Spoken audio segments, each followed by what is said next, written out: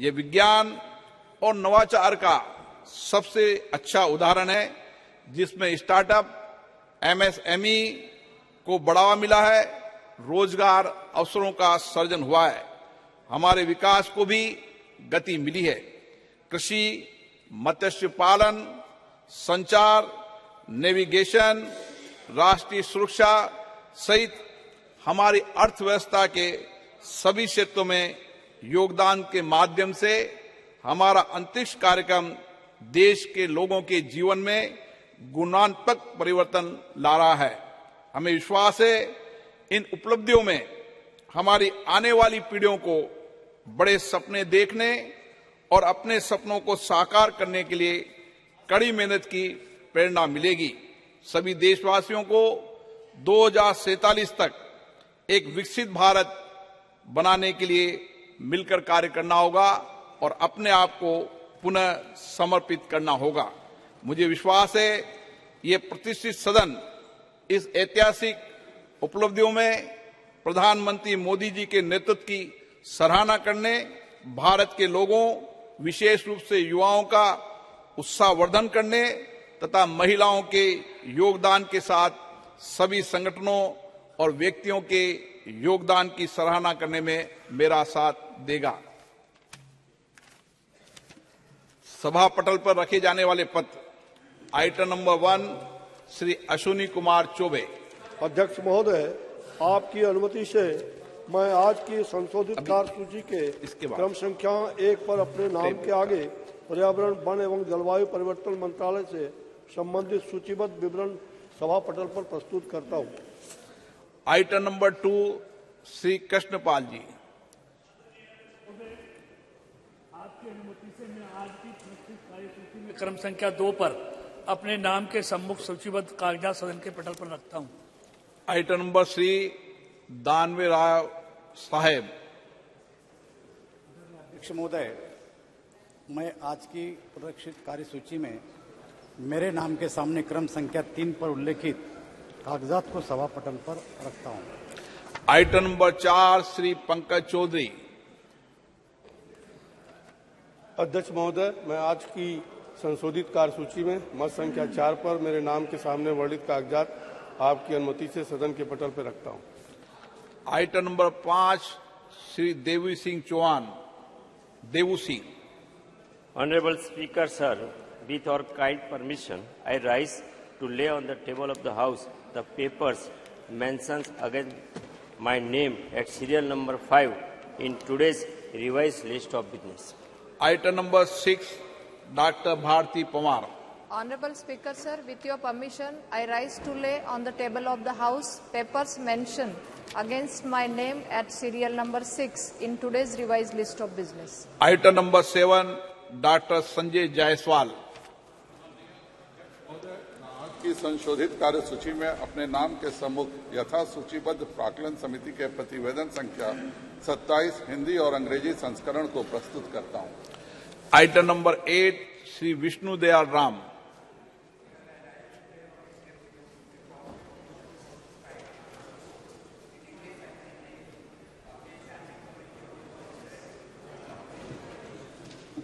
Reforms as listed against my name at serial number 8 in today's list of business.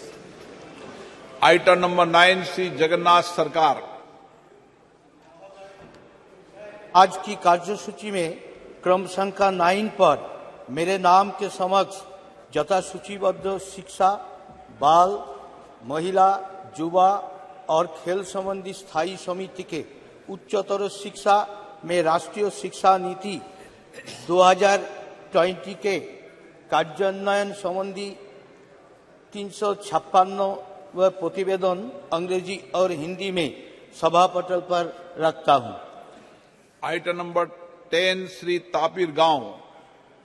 Honorable Speaker, sir, I raise to lay on the table a copy of each of the 355, 356, 357, 358 and 359 report of the Standing Committee on Transport, Tourism and Culture listed against my name at serial number 10 in today's order paper.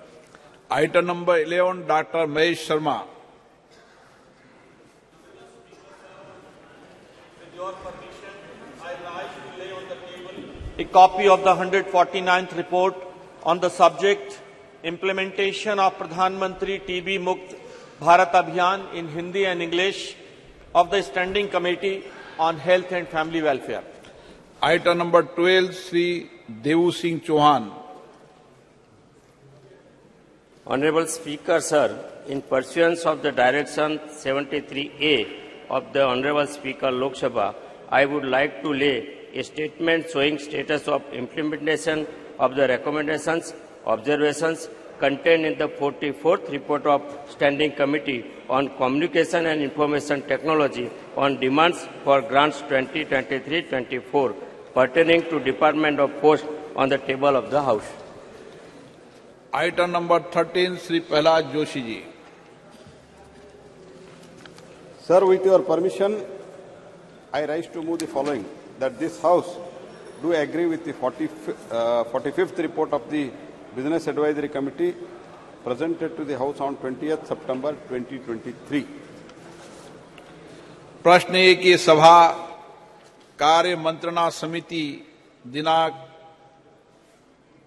20/9/2023 का सभा में प्रस्तुत 45वां प्रतिवेदन से सहमत है।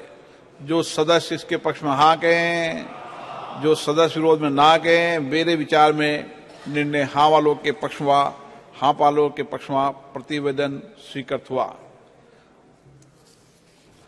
Item number 14, Chandrayaan 3 mission की सफलता, अंतरिक्ष क्षेत्र में हमारे राष्ट्र की अन्य उपलब्धियों के बारे में आज चर्चा होगी।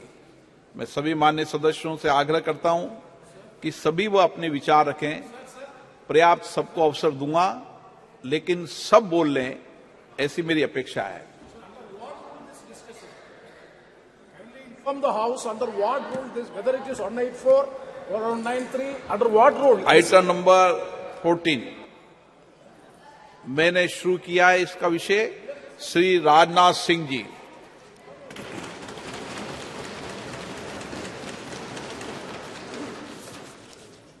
अध्यक्ष महोदय, इस गरिमामयी सदन में चंद्रयान 3 और आदित्य L1 की सफलता पर अपनी बात रखने के लिए आपने मुझे अवसर दिया है। इसके लिए मैं अपनी तरफ से आपके प्रति आभार व्यक्त करता हूं।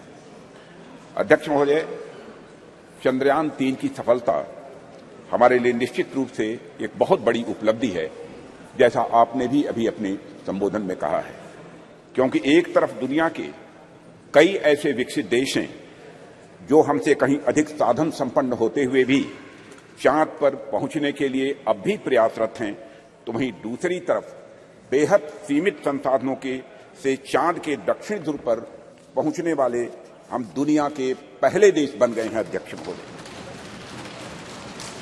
मैं मानता हूं कि यह उन सभी लोगों के लिए गौरव का विषय है जो अपने राष्ट्र और राष्ट्र की उपलब्धियों पर गर्व करते हैं। अध्यक्ष महोदय, सबसे पहले मैं इसरो के साइंटिस्ट और ब्रॉडर इंडियन साइंटिफिक कम्युनिटी को इस सफलता के लिए हृदय से बधाई देता हूं। यह हमारे इसरो के वैज्ञानिकों की बौद्धिक क्षमता, उनकी लगन और राष्ट्र के विकास के प्रति उनके समर्पण का ही यह प्रतिफल है। अध्यक्ष महोदय, ऐसा मैं मानता हूं कि हमारा राष्ट्र आज विज्ञान की दुनिया में अग्रणी राष्ट्रों की पंक्ति में आकर खड़ा हो गया है। आज केवल मुझे ही नहीं, बल्कि सरकार को ही नहीं, बल्कि सदन को ही नहीं, बल्कि पूरे राष्ट्र को अपने देश के वैज्ञानिकों पर गौरव की अनुभूति हो रही है। अध्यक्ष महोदय, मैं एक विज्ञान का छात्र रहा हूं, मैं फिजिक्स का शिक्षक भी रहा हूं। यहां पर मौजूद हमारे कई ऐसे साथी हैं जो साइंस बैकग्राउंड से हैं और उन्हें मैं अच्छी तरह जानता हूं। हम सभी यह बात जानते हैं कि स्पेस साइंस विज्ञान का है कि एक फ्रंटियर एरिया हुआ करती है। अध्यक्ष महोदय, जिस पर artificial intelligence, quantum physics, astrophysics और जेनेटिक्स विज्ञान के फ्रंटियर एरियाज हैं और उसी प्रकार स्पेस साइंस भी एक विज्ञान की फ्रंटियर एरिया है और इस एरिया में प्रगति करने के लिए अध्यक्ष महोदय निश्चित तौर पर हमें एक टॉप क्लास साइंटिफिक इकोसिस्टम चाहिए होता है और हमें उच्च गुणवत्ता वाली शिक्षा भी चाहिए और उच्च गुणवत्ता के हमें शिक्षक भी चाहिए, एजुकेशनल इंस्टीट्यूशंस भी चाहिए अध्यक्ष महोदय, इंडस्ट्रीज चाहिए होती है जो साइंटिफिक प्रोडक्ट्स का निर्माण कर सके, ऐसी हमको इंडस्ट्रीज भी चाहिए। अध्यक्ष महोदय, कहने का मेरा अर्थ यह है कि अगर चंद्रयान 3 ने चंद्रमा पर अपने कदम रखे हैं तो यह एक और इसरो की सफलता तो है ही, साथ ही यह इस बात का भी द्योतक है कि हमारे देश का साइंटिफिक इकोसिस्टम जिसमें करोड़ों करोड़ों भारतीयों ने जाने अनजाने अपना योगदान दिया है वह अपनी आज शेप ले रहा है। यह दिखाता है कि हमारे स्कूल्स, हमारे कॉलेजेस और यूनिवर्सिटीज में साइंस की पढ़ाई बेहतर हो रही है और हमारी इंडस्ट्रीज भी अच्छी गुणवत्ता वाले प्रोडक्ट्स और सप्लाई कर रही हैं। अध्यक्ष महोदय, हमें अच्छे स्टूडेंट्स, अच्छे टीचर्स और रिसर्चर्स आज मिल रहे हैं, इसलिए आज हम किसी उपलब्धि तक पहुंचते हैं तो उसके लिए वे सभी बधाई के पात्र हैं अध्यक्ष महोदय जिन्होंने इस यात्रा में अपना किसी भी प्रकार का सहयोग दिया है और राष्ट्र के भीतर साइंटिफिक टेम्परामेंट को जन्म दिया है। और अध्यक्ष महोदय, जब मैं यहां साइंटिफिक टेम्परामेंट की बात कर रहा हूं तो उससे मेरा मतलब कुछ वैज्ञानिक उपकरणों के, कुछ साइंटिफिक ऑपरेटर्स के केवल डेवलप कर लेने भर से नहीं है, यह हमारे कहने का तात्पर्य नहीं है। साइंटिफिक टेम्परामेंट की यदि मैं बात कर रहा हूं तो साइंटिफिक टेम्परामेंट से मेरा आशय यह है कि वैज्ञानिकता और तार्किकता ये दोनों हमारी सोच में हो, वह हमारे बात और हमारे व्यवहार में हो और वह हमारे स्वभाव में भी हो। आवश्यक नहीं हम जब विज्ञान का विषय पढ़ें तभी हम साइंस से दो चार हों, बल्कि हम आर्ट्स, म्यूजिक और साथ ही साथ एस्थेटिक्स भी पढ़ें तो हम उसमें भी साइंटिफिक अप्रोच रख सकें। मैं इस साइंटिफिक टेम्परामेंट की यहां पर अध्यक्ष महोदय बात कर रहा हूं और हम सब इस संबंध में बड़े भाग्यशाली हैं अध्यक्ष महोदय कि यह टेम्परामेंट प्राचीन काल से ही हम भारतवासियों को विरासत में मिला हुआ है। आप देखें, चाहे हमारे प्राचीन ग्रंथ वेद हों या फिर उपनिषद देख लें या फिर स्मृति ग्रंथ देख लें, सर्वत्र आपको विज्ञान या फिर विज्ञान से युक्त विचारों के दर्शन करने को मिलेंगे।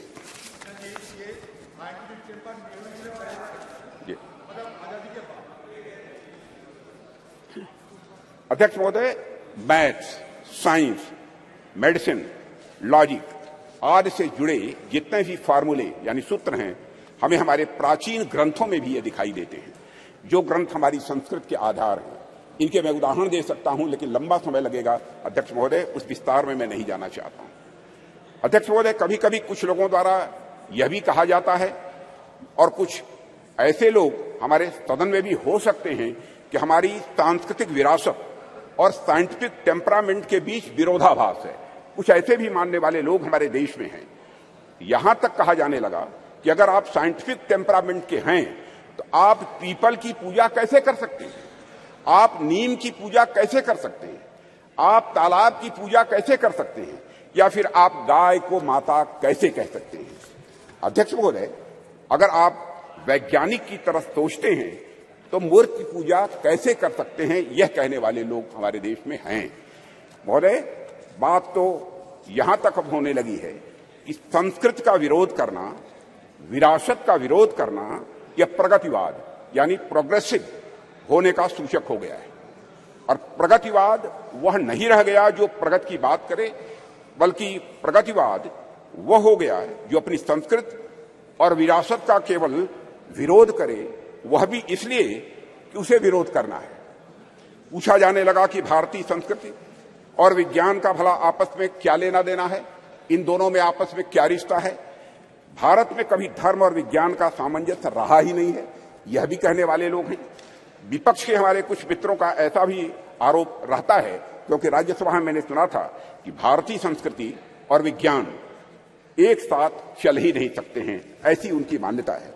अध्यक्ष महोदय, इनका ऐसा मानना है कि संस्कृति विज्ञान की विरोधी होती है।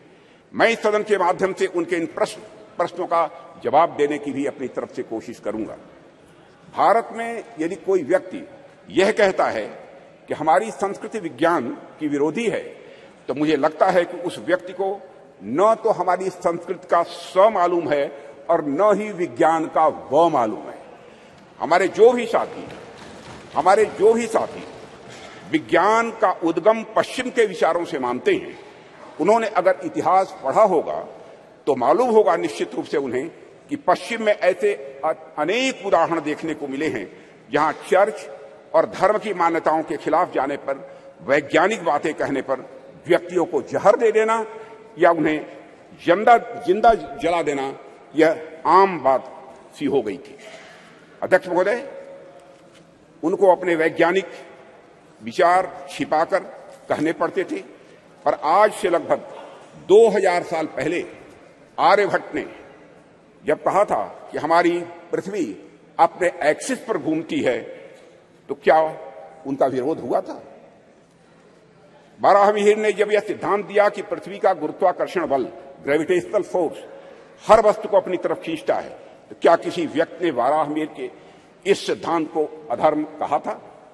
जब भी भारत में किसी ने कोई नया वैज्ञानिक सिद्धांत दिया है अध्यक्ष महोदय, तो भारतीय समाज ने उस व्यक्ति को ऋषि के रूप में प्रतिष्ठित किया है अध्यक्ष महोदय। और मेरा मानना है कि संस्कृति के बगैर, कल्चर के बगैर, विज्ञान और विज्ञान के बगैर कल्चर या संस्कृति अधूरी है। संस्कृति और विज्ञान दोनों एक दूसरे से जुड़ने के बाद ही अध्यक्ष महोदय वह पूर्णता को प्राप्त करते हैं। दोनों को एक दूसरे का पूरक कहा जा सकता है, क्योंकि दोनों ही मनुष्यता के लिए भी यह आवश्यक है। इसका एक छोटा सा लेकिन बहुत ही महत्वपूर्ण उदाहरण मैं आपके सामने रखना चाहूंगा। अध्यक्ष महोदय, लगभग 2 वर्ष पहले उत्तराखंड में भूस्खलन के रूप में एक दुर्भाग्यपूर्ण आपदा आई हुई थी। मैं समझता हूं कि सदन के सभी सम्मानित सदस्यों की इसकी जानकारी होगी, जिसके कारण एक सुरंग में हमारे कुछ मजदूर फंस गए थे। अब इससे निपटने के लिए यहां पर विज्ञान की भूमिका सामने आएगी। हमने सेंसर आदि के माध्यम से यह पता लगाया कि मजदूर सुरंग में कहां फंसे हुए हैं। उसके बाद हमने हेलीकॉप्टर से उन लोगों को वहां से निकालने में भी कामयाबी हासिल की। लेकिन अध्यक्ष महोदय, जैसे ही सुरंग से पहले मजदूर को बाहर निकाला गया, अन्यथा कोई न ले, जैसे ही मजदूर को सुरंग से बाहर निकाला गया, बाहर निकलते ही इसने दोनों हाथ ऊपर करके बड़ी तेजी के साथ जय घोष किया, बद्री विशाल की जय। अध्यक्ष महोदय, इस वाकये ने सारी दुनिया को बताया कि धर्म और विज्ञान किस तरह से यह आपस में जुड़े हुए हैं। एक दूसरे से अलग नहीं है धर्म और विज्ञान, बल्कि यह एक दूसरे से जुड़े हुए हैं। निश्चित रूप से विज्ञान ने उस मजदूर को सुरंग से बाहर निकालने में अध्यक्ष महोदय बहुत बड़ी भूमिका निभाई है, इसमें कहीं दो मत नहीं है। लेकिन उन मजदूर बंधुओं को सुरंग के भीतर जिसने जिजीविषा की शक्ति प्रदान की, जिसने साहस प्रदान किया, जिसने मनोबल प्रदान किया, जिसने आखिरी समय तक प्रयास करते रहने की शक्ति प्रदान की, वह और कुछ नहीं, हमारा सांस्कृतिक विश्वास ही था अध्यक्ष महोदय, जिसने कि यह संबल उन्हें प्रदान किया। अध्यक्ष महोदय, वह हमारी कल्चर, वह हमारी संस्कृति ही थी जिसने सुरंग में फंसे उस मजदूर को यह भरोसा दिलाया कि वह इस संकट से बचकर निकल जाएगा, उसके ईश्वर इस संकट से उसे निकाल लेंगे, यह उसका विश्वास था, भरोसा था। अध्यक्ष महोदय, हमारी आस्था, हमारी संस्कृति इंक्लूसिव नेचर की है, समावेशी या स्वभाव की है। हमारा सांस्कृतिक राष्ट्रवाद हमें अखिल मानवता के बंधुत्व का पाठ पढ़ाता है। हम सबने देखा कि जियो पॉलिटिकल दृष्टि से काफी कठिन जो वैश्विक परिस्थितियों के बावजूद हम G20 समिट का हमारे प्रधानमंत्री नरेंद्र मोदी जी के नेतृत्व में हम सफल आयोजन कर सके एवं न्यू दिल्ली डिक्लेरेशन पर भी हम कंसेंसस जुटाने में पूरी तरह से कामयाब रहे। अध्यक्ष महोदय, इसके पीछे हमारे प्रधानमंत्री द्वारा हमारी प्राचीन ज्ञान परंपरा से दिया गया संदेश है, जिसमें पूरी मानवता को एक सूत्र में बांध दिया है। प्रधानमंत्री जी ने ही कहा था, one world, one family, one future. Bharat का यही विश्वास, भारत का यही बंधुत्व का भाव प्रधानमंत्री जी ने G20 की सफलता पर भी मुखरित किया, जब उन्होंने यह कहा था कि यह केवल भारत की सफलता नहीं है, बल्कि पूरे विश्व की यह सफलता है। अध्यक्ष महोदय, विज्ञान तो वैल्यू न्यूट्रल होता है। ये वैल्यू न्यूट्रल क्या है, मैं आगे इसको विस्तार में बताने की कोशिश करूंगा। चंद्रयान जैसे अंतरिक्ष यान हो, या परमाणु के भीतर छिपी शक्ति हो, या फिर डीएनए एडिटिंग की टेक्नोलॉजी हो, विज्ञान हमेशा यह मूल्य निरपेक्ष होता है, यानी वैल्यू न्यूट्रल होता है। विज्ञान हमें परमाणु शक्ति का ज्ञान दे सकता है अध्यक्ष महोदय, लेकिन वह संस्कृति ही है, वह कल्चर ही है जो हमें मार्ग दिखलाएगी उस परमाणु शक्ति का उपयोग हम ऊर्जा के रूप में स्वयं के विकास में करते हैं, या फिर हथियार के रूप में अन्य का विनाश करने में हम करते हैं। कहते हैं, with great power comes great responsibility. इसलिए जैसे जैसे हमारी शक्ति बढ़ती जाती है अध्यक्ष महोदय, वैसे वैसे हमारे संस्कारों का महत्व भी स्वाभाविक रूप से यह बढ़ता जाता है। प्रारंभ में मानव के पास बहुत सारे विकसित हथियार नहीं थे। ऐसे में यदि उससे कुछ नुकसान भी होता था तो बहुत बड़े पैमाने पर नहीं होता था। पर अध्यक्ष महोदय, आज जब मानव के पास परमाणु शक्ति आ गई है और मानव ने चंद्रमा तक पहुंचने के भी रास्ते खोज लिए हैं, तब ऐसी शक्तियों का दुरुपयोग भी उसी पैमाने पर संभव है। इस संभावना को भी नकारा नहीं जा सकता है। इसे मैं एक उदाहरण के माध्यम से इस सदन के समक्ष रखना चाहूंगा। अध्यक्ष महोदय, जब मैं जर्मन फिलासफर नीत्शे ने गॉड इज डेड कहकर अपने महामानव को सामाजिक नैतिकता से मुक्त किया, तो उसका नतीजा जर्मनी में नाजीवाद के कहर के रूप में प्रकट हुआ था। जर्मनी में हुए नरसंहार में मानवता को खत्म करने के लिए जो ऑपरेटर्स, जो उपकरण प्रयोग में लाए गए थे, जिन हथियारों या फिर जिन केमिकल्स का प्रयोग हुआ था, निश्चित रूप से वे सभी विज्ञान की ही देन थे अध्यक्ष महोदय। लेकिन नैतिकता और मानवीयता के गुणों के अभाव में उन सभी वैज्ञानिक खोजों का किस प्रकार दुरुपयोग हुआ, इसे हम सभी अच्छी तरह जानते हैं। सेकेंड वर्ल्ड वॉर में हिरोशिमा और नागासाकी पर जो बम गिराए गए थे, वह निश्चित ही विज्ञान की ही देन थे अध्यक्ष महोदय। वह विज्ञान की शक्ति के प्रतिनिधि थे, पर अभाव था तो धार्मिक शक्ति और नैतिक शक्ति का अभाव था। अगर उनके भीतर धार्मिक और नैतिक शक्तियां यह प्रबल होती तो इतिहास को इस काले कृत्य से बचाया जा सकता था अध्यक्ष महोदय।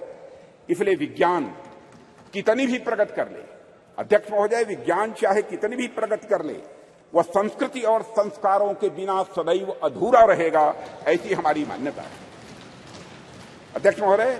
जैसा कि मार्टिन लूथर किंग ने कहा है कि science gives man knowledge which is power, religion gives man wisdom which is control. अध्यक्ष महोदय, एक बात पर मैं समझता हूं कि ध्यान देने की हम सभी को जरूरत है कि जिस टेक्नोलॉजी का इस्तेमाल वैज्ञानिक किसी यान को चांद या मंगल पर भेजने के लिए करते हैं, कमोबेश उसी टेक्नोलॉजी का इस्तेमाल मिसाइल में भी काफी हद तक किया जाता है। पहला उपयोग मानवता के विकास में होता है अध्यक्ष महोदय, जबकि दूसरा उपयोग मानवता के विनाश में होता है। पर अपना अपना सबका इंटरेस्ट है, सबकी अपनी अपनी रुचि है कि कुछ राष्ट्रों का ध्यान पहले वाले उपयोग पर अधिक होता है और कुछ राष्ट्रों का ध्यान दूसरे वाले उपयोग पर अधिक होता है। अध्यक्ष महोदय, कई बार कुछ लोगों का यह भी आरोप रहता है, अब देश में ऑलरेडी जमीनी विकास के इतने कार्य करने के लिए पड़े हैं जिसमें रिसोर्सेज की जरूरत होती है, संसाधनों की जरूरत होती है, तो ऐसे में चंद्रयान जैसे मिशन भेजने की क्या आवश्यकता है। अध्यक्ष महोदय, इन प्रश्नों का भी जवाब मैं आपकी अनुमति से इस सदन के समक्ष रखना चाहूंगा। जब हम इस प्रकार के मिशन भेजते हैं या फिर हम किसी प्रकार की वैज्ञानिक प्रगति हम करते हैं तो इसका जमीनी विकास से किसी भी प्रकार का विरोधाभास नहीं होता है। हम यदि स्पेस रिलेटेड कोई भी मिशन भेजते हैं तो बाहरी तौर पर दिखने में सिर्फ स्पेस से रिलेटेड यह लग सकता है हम सबको, लेकिन वास्तव में उसका प्रभाव आम जनमानस पर भी पड़ता है। इस सच्चाई को भी नकारा नहीं जा सकता है। अध्यक्ष महोदय, हमारे यह स्पेस प्रोग्राम्स भारत का तो नाम रोशन करते ही हैं, लेकिन साथ ही साथ इन मिशन का जो बहुआयामी उपयोग होता है उसका प्रभाव आम जनता के ऊपर भी बहुत ज्यादा पड़ता है। स्पेस मिशन हमें अनेक प्रकार से सहायता प्रदान करते हैं, जैसे यदि हम इसके माध्यम से रेनफॉल पैटर्न यानी वर्षा होने का जो पैटर्न है इसका बेहतर प्रेडिक्शन यदि कर रहे हैं तो हमारे किसान बंधु बांधवों के लिए फायदेमंद हो रहा है। यदि हम इसके माध्यम से चक्रवात साइक्लोन को यदि हम प्रेडिक्ट करते हैं तो हमारे कोस्टल एरियाज में रह रहे लोगों के लिए भी अध्यक्ष महोदय यह लाभदायक होगा। इस प्रकार के प्रेडिक्शंस हमारे मछुआरों के लिए लाभदायक सिद्ध होंगे। यह तो मैंने एक दो उदाहरण केवल दिए हैं अध्यक्ष महोदय। बाकी स्पेस एप्लीकेशन से डेवलपमेंट में जो मदद मिलती है उससे भी मैं समझता हूं सदन के अधिकांश सदस्य अच्छी तरह परिचित होंगे। इन सबसे भी महत्वपूर्ण बात यह होती है कि जब भी हम इस प्रकार के मिशन स्पेस में या फिर चंद्रमा और सूर्य की ओर भेजते हैं तो सुदूर गांव में बैठे किसी बच्चे के मन में साइंटिफिक टेम्परामेंट स्वाभाविक रूप से जगता है और उसके भीतर भी इस बात की अलख जगती है अध्यक्ष महोदय कि वह भी आगे चलकर कुछ ऐसे ही करेगा। उसके अंदर यह प्रेरणा आती है कि एक दिन वह भी वैज्ञानिक बनकर भारत का नाम दुनिया में रोशन करेगा। और यही कुछ करने की तमन्ना ही अध्यक्ष महोदय राष्ट्र को स्वाभाविक रूप से आगे ले जाने का काम करती है। चंद्रयान 3 की सफलता से कितने रामानुजन, कितने भाभा या साराभाई अपने लक्ष्य की ओर आगे बढ़े होंगे यह हमें आज नहीं कुछ वर्षों के बाद यह पता लगेगा। अध्यक्ष महोदय, हमारे प्रधानमंत्री मोदी जी के नेतृत्व में हम संस्कृति और विज्ञान दोनों को समान रूप से महत्व देते हुए आगे बढ़ रहे हैं। और ऐसा बिल्कुल भी नहीं है, ऐसा बिल्कुल भी नहीं है कि यदि हम एक को महत्व दे रहे हैं तो दूसरे का महत्व कम हो जाएगा। यह कोई जीरो सम गेम नहीं हुआ करता है अध्यक्ष महोदय। अध्यक्ष महोदय, हमारे ऋषियों मनीषियों ने वर्षों पहले विज्ञान को न केवल धर्म के साथ जोड़ा बल्कि लोगों को इसके व्यवहारिक ज्ञान के बारे में भी बतलाया है।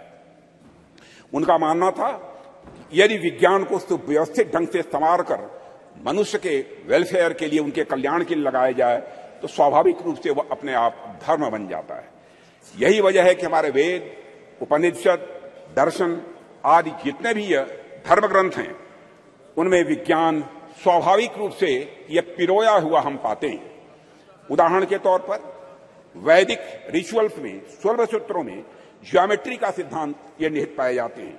जैसे मैं बतलाना चाहूंगा इस सदन को अध्यक्ष महोदय, जैसे हवन कुंड हम बनाते हैं तो वह भी हमारे प्राचीन ज्योमेट्रिक कंसेप्ट पर ही आधारित होता है।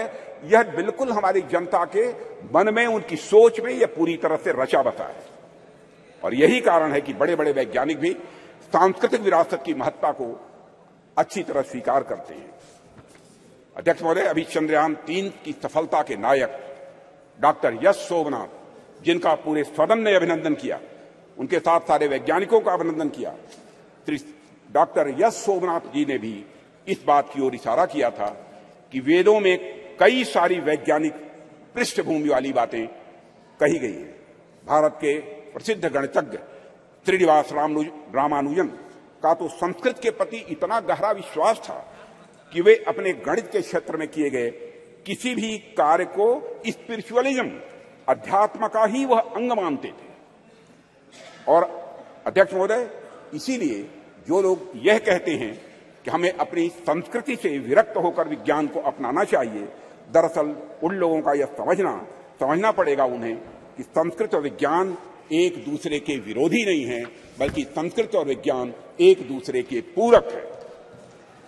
अध्यक्ष महोदय, मैं देश का रक्षा मंत्री हूं। रक्षा मंत्रालय का दायित्व मेरे ऊपर है और देश की सुरक्षा का कार्यभार देख रहा हूं। जब मैं यहां आ रहा था तो मैं रास्ते मैंने सोचा कि चंद्रयान 3 की सफलता को देश के रक्षा मंत्री होने के नाते मैं किस नजरिए से देखता हूं, इस पर भी मैंने अपनी कुछ बातें आपके सामने में रखना चाहूंगा। मैं अपनी बात पर आऊं इसके लिए मैं आपको थोड़ा पीछे भी ले जाना चाहूंगा अध्यक्ष महोदय, और कुछ एक उदाहरण भी इस सदन के समक्ष आपके माध्यम से रखना चाहूंगा। आप सभी सदन के लोग अच्छी तरह अवगत हैं कि कुछ ही समय पहले हमारे प्रधानमंत्री मोदी जी ने के प्रयासों से काशी तमिल संगमम का भव्य और सफल आयोजन किया गया था। उसके कुछ समय बाद ही सौराष्ट्र तमिल संगमम का भी आयोजन उनके द्वारा किया गया था। अध्यक्ष महोदय, इसके पहले का एक और उदाहरण देखिए कि सरकार के प्रयासों से कैसे उज्जैन में बाबा महाकाल के क्षेत्र में भव्य कॉरिडोर का निर्माण किया गया। विश्व की प्राचीनतम नगरी ज्ञान नगरी काशी में बाबा विश्वनाथ धाम के परिसर के पुनरुद्धार का काम भी वहां पर किया गया। प्रधानमंत्री मोदी जी ने बाबा विश्वनाथ के चरणों में श्रद्धा के सुमन अर्पित किए अध्यक्ष महोदय। और राम मंदिर का एक और उदाहरण इसके साथ ही अध्यक्ष महोदय में देना चाहूंगा। जो रामचंद्र जी देश के जनमानस में निवास करते हैं, उन राजा जी को अयोध्या में निवास करना कितना मुश्किल कार्य हो गया था। जाने कितनी पीढ़ियां इस प्रतीक्षा में ही निकल गई कि रामलला के मंदिर का निर्माण कभी होगा कि नहीं होगा। सैकड़ों वर्षों से राम मंदिर बनने का सपना पाले बैठे उन भक्तों ने इसे बस एक सपना भर ही मान लिया था, कभी न पूरा होने वाला सपना ऐसा मान लिया था। पर माननीय प्रधानमंत्री जी के नेतृत्व में सरकार का प्रयास देखिए अध्यक्ष महोदय कि आज अयोध्या में राम मंदिर के निर्माण का कार्य बड़े जोर शोर के साथ चल रहा है। और अध्यक्ष महोदय, राष्ट्र में सांस्कृतिक उत्कर्ष के एक नए युग का प्रारंभ हुआ है। राष्ट्र के प्रयासों से भगवान राम अपने नए अवतार में जल्द ही जनता के सामने होंगे और यह भारतवासियों की मैं समझता हूं एक बहुत बड़ी, बहुत शानदार यह उपलब्धि होगी अध्यक्ष महोदय। अध्यक्ष महोदय, इस प्रकार के कुछ और उदाहरण देखिए। गंगा जैसी अनेक नदियों का पुनरुद्धार किया गया। हम देशव्यापी अभियान चलाकर हम गंगा, यमुना और नर्मदा जैसी नदियों की सफाई और उनके संरक्षण का कार्य कर रहे हैं। ऐसे ही अनेक उपक्रम सरकार द्वारा किए जा रहे हैं जो हमारी संस्कृति और परंपरा से जुड़ी चीजों को सहेजने और सुरक्षित रखने का वह काम कर रहे हैं। अध्यक्ष महोदय, आप सभी राष्ट्र के उपयुक्त विकास के लिए अनेक प्रकार की सुरक्षा से भी मैं समझता हूं सदन के सम्मानित सदस्य अच्छी तरह अवगत होंगे। आप सभी सीमा सुरक्षा, आर्थिक सुरक्षा, सामाजिक सुरक्षा, खाद्य सुरक्षा, ऊर्जा सुरक्षा और पर्यावरण सुरक्षा के बारे में मैं समझता हूं हम सभी समय समय पर चर्चा भी करते रहते हैं। अब तो पूरी हिम्मत है, पूरी हिम्मत है, पूरी हिम्मत है, पूरी हिम्मत है।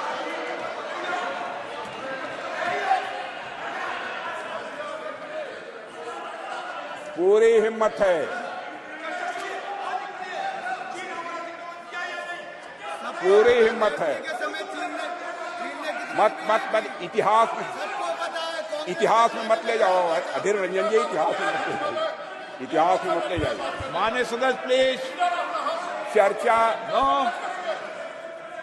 चीन पर भी अध्यक्ष महोदय, अरे भाई अब सुन लिया आपकी बात, मेरी बात सुन ली।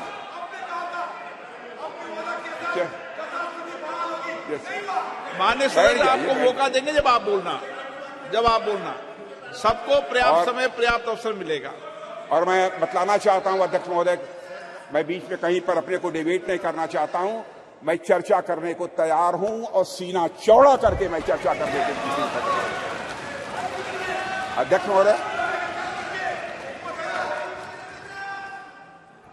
महोदय, आप सभी राष्ट्र के उपयुक्त विकास के लिए अनेक प्रकार की सुरक्षा से हमारे सदन के सम्मानित सदस्य अवगत होंगे। आप सभी सीमा सुरक्षा, आर्थिक सुरक्षा से अवगत होंगे। आप सभी सीमा सुरक्षा, आर्थिक सुरक्षा, सामाजिक सुरक्षा और खाद्य सुरक्षा, ऊर्जा सुरक्षा और पर्यावरण सुरक्षा के बारे में भी अवगत होंगे। अब तो स्पेस और साइबर सुरक्षा, स्पेस और साइबर सिक्योरिटी जैसे नए नए डायमेंशन की इसमें जुड़ गए हैं अध्यक्ष महोदय। पर इनके साथ ही अध्यक्ष महोदय, सिक्योरिटी का एक और भी आयाम है जिसमें सुरक्षा उतनी ही आवश्यक है जितनी बाकी सब में है, और वह डायमेंशन है हमारी संस्कृति का, हमारी कल्चर का। और इसे मुझे कोई नाम देना हो तो उसे मैं सांस्कृतिक सुरक्षा और कल्चरल सिक्योरिटी का नाम यहां देना चाहूंगा। और अध्यक्ष महोदय, जब मैं यहां कल्चर अथवा संस्कृति के बारे में कुछ कह रहा हूं तो उससे मेरा मतलब हमारी जीवन पद्धति से, हमारे लाइफ सिस्टम से। संस्कृति से मेरा मतलब हमारे खान पान, वेशभूषा, रीति रिवाज, रहन सहन और हमारे विचारों से है। अध्यक्ष महोदय, मैं किसी राष्ट्र की अस्मिता को अक्षुण्ण रखने के लिए जिस तरह से वहां की सीमाई सुरक्षा और बाकी अन्य चीजों की सुरक्षा आवश्यक होती है, उसी प्रकार उसकी अस्मिता को बनाए रखने के लिए वहां की संस्कृति की सुरक्षा भी उतनी ही आवश्यक होती है। और अध्यक्ष महोदय, और इन उदाहरणों से मैंने यह स्पष्ट करने का प्रयास किया है कि हमारी सरकार भारतीय सांस्कृतिक विरासत को तवज्जो देते हुए सांस्कृतिक सुरक्षा के प्रति भी उतनी ही गंभीर है जितनी अन्य बाकी सुरक्षा के प्रति हमारी सरकार गंभीर है। अध्यक्ष महोदय, आज जब यहां पर चंद्रयान की चर्चा हो रही है, तो मैं सांस्कृतिक पुनर्जागरण के इन उदाहरणों को आपके सामने क्यों रख रहा हूं। अध्यक्ष महोदय, वैसे तो ये दोनों निश्चित रूप से अलग अलग विषय हैं, इसमें कहीं दो मत नहीं है, पर ध्यान से देखेंगे तो यह सदन के सभी सम्मानित सदस्य यह पाएंगे कि इनके भीतर एक गहरा संबंध है, इन दोनों के बीच एक गहरा रिश्ता है। अध्यक्ष महोदय, विश्व का इतिहास उठाकर कोई देखे तो आप पाएंगे कोई भी ऐसा राष्ट्र नहीं है, कोई भी ऐसा समाज नहीं है जिसने सांस्कृतिक पुनर्जागरण के बिना आर्थिक, सामाजिक, राजनीतिक और वैज्ञानिक प्रगति की हो। दुनिया में कोई देश नहीं मिलेगा। जब तक संस्कृति समाज को जीवंत नहीं करती, उन्नत नहीं करती, उसे एक दिशा नहीं देती, तब तक समाज जड़ बना रहता है। और अध्यक्ष महोदय, अगर हम और आप अपनी गरिमा, अपनी आगामी पीढ़ी को यही बताएंगे कि अब तक हमारा जितना वैज्ञानिक विकास हुआ है वह केवल बाहर देशों के ज्ञान की नकल पर ही हुआ है, तो क्या हम अपने बच्चों को इस क्षेत्र में किसी भी सूरत में आगे बढ़ा पाएंगे? धीरे हमारे अंग्रेजों ने अगर हमें अब तक यही पढ़ाया हो कि हमारा सारा का सारा ज्ञान दूसरे देशों की कॉपी भर है, उनकी नकल भर है, तो क्या श्री डॉक्टर सोमनाथ एवं इसरो के अन्य वैज्ञानिक भारतीय ज्ञान के बल पर अध्यक्ष महोदय कभी चांद तक पहुंचने का सपना शायद वह कभी न देख पाते। अगर उन्हें इस बात का विश्वास हुआ, अगर उनके मन में संकल्प जगा, तो इसलिए कि उन्हें मालूम था कि उनके पूर्वज आर्यभट्ट थे, उनके पूर्वज वराहमिहिर थे, उन्हें मालूम था कि उनके पूर्वज भास्कराचार्य थे, उनके पूर्वज ब्रह्मगुप्त थे और उनके पूर्वज सवाई जय सिंह थे। अध्यक्ष महोदय, इसलिए उनको यह प्रेरणा प्राप्त हुई। अध्यक्ष महोदय, हम सोचे कि एक बच्चा है जिसे समाज की प्रगति में केवल विदेशी नाम पढ़ाए जा रहे हैं, दूसरा बच्चा है जिसे ऐसे नाम पढ़ाए जा रहे हैं जो उसके अपने समाज से रहे। ऐसे में किस बच्चे से आप अधिक कॉन्फिडेंस और मनोबल की उम्मीद करेंगे? यह स्वाभाविक है अध्यक्ष महोदय कि वैसे तो मुझे बाहरी नामों से कोई इतराज नहीं है अध्यक्ष महोदय, ज्ञान विज्ञान में उनका भी महत्वपूर्ण योगदान है, यह भी मैं स्पष्ट करना चाहूंगा। पर हमारे बच्चों के मन मस्तिष्क में केवल और केवल बाहरी नाम यदि छाए रहे तो ऐसी स्थिति में बच्चा अपने बल पर समाज के विकास के सपने को जीवन में कभी नहीं देख सकता है। उसमें सपने भी आएंगे तो बाहर के समाज के विकास के ही सपने आएंगे। इसलिए अध्यक्ष महोदय, जब हम महिलाओं और छोटी बच्चियों को इंस्पायर करने की बात करते हैं तो हमें यह प्रयास करते हैं कि उनके सामने विमेन आइकन का उदाहरण रखें। तो जब हम भारतीय बच्चों को इंस्पायर करने के लिए, प्रेरित करने का हम प्रयास करते हैं, तो क्या हमारा यह कर्तव्य नहीं होना चाहिए कि हम उनके सामने भारतीय आइकन्स का भी उदाहरण प्रस्तुत करें? इसलिए अगर हमें अपने समाज, अपने राष्ट्र को आगे ले जाना है अध्यक्ष महोदय, हम अपने समाज और संस्कृति से सीखें, हमारे अपने आइकन्स को अपने बात व्यवहार में प्रतिष्ठित करें और उनका अनुकरण करें। यही हम सभी के लिए श्रेयस्कर होगा। अध्यक्ष महोदय, एक बात और मैं यहां कहना चाहूंगा, और वह यह है कि चंद्रयान 3 की सफलता में देश की नारी की शक्ति की योगदान की मैं यहां चर्चा करूंगा। पूरा सदन अच्छी तरह जानता है कि इस मिशन में महिला साइंटिस्ट का भी बहुत बड़ा महत्वपूर्ण योगदान है। यह मिशन अगर इतना सफल हो पाया है तो इसके पीछे हमारे देश की नारी शक्ति का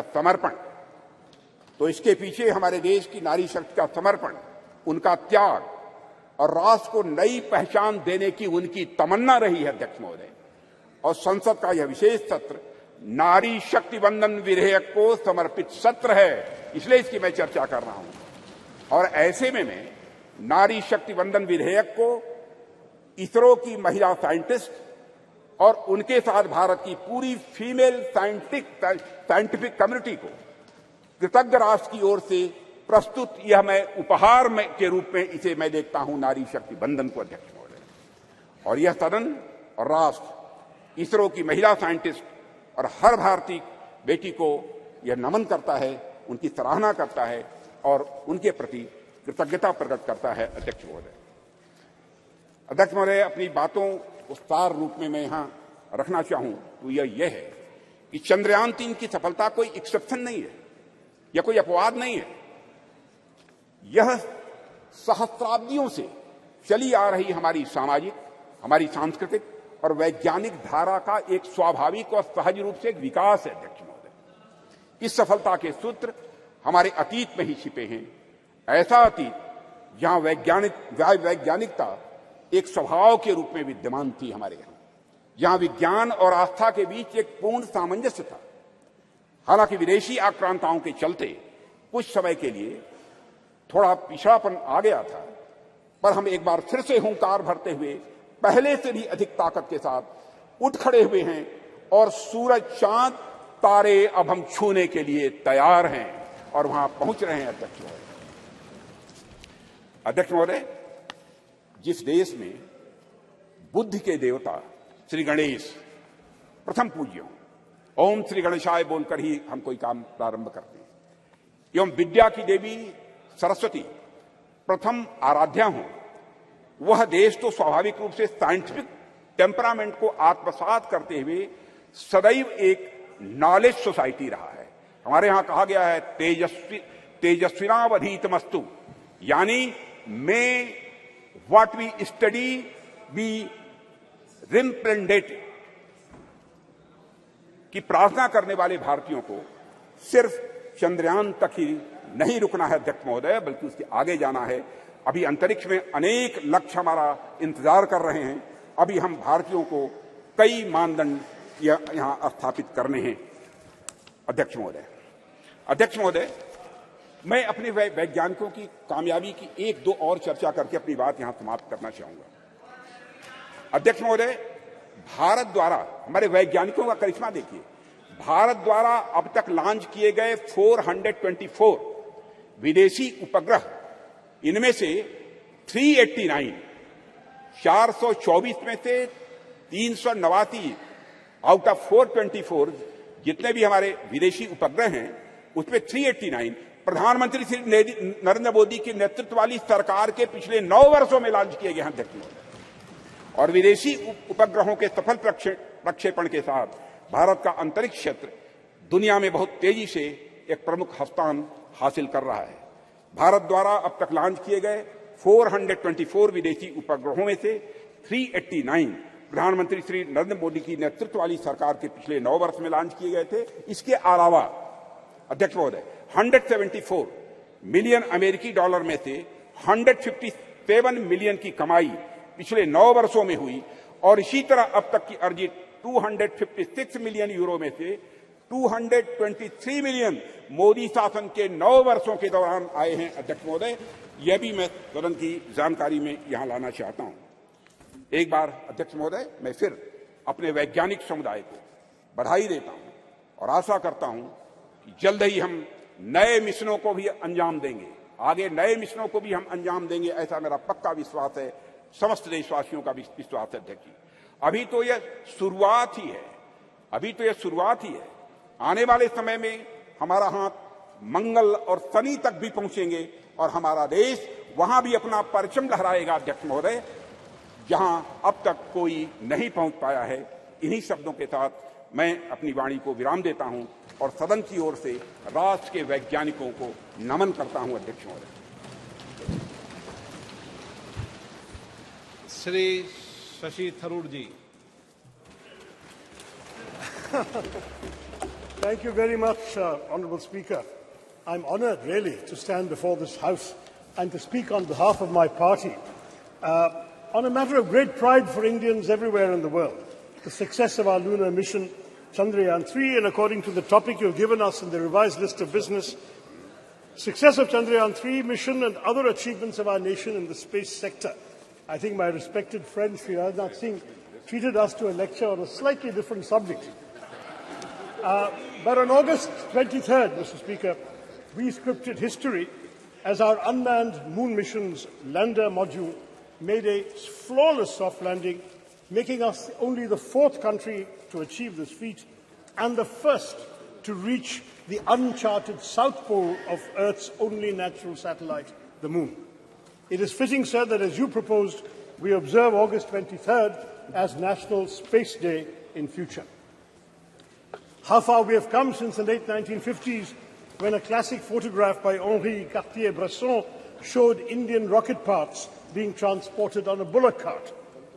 Let me take you back, sir, nonetheless, to when our nation's scientists, led by Dr. Vikram Sarabhai, began to develop the contours of India's nascent space program in the early 1960s.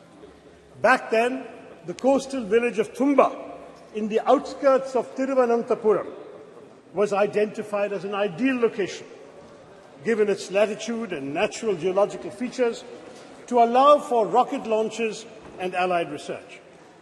Imagine, friends in this House, a sleepy village with golden beaches and palm-fringed coconut trees, populated largely by an overwhelmingly Catholic community of fisherfolk. The catch, however, was that the community of scientists had identified a piece of an area of land, which housed in Thumba the St. Mary Magdalene Church and the residence of the bishop himself, Peter Bernard Pereira, his own official residence. Now, in any other community or any other part of the world, even, the matter might have been put to rest right there. After all, the idea, the thought of displacing an active spiritual establishment would certainly have evoked outrage and fury, especially in today's India. But in this relatively obscure part of India near Thiruvananthapuram, where a decision of national importance and scientific progress presented itself, the community chose to make a remarkably patriotic choice, a choice for development and progress. When initial conversations with politicians and bureaucrats made little headway, something special happened. One day, when Bishop Pereira was sitting in his little office in the church, he heard a knock on the door. He said, "Who is this?" And a man in a white suit came and said, "I am Dr. Vikram Sarabhai." Dr. Sarabhai explained the importance of this area to India's scientific research in space. The bishop understood the proposed mission of the scientists, and he told Dr. Sarabhai, "Come to my church on the following Sunday." So during the Sunday service, Dr. Sarabhai was there, and Bishop Pereira presented a proposition before the congregation. "My children," he said, "I have a famous scientist with me who wants our church and the place I live in for the work of space science research. Dear children," he said, "science seeks truth by reasoning. In one way, science and spiritualism seek the same divine blessings for doing good for the people. My children, can we give God's abode for a scientific mission? The answer from the congregation was quite literally a resounding Amen. The church and the bishop's house, as well as other neighbouring inhabited areas, were handed over without protest to Dr. Sarabhai and his team. Thus was established in 1962 the Thumba Equatorial Rocket Launching Station, or TERLS, which would later be renamed Vikram Sarabhai Space Centre after the death of the legendary Dr. Sarabhai 9 years later. A year after TRLS was established, India launched its first two-stage rocket, our first foray into space, from Thiruvananthapuram. As our late President, Dr. APJ Abdul Kalam, who was part of the original launch team in 1963, and he went on to work from the church building himself, he wrote later, looking back at this remarkable episode, "Today among us, Professor Vikram Sarabhai is not there, Reverend Dr. Bernard Peter Pereira is not there, but those who are responsible for the creation and make the flower and blossom will themselves be a different kind of flower, as described in the Bhagavad Gita," he said, and he quotes the Gita, "See the flower, how generously it distributes perfume and honey. It gives to all, gives freely of its love. When its work is done, it falls away quietly. Try to be like the flower, unassuming, despite all its qualities." That is what a lot of ISRO's foundations have been, sir. Unassuming, but with the power to change the world. One of the world's oldest and most ambitious, it arose from the physical research laboratory established in Ahmedabad in 1947, the year of our independence and the brutal partition with Pakistan. Our visionary first Prime Minister, Jawaharlal Nehru, then created the Indian National Committee for Space Research, or INCOSPA, marking our country's official entry into space exploration. This committee was set up on the recommendation of the Scientific Advisory Committee to the Cabinet for the promotion and exploration of space and its utilization for peaceful purposes, a committee led by the legendary Homi Bhabha. Then, in 1962, as we've seen, TRLS was established. On 15th August 1969, our 22nd Independence Day, under the trusted guidance of Vikram Sarabhai, INCOSPAR and TRLS became the Indian Space Research Organization, ISRO giving Indian space a developmental boost. There was a tragic setback, as I mentioned, when Dr. Sarabhai died suddenly of a heart attack at the age of just 52. Dr. Satish Dhawan, the head of the Indian Institute of Science in Bangalore, was invited by then Prime Minister Indira Gandhi to lead the organization, because she knew that the vision and legacy of Vikram Sarabhai could only be fulfilled by someone like Dhawan. He accepted the invitation, though on condition that the headquarters be shifted to Bangalore, and guided ISRO as a leader who is still admired by many. In July of 1979, sir, our first satellite launch vehicle failed, and Mr. Dhawan, an exemplary leader, took responsibility for it. He gave a statement saying, "Dear friends, we have failed today. I want to support my technologists, my scientists, my staff, so that next year they succeed." The very next year, they did succeed. This is ISRO's history. Every setback became a stepping stone to greater success. And so we Indians are proud of our space program for good reason. Since then, ISRO has undertaken missions to the Moon, Chandrayaan 1, 2 and 3, and the failure of 2 became a stepping stone to the success of 3, to Mars, the Mangalyaan Mars Orbiter mission, and we have created our own launch vehicles and satellites. Moreover, of course, as the Speaker has said, India launched the Solar Observatory Aditya L1 this month and aims to put 2 or 3 people into low Earth orbits by the end of this year, to emulate the legendary Rakesh Sharma, who orbited the planet on a Soviet spacecraft in 1984.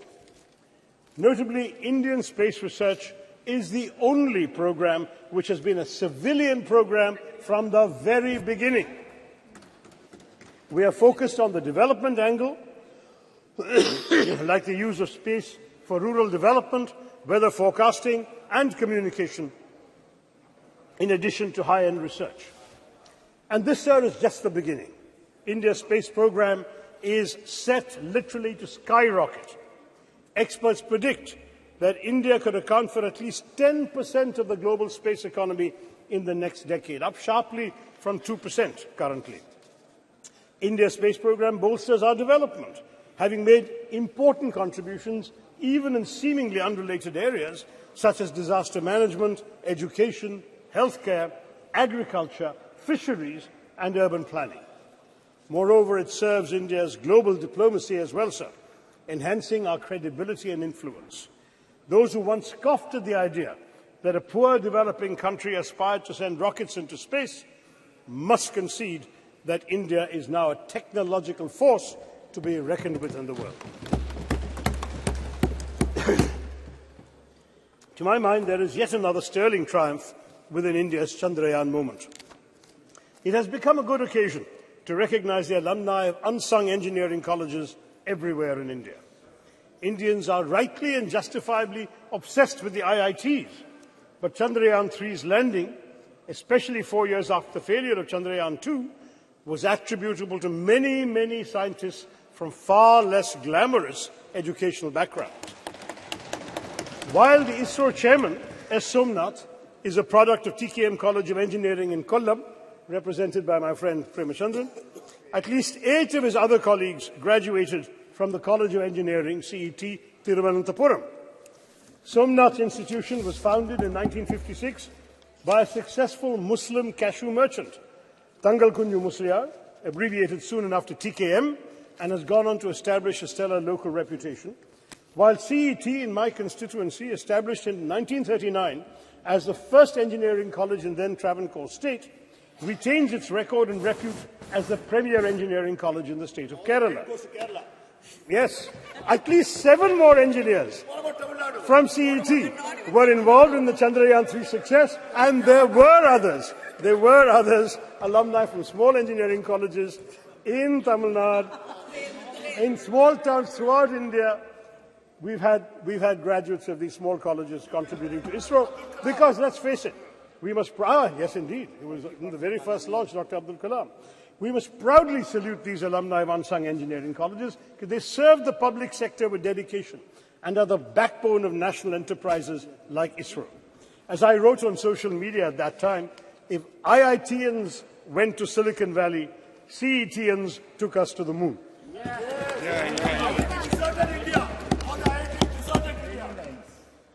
I would also like to point out that many of the stalwarts in our space program have been women scientists and engineers.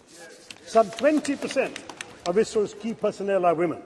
And as women increasingly excel in science and technology studies, this number may only go up. And unlike in our parliament or legislative assemblies, they won't even need reservations either, sir. I can tell you from my experience of addressing many convocations, I'm in favor. But I have been giving away prizes at many convocations of science and technology and engineering colleges. And even when the women students are a small minority, maybe 20–30% of the student body, they are 90% of the medal winners, prize winners, and honours winners.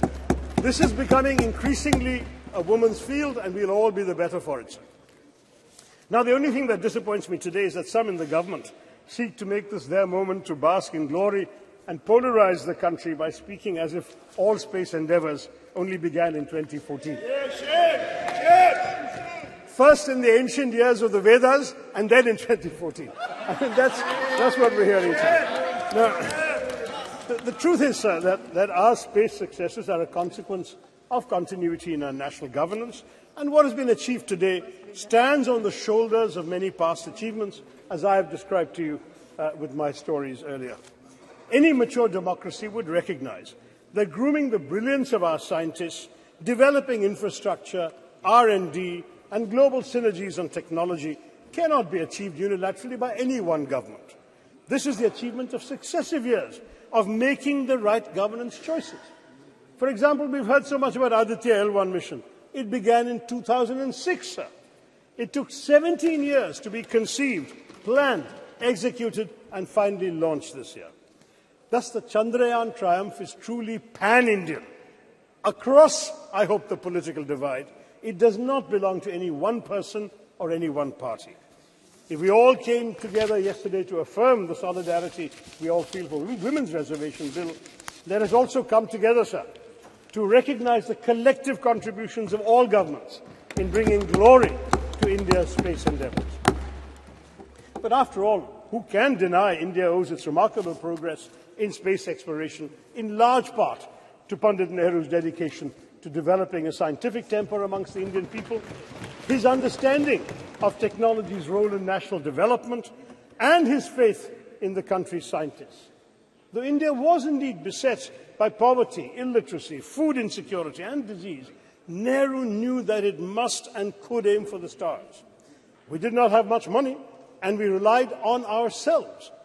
Nehru's doctrine of self-reliance, though he didn't use the word Atmanirbharta, the concept was there, within very tight budgetary constraints, had an enduring influence on India's space program, exemplified by ISRO's decision, even in this Chandrayaan 3, to take a slower, fuel-saving approach to the moon. Both Mangalyaan and Chandrayaan 3 were the least expensive ventures of their kind, costing about a tenth of equivalent NASA, the American space mission. They cost less even than Hollywood depictions of space. Mangalyaan costs less than the Hollywood film Gravity, and Chandrayaan costs less than Interstellar. The shoestring budget was only 615 crore. Not just, much cheaper than G20, what our government spent on it. But this is not just a small fraction of what the US spent, but not even a third of China's budget for its own moon mission. ISRO's last 40 years spending is equivalent to NASA's 6 months of expenditure. That is the history we have to understand, sir. But they should not be punished for it. I'm looking at my good friend Jitendra Singh there. The Department of Space's budget has shockingly been slashed by 8%, down to 12,553 crore, from the 13,700 crore that we were all presented in the budget estimates, sir. The cuts are highest in space technology, including the Human Spaceflight Center, as well as developmental and operational projects involving satellite launch vehicles. And space science, including space missions, has been cut by 32%. Why? NASA, sir, has been allocated $25.4 billion in 2023, and ISRO has the equivalent of $1.5 billion. That is the situation, sir. Our government needs to be more generous. Now, I want to stress that ISRO's strengths extend well beyond frugality. For Chandrayaan 3, India has also demonstrated familiarity with the major types of interplanetary spacecraft: orbiters, landers, rovers. The Chandrayaan 3 rover is rudimentary, but it speaks to an important focus area for the Indian space program, the planning and implementation of high-tech scientific missions. The data from Chandrayaan 3's scientific instruments will be crucial, because the mission will be the first to physically, chemically, and thermally characterize the soil, subsoil, and air near the moon's south pole on location. No other country has done this. India has some measure of technological superiority now compared to most other spacefaring countries, and it should press the advantage by going to more places in the solar system. And of course, we must conduct stellar science.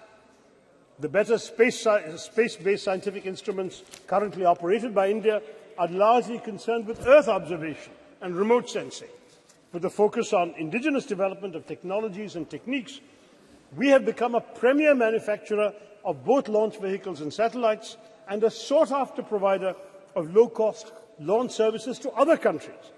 Our Polar satellite launch vehicle, with 24 successful flights, has a proven track record, and the world record that has been mentioned of the launch of 104 satellites in one go has already been applauded by the Honourable Speaker. So we have all of this to talk about. Chandrayaan 3's success strengthens the confidence with which India faces the world. The country has spent the year, as we all know, presiding over the G20, though, as has been pointed out by my colleagues, we spent much more on it than we did on ISRO or on the Chandrayaan mission. But it is an influential voice for the global south. This adds to our prestige and our clout. We are also playing leading roles in other international bodies. How these relationships and how our global role generally, more broadly, will evolve remains to be seen. We are having unfortunate controversies going on this week with Canada. But nonetheless, the country's achievements in space undoubtedly strengthen our diplomatic hand, not least because of the respect they inspire in other countries. Thank you. I'll just take 2-3 minutes, sir. Among the foreign countries that have used India's space program to launch their own satellites and benefit from space cooperation include France, a space partner since 1964, which has supported India's development of launch vehicle satellites, applications and spaceflight, has also launched several satellites using our PSLV and GSLV. Russia, another long-term collaborator on various aspects of space exploration, including some of these same things, and Russia supplied key components for the crew module of Gaganyaan, and the US, with which India has a strategic partnership in space, covering areas such as Earth observation, satellite navigation, space science, planetary exploration, launch services, and human spaceflight. So France, Russia, and the US are all involved with us. And ISRO tells us that India has pursued bilateral and multilateral relations with space agencies and space-related bodies, with the aim also of strengthening existing ties with these countries, taking up new scientific and technological challenges, refining our space policies, and defining international frameworks for exploitation and utilization of outer space for peaceful purposes. This is the diplomatic strength I'm talking about. So the US, Israel, Singapore, Canada, Germany, Indonesia, Japan, Luxembourg, the Netherlands, South Korea, the UK have all launched their satellites using our Indian PSLV and GSLV. And as a result, the government has earned $174 million from these launches alone. It's all the more a pity that our government has trimmed the budget for space education and research between last year and this one, even though on the whole our expenditure on space has gone up, and I know Jitendra will tell us that. Educating the next generation of Indian space pioneers ought to receive more funding. I'll conclude, sir, by recalling the proud moment when India's lander touched down on the moon and Prime Minister Narendra Modi wisely resisted parochial triumphalism of the kind we've seen later, and he hailed the achievement as a victory for all of humanity. But he also correctly noted that the achievement mirrors the aspirations and capabilities of 1.4 billion Indians. By showcasing its technological prowess, India's space program reminds the world not only of our innovative capabilities, but also of our capacity to help shape solutions to global challenges in other areas, from cyberspace regulation to peacekeeping. Looking up at the sky after Chandrayaan 3, Indians can contemplate a glorious global future. We are showing the world that India can be a standard setter rather than just a follower of rules made by developed countries. New horizons beckon, for the world is now our canvas, or should I even say, the whole universe. Jai Hind, sir. Thank you very much. कुछ आपको कहना है क्या? Okay. We are at home now. We are at home now. It's not my speech. Okay. So she's member also. No, I'm just wanting to intervene for a minute. It's just an intervention. Have patience. Have patience. Just something very important. Please. Sir, I want to make an observation, sir. Dr. Shashi Tharoorji, you're a very learned and senior member. It's very enriching to listen to his ideas every time he participates in the debate. So you said a lot of good things, sir. But I didn't want to disrupt him in the middle of his speech, but I hope I heard you correctly. You said something in between which I don't much agree to. So you mentioned, if I heard you correctly, I repeat, that there are lots of women, there are lots of girls who are entering the field of science and technology, and hopefully we would see many of them working under our space programs. So unlike our parliament, they wouldn't need reservation to be a part of the space program. I don't much agree to this, sir. It's not very appropriate. Okay. Please take it in a healthy light, sir. Just yesterday, listen to me, sir. Let me complete. Just yesterday, we passed a very historic bill providing reservation to women inside the parliament. So it doesn't sound very appropriate because, women don't just have these here because of their capabilities and we should never. नहीं ये इस ढंग से debate तो नहीं चल सकती. No. Please sit down. हाँ जा बस क्विक क्विक, आप बैठ तो जाइए।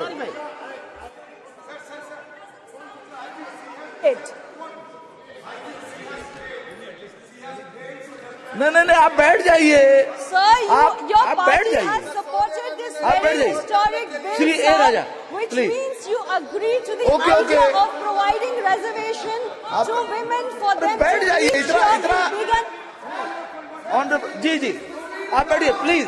Only A Raja, only no आप भी बैठ जाइए, बाद में बात कर लीजिएगा please. Mister A Raja, no एक सेकेंड, मिस्टर थरूर बैठ जाइए, प्लीज बैठ जाइए, प्लीज बैठ जाइए।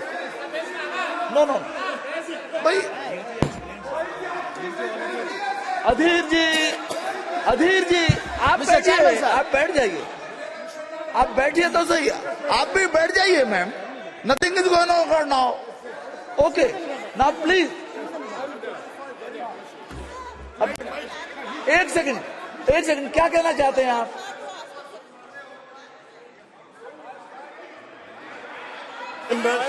अरे आप बैठिए ना। I would like to clarify, since the minister, the honourable minister, who is also a good friend, appears to have misunderstood the thrust of my remarks. I would like to clarify that I meant no disrespect to either women in general or the very many honourable women in this House who have been elected without any benefit of reservation for all these years. Okay. We have said, sir, that we need reservation because the numbers are not enough. And that is why we passed the Women's Reservation Bill yesterday. I'm saying that in science and technology, we already have 20% in ISRO and the numbers are going up, sir. That's my point. That's it. Thank you. जी sir हो गया, कुछ कहना है आपको क्या? Sir अध्यक्ष महोदय, मुझे लग रहा है we need not carry this further because I'm very sure and I trust my friend Shashi ji has never been anti-woman.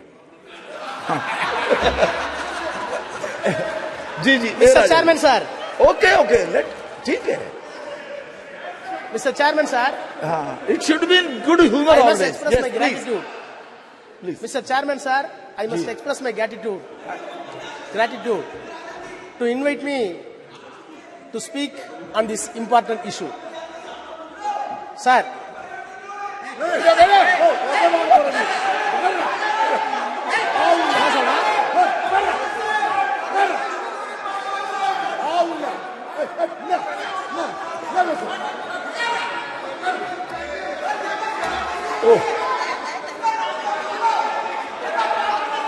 चंद्रमा पर इतना हल्ला गुल्ला नहीं होना चाहिए। हाँ जी प्लीज।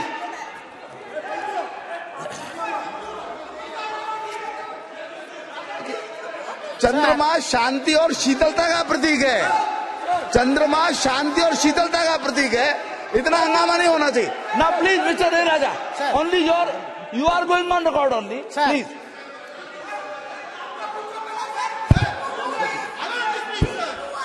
आप बोलिए ना। Sir how can you speak, sir? अरे नहीं, यू कैन स्पीक, आप बोलिए। House must come for order. हाँ बैठिए, आप बैठ जाइए please. You are not helping the chair. आप बैठ जाइए प्लीज, बैठ जाइए। हाँ प्लीज सर। अरे भाई sir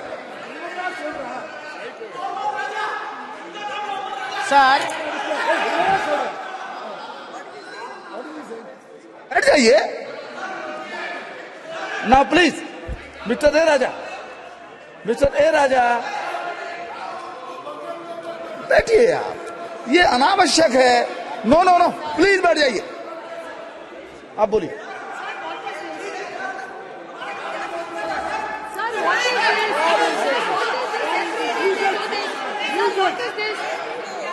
Yesterday also the same thing. Rakesh Singh ji,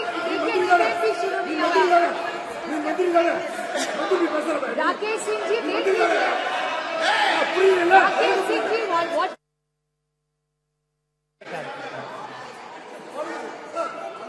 Started speaking. Sir, the chair should give us protection. Sir, what is this? Sir, every time they do this, sir. Please A Raja बोलिए। I must express my gratitude for granting me this opportunity to say a few words on Chandrayaan. Sir, of course, I decided not to speak because of my health. More specifically, the throat is not cooperating with my voice. However, having heard the speech which was delivered by the Honorable Defence Minister Rajnath Singh Ji, I am confined to stand before few minutes before this August House. Sir, the Prime Minister was yesterday very magnanimous that no one can claim exclusive credit for Chandrayaan. It is a common efforts, endeavors put by the team of our scientists with political and scientific will.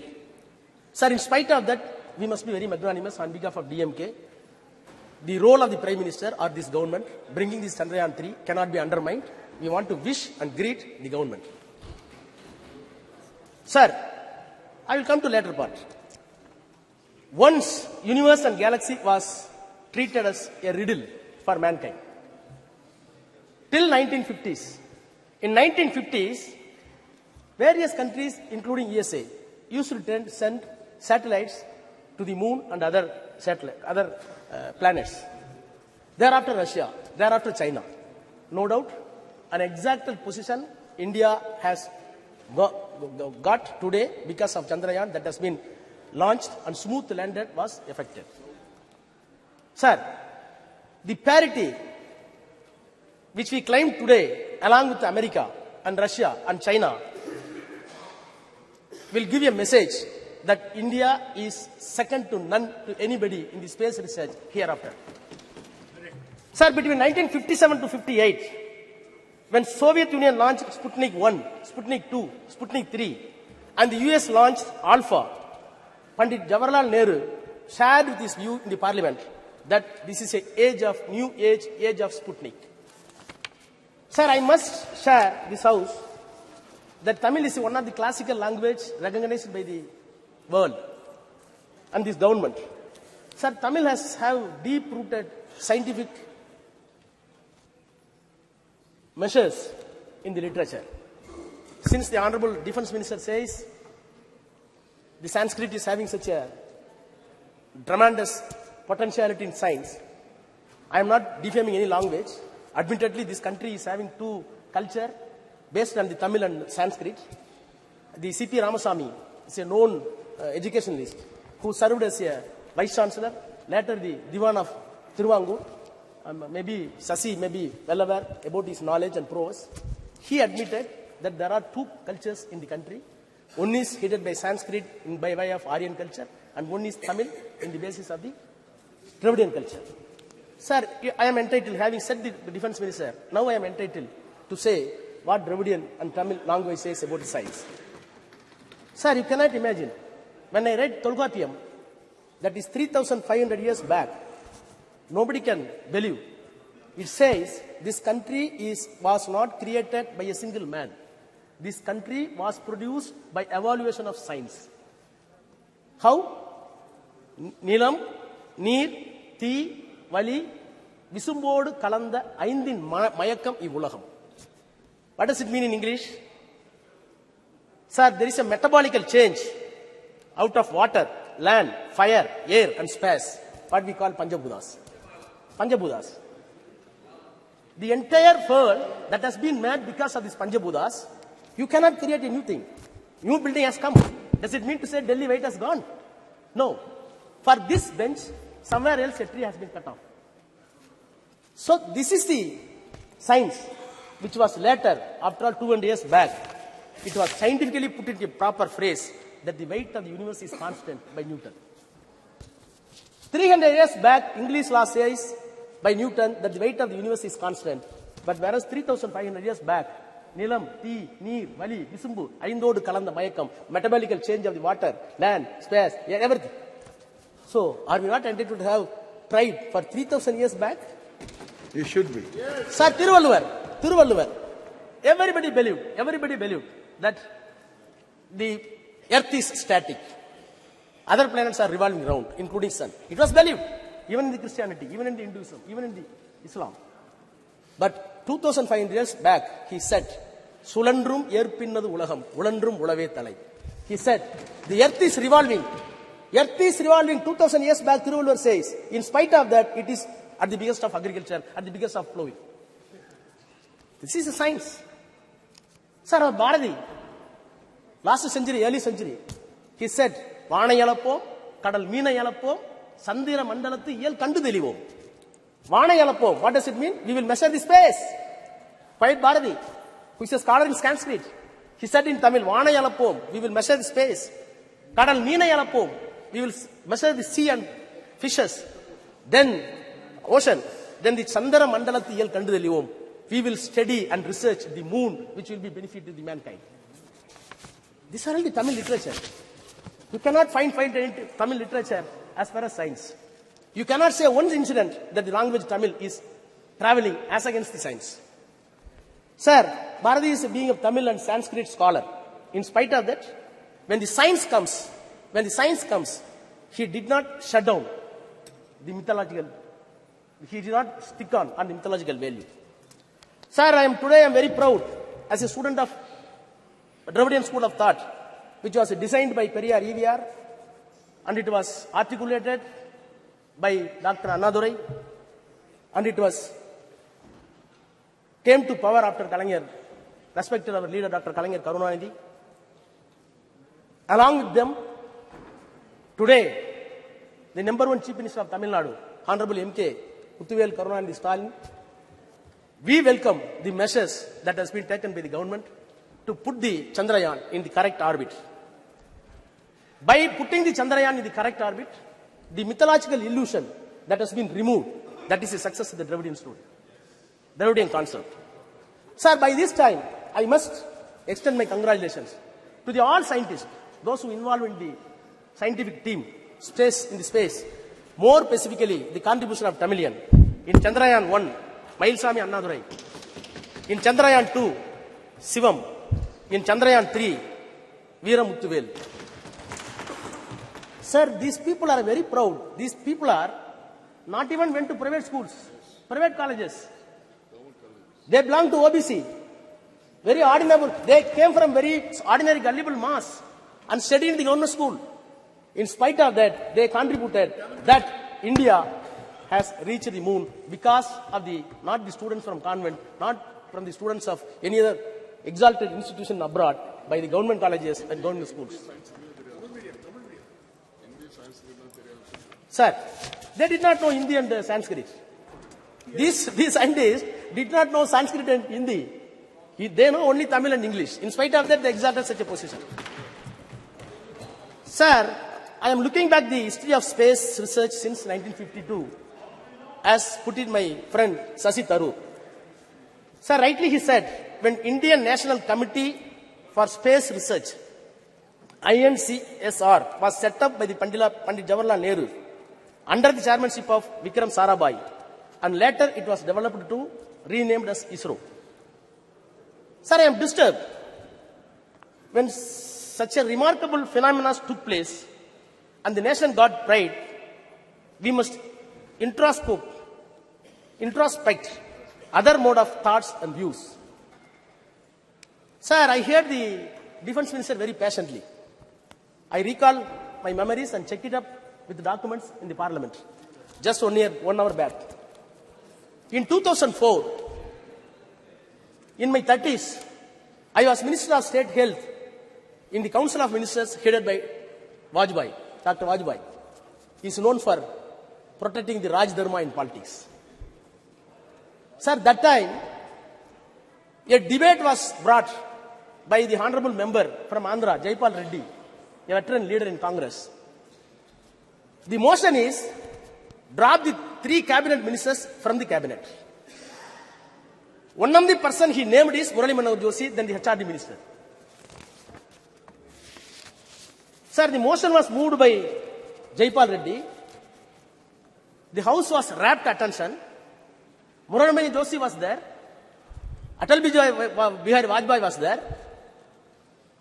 Then the Arun Jaitley said, I quote, I have always regarded Dr. Murali Manohar Joshi as a genius scholar But my philosophical problem with him is that he is confused himself, history with mythology, philosophy with theology, astronomy with astronomy.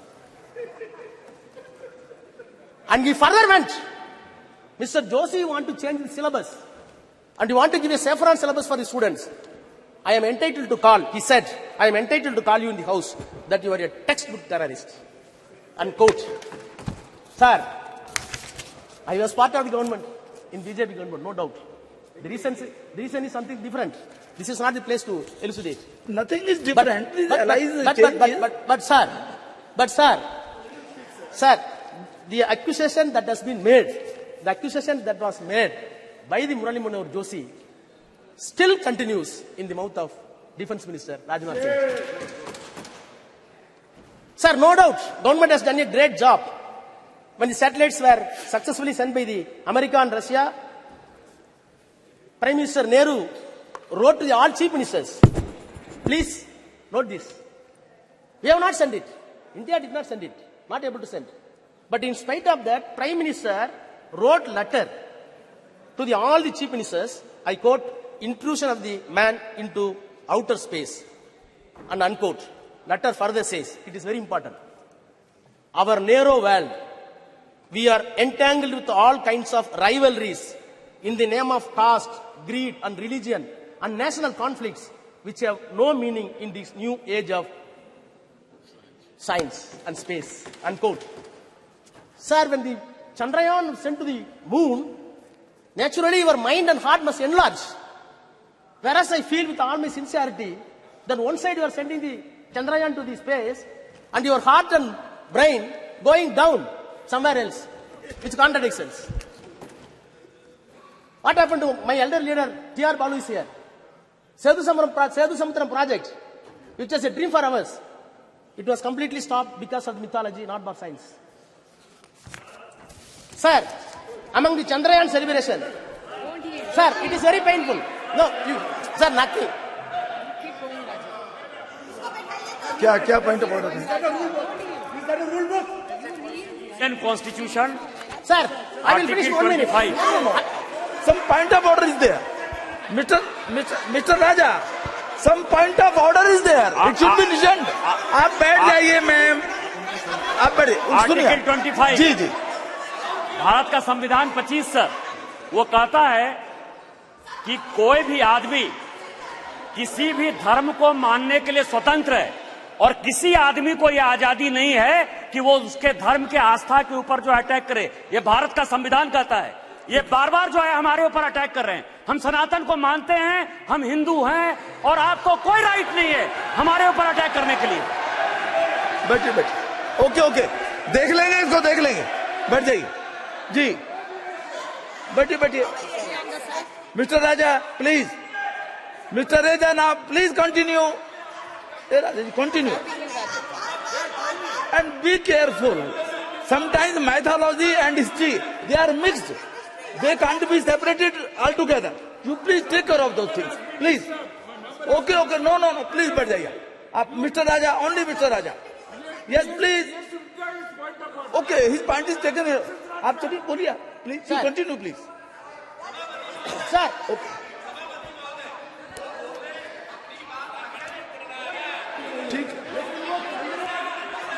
ठीक है बैठिए. बोलिए. Sir. जी. बोलिए. Sir. We should be careful. Sir. I am repeating the words. Sometimes mythology and history are mixed. Yes, sir. I am not doing it. Sir, I am not. In our nation, in our country. No. It is a tradition to tell the history through mythology. It is also a tradition there. Please now. Sir, without any reservation. You are very senior, sir. Sir, without any reservation, cutting across the political parties, we are ready to shower encomium upon this government, the Prime Minister, no doubt. But am I not entitled to say the other side also? Sir, Chandrayaan went successfully to the moon. We are celebrating, no doubt. We are entitled. The world should know that where India is going as a superpower of 4th place. After USA, after Russia, after China, no doubt. I am also Indian. I am having my own pride towards the country towards the Prime Minister, towards the ministers. But, sir, but, sir, my heart is, sir, my heart is bleeding. Sir, my heart is bleeding. One side, Prime Minister was jubilant for Chandrayaan 3. Other side, Prime Minister was very proud to launch Vishwakarma scheme. For what purpose? At the age of 18, boys, you want to launch the scheme to enslave a barber as barber ever. To enslave a shoemaker as a shoemaker ever. To enslave a goldsmith as a goldsmith ever. No. To enslave a carpenter as a carpenter ever. No. Please. आप बैठिए ना, आप बैठिए. बालू साहब, please come to the Chandrayaan only. Vishwakarma Yojana here is not to be discussed now. Please. You repel it. No. You repel it. There could be different interpretation also. Mr. Raja, there could be different interpretation also. Please don't go into those details. Please. This is a minute problem for our... Sir. No. Sir, when I am seeing... Sir, the advertisement came. The advertisement came in the newspaper. You see the photograph. The man is chewing the shoe. And another man is moving the gold. Is there scientific... No, Mr. Raja, please. Sir. No. It doesn't mean like that. No, please. Sir. It doesn't mean like that. To help some barber. Sir. To help some... No. Austin will... Okay. Sir. Ji. Sir. नहीं, अब बैठिए. देखिए, ये एक second. Austin... No. मेरा एक आपसे Sir, I will complete after that. You can... जी, चलिए. Sir, the Nehru's political and scientific temper was assessed by one David Michael. He said, I quote, "The arrival of humanity on the moon was interpreted by Nehru as an opportunity to emancipate humanity in India from all cycles." Unquote. So, how we are viewing this Chandrayaan? It is not a mere scientific glory.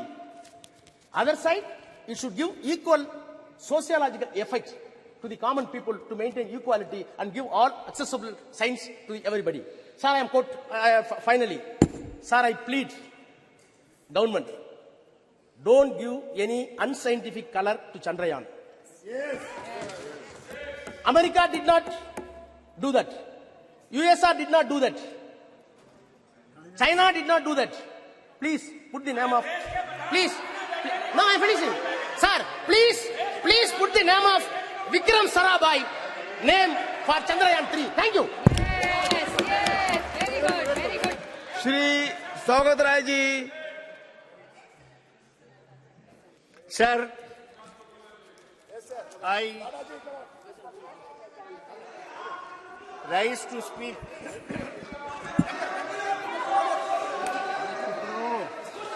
on the... पिछले बार क्या बोले थे याद है? फिर बोले क्या?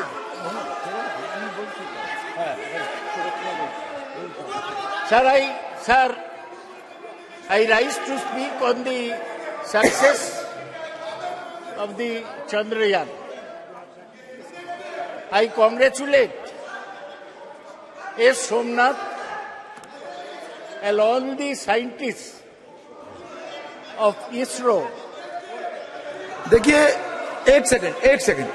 जब आपका बोलने का सुनिए, आपकी कोई चीज रिकॉर्ड में नहीं जा रही है. Please listen. आपकी कोई चीज रिकॉर्ड में नहीं जा रही है. आपको अवसर मिलेगा बोलने का.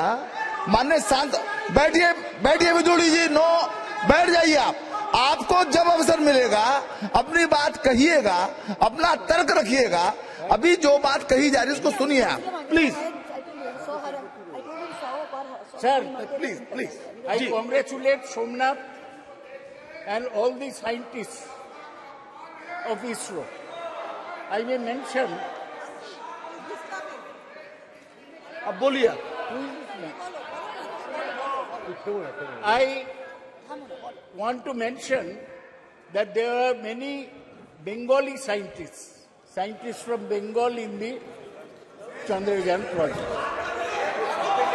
Hey, तुम बैठो तो, फालतू आदमी बैठो तुम.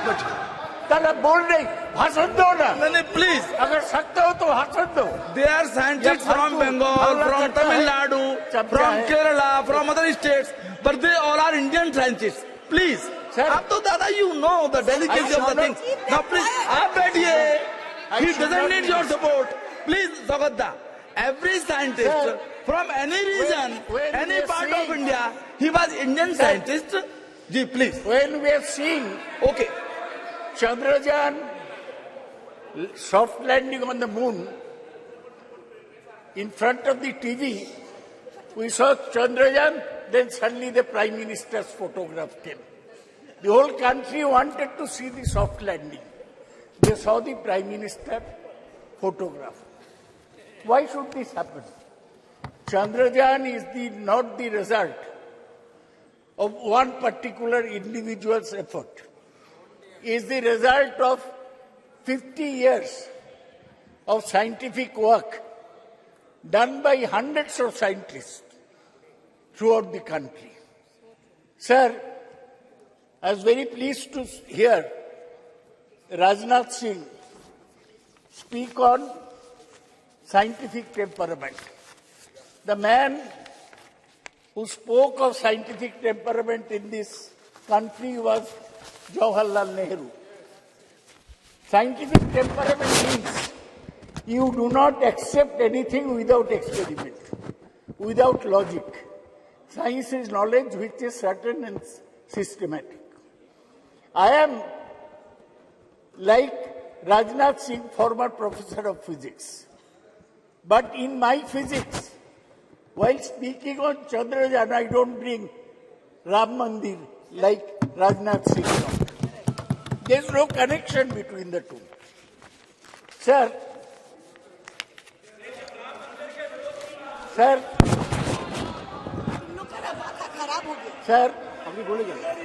you continue on the. I want to say, I am not thinking. Sir, I want to say, when somebody in top position says that Ganesh had plastic surgery in the ancient days, I do not accept this. When somebody says that Kauravas were born due to in vitro fertilization, I do not accept this. When somebody says that in Ramayana, the Pushpak Rath was a discovery by the ancient Indians, I do not accept this. I accept only that which is proved by science.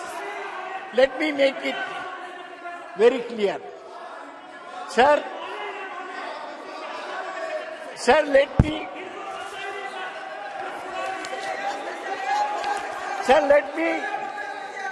give a background. Sir, the background is this. In 1957, the Soviets sent the Sputnik to the space. In 1961, Yuri Gagarin became the first person in space.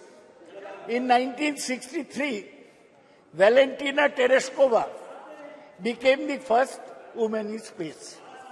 It was at this time that Jawaharlal Nehru felt that we must go into space science. In 1962, he set up the INCOSPAR, Indian National Committee for Space Research, headed by Dr. Vikram Sarabhai, a cosmic ray physicist. Nehru died in 1964.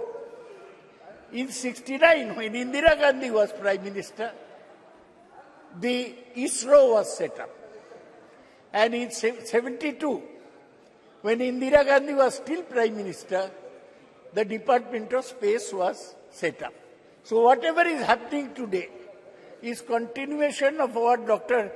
Vikram Sarabhai started in 1962. His legacy. He unfortunately died in 1971 in Thumba, the space which he liked so much. So now, India has... Arey, chup karo. Sir चुप करो.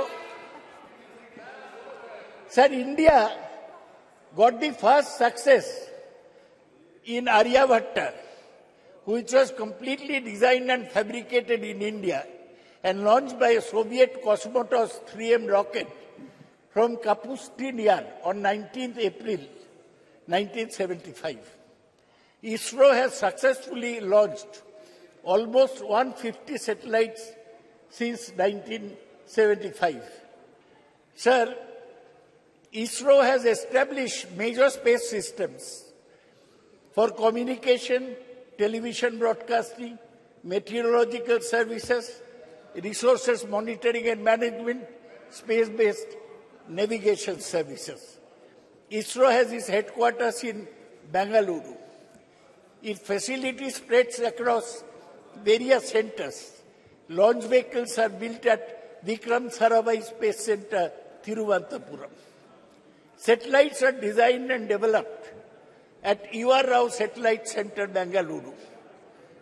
Integration of launching of satellites and launch vehicles are carried out from Satish Dhawan Space Center in Sriharikota, Andhra Pradesh. Development of liquid stages, including cryogenic state, very cold state, is done in Liquid Propulsion Laboratory at Bengaluru. ISRO has carried out 125 spacecraft missions and planned several missions, including Gaganyaan, an interplanetary mission, such as Chandrayaan, Lupex, Shukrayaan, and Mangalayaan, MOM-2. Sir, ISRO, our own organization, it has surpassed NASA in efficiency, resourcefulness, and cost effectiveness. In 2005, NASA launched the solar mission that cost $550 billion. Now ISRO is planning to launch the similar solar mission, Aditya L1, at a cost of $55 million only. That is 1/10 of the cost of NASA. There are 4 types of satellites sent by ISRO. One is communication satellites, which helps our communication system. 2 is Earth observation satellite, which take the pictures of the Earth. 3 is navigational satellite, and 4 is astronomical satellite. These works are going on. What is great about Chandrayaan, that so far we are using rockets to send satellites around the Earth. They are called either geosynchronized satellites, that means speeding at the same speed as Earth, or the polar satellite launch vehicles, which are placed fixed in the poles. Now, for the first time, sir, we have gone that from a satellite, our rocket has taken a lander mission, lander and a rover, onto the surface of the moon. We failed in Chandrayaan 2. Our lander crash landed, but this time there was no crash. The lander landed very softly. For one day, it sent the messages from moon, but then it had to be jettisoned. We are very happy, all of us, that India has achieved this. But we must have things in perspective.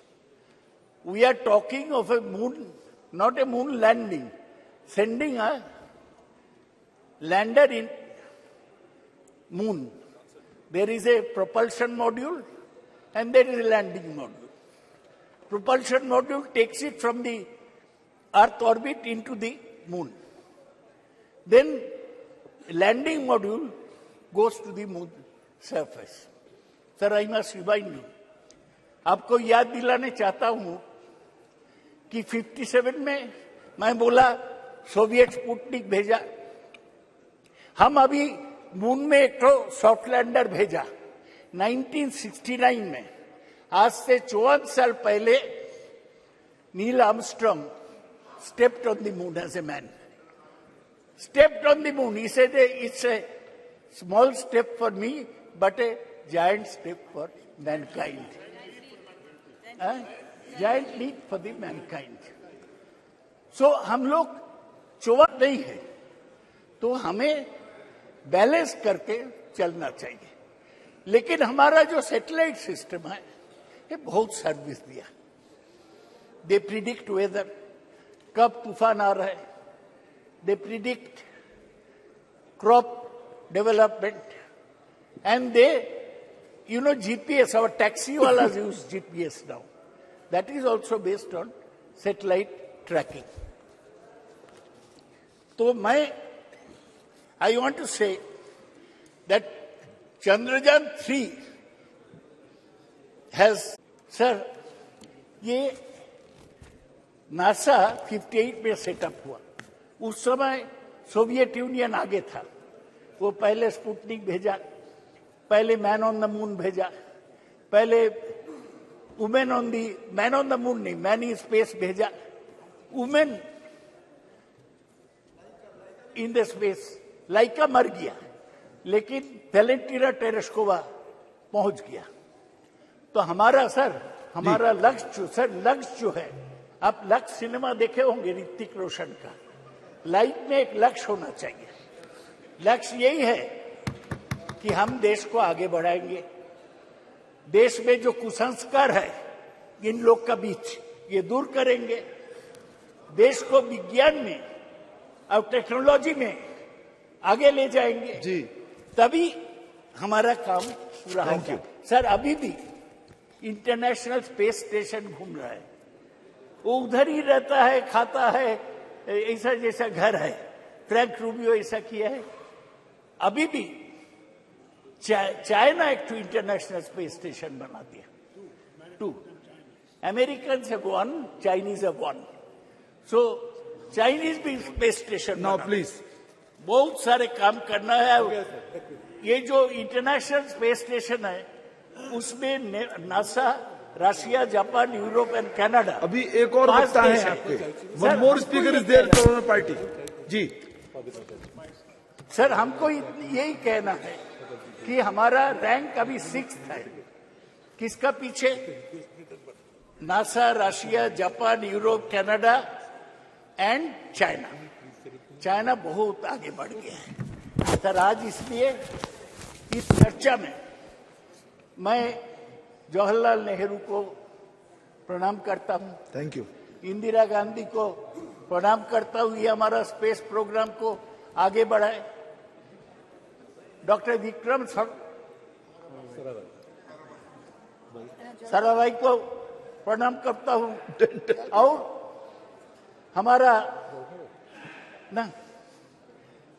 हमारा सतीश धवन और यूआर राव, इन लोगों को प्रणाम करता हूं।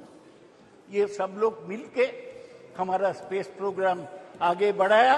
ये BJP का कोई कंट्रीब्यूशन नहीं है, ये साइंटिस्ट का कंट्रीब्यूशन है। Thank you, thank you. लक्ष्य में Shri लाबू Shri Krishna ji.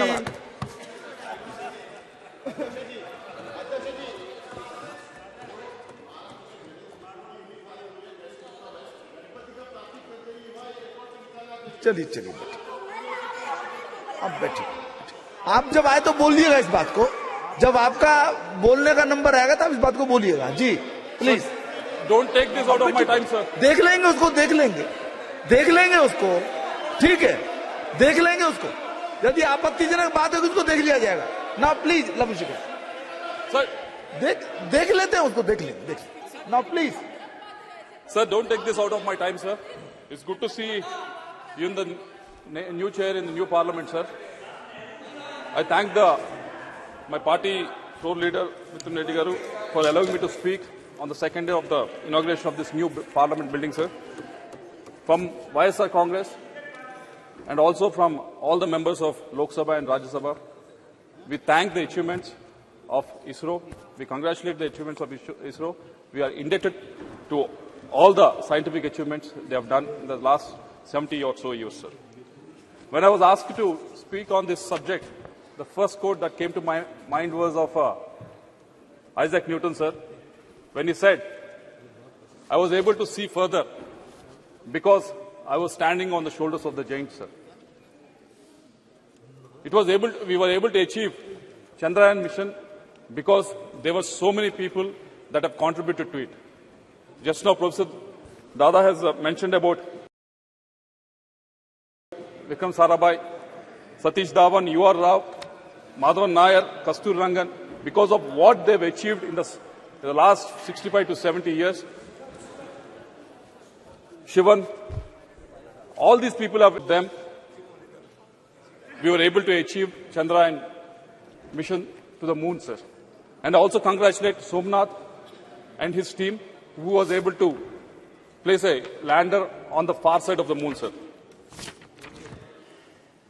When I was watching it as a tech geek, like all of us, I was so happy for three different reasons, sir. The first one was, it was launched from Sriharikota, Andhra Pradesh. It's my Telugu land, sir. And it has been found to be lucky for all the launches, and they've all been successful, sir. And the second reason that I'm really happy was because of when I was going through the profiles of all the contributors for this success, all the scientists who were involved in this, majority of them came from state universities, sir, or engineering colleges run by state governments, sir. It was a great achievement. They didn't come from any IITs or NITs, sir. They just came from the state-run universities, sir. Third thing that we all should be happy is the participation of women in this endeavor, sir.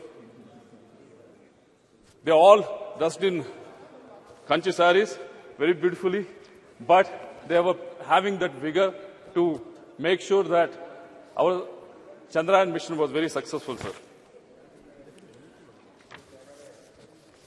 But there are a lot of questions raised, not in the Western media, sir, why India is doing this activity when there's so much poverty in the country. For them, sir, there are three reasons. The first one being, we want to cross the frontiers of the science and space exploration, sir. It won't happen just like that, sir. Take, for example, as Dada was mentioning earlier, in 1965, we were human was able to land on the moon, sir. But from the last 50 or 55 years, the space exploration of most of the countries has actually gone back, sir.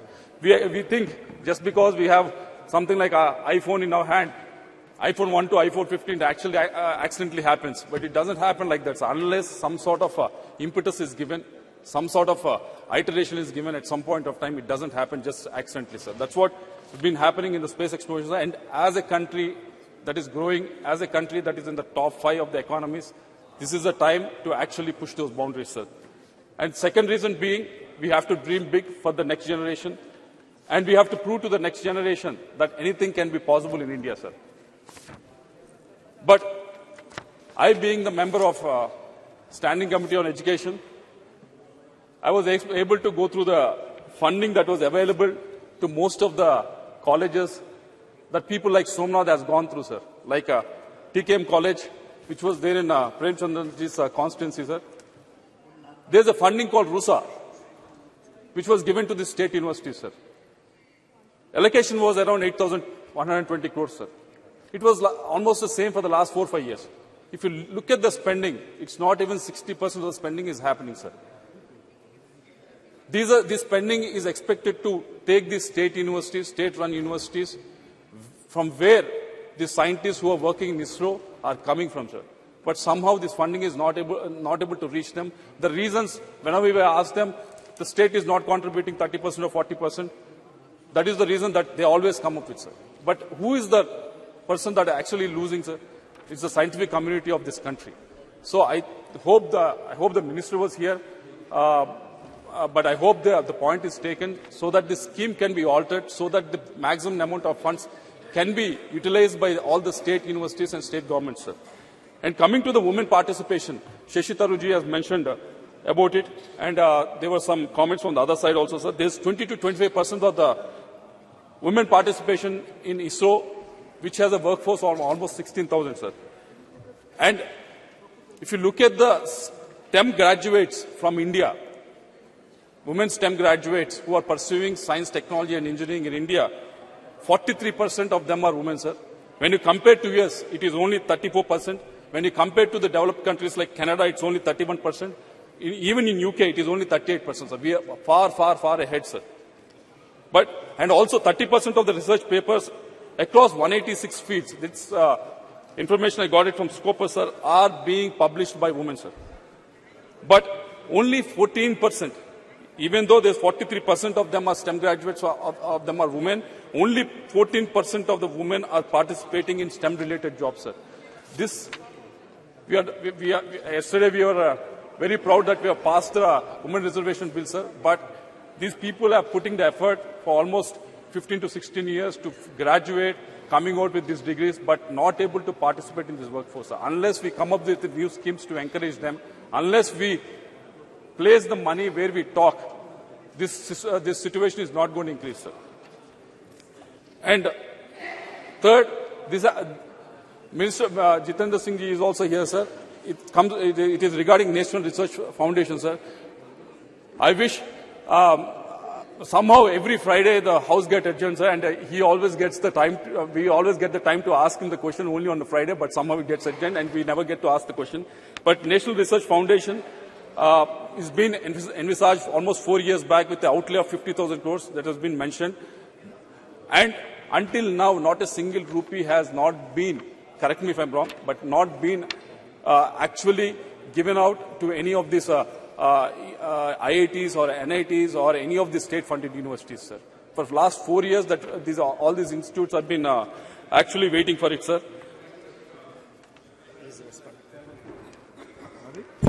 Mike, please. We can't hear. Mike, sir, Mike. Because it's still being structured. So when my turn comes to speak, I'll elaborate on that. Yes, sir. I'll also elaborate on, because out of these 50,000 crores, we thought it's all coming from the state government, sir, but we have been told that 36,000 crores are supposed to be mopped up from the private. Yes. If you can give us the modalities of how you're going to raise it. I don't want to interrupt you, no. So I'll elaborate when my turn comes. Yes, because you're right. Almost 36,000 will be from non-government sources. That's the difference now. Because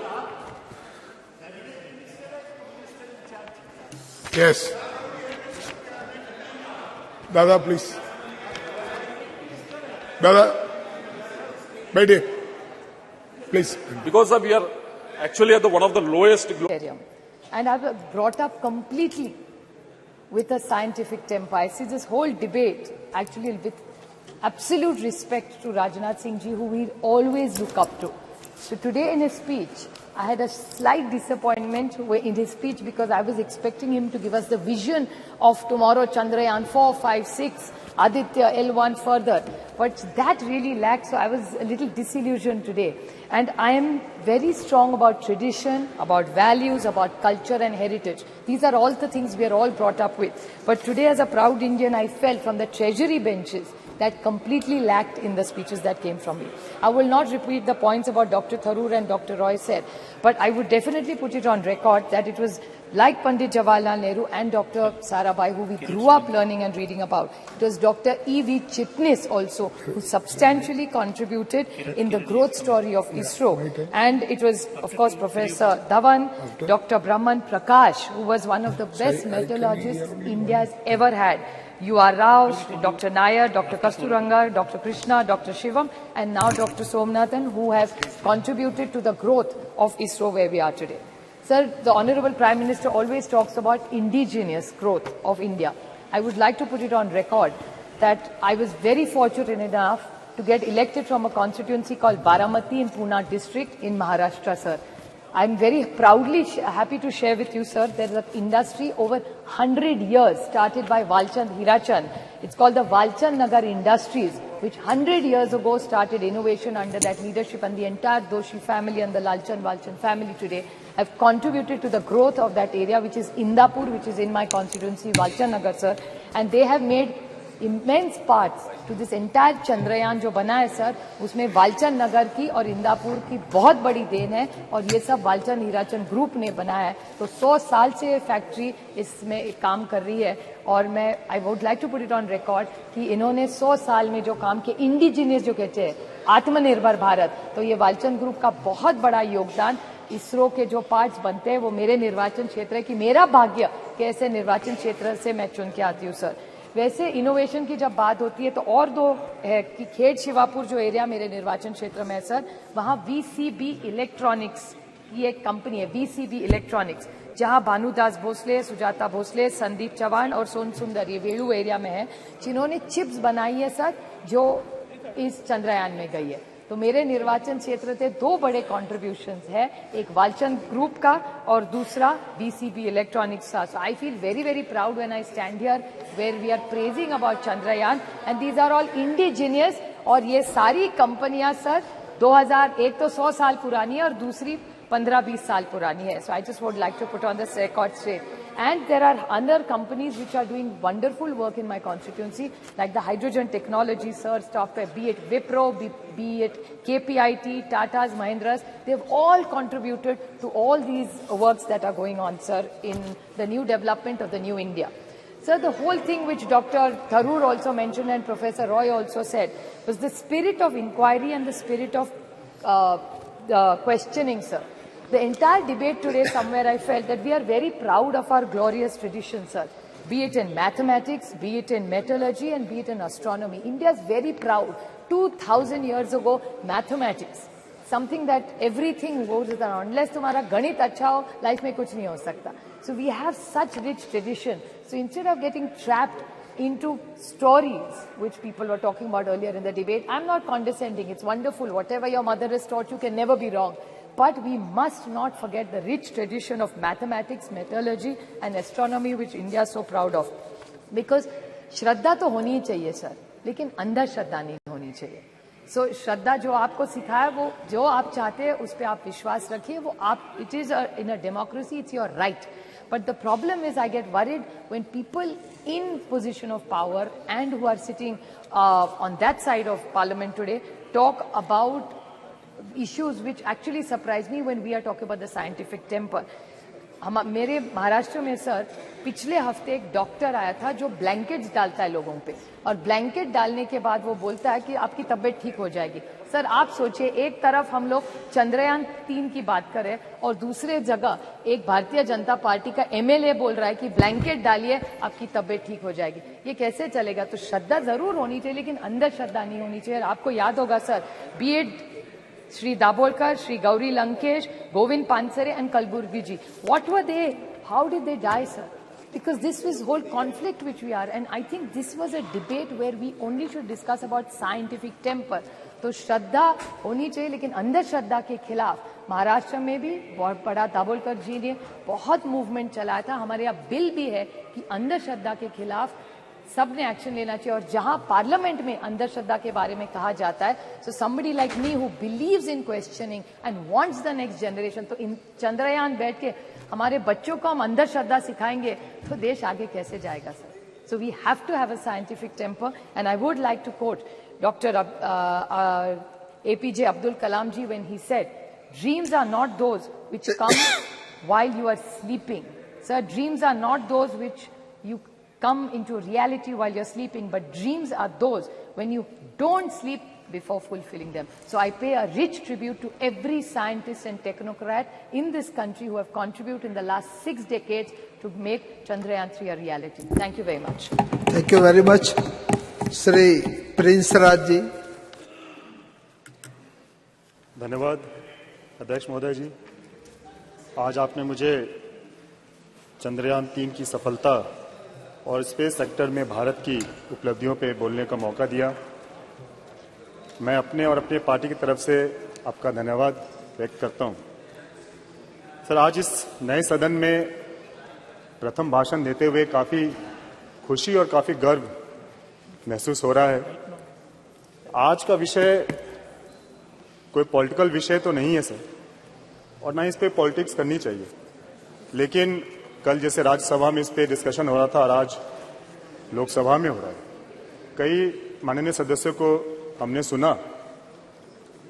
जैसे कल लोकसभा में महिला bill पर चर्चा हो रहा था और आज चंद्रयान 3 पे हो रहा है, तो कुछ माननीय सदस्य के भाषण से लगा कि ये क्रेडिट टेकिंग मूवमेंट बन गया है कि जब बिल लाया गया तो उसमें कहा गया ये बिल हम पहले लेके आए। जब चंद्रयान 3 पे बात हो रही है तो कहा जा रहा है कि इसरो की स्थापना हमने की। तो हमें लगता है इस तरीके की पॉलिटिक्स आज नहीं होनी चाहिए और आज मुक्तः हमें अपने विषय पर रहना चाहिए। आज इस मंच के माध्यम से अध्यक्ष महोदय जी, हम अपने वैज्ञानिकों का, इंजीनियर्स का, रिसर्चर्स का और उन सभी कर्मचारियों को हम बधाई देते हैं और उनका धन्यवाद करते हैं कि उन्होंने भारत देश का नाम पूरे दुनिया में रोशन किया। और आदित्य-1 L1 की जो सफल लॉन्चिंग हुई है उसके लिए भी हम उन्हें बहुत बहुत शुभकामनाएं देते हैं। सर, यह स्पेस मिशन सिर्फ एक स्पेस मिशन नहीं है, ये आत्मनिर्भर भारत की ओर एक बहुत बड़ा कदम है। हमने सभी को धन्यवाद दिया, लेकिन हम चाहेंगे कि हम अपने उन महिलाएं साइंटिस्ट को विशेषकर धन्यवाद दें जिन्होंने अपना योगदान इस सफल स्पेस मिशन में दिया है। हम उन्हें धन्यवाद देना चाहेंगे कि किस तरीके से उन्होंने अपने योगदान के बदौलत एक पिक्चर बदला है, एक इमेज बदली है। चाहे कल हम लोग यहाँ पे जैसे डिस्कशन कर रहे थे महिला आरक्षण बिल के ऊपर, उसकी जरूरत क्यों पड़ी? उसकी जरूरत इसलिए पड़ी क्योंकि सभी सेक्टर्स में हमारी माताएं बहनों ने अपना अपना स्थान बना लिया, चाहे वो डॉक्टर्स हों, नर्स हों, इंजीनियर्स हों, डिजाइनर्स हों या एडवोकेट्स हों, जज हों, पायलट्स हों, लेकिन कहीं ना कहीं सदन में, विधानसभा में उनकी कमी हमेशा रही और कल के बिल के पास होने से हमें लगता है ये भी कमी पूरी हो जाएगी। जिस तरीके से हमने महिला साइंटिस्ट को विशेषकर धन्यवाद दिया क्योंकि उन्होंने सोच बदली है। पहले कहा जाता था कि हिंदुस्तान की महिलाएं, उनका काम सिर्फ चूल्हा तक है, खाना बनाने तक है, लेकिन वो सिर्फ यहां तक सीमित नहीं है। एक और सच्चाई है जिसे बहुत लोग देख नहीं पाते हैं, समझ नहीं पाते हैं कि जो हाउसवाइफ होती हैं सर, जो घर की महिलाएं होती हैं, वो सिर्फ खाना बनाने तक नहीं है सर।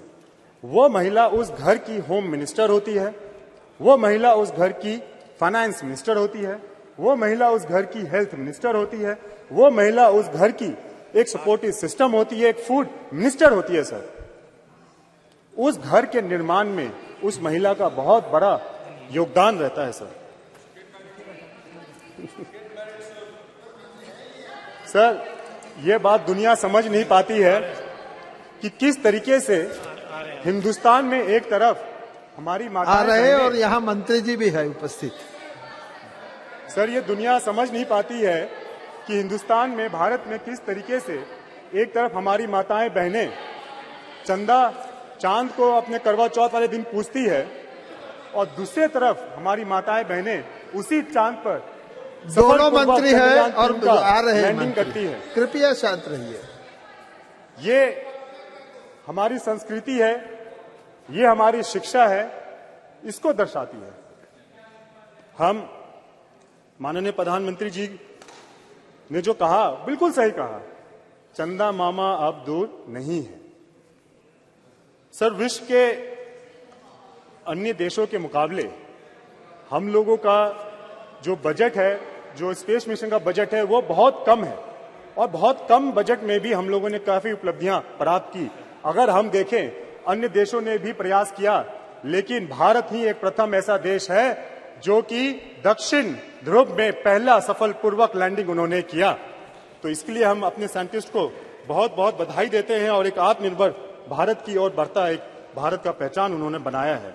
सर, हम अपने प्रधानमंत्री आदरणीय नरेंद्र मोदी जी का भी धन्यवाद और करेंगे कि जिस तरीके से बुरे परिस्थिति में उन्होंने अपने साइंटिस्ट का साथ दिया, उनका हौसला बढ़ाया, उनको हिम्मत दी, उनका नेतृत्व किया, उसी का परिणाम है सर कि आज हम लोगों ने एक सफल मिशन, स्पेस मिशन हम लोगों ने पूरा किया। हमें पूर्ण विश्वास है सर कि उनके कौशल नेतृत्व में जिस तरीके से कोरोना काल में हम लोगों ने देखा कि देश ने एक स्वदेशी वैक्सीन का निर्माण किया, जिस तरीके से आज देश डिफेंस सेक्टर में सर इक्विपमेंट्स बना रहा है, इसको एक्सपोर्ट कर रहा है, हम लोग देख रहे हैं, हम लोग वहां गए थे, देखे भी थे। और जिस तरीके से ये नया संसद भवन भव्य भवन बनकर तैयार है और चंद्रयान 3 की लैंडिंग हो या आदित्य L1 की सक्सेसफुल लॉन्चिंग हो, सर इससे यह दर्शाता है कि किस तरीके से भारत आत्मनिर्भर बनता जा रहा है। और सर वो दिन दूर नहीं है जब आदरणीय प्रधानमंत्री की सोच 2047 में एक विकसित भारत अपने पूरे देश की सूची में अपना नाम दर्ज कराएगा। वो दिन दूर नहीं है सर। सर, ज्यादा समय नहीं लेते हुए सर, आप एक बार पुनः हम अपने सभी साइंटिस्ट, सभी अपने महिला साइंटिस्टों का, सभी इंजीनियर्स का, सभी रिसर्चर्स का, सभी उन कर्मचारियों का और जितने भी लोग इस कार्यक्रम से जुड़े हुए थे, मिशन से जुड़े हुए थे, हम उन्हें पुनः नमन करते हैं, उन्हें धन्यवाद देते हैं, उन्हें बधाई देते हैं। बहुत बहुत धन्यवाद। बहुत बहुत धन्यवाद। श्री जयंत सिन्हा जी। बहुत बहुत धन्यवाद सभापति महोदय। मैं आपका, हमारे परम आदरणीय प्रधानमंत्री जी का, अपने पार्टी का और विशेष रूप से हजारीबाग की जनता का मैं आभार व्यक्त करना चाहता हूं, क्योंकि उनके सहयोग और आशीर्वाद से मुझे अवसर मिला है कि जो हमारा पुराना सदन था, ऐतिहासिक और सुंदर सदन, वहां बोलने के अवसर मिले और आज इस भव्य और आधुनिक भवन में भी बोलने का मुझे अवसर मिल रहा है। उससे आप लोगों के लिए सबको कोटि कोटि धन्यवाद, हृदय की गहराइयों से धन्यवाद। सभापति महोदय, ये सही है, जैसे माननीय प्रधानमंत्री जी ने कहा, यही समय है, सही समय है, अमृत काल का समय है, अमृत काल का समय है। और बड़ी तेजी से देश बदल रहा है, देश में परिवर्तन आ रहे हैं और हम सबको महोदय, सब मान्य सदस्यों को, यहाँ देश की जनता को लग रहा है कि हम लोग रोज रोज इतिहास को रच रहे हैं, रोज इतिहास को रच रहे हैं। कल ही हम लोगों ने महिला आरक्षण के लिए संवैधानिक संशोधन किया, जो स्वर्णीय अक्षरों में इतिहास में लिखा जाएगा। उसी के पहले 19 सितंबर को हम लोग पुराने सदन से इस भव्य सदन में हम लोग आए, इतिहास हम लोगों ने रचा। 9 सितंबर को, 10 सितंबर को जब G20 की लीडर्स समिट हुई, तब भी हम लोगों ने नई दिल्ली में इतिहास हम लोगों ने रचा। और क्योंकि आज चंद्रयान के बारे में हम लोग चर्चा कर रहे हैं, चंद्रयान भी जब 23 अगस्त पे जब चंद्रयान ने चंद्रमा के साउथ पोल पे सॉफ्ट लैंडिंग की साथियों, तब भी हम लोगों ने दुनिया का इतिहास रचा, भारत का इतिहास रचा। और इस कारण, क्योंकि इतना हम लोग यहां अपना योगदान दे रहे हैं, इतिहास रच रहे हैं, इतिहास रचा जा रहा है, आज भारत विश्व में विश्व मित्र और विश्व गुरु के रूप में उभरता चला जा रहा है। भारत उभरता चला जा रहा है और इसलिए उभर रहा है क्योंकि अगर हम में समृद्धि है तो हम में सादगी भी है, अगर हमारी शक्ति है तो हमारे में एक शांति है, और अगर हमारा साइंस है तो हमारे संस्कार भी हैं, अगर हमारा साइंस भी है तो हमारा संस्कार भी है। और अगर कोई समझता है कि हम अगर संस्कार की बात करें तो हम साइंस की बात नहीं कर रहे हैं, विज्ञान की बात नहीं कर रहे हैं, तो ये बिल्कुल गलत बात है। कई मेरे विपक्ष के साथियों ने कहा कि हम लोग संस्कार की थोड़ी ज्यादा बात करते हैं और साइंटिफिक टेम्पर की बात थोड़ा कम करते हैं, ये उनका मानना था। लेकिन हम लोगों के इतिहास में प्राचीन समय से एक संतुलन रहा है, संस्कार में भी और साइंस में भी। और अगर हम अथर्ववेद में जाएं, मंडपा उपनिषद में जाएं, तो वहां से जो मूल मंत्र निकल के आया वो आज हमारे राज्य का मूल मंत्र है, सत्यमेव जयते। अगर हम किसी चीज से भी प्रेरित हैं तो हम सत्यमेव जयते से प्रेरित हैं, ट्रूथ अलोन ट्रायम्फ्स। और अगर विज्ञान कुछ भी है तो वो सत्य है, वो ट्रूथ है। और जो भी कोई, और मैं खुद विज्ञान का स्टूडेंट हूं, इंजीनियर हूं, तो मुझे तो कहना पड़ेगा कि अगर हम लोग साइंस में कोई भी तलाश करते हैं, प्रोफेसर साहब बैठे हुए हैं, वो भी साइंटिस्ट हैं, उनको मालूम है कि जो साइंटिफिक मेथड है, जो साइंटिफिक टेम्पर है, that is a process of discovery of the truth. और वो हम लोगों के संस्कार में लिखा हुआ है। और इसलिए आज अगर हमारी साइंस जो है वो चंद्रमा में पहुंची है, क्योंकि हमारे संस्कार हम लोगों को ये प्रेरणा देते हैं, सत्यमेव जयते। और हमें, जैसे अभी बहुत वक्ताओं ने कहा है और मैं भी अपनी बात उसमें जोड़ना चाहूंगा, कि अगर हम इस साइंस की बात करें तो साइंस में हमारे बहुत सारे लोगों ने योगदान दिया है। और अगर ये योगदान है तो उसे हम 1962 या 1960 से हम लोग नहीं उसे आरंभ करें। हम अपने संस्कार के बारे में, अपने इतिहास के बारे में भी सोचें, जहां विश्व को, प्राचीन समय विश्व को आर्यभट्ट जैसे, भास्कर जैसे, ब्रह्मगुप्त जैसे, वरमहीर जैसे वैज्ञानिक थे, जिन्होंने विश्व को गिनती सिखाई, विश्व को ट्रिग्नोमेट्री सिखाई, विश्व को एस्ट्रोनॉमी सिखाई। और प्रोफेसर साहब और सब जो मेरे यहाँ साइंटिफिक जो हमारे सब यहाँ साथी हैं, उनको अच्छी तरीके से मालूम है ये हमारे संस्कार हैं, ये हमारे साइंटिफिक संस्कार हैं। और उससे जुड़े हुए उसके बाद पीढ़ी दी पीढ़ी, कड़ी दे कड़ी जो चलती आई, उसमें ये सही है कि पंडित नेहरू जी का भी योगदान है। पंडित नेहरू जी का भी योगदान है। 1960 में, फिर 1962 में उन लोगों ने इसरो को आरंभ किया। उसके बाद सब माननीय प्रधानमंत्रियों जी का सहयोग है, इंदिरा गांधी जी का सहयोग है। उन्होंने सतीश धवन जी को वापस बुलाया, कैलटेक में वो पढ़ रहे थे, उनको उन्होंने वापस बुलाया, इंडियन इंस्टीट्यूट ऑफ साइंस से जाकर वो इसरो गए, उनका बहुत बड़ा योगदान था। और उसी प्रकार हमारे भारत के बहुत सारे ऐसे वैज्ञानिक रहे हैं जो मुझे प्रेरणा जिन्होंने दिया, जैसे सीवी रमन साहब, मेघनाथ साहा साहब, विक्रम साराभाई, होमी भाभा, एचजीएस मूर्ति, वमन पटवर्धन, हमारे परम आदरणीय एपीजे अब्दुल कलाम जी, सतीश धवन जी, इसरो के सब जो चेयरमैन रहे हैं, सतीश धवन जी, राधाकृष्णन जी, शैलेश नायक जी, किरण कुमार जी, शिवन जी, और अब सोमनाथ जी, यूआर राव जी, कस्तूरी रंगन जी, माधवी नायर जी, इन सबको हमें धन्यवाद देना है। और विशेष रूप से इन सबको तो धन्यवाद देना ही है, लेकिन हम लोगों को जो हम लोगों की साइंटिफिक कम्युनिटी है, ना सिर्फ आईआईटी दिल्ली में या और सब आईआईटीज में जहां से मैं हूं, लेकिन जो हमारे सैकड़ों इंजीनियरिंग कॉलेजेस हैं, हजारीबाग में विनोबा भावे में भी इंजीनियरिंग कॉलेज है, वहां से हमारे इंजीनियर आए जिन्होंने इसरो में और साइंस में उन्होंने योगदान दिया है। अभी हमको बता रहे थे विद्युत जी कि जमशेदपुर से भी बहुत सारे लोग हैं जो इसरो में जुड़े रहे हैं, त्रिवेंद्रम से लोग जुड़े हुए हैं,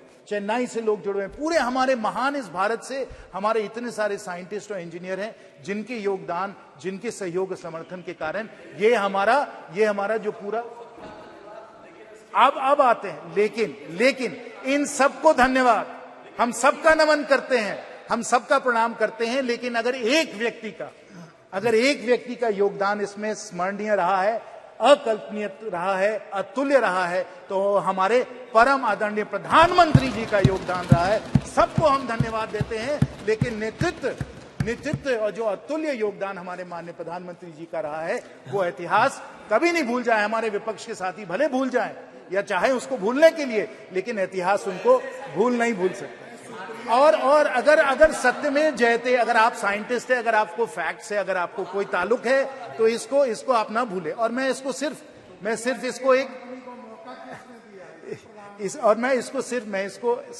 ऐसे ही राजनीतिक तौर से मैं नहीं कह रहा हूं, मैं तर्क और तत्वों के आधार पर कह रहा हूं कि अगर योगदान विशेष और अकल्पनीय रहा है प्रधानमंत्री जी का, क्यों रहा है, मैं आपको बताता हूं।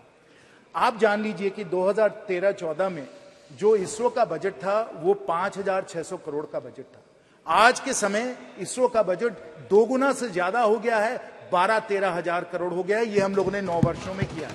ये माननीय प्रधानमंत्री जी का योगदान है। और यहां सब जानते हैं, सब अनुभवी हमारे माननीय सदस्य हैं, उनको मालूम है कि ऐसे बहुत कम विभाग हैं भारत सरकार में, सभापति महोदय जी, ऐसे बहुत कम विभाग हैं जो सीधा प्रधानमंत्री जी से जुड़े हुए हैं, जो प्रधानमंत्री जी के ही अधिकार क्षेत्र में आते हैं, और वो डिपार्टमेंट ऑफ स्पेस यही उनका है। और अगर इसमें बजट को 2 गुना से ज्यादा कर दिया है तो माननीय प्रधानमंत्री जी ने किया, इसको आपको स्वीकार करना पड़ेगा। दूसरा आप ये भी जान लीजिए, और सुप्रिया जी ने कहा, मैं बिल्कुल उनका समर्थन करता हूं उसमें, कि हमारे प्राइवेट सेक्टर का भी इसमें बहुत बड़ा योगदान रहा है, चाहे वालचंद का हो, चाहे वो हम LNT की बात करें, और विशेष क्योंकि मेरे सब झारखंड के यहाँ साथी बैठे हैं, मैं HEC रांची का भी इसमें सहयोग जो उन्होंने दिया है, जो क्रायोजेनिक इंजन बना है वो HEC रांची में ही बनाया गया है, तो प्राइवेट सेक्टर का योगदान रहा है। लेकिन 2020 में माननीय प्रधानमंत्री जी का निर्णय था कि जो पूरा जो स्पेस का जो सेक्टर है, इसको हम लोग प्राइवेट सेक्टर के लिए इसको खोल दें, इसको लिबरलाइज कर दें, और इसके कारण क्योंकि हम लोगों ने प्राइवेट सेक्टर को इतना प्रोत्साहन दिया है, इतना सहयोग दिया है कि आज स्पेस में 140 स्टार्टअप्स आ चुके हैं, और हम लोगों का स्पेस का इकोसिस्टम बहुत तेजी से बढ़ता चला जा रहा है। यह भी माननीय प्रधानमंत्री जी का निर्णय था, जैसे उन्होंने बजट को दोगुना किया, वैसे उन्होंने स्पेस को लिबरलाइज करके 140 स्टार्टअप्स को उन्होंने योगदान दिया। और तीसरा कि जब हम लोगों ने इस तरीके से लिबरलाइज किया, तो विश्व में नंबर 1 और सबसे अफोर्डेबल किफायती तरीके से अगर कोई भी सैटेलाइट को जियोसिंक्रोनस ऑर्बिट में डाल सकता है, तो वो इसरो ही डाल सकता है। और पिछले कुछ वर्षों में हम लोगों ने कुल मिलाकर, मैं आपको ये आंकड़े बता दूं, स्पष्ट आंकड़े जो हैं कि हम लोगों ने करीब लगभग 400 फॉरेन सैटेलाइट्स को हम लोगों ने अर्थ ऑर्बिट में डाला है, जिससे हम लोगों को इसरो में 3300 करोड़ का हम लोगों को इसमें रेवेन्यू हम लोगों को मिला है। वो भी माननीय प्रधानमंत्री जी की सोच थी कि इस तरीके से इसरो को हम लोग पूरी तरीके से ओपन अप करके सैटेलाइट लॉन्च में हम लोग ले आए, और इस तरीके से अगर किसी को भी पूरी तरीके से श्रेय इस सफलता को मिलना चाहिए तो माननीय प्रधानमंत्री जी को मिलना चाहिए, ये हम सब लोग स्वीकार करें। इसरो का इतिहास बहुत दिनों से चलता है। मैं चंद्रयान पे आता हूं, लेकिन अगर हमें चंद्रयान को समझना है तो हम उसको पहले आर्यभट्ट सैटेलाइट को समझना होगा, जो सोवियट्स ने 1975 में जिन्होंने अर्थ ऑर्बिट में डाला। उसके बाद हम लोगों का खुद का लॉन्च व्हीकल सैटेलाइट 1980 में गया, फिर रोहिणी सैटेलाइट्स गए, इनसैट सैटेलाइट्स गए, IRS सैटेलाइट्स गए, ये सब सैटेलाइट्स गए। एक लंबी हम लोगों ने एक कड़ी बनाई इसकी, हम लोगों ने नए लॉन्च व्हीकल्स हम लोगों ने तैयार किए, polar synchronous launch vehicle, GSLV, और फिर छात्रों के लिए भी स्मॉल सैटेलाइट्स को भी हम लोगों ने लॉन्च करने की क्षमता की, और हम लोगों ने मंगलयान को भी हम लोग जाकर, मार्स को भी जाकर हम लोगों ने ऑर्बिट में हम लोगों ने अपना सैटेलाइट भेजा। और आपको याद होगा तब हम लोगों ने सब जगह कहा था कि इतनी किफायती तरीके से हम लोग कर रहे हैं कि बॉलीवुड की पिक्चर के, हॉलीवुड के पिक्चर के बजट से कम तक हम लोग मंगलयान के द्वारा हम लोग मार्स तक पहुंच सकते हैं। ये हमारी क्षमता है, और अगर ये क्षमता है, अगर माननीय प्रधानमंत्री जी ये काम में लगे हुए हैं, अगर पूरा भारत इस काम में लगा हुआ है, तो हमें समझना चाहिए कि स्पेस जो है और चांद पहुंचना कितना प्रेरणा का स्रोत है, और इसको कितने दिनों से इसको एक लक्ष्य बनाया गया। और उसमें मैं अमेरिका की भी बात करना चाहता हूं, क्योंकि अगर जो अमेरिकन जो स्पेस कैपेबिलिटीज है, उससे हम लोग सब लोग प्रेरित हैं। और खासकर जॉन एफ कैनेडी का एक बहुत ही जाना माना एक भाषण है, जो मैं अभी कोट करना चाहूंगा, और जॉन एफ कैनेडी ने कहा था, वो हम लोगों को याद करना चाहिए। जॉन एफ कैनेडी ने 1962 में कहा था, why some say the moon, why choose this is our goal, this replies to India, why choose the moon, why is this our goal, and why they may well ask, why climb the highest mountain? Because it is there. New hopes for knowledge and peace are there. We choose to go to the moon this decade and do the other things, not because they are easy. We choose to go to the moon. This applies to India. We choose to go to the moon not because they are easy, but because they are hard.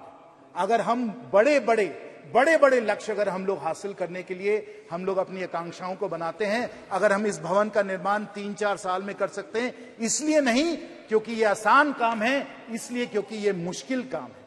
Not because it is easy, because it is hard that we choose to go to the moon. It is not easy to build this parliament building in 3 or 4 years. It's not easy, but because it is hard, we have chosen to do it. It is hard to build all the roads and highways and everything else, but because it is hard, we want to do it, because that's the new India we want to build. It is hard. It is hard to be able to feed 80 crore people with the Garib Kalyan Yojana, but क्योंकि मुश्किल है, इसलिए हम इसको करने के लिए प्रतिबद्ध हैं और हमने करके दिखाया. It is not because it is easy, but because it is hard. And it is hard.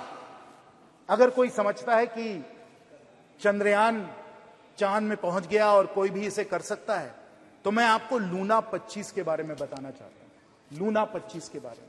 और आप जानिए कि अगर 1950s में स्पेस रेस चालू हुआ और अगर जॉन एफ कैनेडी ने कहा कि हम लोगों को 1960s में ही हम लोगों को मून पे पहुंचना है, तो क्यों किया उन्होंने? क्योंकि उनके सामने एक चुनौती थी, एक कंपटीशन था, और वो कंपटीशन किसके साथ था? वो सोवियत यूनियन के साथ था, क्योंकि सोवियत यूनियन ने स्पेस फ्लाइट और स्पेस का पायनियरिंग जो उन्होंने किया था, यूरी गगारिन वगैरह आप सबको याद होगा, उस स्पेस रेस के कारण जॉन एफ कैनेडी ने कहा कि we must get to the moon.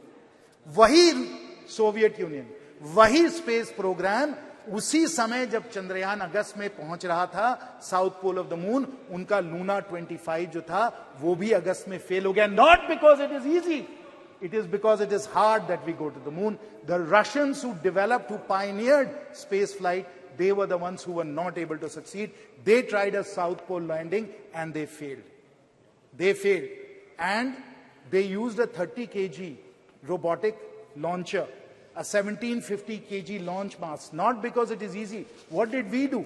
Instead of putting a 1750 kg launch mass, Professor Saab, we put a 4000 kg launch mass and a much larger payload on Chandrayaan 3. We put it into Earth orbit, we moved it out of Earth orbit into the lunar orbit, and then on August the 23rd at 6:04 p.m., and I'm sure everybody here must have been spellbound watching, and I will tell you also that the number of concurrent users on the ISRO channel on YouTube that day was the highest YouTube has ever recorded. पूरा भारत उस ऐतिहासिक क्षण को देख रहा था YouTube के channel पे, और 6 बजे अगस्त 23 को हम लोगों का चंद्रयान वहां चांद पे पहुंचा, साउथ पोल की लैंडिंग हुई, 14 दिन उन लोगों के सब साइंटिफिक एक्सपेरिमेंट चले. Not because it is easy, the Russians were not able to do it. It is because it is hard that we did it, and we accomplished something that the Russians were not able to accomplish. Because it is hard, not because it is easy. That is the India we are building. That is the India that we want to see. That is the India our Prime Minister wants to see. और इसी कारण जो हमें चंद्रयान में सफलता मिली, सब हमारे scientist और इंजीनियर्स की सफलता थी. और मुझे तो खुद निजी तौर पे बहुत खुशी हुई, बहुत मुझे गर्व हुआ. हजारीबाग के भी कई लोग उससे जुड़े हुए थे, मेरी फोन पे भी उनसे बात हुई, और जब आप उनसे बात करें, हर से वो गदगद थे कि इतना बड़ा लक्ष्य हम लोगों ने हासिल किया है. लेकिन ये तो एक और ही कड़ी है. अभी हमें और बहुत दूर जाना है, बहुत दूर जाना है. चांद पे तो हम पहुंच ही गए, फिर आदित्य L1 तो हम लोगों को सूरज तक ले गया, और सूरज पे जो हम लोगों ने एक्सपेरिमेंट्स किए, जो कोरोना पे जो एक्सपेरिमेंट्स हो रहे हैं, जो कोरोना का स्टडी हो रहा है, वो भी बहुत ही ऐतिहासिक है. लेकिन आपको मालूम है कि हम लोगों की सोच ये है कि हम लोग जल्द ही हम लोग गगनयान के द्वारा, और मैं आपको बता दूं कि इसकी ट्रेनिंग हमारे एस्ट्रोनॉट्स वगैरह की हो गई है. हमारे पास वो पेलोड कैपेसिटी है हमारे रॉकेट्स की, लॉन्चर्स की, कि हम लोग कुछ लोगों को हम लोग 400 किलोमीटर सैटेलाइट के पार हम लोग स्पेस में ले जाना चाहते हैं.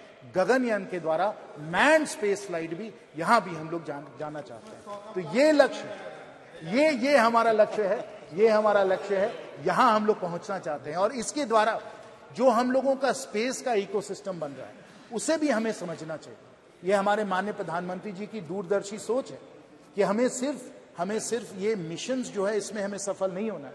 हमें मिशन से और आगे बढ़कर पूरा स्पेस का एक इंडस्ट्री, पूरा स्पेस का एक इकोसिस्टम भी हम लोगों को बना देना है. और क्यों हमें इस तरीके से बनाना है? क्योंकि जब स्पेस का इकोसिस्टम बनता है तो बहुत सारे एडवांस टेक्नोलॉजीज भी हम लोग उसके द्वारा उसमें बहुत आगे बढ़ जाते हैं. और ये एडवांस टेक्नोलॉजीज, क्योंकि हम लोग डेवलपमेंट के तौर पे इन एडवांस टेक्नोलॉजीज पे हम लोग अपना कंट्रोल हासिल करना चाहते हैं, ये बहुत ही जरूरी है.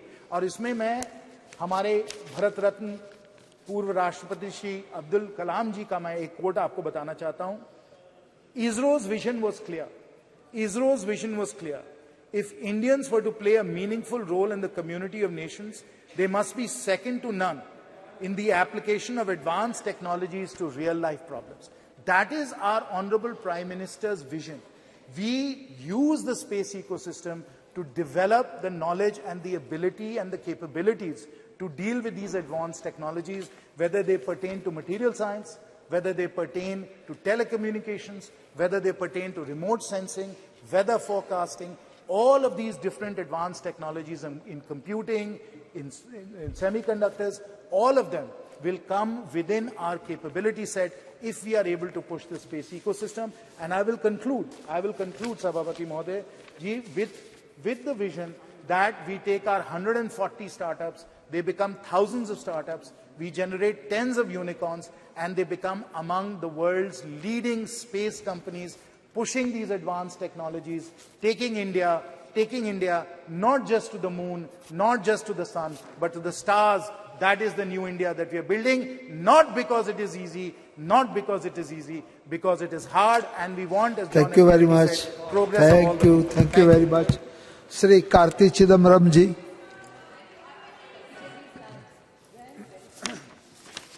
Sir, there are certain events in a nation's history which uplifts the entire national mood. And August 23rd, 2023 was definitely a golden moment in our history when the billions in India abatedly watched Chandrayaan successfully land on the uncharted part of the moon. It was really an epoch-making day, and it was a day which lifted up the spirits of entire India.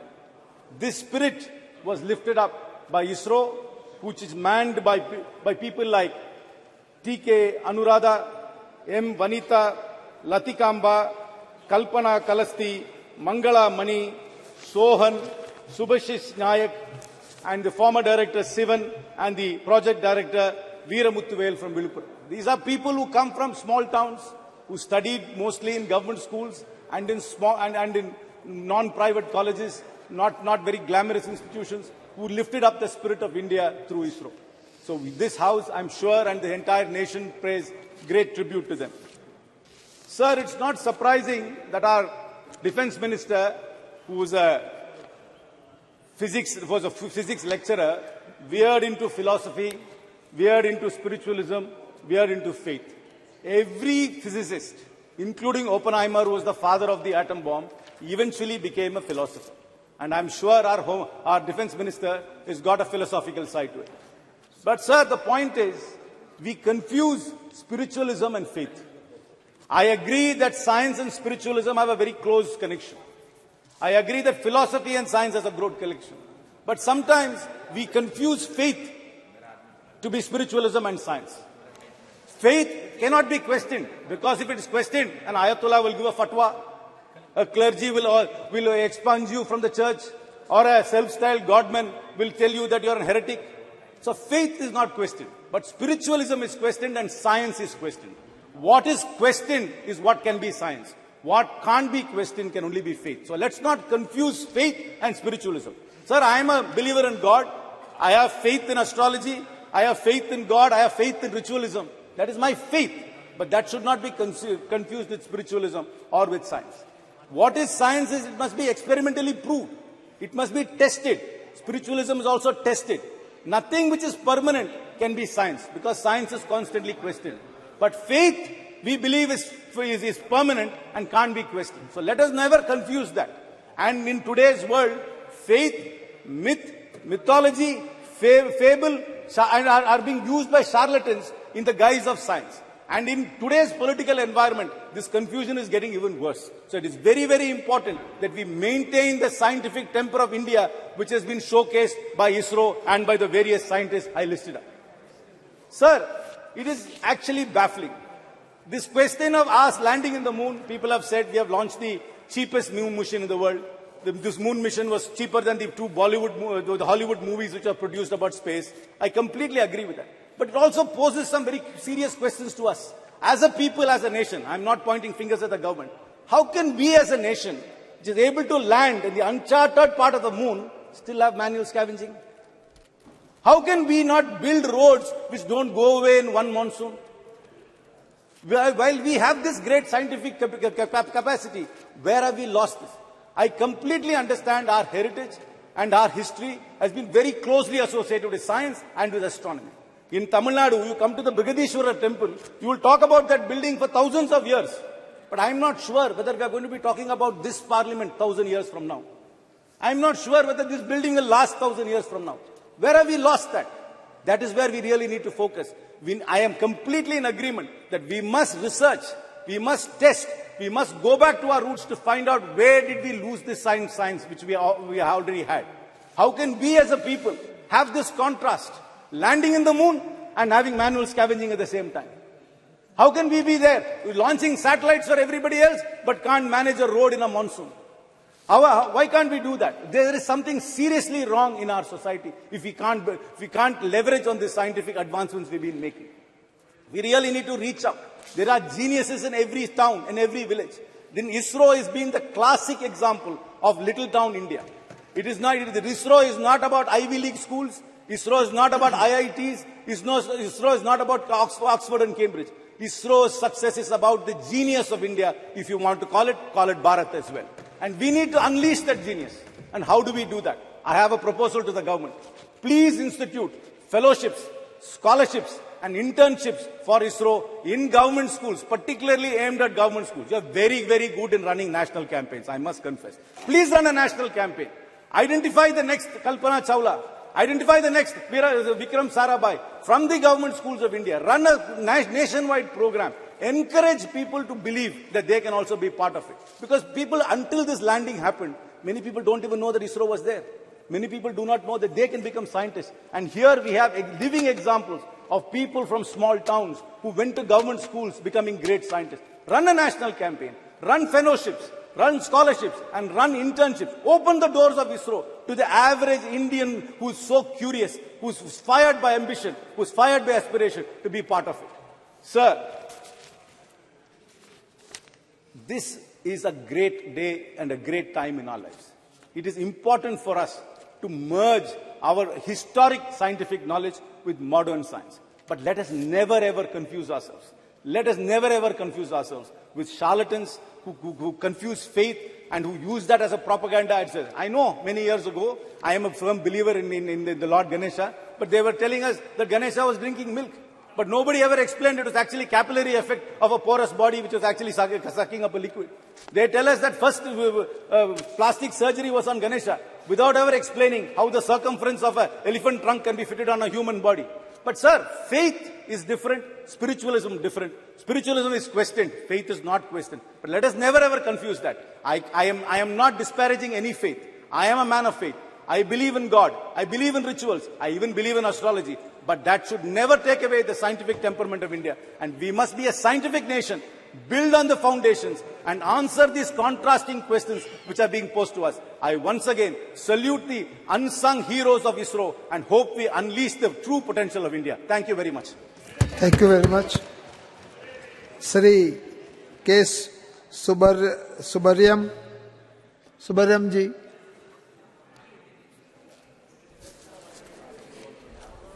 Speaker sir, மனிதர்களை மூட நம்பிக்கையிலிருந்து விடுவிப்பது விஞ்ஞானம். மனிதர்களுக்கு இடையில் நிலவக்கூடிய மூட பழக்க வழக்கங்களும் நம்பிக்கைகளும் விஷமத்தனமான விஷம் நிறைந்த கருத்துக்கள் புதர்போல் மண்டி வளர வாய்ப்பளிக்கிறது. எனவே மனிதர்களை மூட நம்பிக்கைகளிலிருந்து விடுவிக்க வேண்டிய அவசியம் இன்றைக்கு நம்முடைய இந்திய நாட்டில் ஏற்பட்டிருக்கிறது. அதற்கு இந்த விஞ்ஞானம் மிகப்பெரிய அளவிற்கு துணை நிற்கிறது.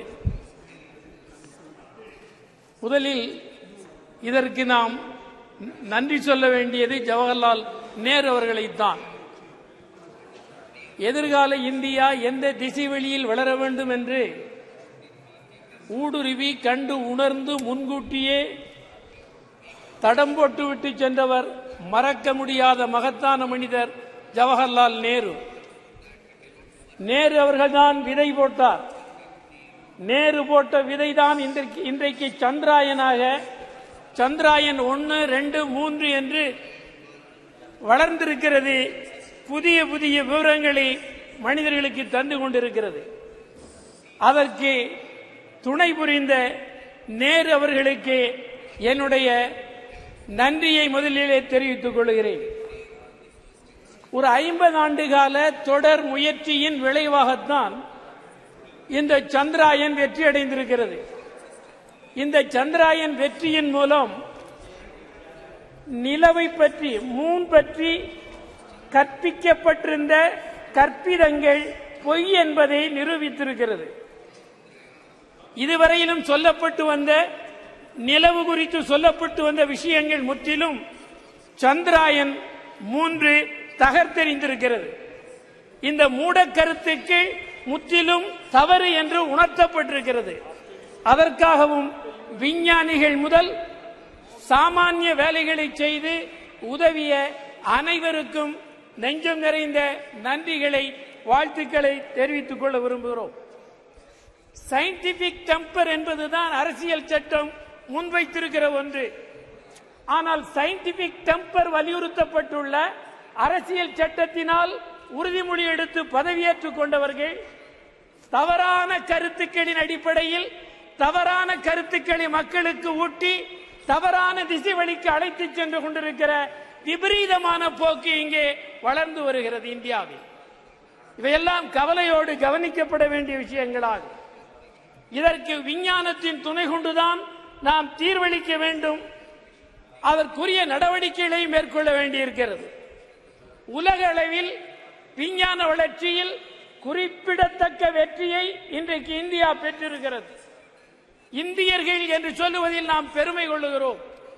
இந்த மகத்தான வெற்றியை நமக்கு ஈட்டி தந்தது ஜவஹர்லால் நேரு அவர்கள் போட்ட விதை என்பதை நாம் மீண்டும் நன்றியோடு நினைத்து பார்க்க வேண்டும். அதனுடைய விளைவாகத்தான் இன்றைக்கு ஒரு நல்ல நிலை ஏற்பட்டிருக்கிறது. அரசியல் சட்டம் குறித்தும் கவலையோடு நாம் பார்க்க வேண்டும். அரசியல் சட்டத்தில் வலியுறுத்தப்பட்டுள்ள அறிவியல் பூர்வமான கருத்தோட்டம் இந்தியர்களுக்கு கொண்டு செல்லப்படவில்லை. அறிவியல் பூர்வமான கருத்தோட்டம் இந்தியர்களுக்கு கொண்டு செல்லப்படுகிற போதுதான் இந்தியர்கள் மூடக்கருத்துக்களிலிருந்து வெளியிலே வந்து உண்மை என்ன என்பதை புரிந்து தெளிவடைவார்கள். அதற்காக அறிவியல் பூர்வமான வளர்ச்சியை நாம் ஊக்குவிக்க வேண்டிய அவசியம் ஏற்பட்டிருக்கிறது. இந்த சந்திராயன் 1, 2, 3 மூன்றிலேயும் தமிழர்கள் மகத்தான பங்கு வைத்திருக்கிறார்கள். தமிழ்நாட்டு விஞ்ஞானிகள் இந்த 3ஐ படைப்பதிலேயும் அடர்த்தியான பங்களிப்பை செலுத்தி இருக்கிறார்கள். இதன் மூலம் என்ன புலப்படுகிறது என்றால் இந்தியாவுக்கு இந்த 3 சந்திராயன் 3ஐயும் படைத்து அருளியதன் மூலம் தமிழ்நாட்டின் கல்வியின் தரம் இந்தியாவிற்கு உணர்த்தப்பட்டிருக்கிறது. இந்தியாவுக்கு கல்வி எவ்வளவு வளர்ச்சி தமிழ்நாட்டில் பெற்றிருக்கிறது, கல்வி வளர்ச்சியில் தமிழ்நாடு எவ்வளவு கூர்மையாக இருக்கிறது என்பதையும் இது புரிய வைத்திருக்கிறது. எனவே அதற்காக தமிழ்நாட்டை நீங்கள் கவனத்தோடு கவனிக்க வேண்டும் என்பதையும் இந்த சந்திராயன் வெற்றி 1, 2, 3 வெற்றி நிரூபித்திருக்கிறது, துலக்கி காட்டியிருக்கிறது. அதே மாதிரி நான் இந்த நிகழ்ச்சியை ஒட்டிய ஒன்றை யூனியன் அரசுக்கு குறிப்பிட விரும்புவது, கிராமங்கள் உட்பட எல்லா இடங்களிலேயும் அறிவியல் கண்காட்சிகள் நடத்தப்பட வேண்டும். அறிவியல் கருத்தோட்டத்தை மக்களுக்கு கற்பிக்க வேண்டும். அதன் மூலம்தான் அரசியல் சட்டத்திற்கு நாம் நம்பகத்தன்மை உள்ளவர்களாக இருப்போம் என்பதை சொல்லி விடைபெறுகிறேன். வணக்கம்.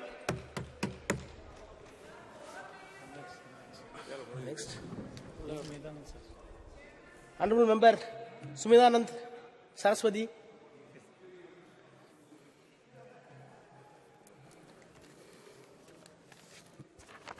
धन्यवाद सभापति जी, आपने मुझे बोलने का मौका दिया है। सबसे पहले मैं माननीय अध्यक्ष जी का बहुत बहुत आभार व्यक्त करना चाहूंगा कि उन्होंने एक बहुत ही महत्वपूर्ण विषय पर चंद्रयान 3 की सफलता के ऊपर ये चर्चा करने का मौका दिया है। इसके साथ ही मैं निवेदन करना चाहूंगा, जहां हमारे देश के साइंटिस्ट ने, वैज्ञानिकों ने एक सफल कार्यक्रम आयोजित किया। 14 जुलाई को चंद्रयान ने पृथ्वी से उड़ान भरी और 23 अगस्त को सफलतापूर्वक जब चंद्रमा के दक्षिण ध्रुव के ऊपर यह चंद्रयान उतरा, जहां का वातावरण अलग ही रहता है, 200 डिग्री माइनस तक का टेम्परेचर जाता है, अंधकार छाया रहता है।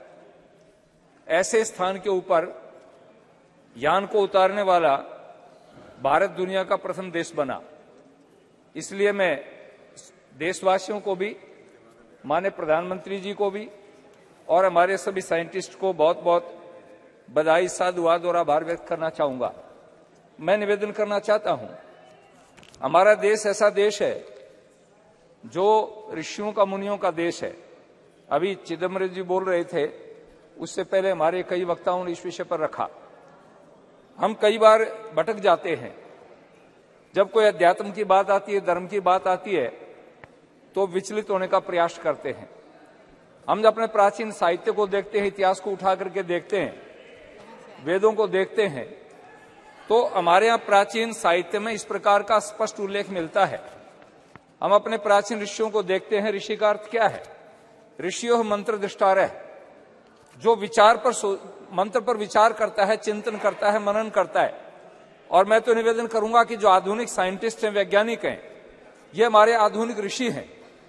इन्होंने देश को जिस प्रकार से आगे बढ़ाया है, देश का नाम समुज्वल किया है। हम यदि रामायण काल को देखेंगे, उसमें भी हमारे यहाँ बहुत सारे इस प्रकार के वैज्ञानिक थे। पुष्पक विमान का उल्लेख रामायण में मिलता है, जो साउंडलेस था, ध्वनि रहित था।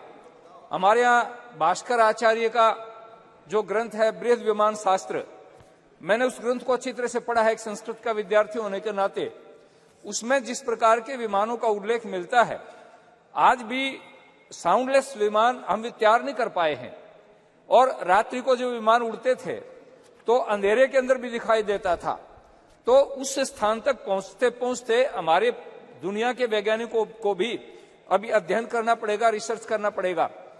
हमारे के जो दर्शन के विद्वान थे, गौतम थे, कणाद थे, कपिल थे, उन्होंने परमाणु के ऊपर और अणु पर जो विचार किया, हमने उन दर्शनों को कई बार नास्तिक दर्शन कह दिया। जिस ग्रंथ के अंदर यदि धर्म की चर्चा ने उसको नास्तिक कह देते हैं, और यदि धर्म की चर्चा होती उसको अंधविश्वास कह देते हैं।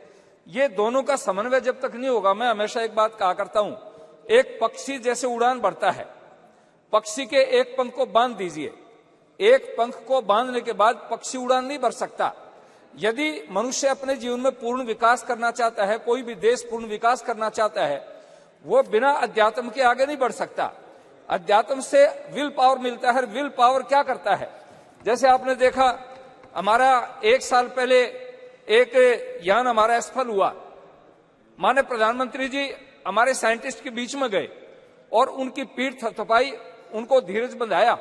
यदि हम उसमें निराश हो जाते, हताश हो जाते और हमारे अंदर विल पावर नहीं होती, तो हम आगे नहीं बढ़ सकते थे। और उसका परिणाम यह निकला कि विल पावर के कारण, आत्मबल के ऊपर हम आगे बढ़े। और आगे बढ़ते बढ़ते 1 साल के बाद में हमारे साइंटिस्ट ने, हमारे वैज्ञानिकों ने वो काम करके दिखा दिया जिसको पूरी दुनिया ने लोहा माना है। एक निवेदन मैं करना चाहूंगा, जहां हमारे साइंटिस्ट माने सोमनाथ जी की टीम ने काम किया, उसके साथ साथ में जो और भी लोग थे, जैसे प्राय मैं कई बार एक निवेदन किया करता हूं, गाड़ी है, कई करोड़ की गाड़ी है, लेकिन उसमें से अगर बाल कर निकाल दिया जाए तो उसमें टायर में हवा नहीं ठहरेगी। तो उसमें लाखों करोड़ों रुपए का इंजन हो और साधन हो, यदि वाल की कीमत को हम नहीं समझेंगे तो वो गाड़ी चल नहीं सकती। इस काम के अंदर एक छोटे से छोटा साइंटिस्ट, आज हम इस भव्य भवन के बीच में है, नई पार्लियामेंट में है, इसमें एक सामान्य कर्मचारी भी जिसने छोटा सा काम किया है, जो पानी पकड़ाने का काम करता था, सीमेंट और गारा बनाने का काम करता था, पत्थर पकड़ाने का काम करता था, गाड़ी में पत्थर लादने का काम करता था, उसका भी इतना योगदान है जितना किसी आर्किटेक्ट ने इस भवन को बनाया और इंजीनियर ने इसमें सहयोग दिया।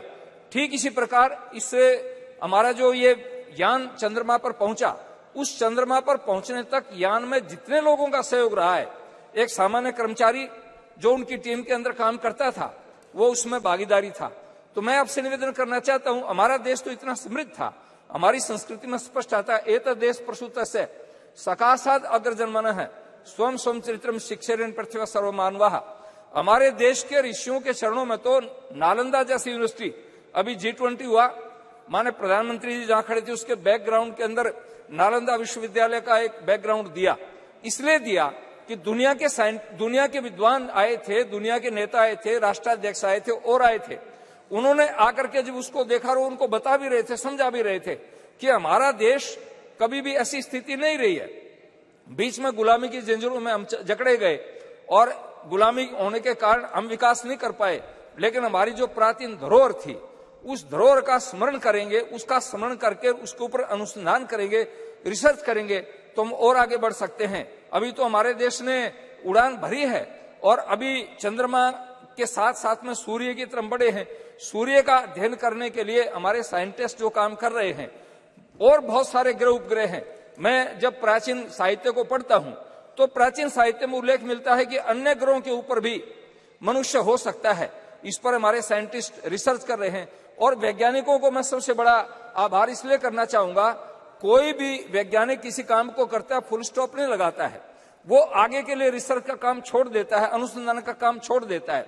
इसलिए मैं निवेदन करना चाहता हूं कि हमारे सारे जितने भी वैज्ञानिक हैं उन्होंने जिस काम को किया है चंद्रयान 3 के ऊपर और दूसरे इसके ऊपर, प्रारंभ से लेकर के देश की आजादी के बाद में जब से इस काम इसरो का काम प्रारंभ हुआ या हमारी जितने अन्य रिसर्च सेंटर हैं उनमें काम हुआ, उन सब का आभार व्यक्त करता हूं। और खास तौर से आज ये महिला बिल आया है, मैं उन बहनों को भी, महिलाओं को भी बहुत बहुत आभार व्यक्त करूंगा जो इसमें शामिल थी। हमारी नंदिनी हरिनाथ, डॉक्टर रितु कारीधाल, श्रीवास्तव जी, मिनल जी, रोहित, अनुराधा टीके सहित अनेक महिलाएं जो इसमें थी। मेरे क्षेत्र की भी एक बेटी इस टीम के अंदर सम्मिलित थी। मैं उन सबको बहुत बहुत बधाई देना चाहूंगा और मैं आशा करूंगा कि हम अपनी प्राचीन अध्यात्म की धरोहर को लेकर के, प्राचीन दर्शन शास्त्र वेदों की धरोहर को लेकर के और आधुनिक विज्ञान का समन्वय करके इस देश को आगे बढ़ाने का प्रयास करेंगे। मैं पुनः माननीय प्रधानमंत्री जी का आभार व्यक्त करूंगा। कई बार हमें ये कहते साहब आप इनका धन्यवाद क्यों कर रहे हो, किसी के किए हुए उपकार को न मानना कृतज्ञता होती है और हमारा शास्त्र कहता है कि दुनिया में सभी पापों का प्रायश्चित हो सकता है लेकिन कृतज्ञता का प्रायश्चित नहीं हो सकता। इसलिए हमें उन सभी लोगों के प्रति कृतज्ञ होना चाहिए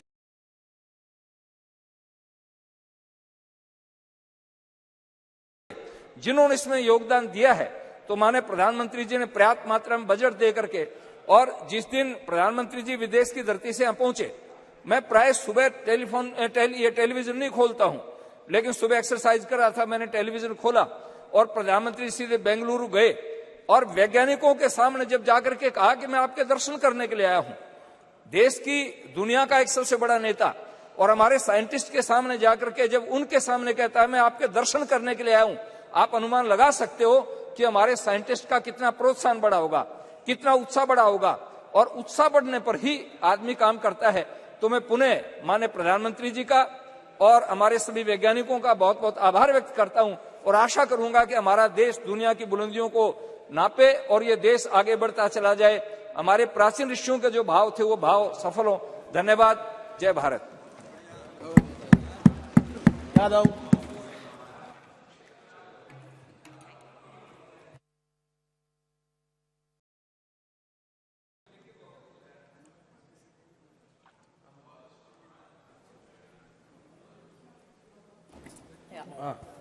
Thank you, Speaker, sir, for giving me an opportunity to speak today.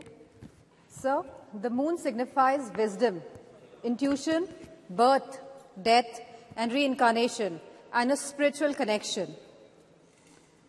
Science and spirituality both are the safeguards of humanity and mankind.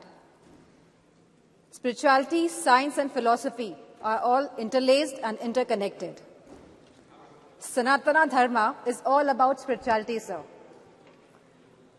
Moon also signifies powerful feminine energy. And sir, yesterday we passed the Women's Reservation Bill. And sir, I would like to congratulate all the women of the country. And I would also repeat the demand of the Samajwadi Party that the OBC women should have reservation in the reservations for Women's Bill. Because sir, Bhajpa का जो अस्तित्व है, जो भाजपा सरकार में है, वो OBC vote bank की वजह से ही है और हम ओबीसी महिलाओं का हक, सम्मान और अधिकार और उनका राजनीतिक जो उनको राजनीतिक अधिकार मिलना चाहिए सर, उससे हम उनको दूर नहीं रख सकते हैं. Sir, as we know, the Chandrayaan 3 landed successfully on 23rd August 2023 on the moon's south pole. With this great achievement, India has also become a member of Artemis Accord. I would like to congratulate all the scientists of ISRO from its very inception. Vikram Sarabhai ji, Satish Dhawan ji, Homi J. Bhabha ji, APJ Abdul Kalam ji, G. Madhavan Nair ji, Radha Krishnan ji, E.V. Chitnis ji, K. Shivam ji, and the current ISRO chief, S. Somnath ji, and all the supporting technicians and all the supporting staff. This achievement belongs to all the scientists and the community alone. And let us not lower our dignity in taking the credit of our dear scientists of the country. Let us all take pride in it. Such a space program have always been an instrument of inspiration for the country and a tool of developmental aspirations of the country. I would just like to say that it is a movement of great pride for the country, for each and every citizen of this country. And we salute to all the scientists. Jai Hind, sir. Very good. Very nice. Jagat Rakshakan.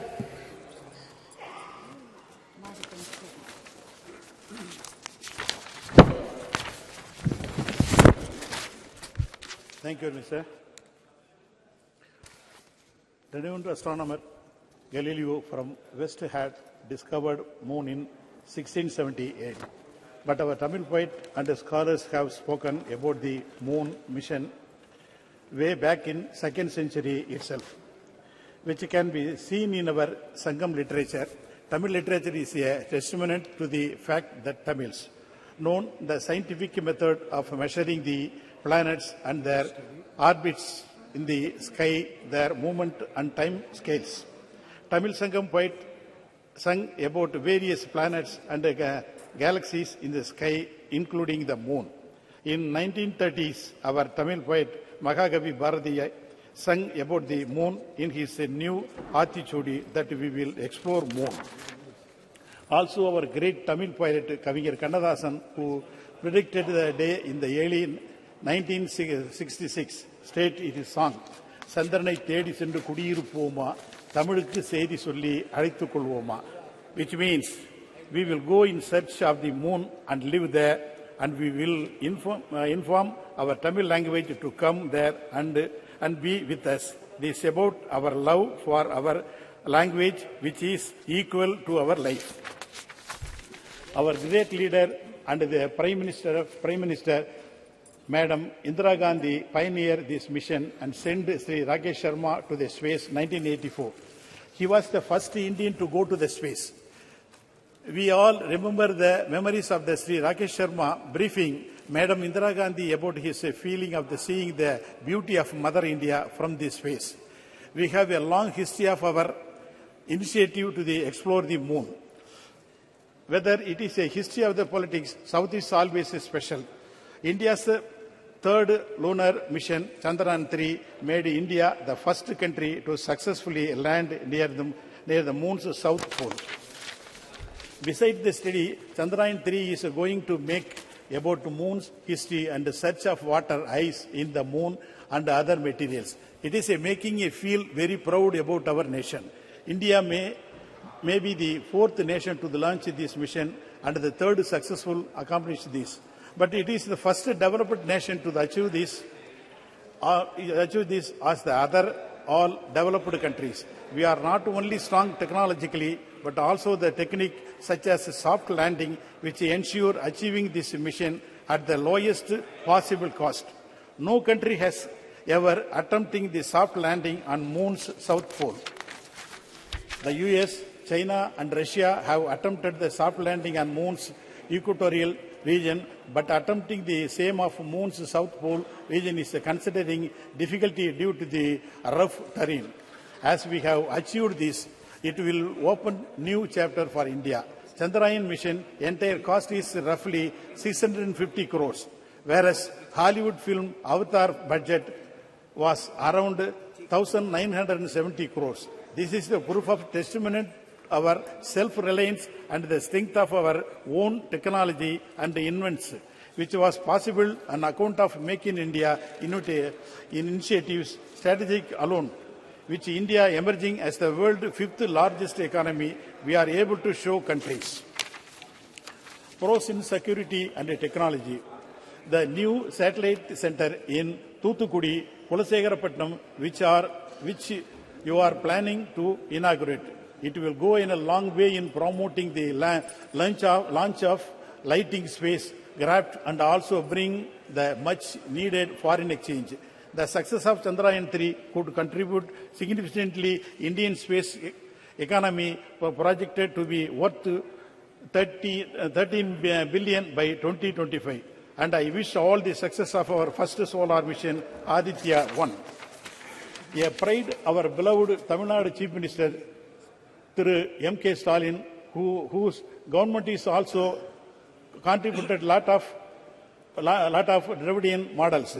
Mission Director Thiru Veeramuthuvelu of Chandrayaan 3 and Mission Director Aditya 1, Tirumadi Nisha Sharij. Both of them are from Tamil Nadu and significantly they completed their primary education from Tamil Nadu government schools in their mother language and Tamil, and rose to such a height and brought pride to our Indian and Tamilians. We are thankful to remember of our Tamil scientist APJ Abdul Kalam, Dr. Mailswamy Annadurai, popular known as a moon man of India, and is a proud moment. Dr. Sivan, Dr. Veeramuthuvel and other Tamil scientists. I appreciate them and we are proud to our state being part of such a commendable mission of our country. Thank you very much. Thank you. Hasnain Masoodi ji. बहुत शुक्रिया chairman साहब मुझे इस मौके पर बोलने की इजाज़त देने के लिए। जनाब, चंद्रयान 3 की जो कामयाबी से कुतबी जनूबी जो चांद का है उस पर जो लैंड किया सर, उस पर बजा तौर पर सारे मुल्क को फख्र होना चाहिए। जनाब, हमें उन साइंसदानों पर फख्र है जो इस मिशन के साथ एसोसिएट रहे, छोटे से छोटा जो भी एक साइंटिस्ट या जो टेक्नोक्रेट था उससे बढ़कर जो चेयरमैन है इसरो के, सब मुबारकबादी के मुस्तहिक हैं। जनाब, जब हम इस पर इत्मीनान का इजहार करते हैं तो हमें डिनाई नहीं करना चाहिए जो सरकार का हक बनता है कि हम उसकी सराहना करें और उसको मुबारक दें। प्राइम मिनिस्टर साहब या डॉक्टर जितेंद्र सिंह जी जो इसके साथ वाबस्ता रहे, इनका भी वही हक बनता है। लेकिन जब हम ये बात करते हैं तो हमें सबको ये ज़हननशीन करना चाहिए कि ये कंटिन्यूटी का मामला है। जनाब, जो भी ये सफ़र हमारा रहा खला में, तो ये सफ़र की शुरुआत हो गई आज से 50-60 साल पहले। जनाब, जब इसरो का क़याम बामल लाया गया तो पहले एक मुल्क में एक साइंटिफिक टेम्परामेंट बनाने के लिए जनाब पंडित जवाहरलाल नेहरू और उनके बाद उनके जो साथी थे उनका योगदान रहा। और हमारे जम्मू कश्मीर में बाबा कौम जनाब शेर कश्मीर शेख महमूदुल्लाह ने एक साइंटिफिक टेम्परामेंट बिल्ड करने के लिए पहले दिन से, जो खुद एक साइंस में एक पोस्ट ग्रेजुएट थे 1930 से पहले, जिन्होंने एक मास्टर्स हासिल किया था, उनका बड़ा एम्फेसिस रहा, उनका बड़ा जोर रहा कि एक साइंटिफिक टेम्परामेंट बिल्डअप हो जाए। तो वो सारा सब मिला के तो जो जम्मू कश्मीर के जो वहाँ के जो अभी फारिगुल फारिग हो गए वहाँ की यूनिवर्सिटी से या बाकी यूनिवर्सिटी, वो सारी दुनिया में आज बहुत ही सराहना उनका रोल है और मुल्क में सराहना रोल है। तो जनाब इसरो की जो शुरुआत हो गई वो 1962 की दहाई में हुई। तो उस वक्त तो आप खत अफलास से नीचे बड़ी कसीर तादाद रहती थी। जब PL 480 की बात होती थी, जब अभी ग्रीन रेवोल्यूशन नहीं आया था, व्हाइट रेवोल्यूशन नहीं आया था, तब उस वक्त इस पर केंद्रित रहा, तवज्जो रही। तो उस वक्त से जनाब इस पर जो फोकस रहा, तो उसी की एक पड़ाव ये है जो चंद्रयान 3 है, ये उसका पड़ाव है।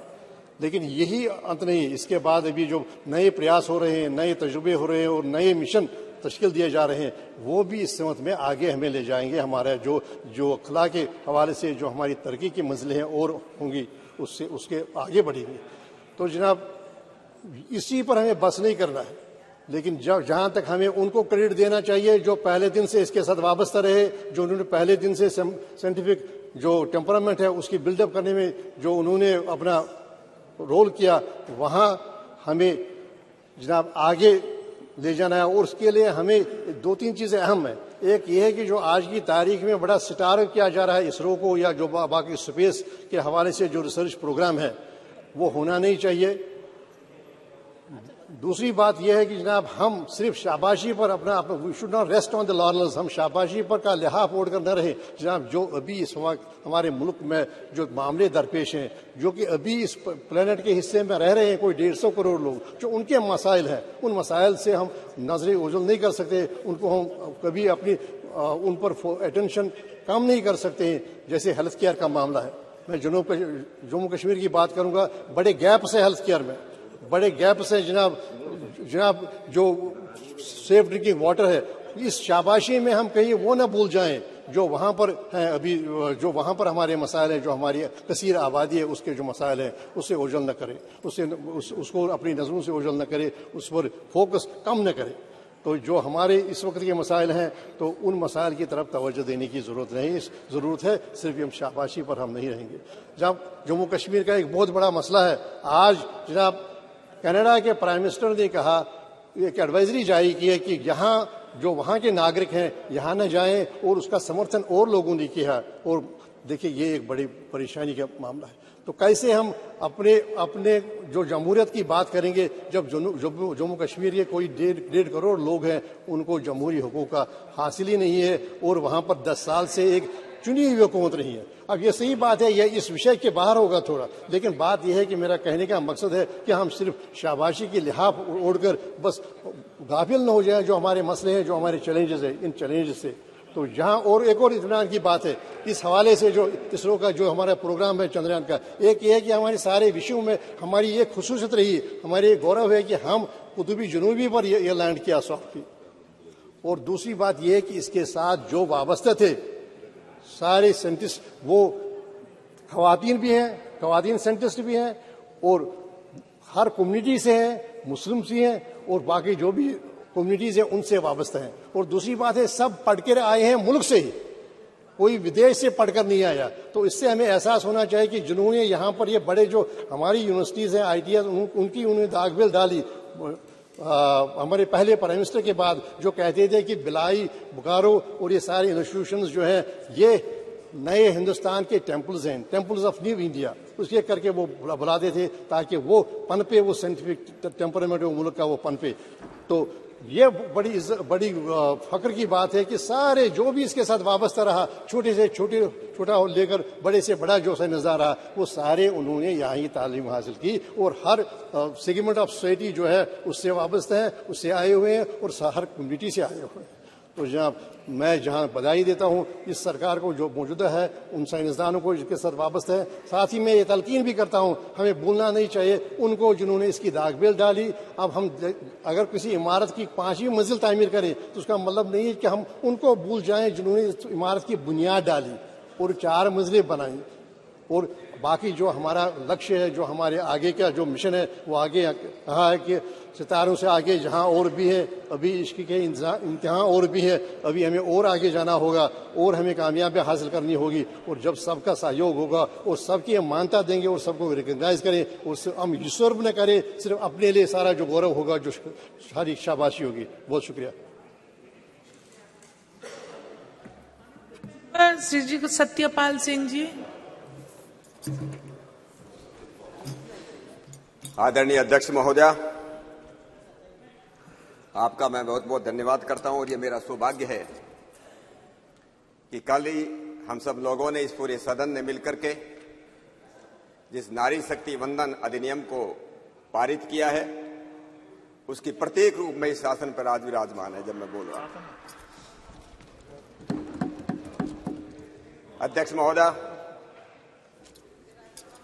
ये आपके आसन के ऊपर धर्म चक्र लगा है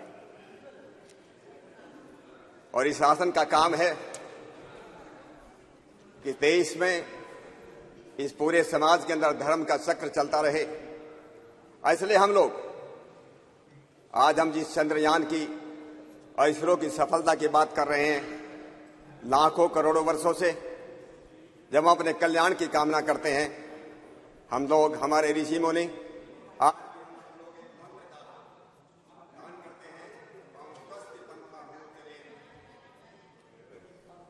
ओम स्वस्ति पंथा मनोचरेम सूर्य चंद्र मसावी, सूर्य और चंद्रमा की तरह हम कल्याण के मार्ग पर बढ़ते रहें। स्वस्ति पंथा मनोचरेम सूर्य चंद्र मसावे पुनर्दत्ता घंता जानता संगे मही। आदरणीय अध्यक्ष महोदय, ये जो दुनिया है, ये जो पूरा का पूरा विश्व है, ये बहुत ही वैज्ञानिक है। हम लोग भी मानते हैं, आज के वैज्ञानिक भी मानते हैं, ये सारी की सारी दुनिया, इस विश्व के अंदर प्रत्येक वस्तु, चर और अचर जगत में प्रत्येक वस्तु बड़ी वैज्ञानिक है, बहुत व्यवस्थित है और बहुत ही सुंदर है और बहुत ही उद्देश्यपूर्ण है। It is very organised, very scientific, very beautiful and very purposeful. और इसका उदाहरण हम देखते हैं, एक शरीर, मानव शरीर की तरफ हम देखते हैं कि मानव शरीर इतना वैज्ञानिक, इतना साइंटिफिक है कि दुनिया के लाखों करोड़ों साइंटिस्ट मिलकर के भी आज तक इस शरीर को सुधारने के लिए कि 2 की जगह 3 आंख होनी चाहिए थी, 2 कान के बजाय 4 कान होना चाहिए था, 5 उंगलियों के बजाय 6 उंगली 4 उंगली होना चाहिए, इस बारे में कुछ सोच नहीं सका।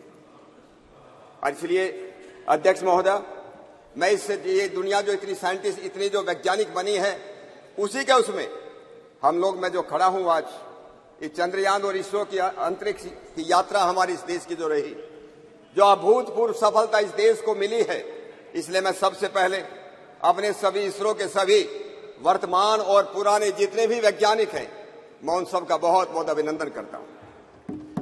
मैं इस देश के बहुत ही यशस्वी और बहुत ही दूरदर्शी प्रधानमंत्री आदरणीय नरेंद्र मोदी जी का भी मैं बहुत बहुत अभिनंदन करना चाहता हूं।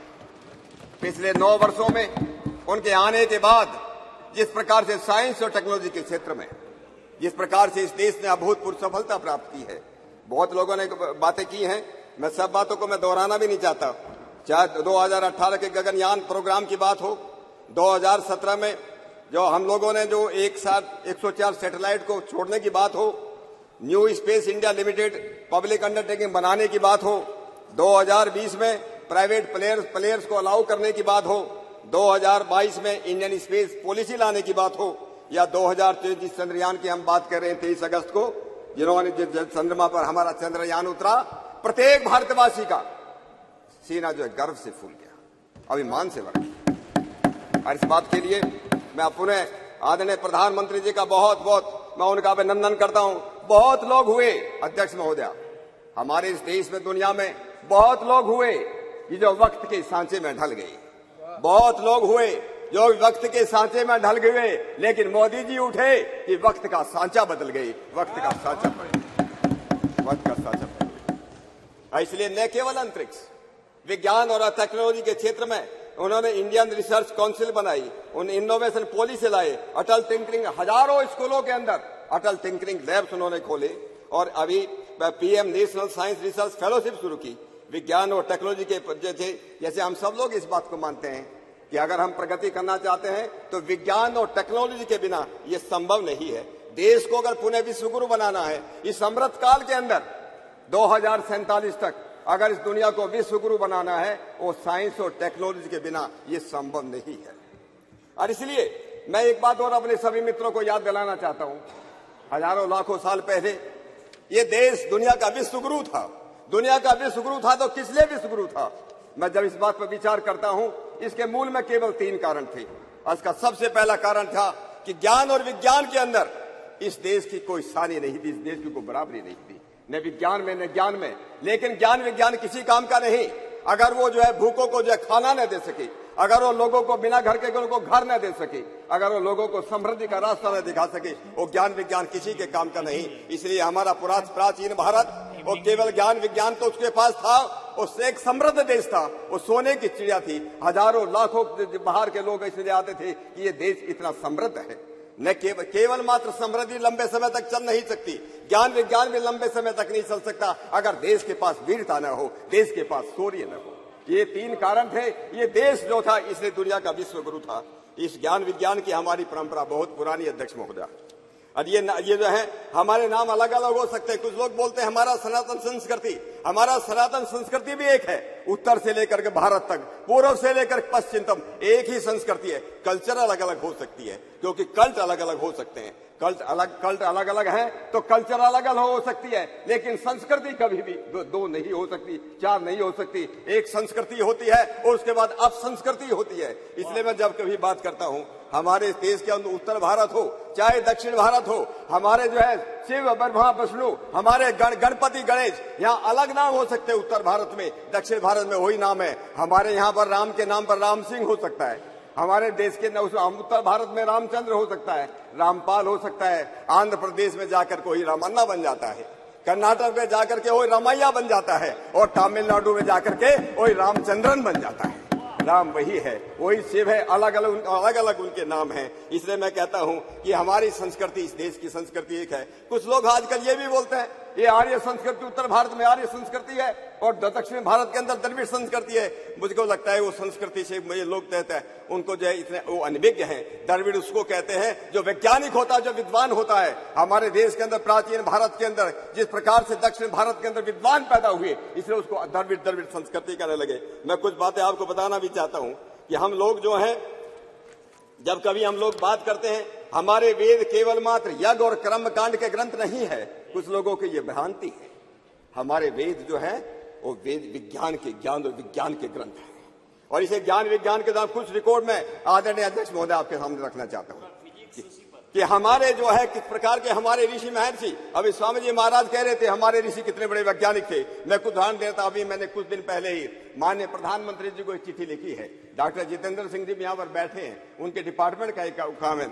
मैंने उनका कहा है महर्षि भारद्वाज ने यंत्र सर्वस्व लिखा, अंशु बोधनी लिखा, आकाश तंत्र लिखा। अरे आकाश में यात्रा करनी हो तो आकाश तंत्र को पढ़ना चाहिए, ये महर्षि भारद्वाज ने लिखा है। केरल में रहने वाले महर्षि अगस्त ने शक्ति तंत्र लिखा, जिसमें 32 प्रकार की पावर, इलेक्ट्रिसिटी, बिजली, अट्रैक्शन, उसके बारे में बहुत विशद वर्णन है। महर्षि शाक्टायन ने लोह तंत्र लिखा कि जमीन के नीचे भूगर्भ स्थित जो मिनरल्स है, खनिज है, और उसमें जो है आपको विश्वास नहीं होगा 3007 अलग अलग प्रकार की धातु हम किस प्रकार से बना सकते उसके बारे में उसके वर्णन है। मैं नारद मुनि ने वैश्वानर तंत्र लिखा, उस वैश्वानर तंत्र के अंदर 101 प्रकार के गूढ़ प्रकाश, इंटेंस लाइट के अलग अलग प्रकार हैं। एक 101 और 1007 प्रकार की अग्नियों, फ्लेम्स का वर्णन है। महर्षि भृगु की भृगु संहिता है जिसमें 10 शिल्प शास्त्र हैं, 32 शिल्प विद्या है, और जो 72 शिल्प कलाएं हैं। राजा भोज तो अभी ज्यादा दिन पहले अध्यक्ष महोदय पैदा नहीं हुआ, 1000 साल पहले राजा भोज पैदा हुए। राजा भोज ने एक किताब लिखी है सम्रांगण सूत्रधार। उस सम्रांगण सूत्रधार के अंदर एक ऐसे घोड़े का वर्णन है कि इस प्रकार का यंत्र बनाया जा सकता है जो जमीन पे भी चलेगा, पानी में भी चलेगा और आकाश में भी दौड़ेगा। ये राजा भोज की किताब में लिखा हो। मैं आपको एक उदाहरण देना चाहता हूं अध्यक्ष महोदय। अभी 1975 के अंदर 1975 में इस सम्रांगण सूत्रधार का एक पेज इनको चाइनीज लोगों को मिला। जब चाइनीज लोगों को मिला, जब वहां पर गए, वो तिब्बत की जो राजधानी है क्या उसको लासा में गए तो संस्कृत में लिखा हुआ था, लेकिन उसको लोगों इंटरप्रेट नहीं कर पाए। थोड़ा पानी मंगा थोड़ा सा भी। जब उसको इंटरप्रेट नहीं कर पाए, उन्होंने पंजाब यूनिवर्सिटी के अंदर एक अमेरिकन प्रोफेसर आई थी, प्रोफेसर रूथ रेयान। ये रुद्रयान संस्कृत की विद्वान थी, उनके पास भेजा। रुद्रयान ने इसका संस्कृत का इंटरप्रेट किया, इंटरप्रेट करके एक कॉपी चाइनीज को भेजी और एक copy Indian institute of science Bangalore को भेजी, इंडियन इंस्टीट्यूट ऑफ साइंस को भेजी। अरे बोलने दीजिए भाई। उसके बाद 10 साल इस पेपर पर रिसर्च करने के बाद उस जमाने में इंडियन इंस्टीट्यूट साइंस के लोगों ने कहा कि हमको जो इस पे एक्सटर्नल सैटेलाइट के बाद हमको कुछ समझ में नहीं आई, लेकिन चाइनीज ने उसके ऊपर रिसर्च किया और चाइनीज ने रिसर्च करके ये सिद्ध किया कि जो इंटर स्टेलर स्पेस क्राफ्ट की बात जो है इसके अंदर दी हुई है। अध्यक्ष महोदय, इस बात का हमको मालूम नहीं चला। मालूम कब चला? जब एक अमेरिकन वैज्ञानिक का नाम है डेविड हैचर चाइल्डरेस, उसने किताब लिखी एंटी ग्रेविटी हैंडबुक। उस एंटी ग्रेविटी बुक के अंदर उस वैज्ञानिक ने यह वर्णन किया है कि ऐसे ऐसे एक चैप्टर मिला था जो चाइनीज को मिला, इंडिया में भेजा गया, इंडिया के लोगों ने उस पर कोई काम नहीं किया, चाइना के लोगों ने उस पर काम किया और चाइना हमसे आगे निकल गया। तो मैं अध्यक्ष महोदय ये कहना चाहता था कि ये जो बातें थी कि हमारे शास्त्र, हमारे वेद साइंस के ग्रंथ हैं, और आधुनिक काल में इस बात को याद दिलाने के लिए महर्षि दयानंद सरस्वती ने बड़े दम ठोक करके लिखा, बड़े दम ठोक करके कहा, वेद सब सत्य विद्याओं की पुस्तक है, वेद में सब सत्य विद्याओं की पुस्तक है। ऋग्वेद आदि भाष्य भूमिका उन्होंने लिखी, ऋग्वेद आदि भाष्य भूमिका के अंदर लिखा कि हमारे वेदों के अंदर जो है हमारे विमान विद्या भी है, गणित की विद्या भी है, इस तरह दूसरी प्रकार की विद्या है, इन्होंने कहा। और उसके बाद उन्हीं का एक शिष्य, मैं एक नया उदाहरण देना चाहता हूं। महर्षि दयानंद का शिष्य, मुंबई की नगरी में रहने वाला एक पंडित, उस पंडित का नाम था पंडित शिवकर बापूजी तलपदे। और बेंगलोर का एक पंडित सुबराय शास्त्री, इन दोनों ने मिलकर मुंबई के समुद्र तट पर 1895, प्रोफेसर सोगत राय नहीं है इस समय, सबसे पहले गुब्बारा बना 1903 में, 1900 में जो बैलून उड़ाया गया 1895 से 8 साल पहले मुंबई की चौपाटी पर समुद्र तट पर एक प्लेन बना करके उसको उड़ाने का प्रयत्न किया गया। और उन्होंने, मैं किल्लाई का आया हूं अध्यक्ष महोदय, ये किताब है उसी पंडित की लिखी हुई किताब है, प्राचीन विमान कला का शोध। ये 1907 की पब्लिश्ड है, 1907 जो उन्होंने जैसे किताब के अंदर लिखा है कि किस प्रकार से विमान बनाया जाना चाहिए, उसमें क्या उसमें लिखना चाहिए। अब पुष्प विमान की बात कर रहे थे, स्वामी जी महाराज ने उसका जिक्र किया, यंत्र सर्वस्व का जिक्र किया। यंत्र का बृहत विमान शास्त्र है और बृहत विमान शास्त्र आज भी अवेलेबल है। बृहत विमान शास्त्र का भारत सरकार ने, जब पंडित जवाहरलाल नेहरू इस देश के प्रधानमंत्री थे, उस समय पंडित जवाहरलाल नेहरू ने ही इस बृहत विमान शास्त्र का इंटरप्रिटेशन करने के लिए एक हमारे स्वामी यज्ञ मुनि परिव्राजक हुई, ब्रह्म मुनि परिव्राजक, वो ब्रह्म मुनि परिव्राजक ने उस किताब का ट्रांसलेट 1956 में किया है। यह सरकार की तरफ से किया गया था। तो मैं आपसे ये कहना चाहता हूं अध्यक्ष महोदय कि हमारे लगभग आज भी 10,000 स्क्रिप्ट, मैन्युस्क्रिप्ट जिसको संस्कृत में बोलते हैं, हमारे तंजौर, तमिलनाडु की तंजौर की लाइब्रेरी में, जिसको सरस्वती महल लाइब्रेरी कहते हैं, मैसूर की ओरिएंटल रिसर्च लाइब्रेरी है, बड़ौदा की ओरिएंटल रिसर्च लाइब्रेरी है, पटना की जगह जगह हजारों ग्रंथ आज भी इस देश के अंदर अवेलेबल है, जहां प्राचीन शिल्प कला के बारे में, विमान विद्या के बारे में, आकाश तंत्र के बारे में जो हमारे जो ग्रंथ। मैं 2 मिनट लेता हूं, समाप्त कीजिए। मैं library, it doesn't teach us anything scientific. So don't definitely please don't mislead. अपनी बहन कानी मोदी जी को ये रिक्वेस्ट करना चाहता हूं। मैं उस लाइब्रेरी में गया हूं, आज भी मैं कई साल पहले गया था। चेयर को एड्रेस कीजिए। सॉरी अध्यक्ष महोदय, आई एम सॉरी। उस समय अराउंड 1 लाख के आसपास संस्कृत मैन्युस्क्रिप्ट हैं। लोग केवल कैटलॉगिंग कर रहे हैं, लेकिन जनरली उनके बारे में क्या उसमें लिखा है, क्या उसमें शास्त्र है, इसके बारे में हम लोगों को बहुत कुछ काम करने की जरूरत है। इतना बड़ा ट्रेजर हाउस हमारे पास तंजौर की लाइब्रेरी में रखा है, उसको हमको उस विषय में काम करना चाहिए। मैं एक और जिक्र करना चाहता हूं अध्यक्ष महोदय, एक एरिक वॉन डेनिकन करके एक यूएस में एक बहुत बड़े लेखक हुए, वो आप लोग पढ़ सकते हैं किताब में, Eric von Daniken. Eric von Daniken ने एक किताब लिखी है अकॉर्डिंग टू एविडेंस। ये किताब जो है आज से लगभग 40 साल पहले मैंने पढ़ी है, हम लोग देख सकते हैं, मार्केट में अवेलेबल है। एरिक वॉन डेनिकन ने अकॉर्डिंग टू एविडेंस किताब में लिखा है कि दुनिया के अंदर लगभग 10,000 साल पहले भारतवर्ष के अंदर और चाइना के अंदर विमान बनाने की कला थी। एक एरिक वॉन डेनिकन लिखता है। मैं 2 मिनट अध्यक्ष महोदय, थोड़ा प्लीज, औरों को भी बोलना है ना। हाँ, और भी बोलेंगे। मैं आपको ये कहना चाहता था अकाउस्टिक्स के बारे में, थर्मल अकाउस्टिक्स के बारे में, जो एक स्विस साइंटिस्ट हुआ, हंस जैनी ने लिखा है, जो उन्होंने टोनोस्कोप बनाया है। और मैं एक बात अपनी बात करके लास्ट में एक बात कह देता हूं।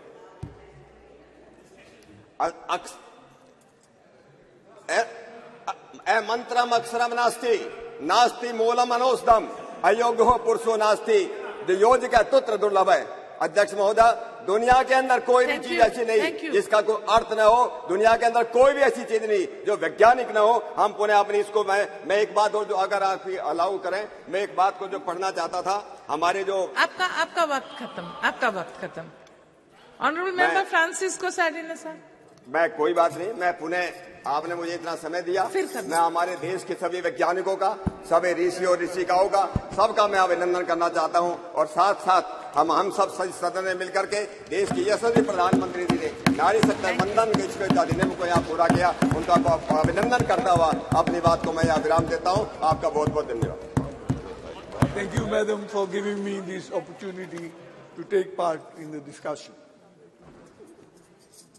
I would like first to congratulate all my compatriots, because India now is on the moon.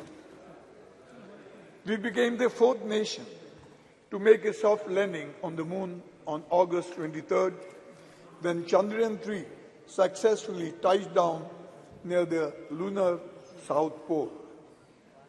Though we did not succeed with Chandrayaan 2,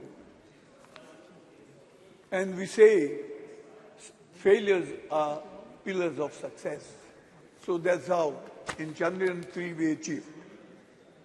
India now joined the select club of countries like United States of America, former Soviet Union, and the People's Republic of China to have made a controlled landing on the surface of the moon. The entire mission, operation right from launch till the landing, happened flawlessly as per the timeline. After performing various in-situ experiments, the Pragyan rover was put to sleep on September 2nd, 23, and on the very same day, ISRO achieved another successful launch, that is Aditya L1. I join my fellow members in expressing heartfelt commendation to the Indian Space Research Organization and all other organizations and companies, all the scientists and engineers involved with the project, for bringing us this moment of joy and hope, the hope of a better tomorrow. It gives me immense satisfaction that we became the first country to go near the south pole of the moon. The mission is well positioned to offer important new information about the makeup of the lunar surface, the existence of water ice, the history of lunar impacts, and the development of the moon's atmosphere. I'm also thankful to the European Space Agency for providing ground station support for its facilities in French Guiana, Australia, and the United Kingdom. Chandrayaan 3 and Aditya L1 are a testament to India's commitment to state exploration and greater understanding of the universe's mystery. They will further strengthen India's position in the global space community. These missions will inspire the younger generation to pursue careers in science, technology, engineering, and mathematics. It should be a moment of great pride for the freedom fighters, founding fathers of our republic. This is indeed a success which belongs to all the society, which will help boost the development of science and, most importantly, scientific temper in the country, with which all can aspire to transform our country, which is 1/6 of the entire humanity, into a developed nation. Therefore, I support the decision to mark the successful landing of Chandrayaan-3 on August 23 as a National Space Day every year. Science and human knowledge cuts across all boundaries of the countries, ideologies and parties. And the space research is undoubtedly the common cause of all of the mankind when we set our gaze on the stars, to the moon and beyond. We realize that we are a small planet which is home to the humanity. It reminds us our collective existence and our common destiny. It gives us the sense and purpose to find peace and shared happiness for all the mankind. I congratulate all and implore my honorable colleagues and respected members of the country to tap on the rise in the scientific fervor for the all-round success of our society. We need to strive for bringing about social modernity and harmony and surge ahead as we embrace technological modernity.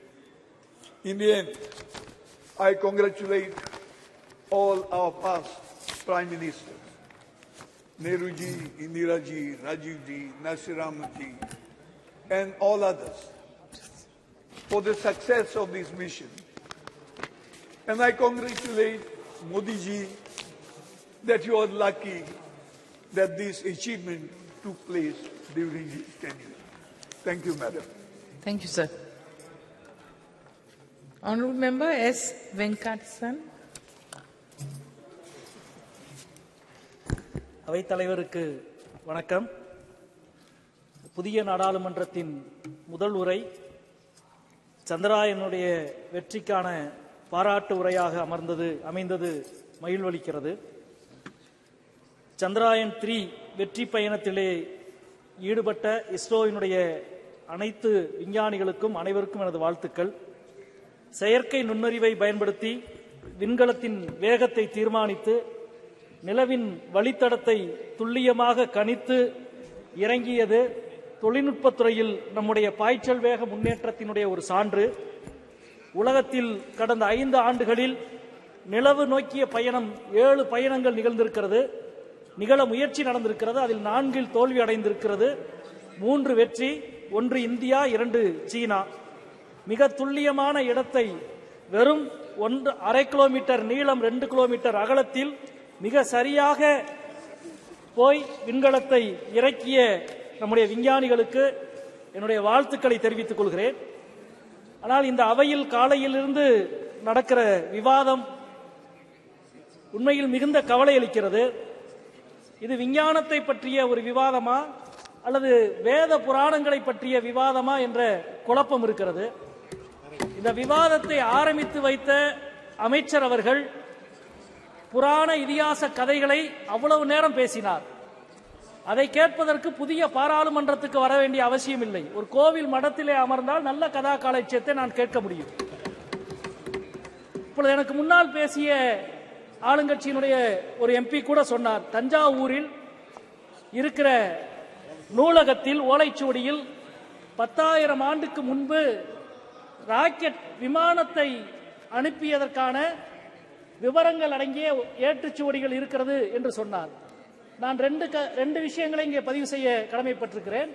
அதைவிட பல ஆயிரம் ஆண்டுகளுக்கு முன்பு சொல்லப்பட்ட கதைகள் எல்லாம் அங்கே இருக்கிறது. ஆனால் அதெல்லாம் கதைகள், வரலாறு கிடையாது அல்லது அறிவியல் கிடையாது. 2, அந்த நூலகத்திற்கு கூட மோடி அரசு கொடுக்க வேண்டிய நிதியை கடந்த 4 ஆண்டுகளாக கொடுக்காமல் வைத்திருக்கிறது என்பதையும் இந்த நேரத்தில் பதிவு செய்ய கடமைப்பட்டிருக்கிறேன். ஆமா, அது இரண்டாவது கேள்வி. ஒரு ஓலைச்சுவடி 10,000 ஆண்டுகளாக எப்படி இருக்கும் என்பது ஒரு முக்கியமான கேள்வி. அதிகபட்சம் 1000 ஆண்டுகளுக்குள்ளே தான் எவ்வளவு பாதுகாத்தாலும் இருக்கும் என்பது நமக்கு தெரியும். நண்பர்களே, அறிவியல் சூழலில் நாம் எவ்வளவு பின்தங்கி இருக்கிறோம். இந்தியாவில் 10 லட்சம் பேரில் 262 அறிவியல் ஆய்வாளர்கள் தான் இருக்கிறார்கள். சீனாவில் அது 2500 பேர் இருக்கிறார்கள். பிரிக்ஸ் நாடுகளில் மிக குறைவான எண்ணிக்கையில் நாம் தான். அதே போல ஆய்வுக்கு நாம் ஒதுக்குகிற நிதி ஒருவருக்கு $43 தான் ஒதுக்குகிறோம். பிரேசில் $173 ஒதுக்குகிறது. ரஷ்யா $255 ஒதுக்குகிறது. அது மட்டுமல்ல, இந்த ஆண்டு ஏப்ரல் மாதம் துவங்கி செப்டம்பர் மாதம் வரை பல்வேறு ஆய்வுகளுக்கு, அது பல்கலைக்கழக மாணவர்கள் மற்றும் ஆய்வாளர்களுக்கு, அறிவியல் துறையில் பணியாற்றுகிற ஆய்வாளர்களுக்கு இந்த ஆண்டு ஏப்ரல் டு செப்டம்பர் வரை ஒன்றிய அரசு கொடுத்திருக்கிற நிதி 0. வெறும் செங்கல்லை வைத்து எய்ம்ஸ் படத்தை காட்டுவதை போல வெறும் வாயு சாவடாலை வைத்து சந்திரயான் படத்தை காட்டிக் கொண்டிருக்கிறது ஒன்றிய அரசு. இதனுடைய உச்சமாக 2 விஷயங்களை நான் இங்கே பதிவு செய்ய கடமைப்பட்டிருக்கிறேன். ஒன்று, SSLV கலாம் உருவாக்கிய வகை ராக்கெட். அதற்கான தேவை இன்றைக்கு அதிகமாகி இருக்கிறது. ஒரு ஆண்டுக்கு 1000க்கும் மேற்பட்ட செயற்கைக்கோள்களை விண்ணிலே அனுப்ப வேண்டிய தேவை இருக்கிறது. ஆனால் இன்றைக்கு SSLV ராக்கெட்டை தனியாருக்கு கொடுப்பதற்கான டெண்டர் விடப்பட்டிருக்கிறது. அதாவது லாபகரமான விஷயங்களை தனியாருக்கு கொடுத்துவிட்டு இஸ்ரோவை நட்டத்திலே காட்டுகிற ஒரு வேளை. எப்படி விக்ரம் லேண்டர் போய் இறங்கிய இடத்திற்கு சிவசக்தி என்று பிரதமர் பெயரிட்டார் என்றால், SSLV-யை தனியாருக்கு கொடுக்கிற இந்த மிஷனுக்கு அதானி சக்தி என்று பெயர் வைப்பாரா என்ற கேள்வியை நான் இங்கே கேட்க விரும்புகிறேன். அதே போல இந்த 10 ஆண்டுகளில் எத்தனை வேத ஆய்வு நிறுவனங்களை ஒன்றிய அரசு துவக்கி இருக்கிறது, ஜோதிட ஆய்வு நிறுவனங்களை துவக்கி இருக்கிறது.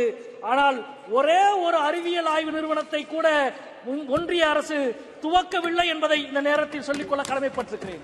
இன்றைக்கு இந்த அவை இவ்வளவு பாராட்டுகிற இஸ்ரோவுக்கு இதே ஆண்டு ஜனவரி மாதம் 13ஆம் தேதி ஒன்றிய அரசு ஒரு சுற்றறிக்கை அனுப்பியது, இஸ்ரோ வாய் திறந்து பேசக்கூடாது என்று.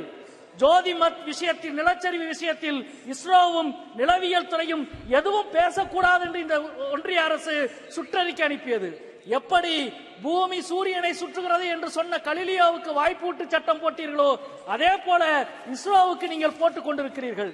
நண்பர்களே, அறிவியல் என்பதும் விஞ்ஞானம் என்பதும் கேள்வியில் தான் பிறக்கிறது. ஆனால் இன்றைக்கு கேள்வி நேரம் உள்ளிட்ட விஷயத்தை தவிர்த்துவிட்டு இந்தியாவினுடைய அனைத்து முன்னேற்றமும் அறிவியல் பூர்வமான பார்வையிலே இருந்து உருவாகிற விஷயங்கள், அவற்றை எல்லாம் மறுதலித்து புராணங்களை வரலாறு என்றும் இதிகாசங்களை அறிவியல் என்றும் மீண்டும் மீண்டும் நீங்கள் நிலைநிறுத்த நினைக்கிறீர்கள்.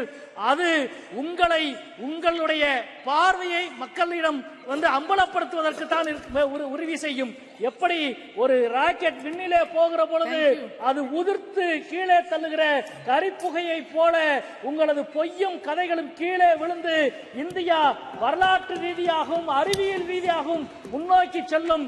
40-50 ஆண்டுகளுக்கு முன்பு நம்மை பார்த்து ஒரு சைக்கிளிலே ராக்கெட்டை கொண்டு போன இஸ்ரோ தான் இன்றைக்கு செவ்வாய் விண்கலத்திற்கு தன்னுடைய முயற்சியை தொடர்ந்து கொண்டிருக்கிறது. 50 ஆண்டுகளுக்கு முன்பு தொற்று நோயை ஒழிக்க முடியாது என்று சொன்ன உலக நாடுகள் இந்தியாவை சொன்னது. ஆனால் இன்றைக்கு தொற்று நோயை நாம் முழுமையாக ஒழித்திருக்கிறோம். எருமைப்பாலிலே இருந்து பவுடர் உருவாக்கி இந்தியாவின் ஊட்டச்சத்தை வளர்த்திருக்கிறோம். இது அனைத்தும் அறிவியல் பார்வையோடு திடமான ஒரு இந்தியா மூட நம்பிக்கையை தகர்த்து முன்னேறியது. எனவே நீங்கள் உங்களது மூட நம்பிக்கையை தகர்த்து இந்தியாவின் அறிவியல் தலைமுறை முன்னேறும் என்பதை சந்திராயன் பறைசாற்றுகிறது என்று சொல்லி முடிக்கிறேன். வணக்கம். Thank you. Honorable Member Tejaswi Surya ji. Madam Speaker, thank you so much for giving me this opportunity to speak in the very first special session of this Parliament in this new Parliament building. We have assembled here today to discuss and pass a resolution congratulating our scientists, the scientific community of the country, for their glorious achievement in successfully completing the Chandrayaan Mission 3. On behalf of 1 billion Indians, and most importantly, on behalf of young Indians who look up to climbing new frontiers in science and technology, I thank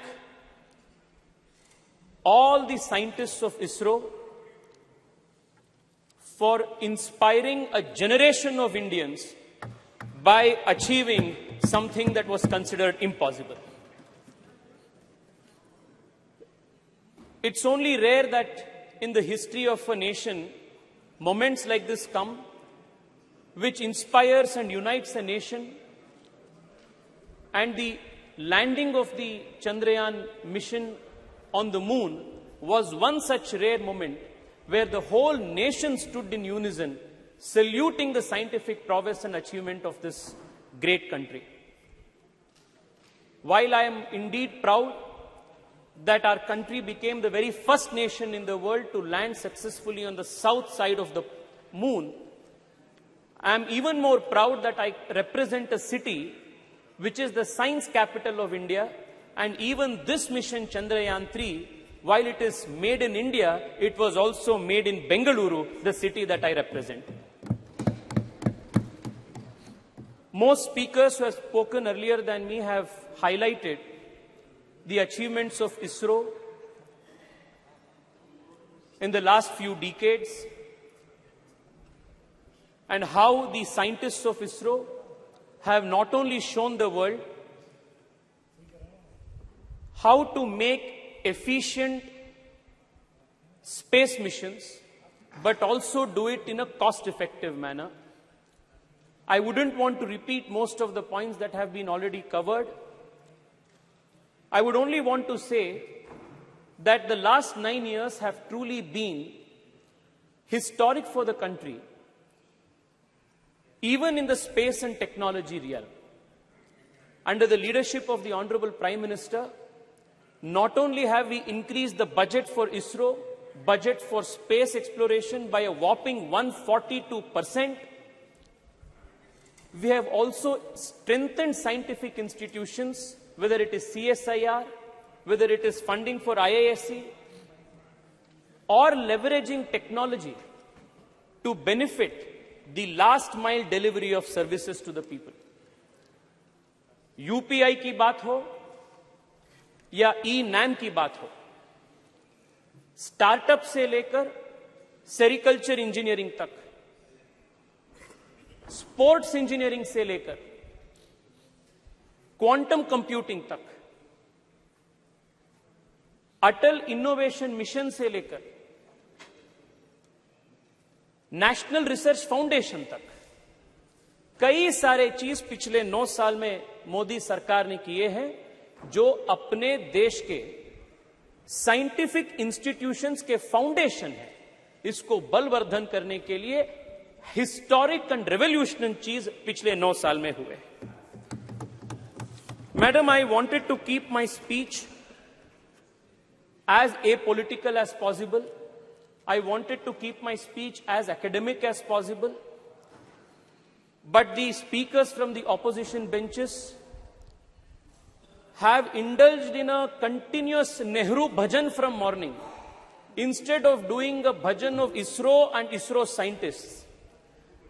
And that is leaving me with no option but to correct and place before this honorable house, this august house, some very important facts about what was the contribution of certain figures whose hagiography is trying to be written today by members of the opposition. An impression is made to be given that everything scientific in India, all scientific achievements in India, whether it is ISRO, whether it is DRDO, whether it is CISR, whether it is IISc, every scientific achievement in India is credited to Nehru. But the reality is far from that. Madam Speaker, I want to highlight to you the fact that most of the scientific institutions that are a nation's pride today were all started by people in pre-independence India when Nehru had no role to play. And all those pioneers who had the grand vision to establish these institutions even at the time of the British India, are not even mentioned, even cursorily, when the nation is celebrating its scientific prowess. I only want to take the example of one or two people. Kanimoyiji, I am quoting the example of Arkat Mudaliar, coming from Tamil Nadu. Please hear it out. In 1942, when India was not independent, Arkat Ramaswamy Mudaliar, he envisioned an institution by the name Council of Scientific and Industrial Research in India and established it from 1942 to 1942 with the help of Shanti Swarup Bhatnagar. Nehru had nothing to do with it. Today, most number of patents in the country are filed because of CSIR, and it is one of the most important scientific research organizations in the country, and Nehru had nothing to do with it.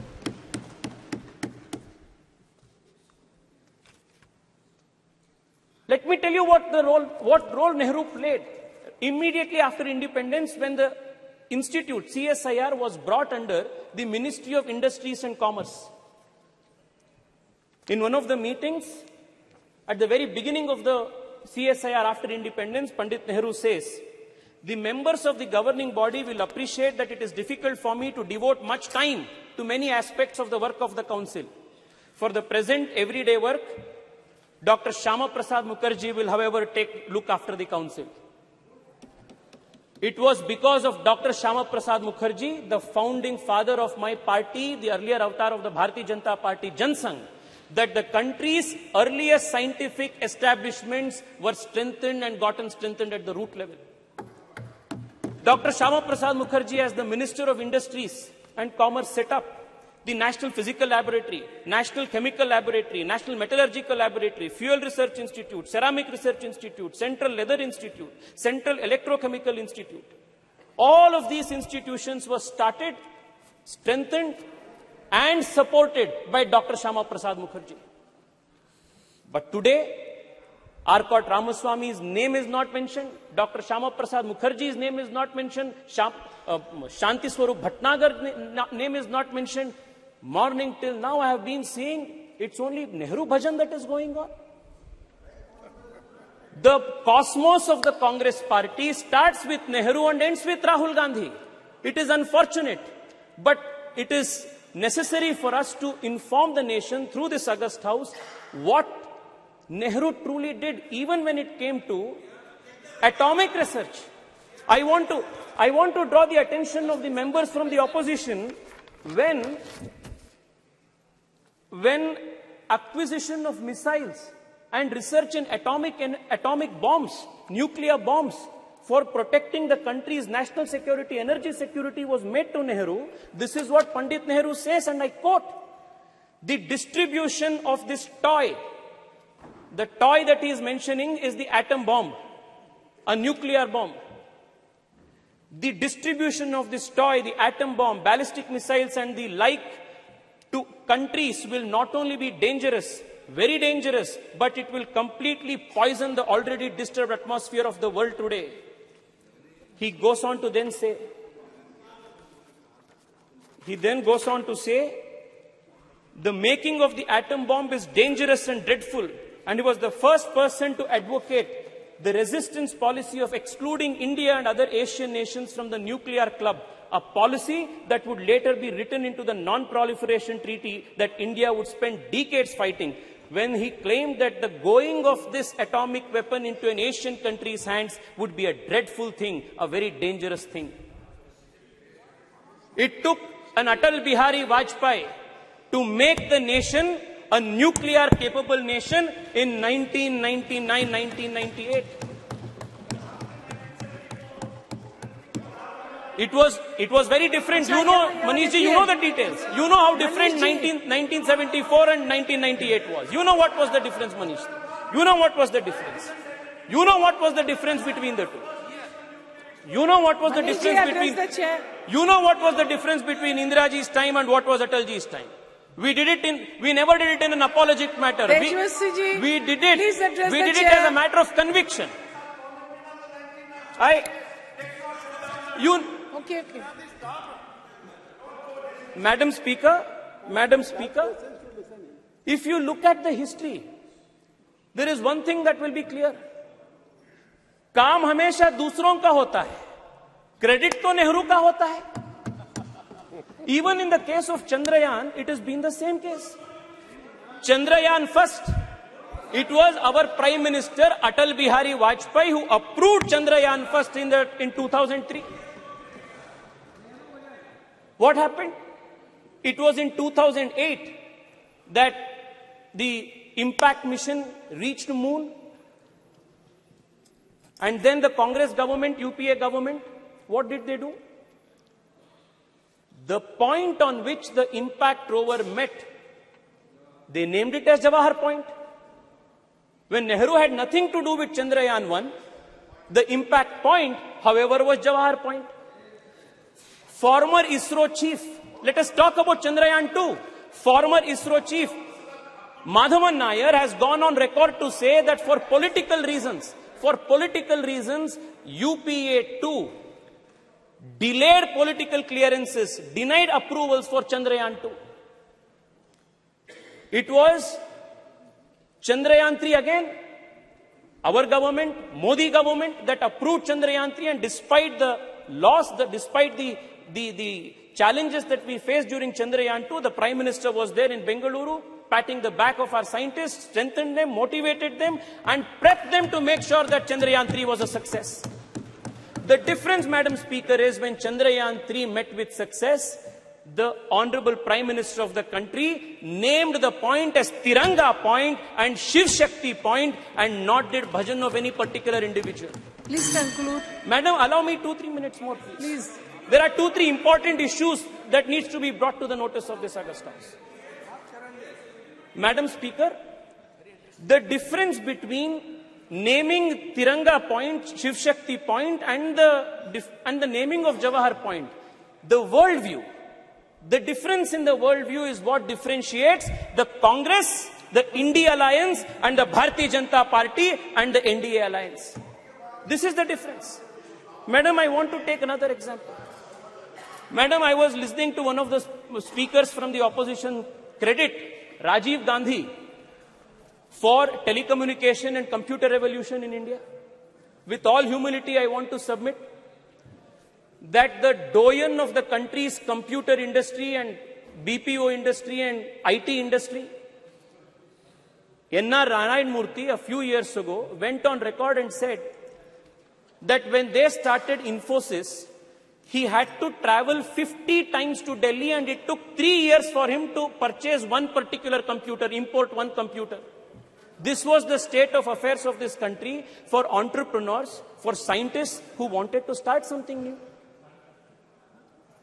And again, the credit काम किसी ने दूसरे ने किया, credit तो राजीव गांधी को जा रहा है. Madam, I also want to point this out. The exploration of space, the quest to understand what lies in the space is not something new for this civilization. Starting from the Rig Veda to this day, the journey has been continuous. Aryabhata, Varahamihira, Bhaskara, all of them postulated theories on units of time, of understanding how the heliocentrism of the solar system works. All of these indicate the natural quest of the Indian mind to understand the secrets that lie beyond the space. Never in our history, never in our civilizational history was any scientific man or woman persecuted, hunted down for their beliefs, for their theories and postulates. Whereas in other civilizations, you will find examples of the Hypatia of Alexandria who was stoned to death. Galileo Galilei, Nicholas Copernicus, Johannes Kepler, many such scientific minds were persecuted for various reasons. But this is the only civilization in the whole world where scientists and people of science have never been persecuted all through the civilizational history. Thank you. The only exception to this, please, madam, please give me 2 more minutes, madam. The only exception to this is the persecution of a scientist from ISRO by the Kerala Congress government, Nambi Narayan. And this is the only instance, exception, where a scientist was persecuted for political reasons by the Kerala Congress government. I also want to remind you that it was in 2013. It was in 2013 that Honorable Prime Minister Narendra Modi, as the candidate for Prime Minister, as the BJP's candidate for Prime Minister, when he visited Thiruvananthapuram, visits Nambi Narayan, promises that the country will stand by him again. And it was in 2018, after Narendra Modi government came into power, that Nambi Narayan was given the honor of Padma Shri Padma Bhushan, and that was how Narendra Modi government has respected, strengthened the scientific people and scientific institutions of India. Madam, I only want to conclude by saying this. Madam, many institutions are extremely important for strengthening our scientific prowess. One of them is HAL. I come from Bengaluru, and I want to tell you that just 7-8 years ago, the state of HAL was in dire distress. Today, not only is the company, the organization manufacturing LCA Tejas, but in recent meeting of the Honorable Prime Minister in Delhi, in US, along with GE, they have gotten into a memorandum of understanding to manufacture GE 414, F1414 engines with 80% technology transfer that is going to make India a superpower in this. Madam, Madam Speaker, I will conclude with just this. I will conclude in 1 minute, madam. In 1 minute. Madam,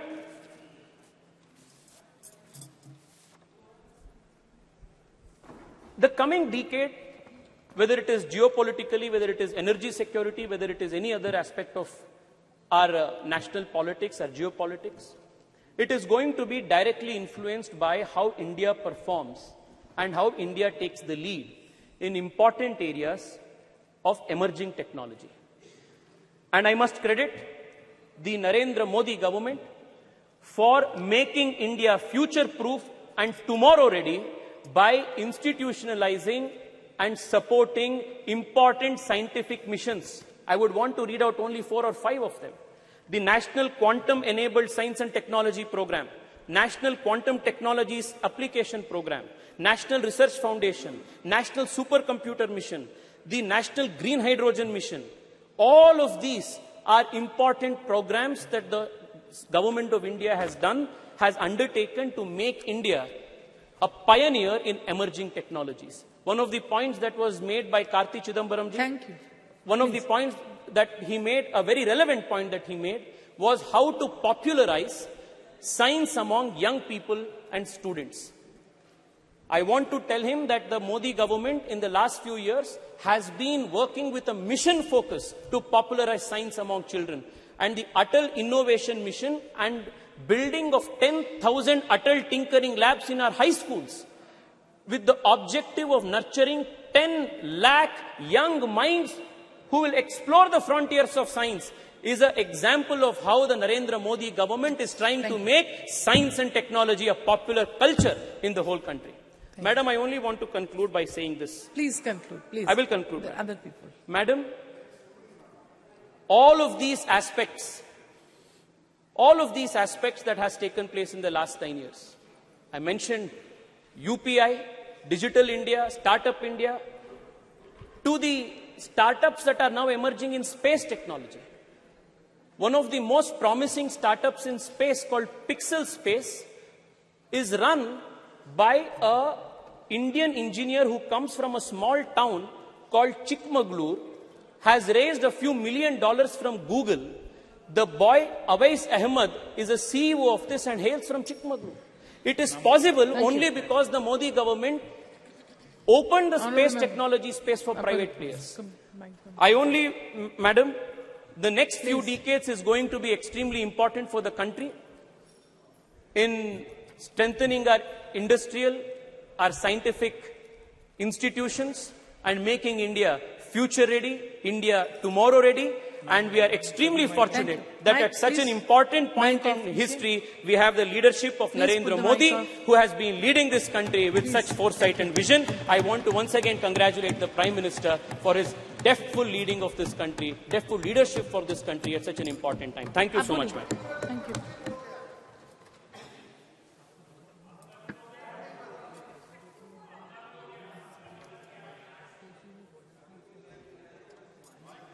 Mic on, please. Madam, thank you for allowing me to speak on the success of Chandrayaan 3 in this special session and this new Parliament House. I stand here today to speak on behalf of my party, All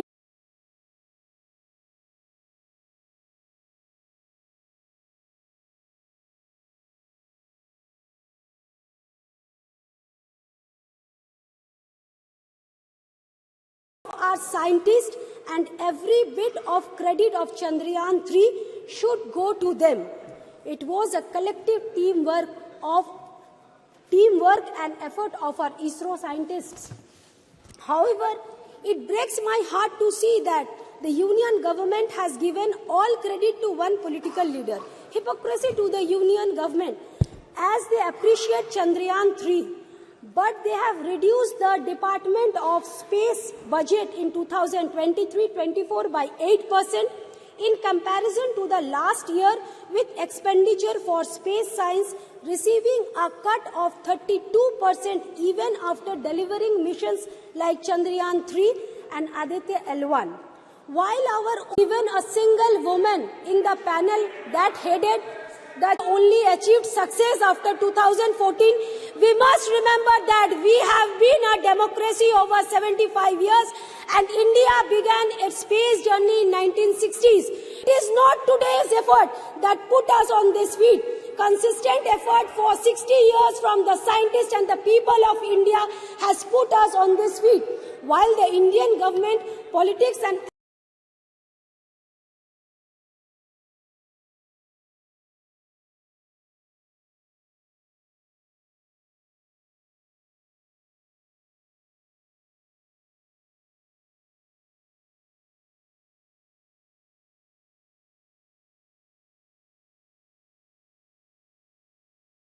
my heart, I feel proud when I read about the contribution of Anuj Nandi from West Bengal, who designed the camera of Chandrayaan 3 spacecraft. When I hear a son of a farmer from West Bengal has been empowered to dream, empowered to catch the stars, this was the case of Chandrakant Kumar, the Deputy Project Director of Chandrayaan 2. He joined ISRO in 2001 and, like every hard-working Bengali, proved his worth. This depicts our country's aspiration and we must work hard to make this aspiration possible. Most of the ISRO's employees are not from IIT, IIMs, but from different colleges across the country. It also raised few concerns in my mind as why the students from IIT and IIM prefers to work outside India, why thousands of students dream to study, work and settle abroad in India. Is the government giving enough facility to retain the top talent within the country to make the aspiration of youngsters like Anuj and Chandrakant in a reality? It is extremely important that we invest more in our space research, give ISRO a flexibility in their research and development that they deserve. We must promote academic research across different subjects throughout the country and not put ED behind those who differ from us. I would like to end with Dr. APJ Kalam's quote. Winners are not those who never fail, but those who never quit. और उर्दू का 2 line पर तवज्जो फरमाइए. चांद पे पर्दा की, चांद से पर्दा कीजिए, कहीं चुरा ना ले चेहरे का नूर. धन्यवाद. Thank you. Honorable Member Maluk Nagar ji. अध्यक्ष जी धन्यवाद बहुत बहुत. आज इस ऐतिहासिक समय पे से अपने सभी साथियों को और देशवासियों को सबको बहुत बहुत मुबारकबाद. जो जितना देश का नंबर तीसरे नंबर पे रहा और चंद्रमा के एक कोने पे पहले नंबर पे रहा। ये जाहिर सी बात है, देश का नाम रोशन हुआ है और देश का नाम संसार में ऊपर आया है, और इसके लिए ये अच्छी बात भी है। और कहीं ना कहीं पूरे संसार में छोटी मोटी कहीं ना कहीं कोई जलन भी है। जिस तरह कनाडा में पिछले दिनों घटना घटी और हमारी सरकार ने संज्ञान लिया, और संज्ञान लेने के बाद जो बढ़ता हुआ कद है देश का, और जो कश्मीर के लिए उन्होंने, जैसे हमने बैन किया कनाडा वालों को, कश्मीर के लिए जो बैन किया है कि वहां खतरा है, तो मैं आपके माध्यम से बताना चाहता हूं कि 17 तारीख को लाल चौक के पास पार्क में बहुत बड़ी रैली मैं करके आया हूं। और मसूदी साहब हमारे बैठे थे, ज्यादातर लोग इनके क्षेत्र के थे जो मुसलमान गुजर थे, तो वहां बिल्कुल ऐसी कोई बात नहीं है जिस तरह का वहां कनाडा में बात फैलाई जा रही है। तो ये भी एक इस बारे में मैं बताना चाह रहा हूं। और पिछले दिनों सरकार ने जो 68-70 सालों से उन गुजर बकरवालों के साथ उनको न्याय नहीं मिला, जो पिछले दिनों न्याय मिला, और उनका कोटा जो फिक्स किया, उससे वहां खुशी की लहर भी बहुत थी।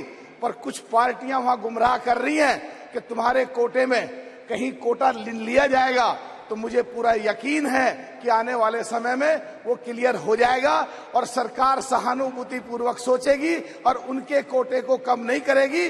अगर किन्हीं लोगों को कोटा देना भी है, पहाड़ी या दूसरे पर कास्ट के लोगों को, तो उनका एसटी से अलग कोटा फिक्स करेंगे और अलग उनको कोई सुविधा देंगे। मुझे पूरी उम्मीद है उन लोगों को जब न्याय मिला है 68-70 सालों के बाद, तो उनका कोई अब उनके साथ अन्याय नहीं होगा। आज जो सुबह में राजनाथ जी को सुन रहा था कि विज्ञान और संस्कृति दोनों को साथ जोड़ के बताया, अच्छी बात थी बहुत। और हमारे साथी कुछ ट्रैप में आके संस्कृति या दूसरी चीजों पे जो खिलाफ बोल रहे थे, तो मेरे हिसाब से जो गठबंधन, ये महागठबंधन जो बनने जा रहा है, अगर इनको आने वाले समय में कमजोर करना है, तो ट्रैप में जो आ रहे हैं, मेरे हिसाब से वो देश के लिए और देश की जनता के लिए किसी भी तरह ठीक नहीं है। एक बात अध्यक्ष जी और कहना चाह रहा हूं आपके माध्यम से, जो अभी हमारे एक कांग्रेस के बड़े, बीजेपी के बड़े वरिष्ठ साथी बोल रहे थे कि बजट हॉलीवुड की फिल्म और बॉलीवुड की फिल्म से कम था और फिर भी ये सफलता प्राप्त करी। तो मैं कहना चाहता हूं, जो सारे हमारे देश के वैज्ञानिक हैं जो पूरे संसार में फैले हुए हैं और उनको यहां सुविधाएं नहीं मिल रही हैं, तो सरकार उनके बारे में सोचे, ऐसा पैकेज डील डिक्लेयर करे, वो वैज्ञानिक सारे देश के देश में ही रुके और देश के लिए काम करें। हिंदू तन मन, हिंदू जीवन, रग रग हिंदू मेरा परिचय। धन्यवाद। श्री के Ram Mohan Naidu.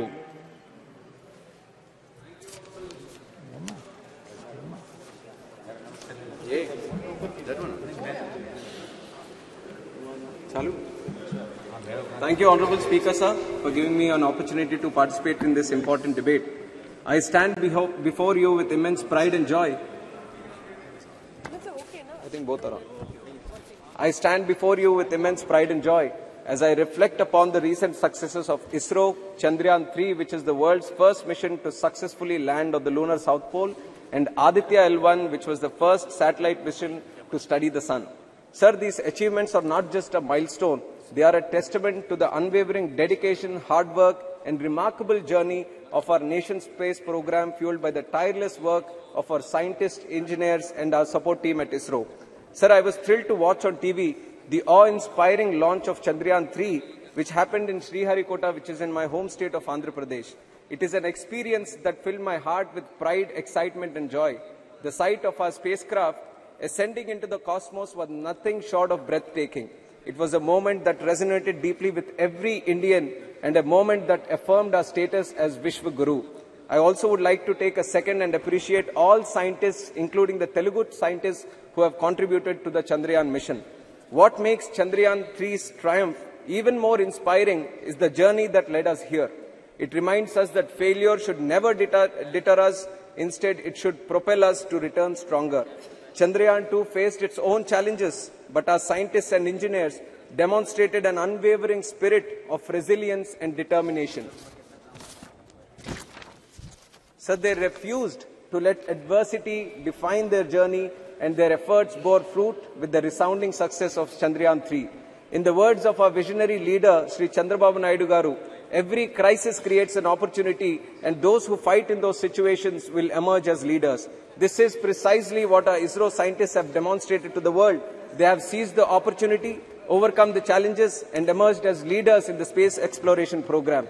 Respected sir, as we speak about the successes of ISRO, the first name that comes to the young minds of this country is our beloved former President Abdul Kalam ji, sir. He is commonly known as the People's President also. We have all heard inspiring stories of his association with ISRO. And it is an honor for TDP, as Sri Nara Chandrababu Naidu Garu, the then convener of NDA, was the one who proposed and supported the nomination of Kalam as the President of our nation. And I am certain that Dr. Kalam, had he been among us today, he would have been filled with immense joy and satisfaction seeing the success today. He also preached to this great nation to dream big and achieve big. But sir, ISRO not only dreamt big, but it dreamt of the impossible and achieved what no other country could today. It's now upon the central government to take these great technological advances and breakthroughs and use them for the benefit of 140 crore people of this country, sir. And I take immense pride in serving under the leadership of Chandrababu Naidu Garu, who encapsulates the above thought brilliantly. I would like to highlight certain programs where our leader engaged with ISRO to help resolve issues faced by the people of Andhra Pradesh when he was the Chief Minister, sir. The lightning alert system, which was initiative launched to help warn people about possible lightning and staying safe, sir. And it was a lot of beneficial program for my constituency of Srikakulam, as it is a cyclone-prone area. And envisioning the use of satellite imagery for crop health monitoring, yield protections, and crop insurance payouts, sir. And the government is today using it for Pradhan Mantri Fasal Bima Yojana also. And building spatial dashboards to monitor big development infra projects like Polavaram and other ones, sir. Monitor the rapid growth in our private sector's involvement in the development of space technologies over the last few years. Young startups like Dhruva Space, Satsure, Digantara, Skyroot Aerospace, Bellatrix, and many others across India have achieved remarkable success over the last few years. I urge the central government to actively engage, assist, and tap into the potential of such organizations to accelerate our country's overall progress in space research and satellite technology. I also applaud the government for launching programs such as Atal Tinkering Labs and legislation such as Anusandhan National Research Foundation Act 2023 that are aimed towards fostering the spirit of learning and scientific temperament in our country, sir. Sir, before I conclude, I would like to bring the attention of the House to the case of Sri Nambi Narayan, a stark reminder of how motivated, petty vindictiveness can uproot and put back years of scientific development and innovation. It puts fear in the hearts of people and discourages them from carrying forward the works of their leaders, lest they be termed traitors to the nation themselves. Even though he has been cleared of all the charges, the years lost fighting the allegations took an obvious toll on his health and reputation, sir. The country lost out as well on the possible immense contributions this brilliant mind could have made to our space program. Sir, we live in strange times where the corrupt are putting the honest and sincere in jail, sir. We see a similar chain of events unfold in my state of Andhra Pradesh, where our beloved leader Chandrababu Naidu, who worked relentlessly for 45 years with an unblemished career, have been jailed. Sir, if I am speaking anything unparliamentary, you have the right to expunge it, sir. But I am not speaking anything unparliamentary. Within my limits of being a parliamentarian, I am speaking in this House, sir, who has worked relentlessly for 45 years with an unblemished career, has been jailed on trumped-up charges, which is an obvious case of regime revenge litigation. What incentives do young leaders like me have when honesty is being impeached? On the other hand, another leader from my state, surrounded by sycophants, will be celebrating 10th year anniversary of being out on bail this 23rd September for looting our country of 43,000 crores, sir.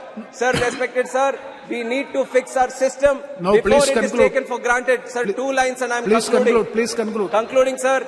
Sir, many of them who have benefited from CBN's policies and leadership over the years have come out on the streets to show their concern over his arrest. Not only in Andhra Pradesh, but in Hyderabad, Bangalore, Delhi, not only in India, but cities across USA, UK, Australia, Yes, and please. many other countries. Now There conclude. is support pouring in, sir. Through you, I appeal to the members of this august House to raise their voices collectively against the grave injustice and blatant assassination one second, of democracy one second. unfolding in Ramo, Andhra one Pradesh.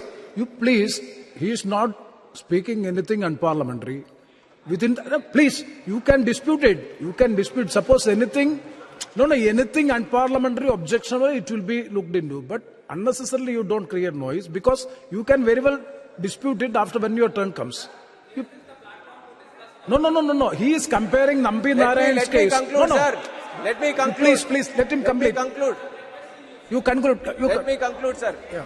Last 4.5 years, I'm seeing, sir, the members of parliament from YCP. After his their speech, only you can agenda very is well. to You can stop very well me say. and my members from speaking. There is nothing else. Yes. I'll just conclude. Very last point, sir. As I conclude, I am reminded of Martin Luther King's quote: "Injustice anywhere is a threat to justice everywhere," sir. Thank you. Jai Hind. And save democracy Thank you very in much, Andhra Pradesh. Sri Pratap Sarangi ji. No. You give your name when your turn. No. When your turn comes, you can speak.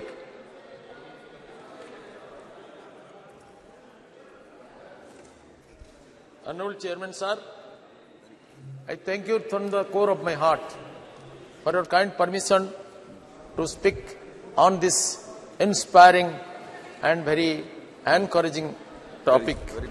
Sir, it has been my proud privilege to speak for the first time in this new parliament building. Bharat Mata is destined to create history under the able leadership of a great champion like Narendra Modi ji, our Honorable Prime Minister. Sir, entire world gazed towards the sky on the momentous occasion of August 23, 2023, when the Indian Space Research Organization, ISRO, stood on the brink of a historic achievement leveraging India's ageless traditional knowledge, rich ancient wisdom, twinned with modern scientific and technological excellence and economic prudence. With the Chandrayaan 3 August mission, touching down on the enigmatic and uncharted south pole of the moon, it's a day of anticipation and wonder, hope and aspiration. While the mission represents the zenith of modern space exploration, it's imperative to revisit the ancient Indian knowledge that has woven a celestial tapestry around the moon for centuries. In Indian rich tapestry of ancient wisdom, the moon known as Chandra, or Chandrama in Sanskrit, holds a profound significance. It has long been a source of inspiration, mystic, and spiritual connection. Ancient Indian astronomers or the Jyotishis meticulously observed the moon's phases, cycles, and influence on Earth. The lunar calendar, based on the moon's waxing and waning, played a pivotal role in various aspects of life, including agriculture, rituals, and festivals. The moon's ethereal glow and its ever-changing phases evoked metaphors of transformation, cyclicality, and the transient nature of life. It found its place not only in scientific treatises, but also in the realm of art, poetry, and philosophy. The silvery orb adorned countless tales where gods and goddesses, lovers and seekers were often associated with its luminescence. As Chandrayaan 3 ventures to touch the lunar surface, it's intriguing to contemplate the echoes of ancient Indian insights in the modern endeavor. The moon's south pole, a realm clogged in mystery and shadow, is a fitting canvas for both ancient wonder and modern curiosity to converge. The lunar surface, as observed through the lens of Chandrayaan mission, unveils tales of geological evolution and cosmic history. And yet the legacy of ancient Indian thought of largest universal well-being offers a perspective that extends beyond the scientific gaze. The moon's surface, with its craters and crevices, becomes a tapestry that speaks of cosmic cycles, change, and the dance of celestial bodies. Just as Chandrayaan 3 seeks to unravel geological secrets, ancient Indian wisdom invites us to explore the metaphorical depths of the moon's symbolism. The moon's waxing and waning mirrors the eternal ebb and flow of life. Its luminous radiance amidst the darkest nights reflects hope, strength, aspiration and guidance in the face of challenges. As Chandrayaan 3's journey nears its pinnacle, it's a celebration not only of technological prowess, but also of the continuum of human curiosity and exploration. The threads of ancient Indian knowledge are interwoven with the fabric of modern space science, illuminating the moon's significance through time, encouraging insightful, futuristic explorations of the Milky Way for the enduring global good, universal prosperity of humankind, and all species of sustainable economy, ecology and environment, which is symbolized by the great personality of Honorable Narendra Modi. Ahead of the developed world, it is India's maiden global achievement to soft land Chandrayaan 3 space mission unexploded South Pole. This demonstrates undivided attention, inspiring support, and visionary leadership of our Honorable Prime Minister Sri Narendra Modi ji, complemented by collective technical excellence of the Indian scientific community led by ISRO. Sir, ISRO के वैज्ञानिकों का श्रद्धा, पूर्ण श्रद्धा, असामान्य एकाग्रता, प्रचंड साहस, दृढ़ निश्चय, दुर्बार संकल्प और राष्ट्र के प्रति समर्पित चरित्र और अखंड साधना के कारण और हमारे विजनरी लीडर, राष्ट्रगत प्राण, अद्भुत सामर्थ्य का अधिकारी, असंभव के महानायक, यशस्वी प्रधानमंत्री श्रीमान नरेंद्र मोदी जी के कुशल और प्रेरणादायी नेतृत्व के कारण यह संभव हुआ है. When Russia, a great country like Russia, failed, India succeeds. Sir, Bharat विश्व का प्रथम राष्ट्र है साउथ पोल में चंद्रयान का सॉफ्ट लैंडिंग करने के लिए. सर, आज कुछ लोग बोलते हैं इसको कुसंस्कार, हमारा पूर्वजों का जो सारा कीर्तिमान जो आविष्कार है इसको कुसंस्कार मानते हैं. सर, विश्व में जब कोई सभ्यता का उन्मेष नहीं हुआ था, आधुनिक यूरोप और अमेरिका के पूर्वजों ने जब अरण्य में अपने को नीले रंग में रंजित करके विचरण करते थे, भाषा भाव में संकेत के द्वारा भाव विनिमय करते थे, कभी कभी खाद्याभाव के कारण नरमांस भी खा जाते थे. सभ्यता का उस उषा काल में जिसका भेद करने में दंतकथा भी असमर्थ है, इतिहास तो नहीं है, उस समय में हमारा देश में एक चमत्कार सभ्यता संपन्न, संस्कृति संपन्न राष्ट्र का आविर्भाव हुआ, जिन्होंने सारा विश्व में ज्ञानालोक वितरण करने का स्पर्धा पोषण करते हुए कृणुंतो विश्वमानव का उद्घोष में विश्व का गगन को गुंजायमान किया था. हम उनका स्पर्धी उत्तरदायी थे. कला, साहित्य, विज्ञान, दर्शन, गणित, खगोल विद्या, ज्योतिर्विद्या, चिकित्सा विद्या, युद्ध शास्त्र, अर्थशास्त्र, कूटनीति, समस्त विषयों में जिन्होंने विश्व का गुरु पद में आसीन थे, उस राष्ट्र का हम स्पर्धी उत्तरदायी है. सर, हमारा देश में कभी नया विचारों का विरोध नहीं किया गया. हमने बराबर नित्य सत्य का अनुसंधान को प्रेरित किया है. ये सारंगी जी, अब समय. सर, मैं तो थोड़ा सा आरंभ ही किया है. मेरा बारी पहले था, 2-3 फिर टर्न हुआ, फिर मेरा नाम आया. Sir, what is science? Sir, the present day civilisation in which we live in is the product of a particular discipline of human mind known as modern science. And what is science? Sir, science can be broadly divided into two different parts. First is pure science, then is applied science. And pure science is nothing but a pursuit, a search after truth. A search after unbiased, unprejudiced, free from all dogmas. Search after truth of nature. And applied science is an invention developed after these findings of the search after truth. Sir, so Chandrayaan is also an invention developed after these findings of the truth of pure science. Sir, now I can say that India has developed such truths ages ago which modern science may take ages to rediscover. हमारे पूर्वजों ने जिस ज्ञान विज्ञान का आविष्कार किया, इसमें यह विराट पुरुष का आविष्कार हुआ. चंद्रमा मनसो जातो चक्षु सूर्य जायत. The vastness and the oneness of the universe is the unique discovery of our sages ages ago. Sir, I would remember one incident. A great scientist, a Nobel laureate in physics, an American physicist, Dr. John Hobson, he wrote in a book that Swami Vivekananda posed a challenge to modern science when he asked, can you activate matter and energy? And the challenge was answered by Albert Einstein after 3 years of his passing away. While explaining the philosophy of Sakya and Vedanta, Vivekananda told American scientists that your science is incomplete. Since your investigation stopped on 2 points, you could not discover the unity of human experience. Your knowledge, your experience could not proceed further. That is energy and mass. You could not unify them. But he explained how our sages ages ago discovered this unity in cosmic intelligence. From lowest atom to the highest Brahman, how the entire process ran, Vivekananda explained it very scientifically. Referring to this incident, John Huston told that. And this truth was discovered that energy and mass are two different aspects of the particular, a single truth discovered by Albert Einstein after passing 3 years of passing away of Swami Vivekananda.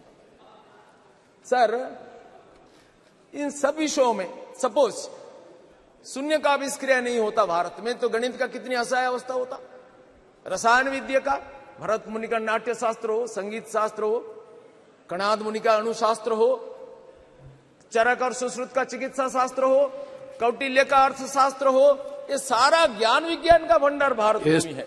Sir, संपूर्ण भूमंडल में भारत का सम्मान बढ़ा है माननीय नरेंद्र मोदी के कारण। कुछ लोग कहते हैं हम तो वैज्ञानिकों को सम्मान करते हैं, लेकिन मोदी जी को क्यों? प्रताप सारंगी जी, एक मिनट, इट्स वेरी, एक minute, it's very informative, knowledgeable, but time doesn't permit. That is a problem. That concern, kindly conclude. Sir, we fully appreciate, but at the same time, time doesn't, because 24 more speakers, and the minister has to respond. Sir, kindly cooperate with the chair. Yes. Sir, हमारे देश में सम्मान ऐसा बढ़ा है कि हमारे वैज्ञानिकों ने माननीय मोदी जी के प्रेरणा में कोविड वैक्सीन आविष्कार किया और कोविड वैक्सीन को मोदी जी ने सारा विश्व में वितरित किया। कुछ लोग कहते हैं विश्व में क्यों देते हो, हमारे देश में देते हो। सर, इस युग है दुनिया का एक्सपेंशन का युग है। विवेकानंद कहते हैं unselfish is life, selfishness is death. Helping others is life, not helping others is death. Strength is life, weakness is death. India was weak, nobody respected her. India became strong, America respected her, Australia respected, the world respect. Sir, Chandrayaan mission में हमारी सफलता, ये हमारा विस्तार का, हमारा शक्ति का नमूना है। और माननीय मोदी जी ने घोषणा किया कि ये हमारी ये सफलता सारा विश्व का ज्ञान भंडार को समृद्ध करेगा, न केवल हमारा देश का मोनोपोली का विषय होगा। सर, ट्रस्ट द इटर्नल सनातन धर्म, जिसको आज कुछ लोग विरोध करते हैं, ये अपने को धर्मनिरपेक्ष मानते हैं, बोलते हैं सनातन धर्म को उखाड़ के फेंक दो, ये डेंगू, ये मलेरिया, ये HIV। सर, हम इसको सहन करते हैं क्योंकि हम जानते हैं कि हमारा धर्म सहनशीलता का वैशिष्ट्य हमें देता है। बाकी कुछ धर्मों के बारे में बोलेंगे तो फतवा जारी हो जाएगा, हम ऐसा नहीं करते हैं। हमारा स्वामी विवेकानंद ने घोषणा किया कि I am proud to belong to a nation which has sheltered the persecuted and the refugees of all the nations of and of all the nations around. Sir, we take pity on them. We take pity on their knowledge. Those who say we are separate, we belong to Ravana race. Sir, Ravana was an Arya Santan, son of Vishrava Rishi. He was accepted as the Purohita by Ramachandra in Setu and the Pratishtha. They do not know the history of the nation. The whole nation is one. Bhagavan Vyasadev वेदों का संकलन किया, अष्टादश महापुराण का रचना किया और व्यास सूत्र वेदांत सूत्र का रचना किया, श्रीमद् भागवत का रचना किया, श्रीमद् महाभारत विश्व का सबसे बड़ा महाकाव्य का रचना किया, जिनमें श्रीमद् भगवत गीता को संयोजित किया। सर, भगवान व्यासदेव का माता एक धीवर कन्या, ट्राइबल लेडी, और उनका पिता ब्राह्मण पराशर मुनि। इसलिए वेदों के ऊपर ब्राह्मणों का जितना अधिकार है, वनवासियों का भी उतना अधिकार है। अति प्राचीन काल से वंशगत सम्मिश्रण हुआ है। सर, मैं कहना चाहता हूं, ये जातिगत विद्वेष फैला करके भारत को खंडित करने का जो कोशिश कर रहे हैं, ये हमारा राष्ट्रघातक है।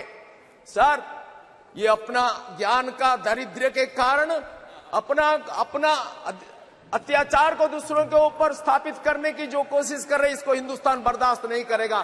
सनातन धर्म अनादिकाल से चल रहा है, अनंत काल तक चलेगा, इसको विध्वंस कोई कर नहीं सकता है। और हमारा धर्म ही सारा विश्व को स्वीकार करता है। सारा विश्व का अत्याचारित समुदाय का आश्रय स्थल है सनातन धर्म, यह भारत भूमि। हमारा मार्ग भिन्न हो सकता है, लक्ष्य एक है, साधन भिन्न हो सकता है, साध्य एक, भाषा भिन्न हो सकता है, भाव एक, रचना भिन्न हो सकता है, साहित्य एक, रीति भिन्न हो सकती है, संस्कृति एक। यह हिंदू संस्कृति है, भारतीय संस्कृति। सारा विश्व का हमने समादर किया। Sir, trust the eternal Sanatan Dharma propounded by our sages and gurus guide us to realize, appreciate and acknowledge the harmonious blend of ancient wisdom and modern innovation.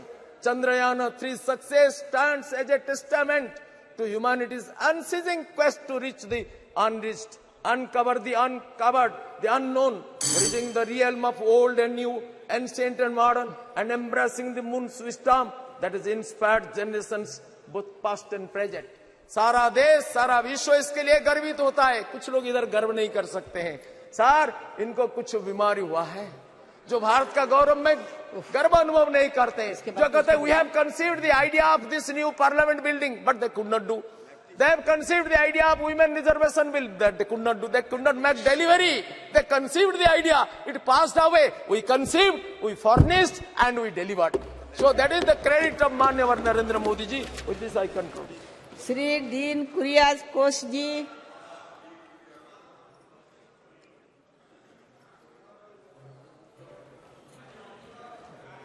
Sir, Madam, thank you very much, Madam, for getting this opportunity. And I would like to start. Madam, we heard so many speeches here, and I would like to point out how BJP people politicizing this matter, Chandrayaan.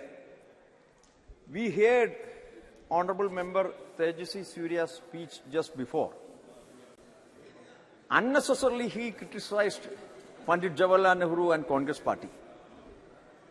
Madam, we don't want the certificate of them, but history is there. Whatever Pandit Jawaharlal Nehru did, whatever Indira Gandhi ji did, whatever Rajiv Gandhi ji did, whatever Narasimha Rao did, whatever Manmohan Singh ji did, that is in the history. And the difference of opinion is, unnecessarily they are claiming India became independent after 2014. That is the difference of opinion in this matter also. Madam, we would like to point out, this matter, it is a proud of nation. And they are mentioning another political issues also. Honorable Member Tejaswi Surya pointed out Nambi Narayan issue, the great scientist. And he connected that matter with Kerala Congress Party also.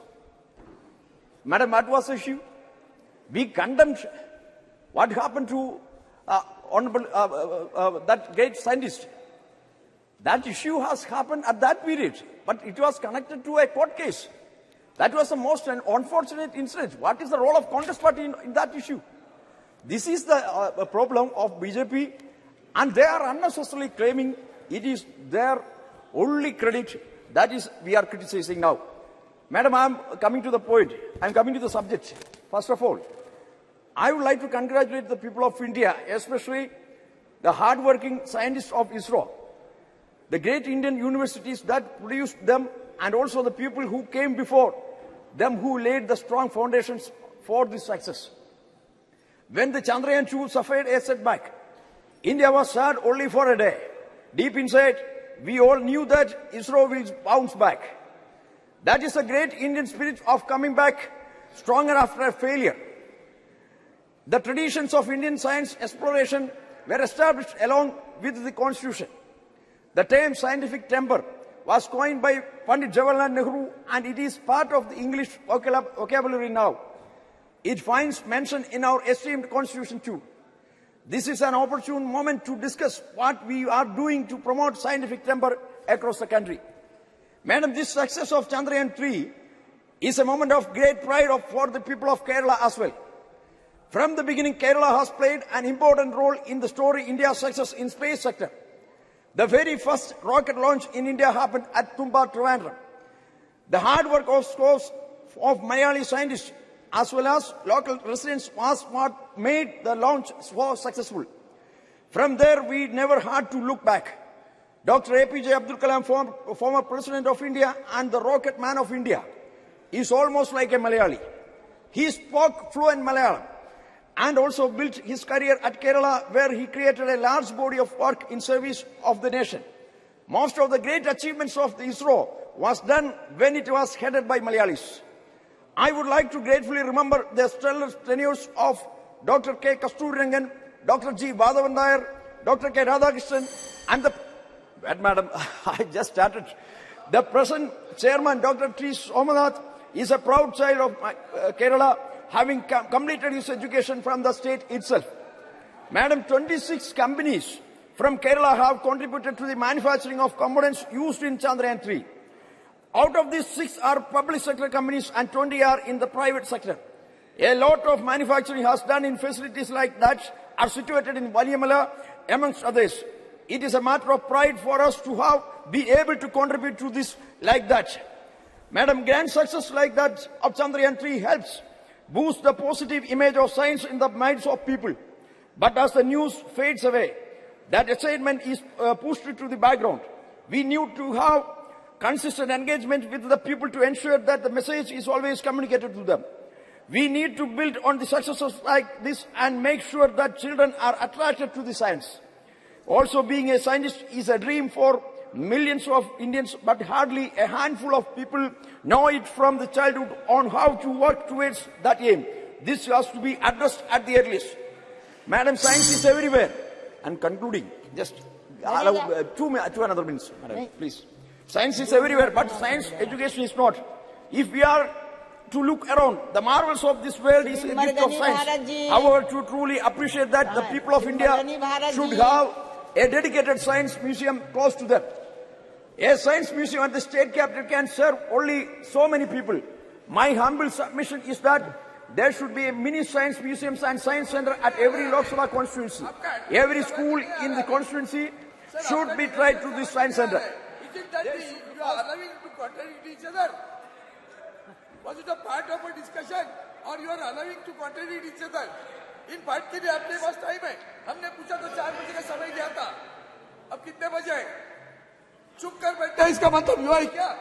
Martial चलाता है या chair चलाते है? ये भी तो एक बार मालूम करना चाहिए. इसके बाद आपका है, जस्ट इसके बाद आपका है, घबराई नहीं बच्चे, इसके बाद आपका है शांत रहिए, शांत रहिए. इसके बाद बात कीजिए ना. बैठिए जी, बोलिए जी. मरगनी भारत जी बोलिए. Ma'am, we are the 4th largest party. We have ample time, more than 10 minutes. Kindly may permit me. Please.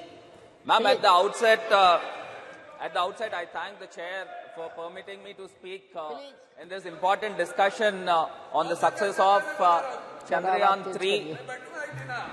Ma'am, today I stand here to acknowledge the remarkable achievements of Indian Space Research Organization. Ma'am, as we look at the stars, everyone must be filled with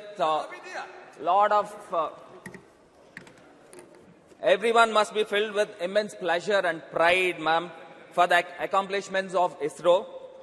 These testaments of our scientists, it's years of hard work, persistence and dedication, ma'am.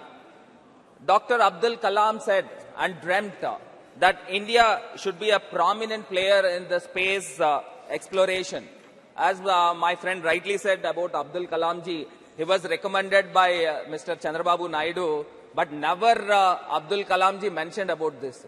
And these people are proclaiming that we have appointed Mr. Abdul Kalam. It's so sad, ma'am. And one more thing, the ISRO remarkable achievements in the space exploration with the success of Chandrayaan 3 and as well as the first lunar exploration is Aditya L1, ma'am. The ISRO journey, which began in 1969, has been nothing short of extraordinary, ma'am. Ma'am, the ISRO provides services like the weather forecasting, broadcasting, networking, navigation, and geographic information, and so on. But the Chandrayaan 3 soft landing on the moon, on the lunar surface, solidifies the India's dominance in the space sector, ma'am. Earlier in 2019, with the failure of the Chandrayaan 2 and the Russians module also the same, the lot of pressure with our scientists, and finally, when the Vikram lander headed on the surface of the moon with 6,000 kilometers speed, which is 10 times faster than a plane, which is unimaginable, ma'am. To land in that speed on the earth is unimaginable. But our scientists had made really and hard work and also the complicated maneuver to land on the surface of the moon. And when the countdown was going on, it was really nerve-wracking, ma'am. From each minute, when it is dropping down to the surface of the moon, be it 50 kilometers, 40 kilometers, every minute it is coming down. And finally, to landed on the moon, when the chairman of the ISRO, Mr. Somnath, has announced India is on the moon. So every people in the country, and rather all the people in the world, waited for this particular spectacular situation has happened, which is landed on the moon, ma'am. And as we speak, ma'am, the India's rover drove down on the moon, on the south pole of the moon, and perhaps no other country in the world has landed on the south pole. And today our scientists really made a great, no one have ever expected, the whole world never expected this kind of situation with the Indian scientists will happen. And the Indian scientists have made. And really, I wanted to express here, ma'am, my daughter, which is 6 years old, Jaini, she told me that, Nana, we are on the moon. And my mother also said, when are we going to the moon? And this, all things resonate, that everybody has owned this. All the people on this, all our country people have owned this, ma'am. And really, I appreciate and wholeheartedly appreciate the team ISRO and also the Honorable Prime Minister for this great thing happened, ma'am. The total spending of Chandrayaan 3 is about $75 million, which is lesser than the Boeing 777, and also even lesser than the bigger Hollywood films also, ma'am. And also, I would like to mention here, ma'am, the Vikram lander and also Pragya, the rover, will be heading soon under the dynamic and able leadership of the Honorable Prime. Ma'am, 10 minutes I've asked. We are having time, enough time, ma'am. Ma'am, with these words, from the words of Dr. Vikram Sarabhai, the visionary founder of ISRO, ma'am, and I quote, "The space is not just a destination, but a frontier of endless possibilities," ma'am. Let's not forget the historic moment when the Prime Minister announced the landing site, the Chandrayaan 3, would be named Shiv Shakti, ma'am. The name Shiv Shakti signifies our deep-rooted cultural reverences, and also the recent, the Luna, the recent Aditya L1 also, it's truly remarkable, ma'am. And coming to the recent, one of my good friends from TDP has mentioned, ma'am, give me 1 minute of time. Give me 1 minute of time. Mentioned, he was just thinking about, the chair has asked to speak about Chandrayaan, but he is thinking about his leader, Chandrababu Naidu. And I wanted to mention here, the Chandrababu Naidu was arrested with a scam of 3,300 crores. 3,300 crores, where the Siemens has confessed. When the CID has intervened, under the section of IPC 164 of CRPC, Siemens said that we have nothing to do with the MOU of the skill development. And now I wanted to mention here, sir, ma'am, the Mr. Naidu has arrested under the relevant sections of criminal conspiracy, cheating and dishonesty, forgery. In addition to that, CID has invoked the Prevention of Corruption Act. And these all things had happened, ma'am. more skeletons will tumble out from the Chandrababu Naidu's closet, and TDP is the party of miscreants, and TDP is resorting to the crimes and scams. 352, Madam, Cases were 352. booked. Behest of Rule the 352. Ma'am, Rule 352, a member while speaking shall not refer to any matter of fact on which a judicial decision is pending. He's talking about a case which is pending in the court, madam. Madam, according to this rule, you have to expunge everything that he has spoken. Madam, this is a case that is pending in the court. According to Rule 352, according to Shri Arvind Samba ji, अरे बैठ जाओ. Thank you chairman madam. मैं आज मेरी वेदना प्रदर्शित करता हूं. पहले जिस ढंग से पार्लियामेंट चल रहा है वो बायस नहीं होना चाहिए. So that should be taken into consideration first. एक सेंटेंस में समझ जाना चाहिए. पहली तो बात, let me heartily congratulate Shri Shobhana ji, his entire team of ISRO, the scientists and all those ancillaries who were supporting the functioning of the or launching of this satellite. There was BSNL also. Let it be very clear from this also. And therefore I heartily congratulate on behalf of my party, my leader, Uddhavji Thackeray, and millions of followers of him. Madam, every one of us know that the Vikram Sarabhai, during the regime of Nehru, who thought of space research, an Indian committee on space research was formed during the regime of the Pandit Nehru ji. मुझे इतना ही बताना है कि उतना सब होने के बाद में आज भी हम 75 साल में क्या हुआ, ये हमारा डायलॉग है रोज का. अब पता चला होगा आज तो 75 साल में क्या हुआ. 60 साल पूर्व इसरो की बनाया गया. अब इसरो बनने के बाद में आज इस जो मंजिल हमने पाई है उसकी सराहना 140 करोड़ जनता तो करती है, पूरी दुनिया कर रही है और उसका हमें प्राइड है. It's a really pride movement for every one of in the country. उसमें और एक बताता हूं कि कितनी छोटी बातें कैसी होती है मैडम, कि जब से यह चल रहा है संशोधन, तो एक चेन्नई के एक साइंटिस्ट जो कुछ साइंटिस्ट है, उसका नेम है Chennai based amateur space enthusiast name Shanmuga Subramaniam, skilled in image analysis, identified the location for lander debris, and NASA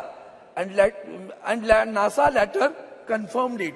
वो जो डेब्रिस गिरा था वो कोई इसरो का नहीं है, वो स्पेस का ऐसा ही उसका संशोधन करता है. इतना मतलब लोगों के रगों में गया कि जो कुछ हो रहा है उसमें लोग भी पार्टिसिपेट करने लगे हैं, तो उसकी सराहना जितनी करी उतनी कम होगी. Madam, everyone of know that अभी आदित्य भी है. कुछ लोगों को आदित्य नाम से भी डर लगता है आजकल, पता नहीं है, लेकिन हमारे ये अच्छा हुआ कि आदित्य एल की वहां गए हैं. वो आदित्य एल जो इमेजेस बनाता है उसमें VLCC करके visible emission line coronagraphy and suit solar ultraviolet imaging, ये सोलर वाले जो सूट बनाते हैं SUIT, inter university centre for astronomy and astrophysics is done by Pune Institute. So this is everybody is contributing on all these things. I mean अब जब मैं विक्रम साराभाई जी की बात कर रहा हूँ, Tata institute of social science is and the Colombo observatory is in my constituency, it is in Mumbai. आज मुझे उनकी याद आती है, अब्दुल कलाम जी की और खास करके इंदिरा गांधी जी की. जब राकेश शर्मा जी गए थे तो वो एक फोन पे बात हुई और राकेश शर्मा जी से पूछा स्वर्गीय इंदिरा गांधी जी ने, हमारा हिंदुस्तान कैसे दिखता है. सारे जहां से अच्छा हिंदुस्तान हमारा. वो सारे जहां से अच्छा हिंदुस्तान आज दुनिया में सबको पता चला कि हिंदुस्तान छोटा नहीं है, बहुत बड़ा हो गया है. चांद पे गया, अब सूरज को भी उसकी भी जान ले, उसकी भी रिसर्च करने के लिए, संशोधन करने के लिए हमारा ऑर्बिट लैंडर उधर बड़ा खड़ा है, वहां आदित्य एल लैंडर ऑर्बिट में खड़ा है. अब आज सुबह जो बातें हुई उससे थोड़ा सा स्पर्श करूंगा, ज्यादा नहीं बोलूंगा. धर्म और विज्ञान दोनों एक दूसरे से हाथ जुड़े हुए, सही है. धर्म किसको कहे, ये बात आती है मन में कि जब हम सावरकर जी की बात करते हैं तो उन्होंने खास करके धर्म के बारे में व्याख्या की है. धर्म क्या है, हिंदू नाम कैसे गिरा, सिंधु से हिंदू कैसे हुए। तो ये सारा जो है अभी हमारे सारंगी जी बताए सही है, हजारों वर्ष से हमारे पास आया है, हजारों वर्षों से है। हमारे तुकाराम, संत तुकाराम जी का एक अभंग है, अणु रेणु या तोकडा तुका आकाशा एवढा, मराठी में अणु is an atom, Renu, so all those things have been there in our, I can say, epics, in our granthas, in your all those abhangas, it is existing. लेकिन इसमें एक बड़ी बात आपने कही, उसके मैं खास करके आपको धन्यवाद देता हूं। हम बड़े दिल के लोग हैं, कोई छोटा से है तो उससे क्या ध्यान देना है। हम जहर को हम नहीं फैलाना चाहिए, हम जहर को फैलाना चाहते हैं, वो अच्छी बात नहीं मुझे लगती। संस्कृति, परंपरा और श्रद्धा, ये श्रद्धा जो बात है, श्रद्धा क्या है, हर एक की श्रद्धा अलग अलग होती है। 2 मिनट में खत्म करता हूं। हर एक की श्रद्धा अलग अलग होती है। हमारे हिंदू मंदिर में जाता है तो भी हिंदू है, नहीं जाता तो भी हिंदू है, पूजा करता है तो भी हिंदू है, भगवान को नहीं मानता तो भी हिंदू ही है। यही तो बड़प्पन है अपने। हम परिवर्तनीय हैं। हमारे प्रबोधनकार ठाकरे जी, जो हमारे बाला साहब ठाकरे जी के पिताजी रहे, शाहू फुले अम्बेडकर जी, ये सारे परिवर्तनीय थे। इसीलिए तो धर्म में जो परिवर्तन आया वो बड़ा स्वागतपूर्ण है। और अब जब हम, इसलिए मैंने सावरकर जी का जरा सा जिक्र किया, ज्यादा बात नहीं करना चाहता हूं कि इसको लेकर हम राजनीति खेल रहे, वो अच्छा नहीं लग रहा है मुझे। आज हम चंद्रमा की बात कर रहे हैं। अब चंद्रमा की जब बात करते हैं तो मैंने अभी एक बात कही और दूसरी बात और भी करना चाहता हूं कि उन्होंने सुबह एक बात कही कि वहां भूस्खलन हुआ और भूस्खलन में जो बचे उन लोगों ने बद्री विशाल की जय कहा। अच्छी बात है, भगवान के ऊपर श्रद्धा है उनकी, लेकिन जो मर गए उनका क्या करे, वो किस पर श्रद्धा जताए, वो किसको बुरा कहे। तो इसलिए हमारा धर्म समझने की कोशिश करने की आवश्यकता है। टेम्परामेंट एंड साइंटिस्ट, वो जो बात है वो ज्यादा स्वागतीय है, मान लिया उसको। और मैं चाहता हूं कि जिस ढंग से चंद्रमा पर हम गए हैं और सूरज की हम संशोधन कर रहे हैं, मुझे नहीं लगता हमारा इसरो और देर करेगा। एक दिन आएगा जब चंद्रमा पर हिंदुस्तानी उतर कर आएगा और तिरंगा मशीन, तिरंगा रोवर, एक सेकंड वाक्य तो पूरा करने दो। तिरंगा रोवर नहीं फैलाएगा, तिरंगा हिंदुस्तानी फैलाएगा। और वही सावरकर जी को हिंदुस्तानी वाक्य जब बड़ा अच्छा लगता था। मैं आपने मुझे समय दिया, धन्यवाद चाहता हूँ।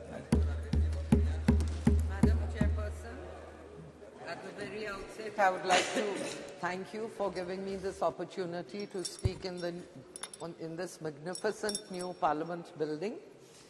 Madam, today I stand before you to celebrate our country's historic achievement in the field of space exploration and with the success of Chandrayaan 3's soft landing in the yet unexplored South Pole terrain of the Moon, thereby making us the first country in the world to do so, and the 4th country in the world to reach the Moon. Close on the heels of the Chandrayaan success was the historic launch of Aditya L1. Both these missions have showcased our indigenous technological prowess and made every citizen of the country proud indeed. However, in the spirit of Vasudhaiva Kutumbakam, we cannot alone take this glory, and we have to share it with the rest of the world.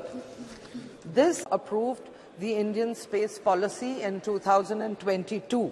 The success of the Chandrayaan 3 has been the logical extension of a series of key missions undertaken by ISRO in the last decade and will be followed by many more ambitious projects, to name one, Gaganyaan, in the future under the visionary leadership of Honorable Prime Minister.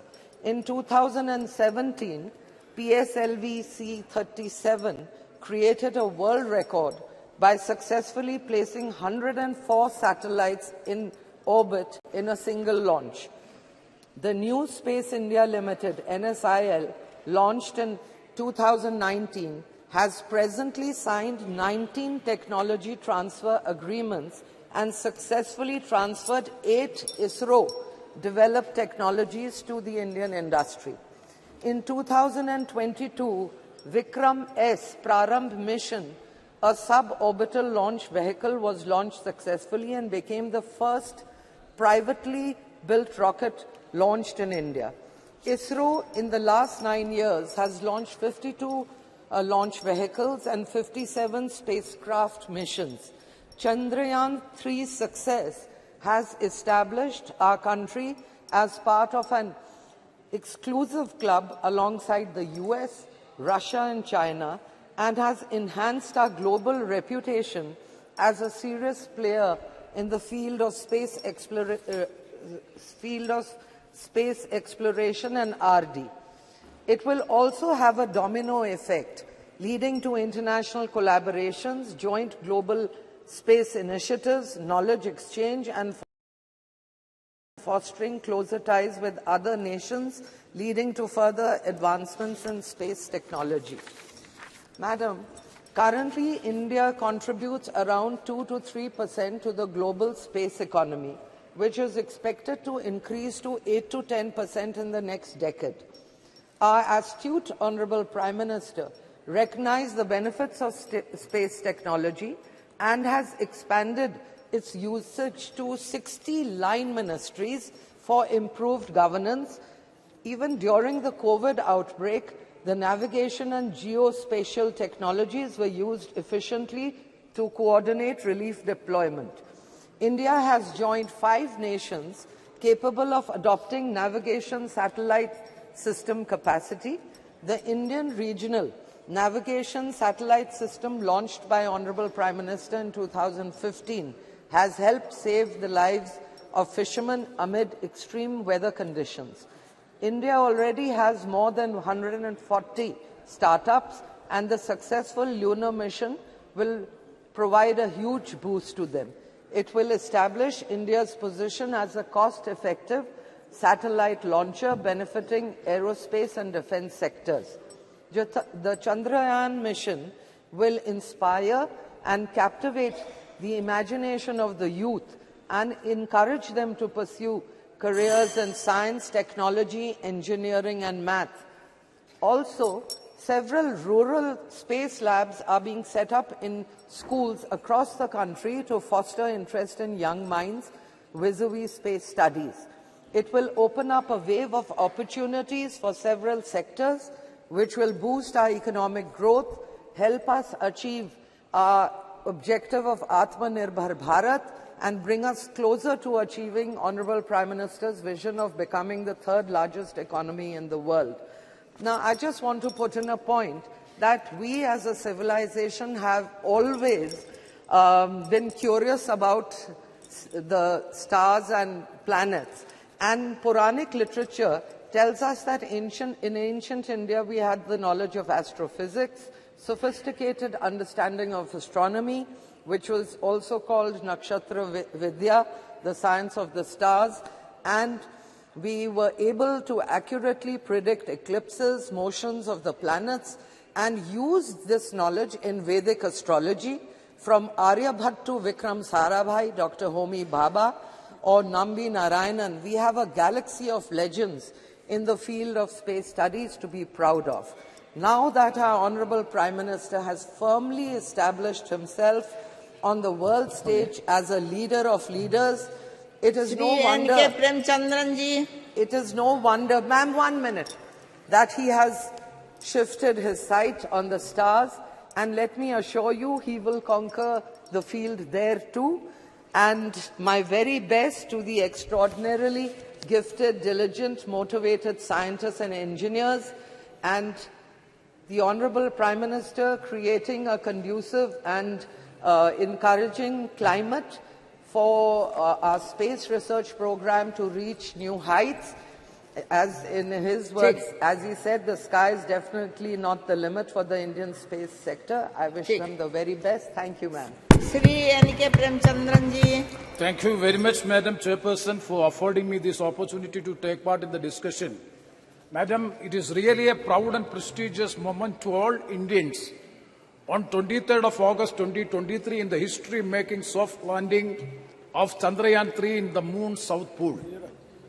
Madam, we salute the Indian scientific community, in particular ISRO, for having achieved this historic success in space technology. Madam Chairperson, 13 scientists, including the chairman of ISRO, they are the former students of the TKM College of Engineering, wherein my constituency is there. 13 scientists who are part of the mission, including the chairman, Mr. S. Somnath, each from the TKM College of Engineering, a well-reputed, prestigious college in the state of Kerala in my constituency. And that is being installed, that is being instituted by a learned person, Sri Tangal Kunju Musliya, in the year 1955. Madam Chairperson, when Chandrayaan 3 successfully landed on the moon, 1.4 billion people of India was in full joy and triumph in its making history. Through this landmark achievement, India's space agency ISRO became the first space mission in the world to land near the south pole of the moon. Madam Chairperson, the remarkable achievement of ISRO not only underscores the powers of Indian scientists, but also highlights the extraordinary journey of scientific development that India embarked upon since the establishment of ISRO in the year 1962. Further, it showcased India's technological capabilities and its visionary approach towards leveraging science and technology to address various other areas of development. Our moon mission is always having a human-centric approach. That is why immediately after the landing, soft landing, Honorable Prime Minister has said, this success belongs to all humanity, not to any individual or not to a particular community or a country. Madam, the roots of modern India's scientific journey is from the days of great visionary leader Pandit Jawaharlal Nehru. It can be traced back to the establishment of Indian National Committee for Space Research in 1962, that is INCOSPAR. That was INCOSPAR. INCOSPAR is subsequently renamed as ISRO in the year 1969. ISRO steadily evolved from its modest beginning, achieving a series of milestones that illuminated the nature's scientific landscape. Madam, on October 22nd, 2008, India's first lunar probe was launched by ISRO. It carried 11 scientific instruments to study the moon's surface, mineral composition, and the presence of water molecule. The result was the discovery of water molecules on the lunar surface, indicating the possibility of water ice in polar regions. Further, it identified the presence of magnesium, aluminum, silicon, iron, and titanium on the moon. And Chandrayaan 2, I am not going to the details. Madam, coming to Chandrayaan 3, a testament to ISRO's dedication to exploring new frontiers. The lunar lander Vikram consists of 3 parts: lander, rover, and the propulsion module, which provide the spacecraft to traverse 384,400 kilometers wide between the moon and the earth. Thereby, India has become the 4th nation to achieve this after US, Russia, and China. Chandrayaan mission cemented India's global status as a superpower in the space. ISRO's accomplishment demonstrate how investment in scientific research can yield both knowledge and technological advancements with far-reaching impacts. What are the impacts of the mission? Madam, 4 main impacts. Number 1 is the healthcare. Number 2, the climate change mitigation. And number 3, the security. And number 4, one is the national well-being. So, Madam, the fusion of science and technology has catalyzed the transformative revolution of the healthcare, like telemedicine, and bringing the service of the expert healthcare professionals even to the remotest part of our country. In the area of climate change, India's strategic alignment of science and technology assumes paramount importance. And that too in the case of sustainable development adopted by the UN resolution in the year 2015. And we are commitment to honor them. We have to honor the commitments made in the UN as far as the sustainable development is concerned. Madam, national security demands a multi-phased approach rooted in innovation. So, Madam, the realm of science and technology is intricately linked to its educational ecosystem and its ability to nurture a culture of curiosity, learning, and innovation. India's educational institutions and research centers plays a pivotal role in cultivating a skilled workforce and fostering a spirit of inquiry. Initiatives that promote STEM, that is science, technology, engineering, and mathematics, have the potential to propel India further on its scientific journey, for which I urge maximum budget allocation has to be provided in the field of research and innovation. The present budget allocation is not sufficient to meet the purpose. And one more suggestion I would like to make, as far as the private sector is concerned, what is the amount being spent for research and innovation and development in the field of research and innovation? It is negligible amount being spent by the private sectors. It is everything is from the public sector. Definitely, once again, I would like to take this opportunity to congratulate the scientific community, in particular the ISRO and also the college, from whom most of the members have already pointed out. Most of this engineering faculty is from the aided colleges or the government colleges. So once again, I take to congratulate and salute all the scientific community, in particular ISRO. Thank you very much, ma'am. Shri C. Thomas ji. Shri C. Thomas ji.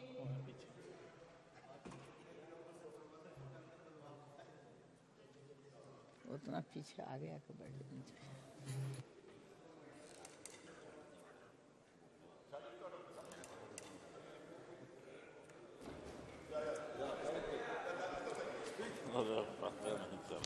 Thank you, Madam, for giving me an opportunity to participate in the discussion on the success of Chandrayaan 3 mission and other achievements of our nation in the space sector.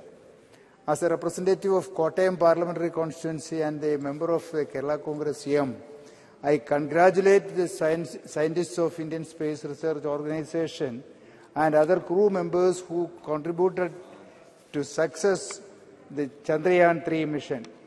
The whole country is proud of you. In a lighter vein, I must mention that most of the scientists, including the ISRO chairman, Dr. S. Somanath, are from my state, Kerala. The VSSC Thiruvananthapuram director, Dr. Unnikrishnan Nair, who also was a part of in this mission, and he belongs to my constituency and he hails from a small village called Kodanallur in my constituency. He also had his studies in Malayalam medium schools and also had the local college where he has studied in the primary level. Sir, most of the alumni of the College of Engineering at Trivandrum, then TKM College of Engineering, Kollam, as well as the Kodamangalam MA College of Engineering, Kodamangalam. 55 members of that alumni from MA College of Kodamangalam are part of this mission. Sir, that way Kerala has a glorious and prestigious position in the success of this historic mission.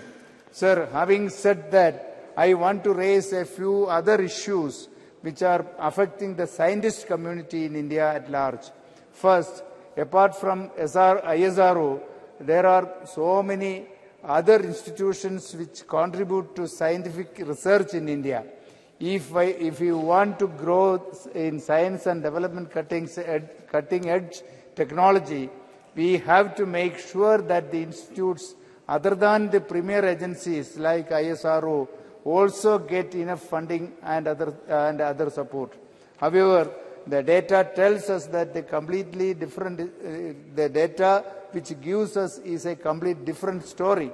The expenditure on research and development as a percentage of GDP was 0.71% in 2013-14, which has now got reduced to 0.64 in 2021. Importantly, the most of the countries who are leaders in the field of technology and scientific advancement, the expenditure in research and development as a percentage of GDP is more than 3%. Sir, second, I would like to point out one more fact that in 2022, the GST rates on scientific and technological instruments to research institutes was raised from 5% to 18%. The overall impact of this decision is a reduction in the research and funding of government by two other scientists also have to pay more taxes for their laboratory instruments. I urge upon the government that the scientific and technical instruments supplied to research institutes should be exempted from GST. Third, recently the Ministry of Education and Department of Science and Technology have issued a GO to increase the fellowship amounts for junior and senior research fellowships. After 4 years of struggle of the researchers community, the increase in the amount was only 20%, sir, which is nothing in comparison to the inflation ratio. Sir, even the parliamentary panel has recommended a 60% revision in the fellowships and a minimum of 50,000 rupees. But now the government has come out with 37,000 rupees only. So the government has to understand that the scientists involved in the research are not to be treated as students. Most of them are in the age bracket of 25 to 35, and they have the responsibility of their families. So I would request the government to revise the fellowship amount from 37,000 to 50,000 as recommended by the parliamentary committee panel. Sir, while we celebrate the success of Chandrayaan 3 and the successful missions of ISRO, we must not forget that that in order to become at par with the developed economies in terms of scientific and technological advancements, the government has to provide enough funding and support to the scientist community. Thank you, Madam. Shri B. Mahtab ji. Good morning. My good friend Honorable Shashi Tharoor ji, Honorable Prem Chandran ji, other friends from Kerala are saying he belongs to my constituency, scientists belong to their constituency. Good, but they are proud Indians and all of us are proud of them. And the second thing which they need also to acknowledge, that after doing the successful mission of Chandrayaan, they went to Tirupati temple and they went to other temples also to offer their greetings and pranam. In fairness, they also ought to have said that. Shri B. Mahtab ji.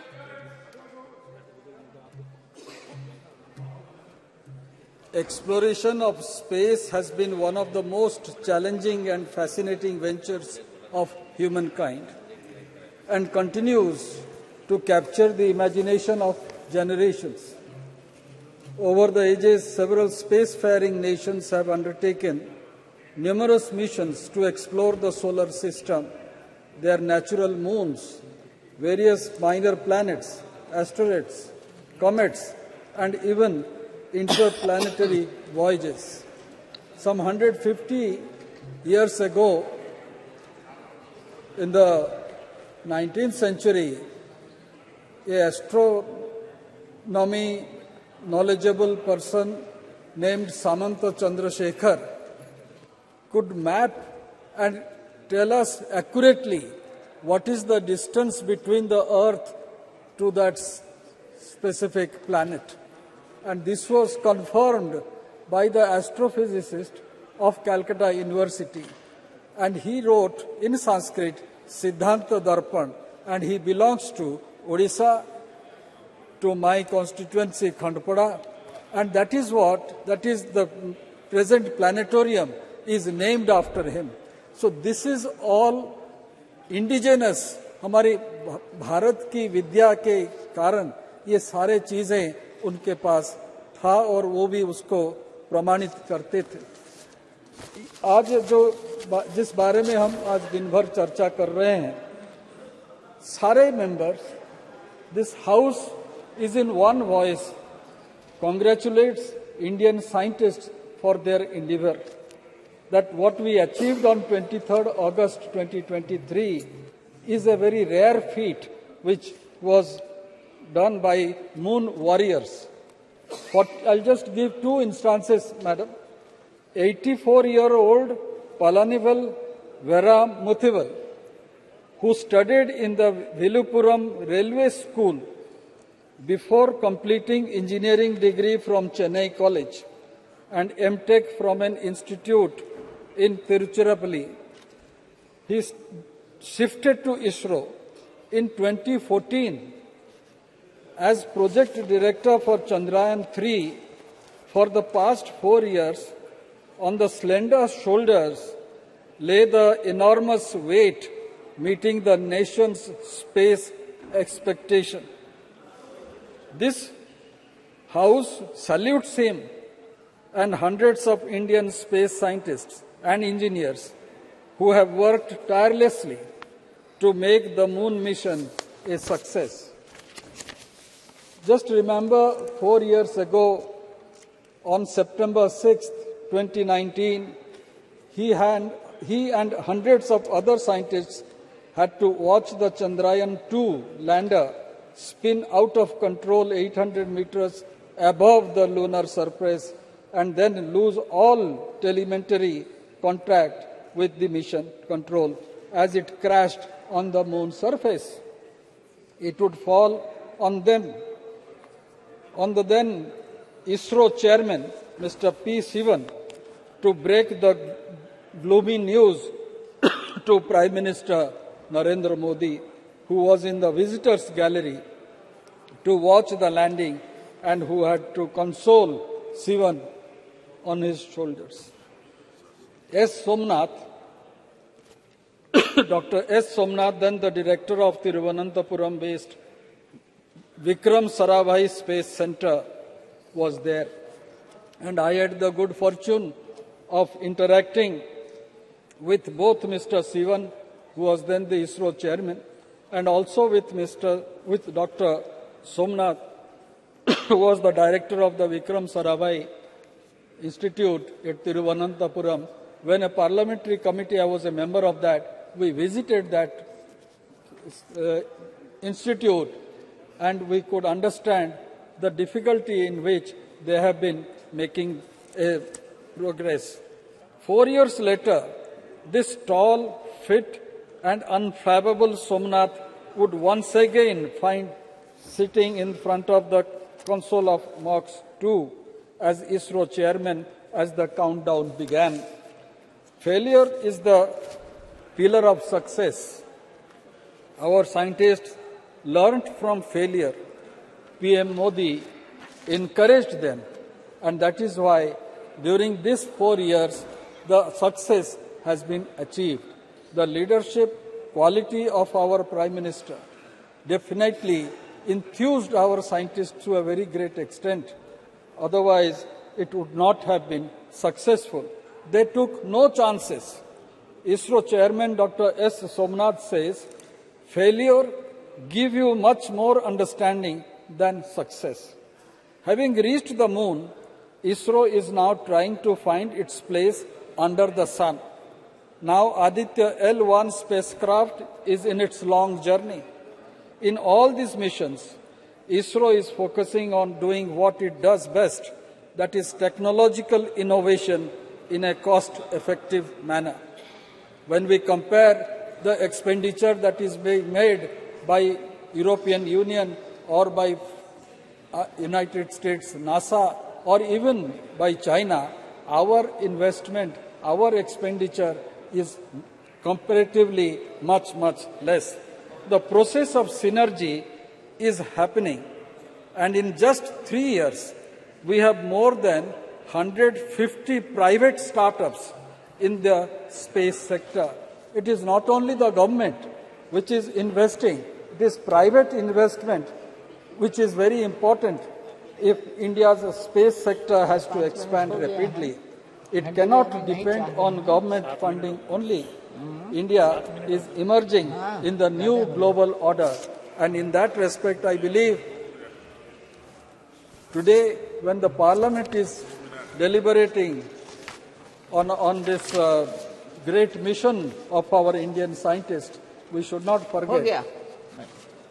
We should not forget that we also are having adequate support and interaction with the NASA scientists and also the scientists of other scientific societies, and the world looks up to Chandrayaan 3 with great anticipation, expectations and hope, and at the same time waits for it to uncover many more new features and mysteries of the moon and the universe. Thank you, ma'am. Shri Soumitra Khan ji.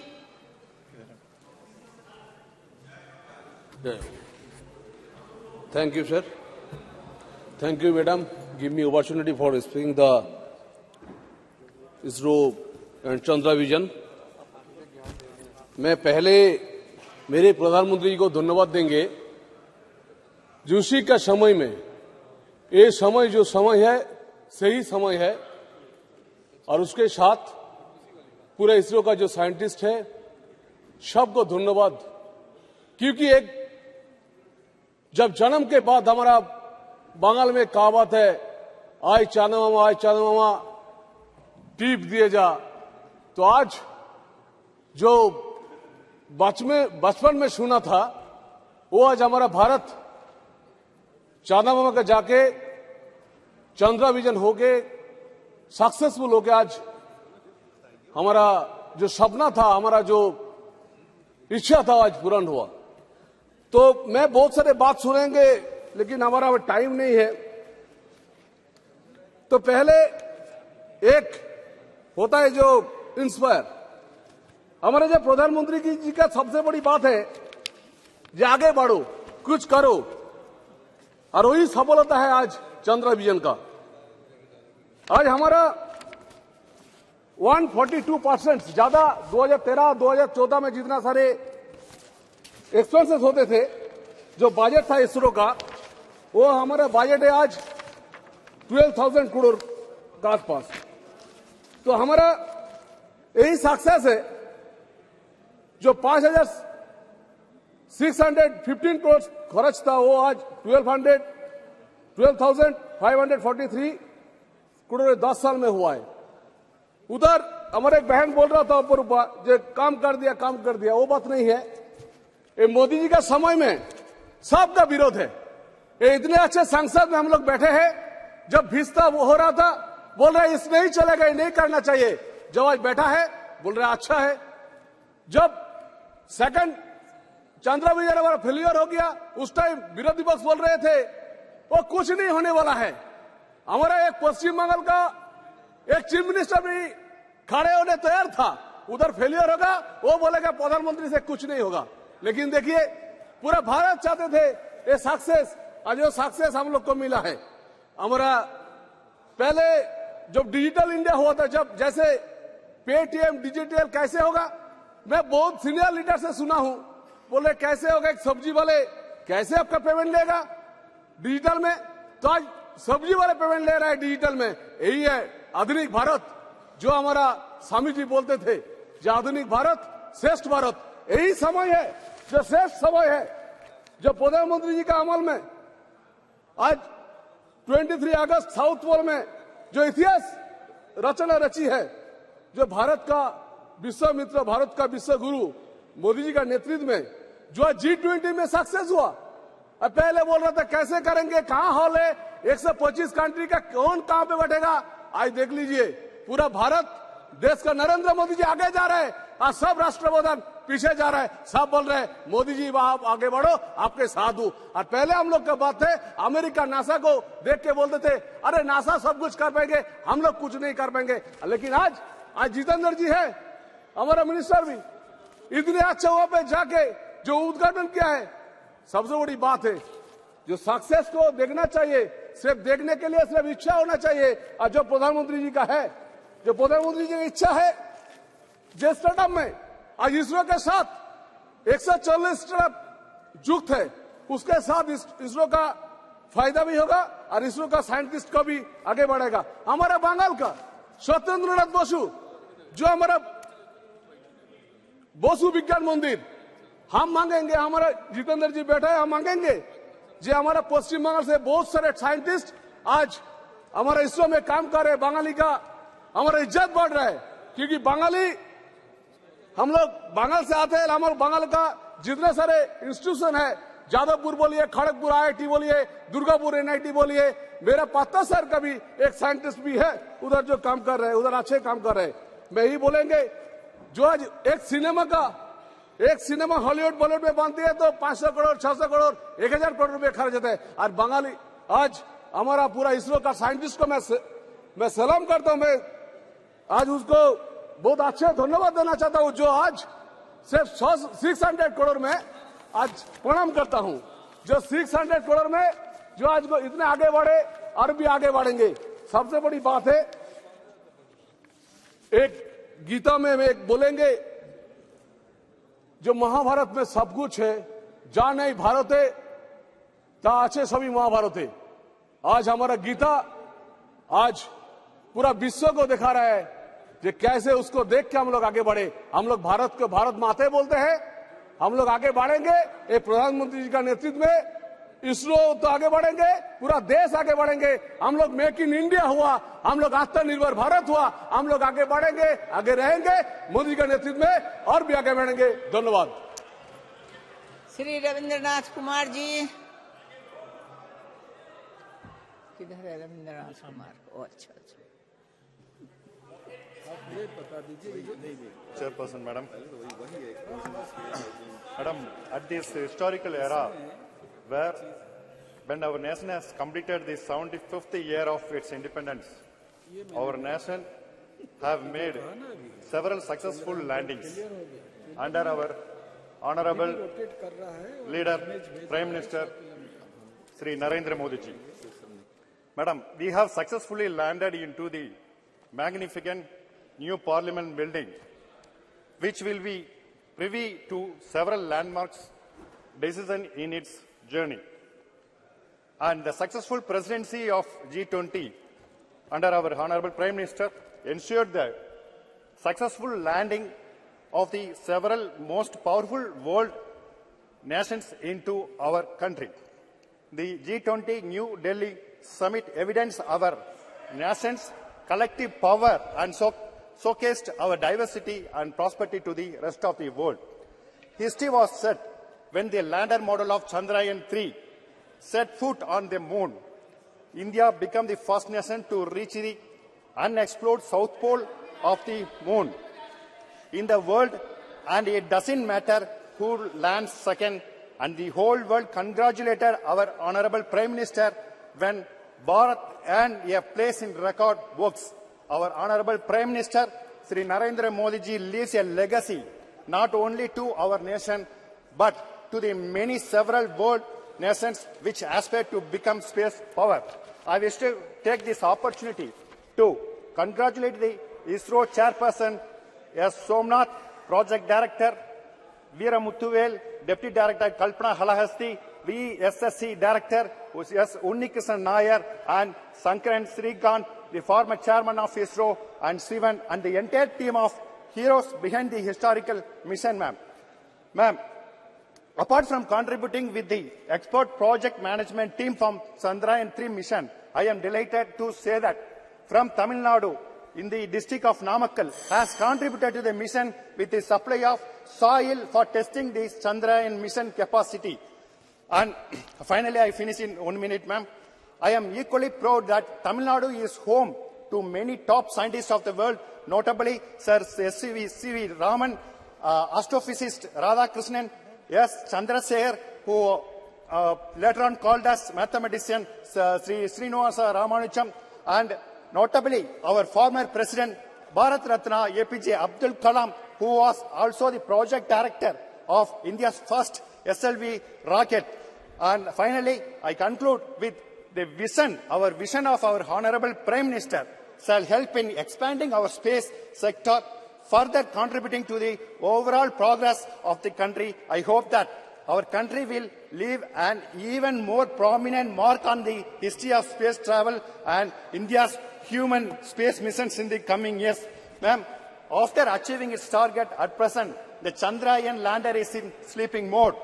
I wish this week, anytime again, it will come to backup mode.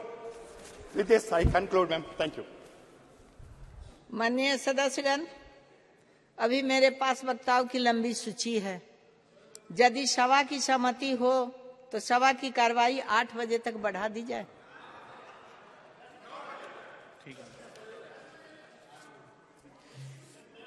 Shri Badruddin Ajmal जी।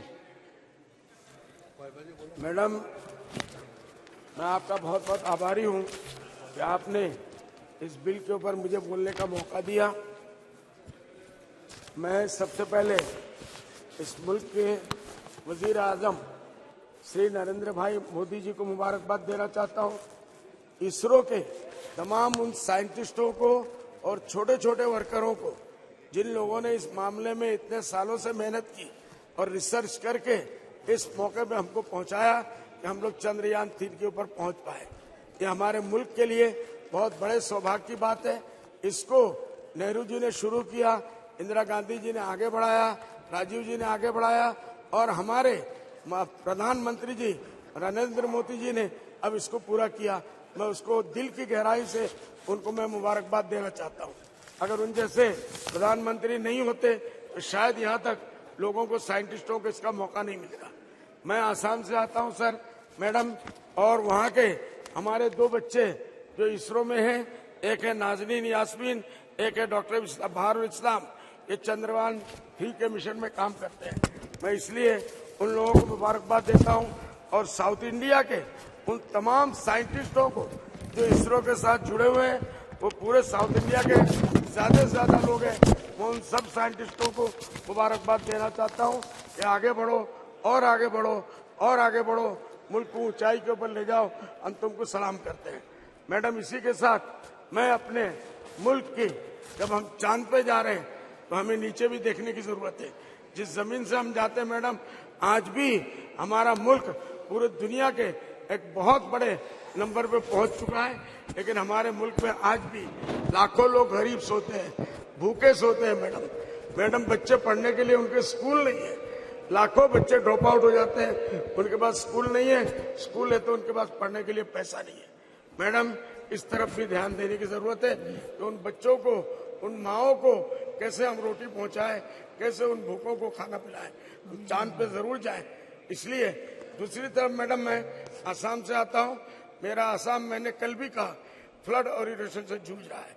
मेरा क्षेत्र धुबड़ी, वहाँ फकीरगंज है madam, और बोरपेटा है, वहाँ पूरा इलाका का इलाका टूट रहा है। लाखों बीघे जमीनें चली जा रही है, हजारों लोगों के घर बह जा रहे हैं, बच्चे बेघर हो रहे हैं, उनके रहने की कोई जगह नहीं है। मैडम, चांद, जब आप आसाम से, मैं प्रधानमंत्री जी से आपके माध्यम से गुजारिश करूंगा कि आप चांद पे जाएं और लोगों को भेजें। मुबारक हो, लेकिन इन गरीबों की तरफ, पूरे मुल्क में जो गरीब है उनकी तरफ ध्यान दें। बहुत बहुत शुक्रिया। निवाल जी, आपके लिए सभापति महोदय, सदन में आज चंद्रयान मिशन की सफलता और अंतरिक्ष क्षेत्र में हमारे राष्ट्र की अन्य उपलब्धियों के बारे में चर्चा हो रही है। सबसे पहले मैं आपको धन्यवाद दूंगा कि आपने मुझे बोलने का अवसर दिया।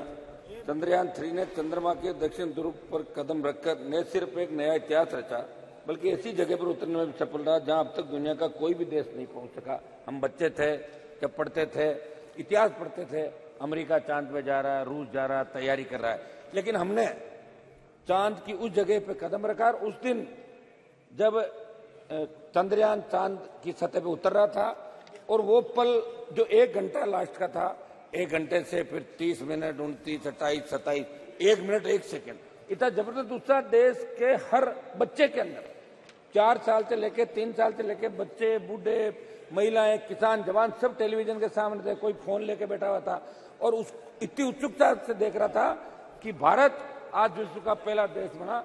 ये हम सब के लिए गौरव की बात है। मैं इसमें हमारा जो भारतीय वैज्ञानिकों की सफलता को न केवल हमारे देश ने बल्कि दुनिया ने, इसे गर्व की बात है। मैं प्रधानमंत्री सहित हमारे मंत्री जी और लोकसभा अध्यक्ष जी का भी इस बात के लिए धन्यवाद कि आज उन्होंने इस पर चर्चा कराई। वैसे 193 में चर्चा होती, लेकिन आज इस पर विशेष रूप से ये चर्चा कराई। और आपका भी धन्यवाद कि आपने हमें बोलने का मौका दिया। 20 जुलाई 1969 को चांद पर कदम रखने वाले अंतरिक्ष यात्री नील आर्मस्ट्रांग ने वहां उतरते ही कहा था कि इंसान के लिए छोटा कदम हो सकता है, लेकिन मानव जाति के लिए एक लंबी छलांग, और विश्व के अंतरिक्ष में ये वाक्य लगभग कहावतों बदल गया। सौदे भारतीय अंतरिक्ष अनुसंधान संगठन की स्थापना से लेकर अब तक इसरो के वैज्ञानिक वहां काम कर रहे और काम कर चुके कर्मयोगी कार्मिकों की मेहनत से जो सफलता प्राप्त की, उसे पूरा देश गौरवान्वित है। आज जब इस महत्वपूर्ण उपलब्धि विषय चर्चा हो रही, तो मैं एक बात कहना चाहता हूं कि सरकार ने इस सफलता की कहानी को स्कूली पाठ्यक्रम में जोड़ने की बात कही, अच्छी बात है। लेकिन मैं आपके माध्यम से प्रधानमंत्री से कहना चाहूंगा कि गांव ढाणी के अंतिम छोर पे ग्रामीण परिवेश के बच्चों को स्पेस सेक्टर में आगे बढ़ने के लिए कैसे प्रेरणा मिले, और उच्च शिक्षा में जब इस सेक्टर में आगे बढ़े तो सरकार की तरफ से उनके शैक्षणिक खर्च पूर्ण रूप से कैसे वहन किए जाए, इस दिशा में भी सरकार को सोचने की आवश्यकता है। सर महोदय, चंद्रयान की जो सफलता हासिल हुई वो किसी व्यक्ति विशेष या सरकार की सफलता तक ही सीमित नहीं है। ये हमारे वैज्ञानिकों की वर्षों की मेहनत का परिणाम और इसरो की स्थापना लेकर अब तक इसरो की यात्रा में वहां के वैज्ञानिकों का अथक परिश्रम का परिणाम। लेकिन भाजपा इस सफलता को ऐसे दिखा रही है कि जैसे ये उनकी व्यक्तिगत सफलता है। ऐसे मामलों का राजनीति नहीं करें तो अच्छा। हम सब इसमें आपको बधाई देते हैं, ये पूरे देश के लिए गौरव की बात है।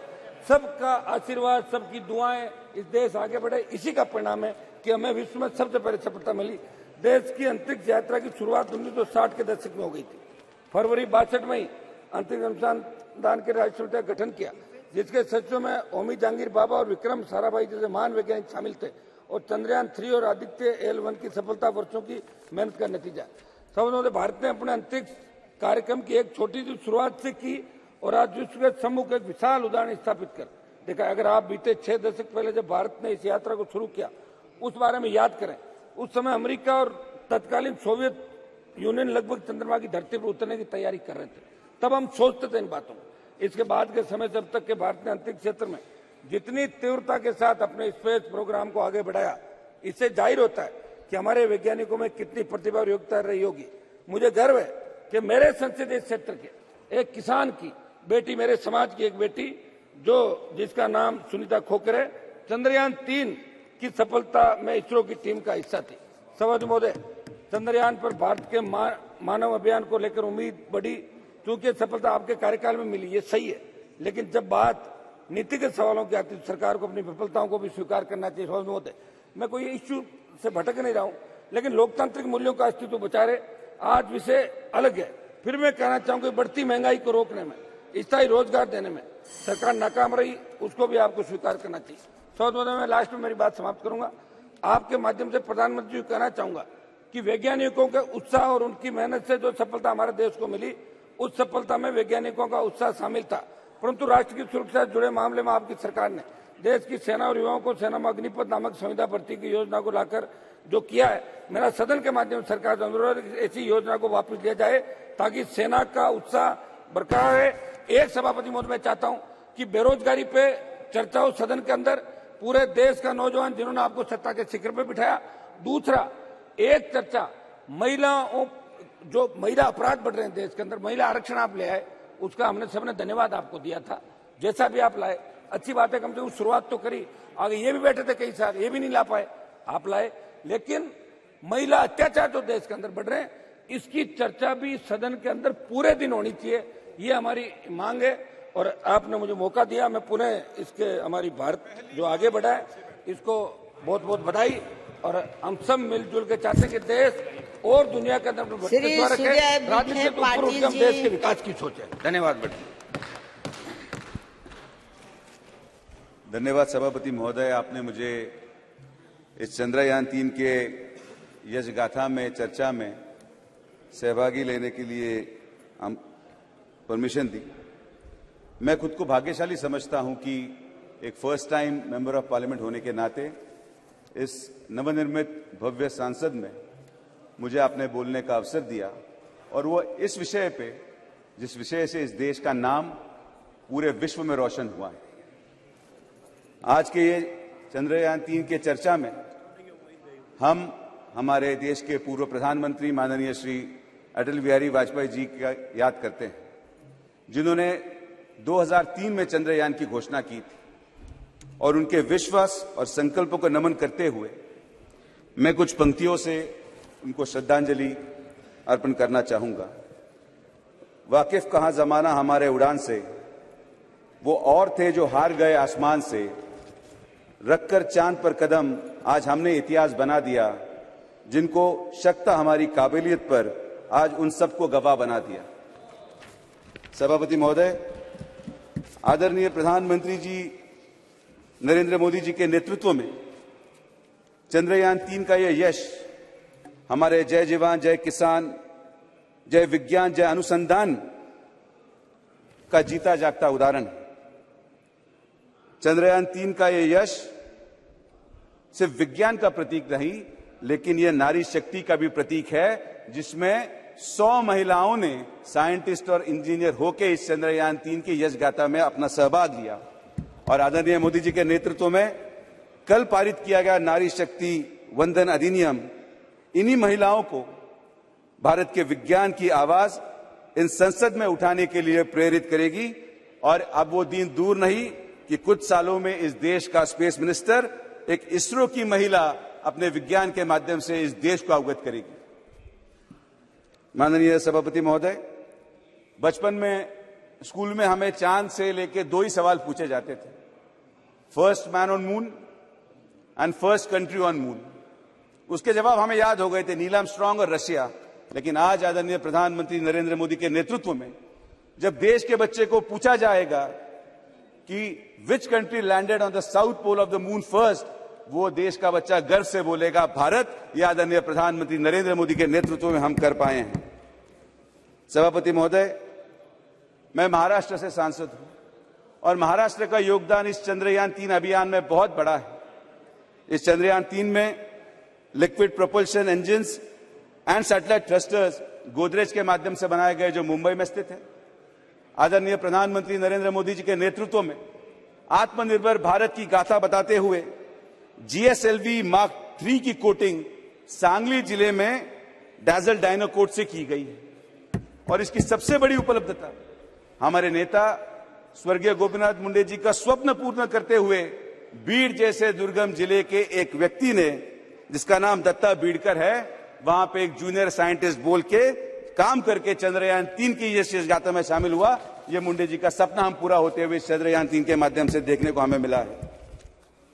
आज की ये चर्चा में हम अपेक्षा कर रहे थे कि सब इसमें सकारात्मक भूमिका निभाएं, सब हमारे वैज्ञानिकों की तारीफ करें, लेकिन कुछ लोगों की आदत राजनीति लाने की जाती नहीं है।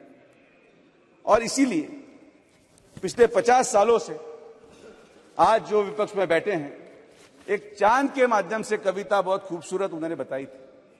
मुझे वक्त बहुत कम है तो मैं कविताओं के माध्यम से ही अपनी बात रखूंगा। एक कविता थी, चंदा मामा दूर के पुए पकाए बूर के, आप खाए थाली में मुन्ना को दे प्याली में। 50 साल से इन्होंने देश को यह बताया कि चांद बहुत दूर है, और ये वही लोग हैं जिन्होंने चांदी के थाली में खाना खाया, लेकिन गरीबों के प्याली में पानी देने की हिम्मत इनकी हुई नहीं। ये नरेंद्र मोदी की सरकार है जिन्होंने गरीबों का उद्धार किया और जल जीवन मिशन के माध्यम से आज पानी देने का काम हम कर रहे हैं। सभापति महोदय, चंद्रयान 2 2019 के जो टीवी पे विजुअल्स थे, वो हम कैसे भूलेंगे।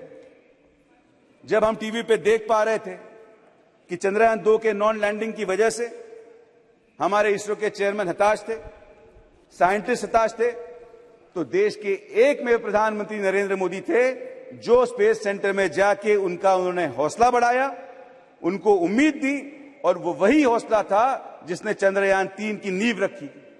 आज उस जो हौसला, जो जज्बा उन साइंटिस्ट में निर्माण हुआ, उनको मैं उन कुछ पंक्तियों में रखना चाहूंगा कि ए चांद तेरी जिद के आगे क्या मैं नतमस्तक हो जाऊंगा, तू ख्वाब परे रख दे अपने, मैं फिर से वापस आऊंगा, तू दूर भले ही हो मुझसे पर पास कभी तो आऊंगा, है प्रेम अमर मेरा तुझसे मैं उसको छोड़ न पाऊंगा, उस बार चलेगी जिद मेरी तुझको भी याद दिलाऊंगा, तू ख्वाब परे रख दे अपने, मैं फिर से वापस आऊंगा। और इसी हौसले से ये चंद्रयान 3 की तरफ हम बढ़े और हम यशस्वी भी हुए। सभापति महोदय, साइंस हमें बहुत कुछ सिखाता है और एक कहावत है कि science teaches us to learn from our mistakes, लेकिन ये स्टेटमेंट विपक्ष को लागू नहीं होता, जो अपनी गलतियां सुधारने के लिए नहीं लेकिन बार बार गलतियां करने के लिए जाने जाते हैं, और आज यहां इस सदन में वो साइंस की दुहाई दे रहे हैं। सभापति महोदय, चंद्रयान 3 के यशस्वी लॉन्चिंग के बाद आज संगठित भारत, सामूहिक भारत सन मिशन की तरफ बढ़ रहा है। हमारा भारत का सन मिशन ये SUN ये सन मिशन है, और दूसरी तरफ देश में I.N.D.IAA ये इंडिया SUSON, ये सन मिशन को लॉन्च करने में लगे हुए हैं, जो सन मिशन बार बार लॉन्च होकर फेल हुआ, लेकिन आदरणीय प्रधानमंत्री नरेंद्र मोदी के नेतृत्व में हमारा SUN भारत के द्वारा लॉन्च किया गया सन मिशन ये यशस्वी होगा, इसकी हमें पूरी तरह से विश्वास है। आपके माध्यम से आज इंडिया नासा के आर्टेमिस अकॉर्ड में सहभागी हुआ है। इस आर्टेमिस अकॉर्ड के माध्यम से हम देश के द्वारा 2025 में इंसानों को चांद में भेजने का प्रावधान करने वाले हैं। मुझे खुशी है कि 2024 के इलेक्शन के बाद काफी ऐसे लोग रहेंगे जो पूरी तरीके से खाली हो जाएंगे। मेरी विनती है सरकार से कि आपके माध्यम से उन खाली लोगों को 2025 में चांद में भेजने का प्रावधान सभापति महोदय आपके माध्यम से 2024 के बाद किया जाए। तारीखों का अपना अलग महत्व है। 14 जुलाई 2023 ये हमारे देश में चंद्रयान 3 की लॉन्चिंग की तारीख बताई जाएगी। ये वर्तमान की 14 जुलाई चंद्रयान 3 की यश गाथा दोहराएगी, लेकिन एक तारीख थी जो इतिहास में 14 जुलाई 1942 जिसमें क्विट इंडिया मूवमेंट का रेजोल्यूशन पास हुआ था, वो इतिहास 14 जुलाई का था। और आने वाली 14 जुलाई 2024 ये देश का नागरिक क्विट इंडिया अलायंस मूवमेंट ये देश का नागरिक लगाएगा और फिर एक बार देश में आदरणीय प्रधानमंत्री नरेंद्र मोदी की सरकार इस देश की जनता की सेवा करने के लिए आएगी।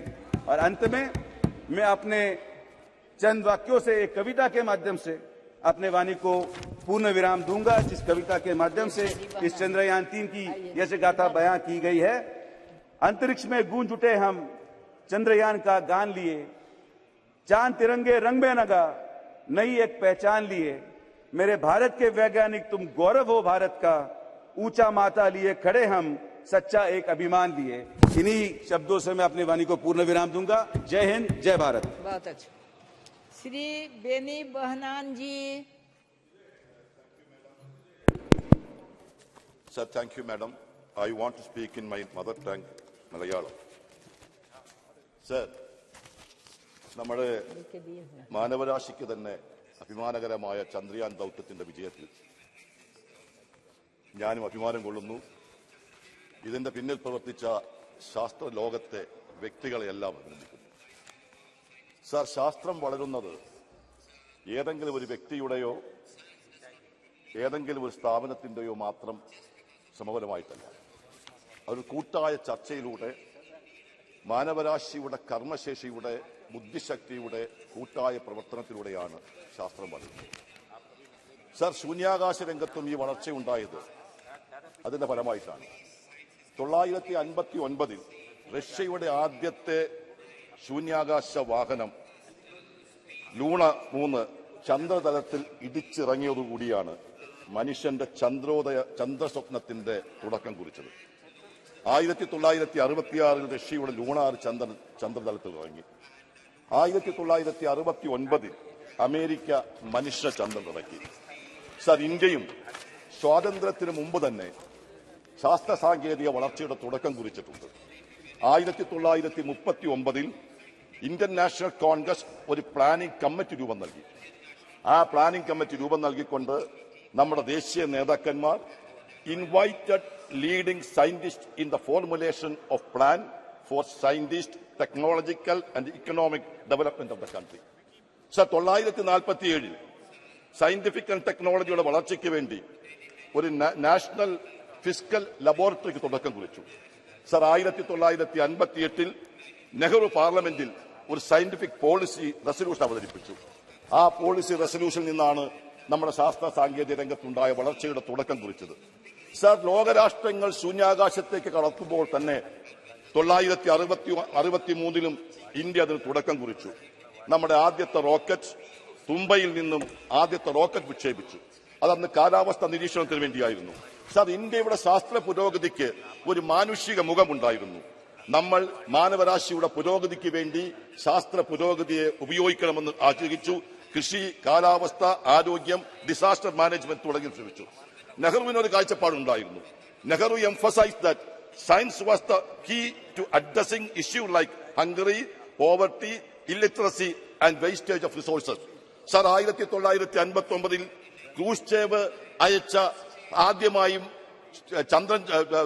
ശൂന്യാകാശ ദൗത്യം പൂർത്തീകരിച്ചപ്പോൾ ക്രൂസ്ചേവിനെ അഭിനന്ദിച്ചുകൊണ്ട് മഹാനായ പണ്ഡിറ്റ് ജവഹർലാൽ നെഹ്റു പറഞ്ഞത്, this achievement is the establishment of peace and good will on the earth എന്നാണ് പറഞ്ഞത്. സർ, നമ്മുടെ രാജ്യവും 963 ശേഷം ആദ്യമായി ചന്ദ്രയാൻ ദൗത്യം നടത്തിയത് 968 ബഹുമാന്യനായ ശ്രീ വാജ്പേയി ഇന്ത്യയുടെ പ്രധാനമന്ത്രിയായിരുന്ന സമയത്താണ് രൂപകൽപ്പന നൽകിയത്. വാജ്പേയിയാണ് നമുക്കറിയാം ചന്ദ്രയാൻ എന്ന പേര് നൽകിയത്. ആദ്യം പേര് സോമയാൻ എന്ന ഋഗ്വേദ പദത്തിലെ ശ്ലോകത്തിൽ നിന്നെടുത്തതാണെങ്കിൽ വാജ്പേയിയാണ് അതിന് ചന്ദ്രയാൻ ദൗത്യം എന്ന് പേര് നൽകിയത്. സർ, 2008 ചന്ദ്രയാൻ 1 ചന്ദ്രനിൽ കാലുകുത്തിയെന്ന് മാത്രമല്ല, അന്നാണ് നമുക്കറിയാം നാസയുടെ ഉപഗ്രഹങ്ങളുടെ ഉൾക്കണ്ണുകൾക്ക് പോലും കണ്ടെത്താൻ കഴിയാത്ത ജലാശയം ചന്ദ്രനിൽ 1 കണ്ടെത്തിയത് നമ്മുടെ ദൗത്യത്തിനാണ്. ആ ദൗത്യം വിജയിച്ചത്.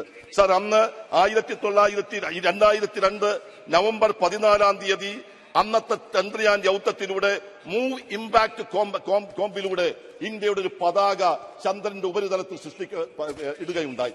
ആ സ്ഥലത്തെയാണ് അന്ന് രാഷ്ട്രീയ നേതാക്കന്മാരല്ല, ഇന്ത്യയുടെ പ്രസിഡന്റായിരുന്ന ചന്ദ്രയാൻ ദൗത്യത്തിന് നേതൃത്വം കൊടുത്തിരുന്ന ഡോക്ടർ കലാം നെഹ്റു പ്ലേസ് എന്ന് പേരിട്ടത്.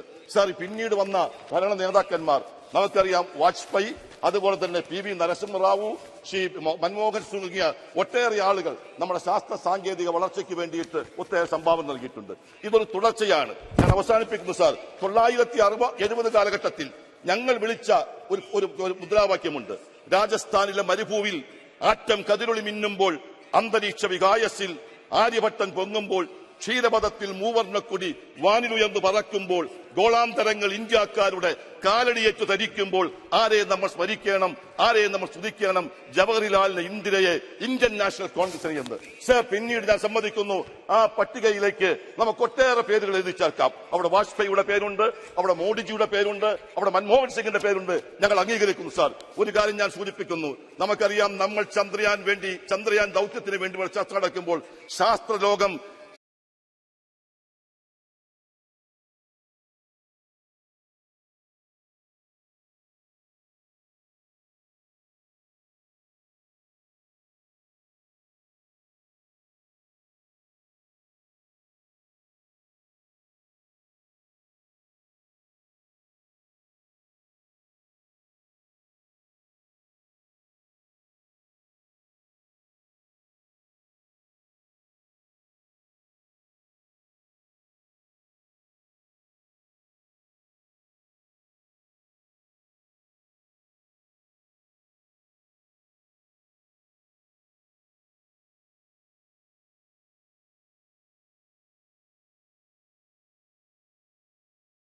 case of the composite culture presented by India. You look at the founding Troy, we had Sarabhai, son of Gujarat, from where Honorable C.K. Patil comes. We had Satish Dhawan, a Punjabi, born in Srinagar, Jammu and Kashmir. And then, immediate next generation, we had APJ Kalam from Rameshwaram, son of Tamil Nadu. So why are we demeaning this and trying to say he spoke Tamil, he spoke English, or he didn't speak Hindi? Why are you saying? Is it not amazing? The founding fathers, 60 years ago, one Punjabi, one Gujarati, one Tamilian. Absolutely. So thank you. No, I appreciate that. Thank you, ma'am. Thank you. Yeah, Bhabha was there, not very, because later on he drifted to atomic energy. And now, since Madam Kani Mozi has been very kind to compliment me, like a gentleman, I have to return the compliment. Very soon, we will have our next launching station nowhere else but in her constituency of Kurukshetra Patnam in Tamil Nadu. And I just solicit your cooperation. 90% of land acquisition has been done. 10% is left out. You can easily use your good offices to persuade the state government so that we can have a ceremony very soon, and you being the elected representative there would be our important guest. So this is the spirit with which we are working. And ISRO, somebody said in the morning, why Raksha Mantri ji spoke about scriptures. I have been telling all around wherever I go that ISRO is a work model which is worth emulating. Here is a team which never retires. A scientist in ISRO, sir, never retires. He never superannuates. He gives his life to the mission. Even if you see these pictures when you see of landings and other successful missions, you find all the former chairmen sitting side by side. They remain associated and they follow a cultural SOP which is not seen anywhere else, but which is worth emulating. Before and after every landing, they pay obeisance at Tirupati. And afterwards, how do they celebrate success? You know, sir, they distribute a laddu. इससे सुंदर, इससे पवित्र प्रथा और जिसमें सामूहिक भारत की पूरी संस्कृति झलकती है। और इसलिए संस्कृति को आधुनिकता तक ले जाने की इस यात्रा को आगे बढ़ाने का कारवां हमारा इसरो है। तो इसमें क्या हर्ज है अगर हम संस्कृति को लेकर बात भी करते हैं। Then there was another observation made by Mr. Kanti Chidambaram, who said science and spirituality have a close relationship. But at the same time, the Raksha Mantri has sought to confuse that. By saying so, he created further confusion by not letting us know what he meant. As far as I know, Swami Vivekananda said, very simple terms, science begins where religion ends, religion begins where science ends. So I think let's go home, ponder on that, educate ourselves on that. Then he said, very sarcastically, because possibly he is also known to be an intellectual, he said, I'm not sure whether after 1,000 years this building will stand, this new building of Parliament House. Everybody of us heard? He's expressed doubt that this new building we have shifted in, it's unlike those monumental buildings built by the earlier generations and the temples. And he compared it with this building and said, who knows whether after 1,000 years this will stand. My humble request is that all of us, he and us, can wait for 3 more generations. Let the 5th generation Chidambaram come to this house elected and decide whether he is in this house or other house. Why should we be judgmental just to score a point? And because that creates a little bit of spice, we can use this. I can use this in plenty. If he is 2nd generation politician, let us wait for the 5th generation of the same family. Whether the 5th generation Chidambaram is there in this house or some other house. And then the history decide.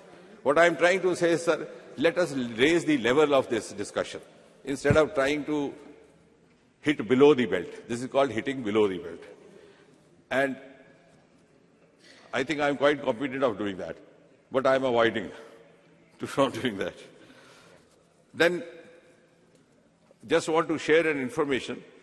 He also said that many people do not know where is ISRO. Exactly. That is true. And many people do not know ISRO because, and it is true that till a few years ago, whenever a launching happened, in a remote column of a remote newspaper, you will find one column, Sriharikota. Nobody could figure out where is Sriharikota. This change has happened only since 2020.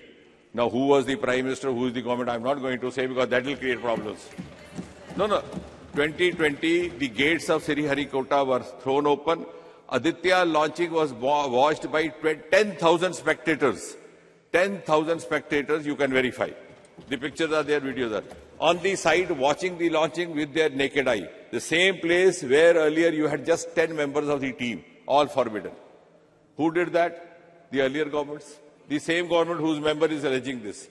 The allegation is made by a member of the party which was responsible for that. Chandrayaan launching.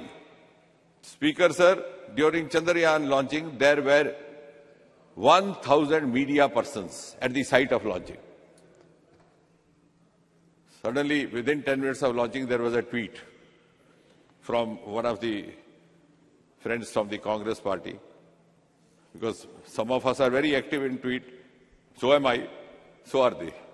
He said, what is different? Why this halla gulla?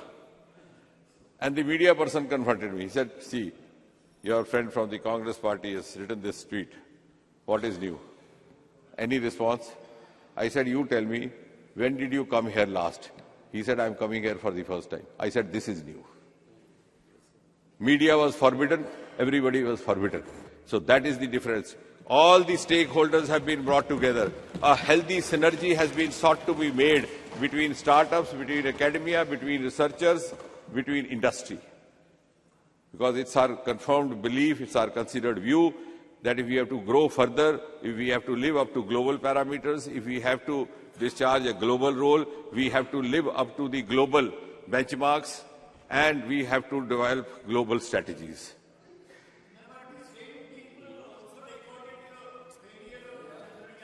Please,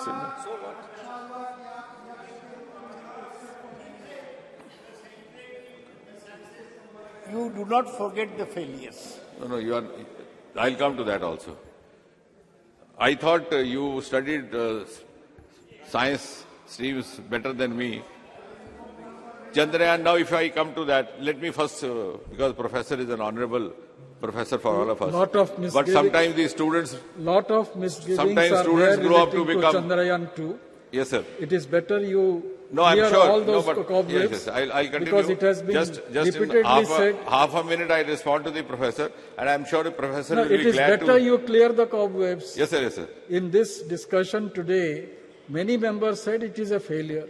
It is only one part which has exactly, failed, sir. whereas there are number of other things which are successful. What I'm trying to it say is still rotating for 3 years. What I'm trying to say is, एक minute, अरे भाई एक minute यार, अरे रमेश जी, अरे रमेश जी बात, अरे छोड़ो ना, ओहो, चल यार एकेडमिक बात, एक मिनट है, और रमेश जी, यार ठहरो ना, एकेडमिक की बात चल रही है, एकेडमिक चल रहा है, ठीक है, और आई एम ग्लैड प्रोफेसर, ओ भाई एक मिनट यार, बात तो करना, I am glad that professor, यार एक मिनट, अच्छा बात चल रहा है, I am glad that professor has put this query, and I am glad, and I am sure professor will take pride in seeing that his student is capable of giving him new thought, not teaching but a thought. So professor should be happiest when he finds his student turning into a teacher. Sir, it was not a failure. Because as the Honorable Speaker said, it is still working. On the last minute, that procedure which had to happen did not happen as it was calculated to the last moment. Otherwise, it would not be communicating. In fact, Chandrayaan 2 and 3 are talking to each other, saying good morning to each other every morning. And even now, when we are waiting for Vikram and Pragyan to wake up, if the circuit gets charged and we are waiting for the temperature to rise, we will not be surprised they receive a good morning or a hello from Chandrayaan 2. Second, even if you go by statistics, as I said in science, let's talk by statistics. Most of the other missions which landed on the moon were unsuccessful in the first attempt. America, more than 3 times. We have been unsuccessful, if at all, only once. Now, coming back to the... Yes, so I now settled why ISRO was not known then and known now. But the important point is that it has given us multiple outcomes. A, sir, huge investment of industry with the new policy having come in. B, a sense of belonging to the whole nation. Why the entire nation was glued to the TV screen? Because it was whole of government plus whole of nation. Every citizen of India felt as if it was his or her mission. Because this government had liberated it from that veil of secrecy. I don't know why we had to work in that confidentiality for all these years when everything is being watched by Google. So it was not giving us any reward, but we were restraining ourselves from getting the benefit of the resources available. That has been undone. Then,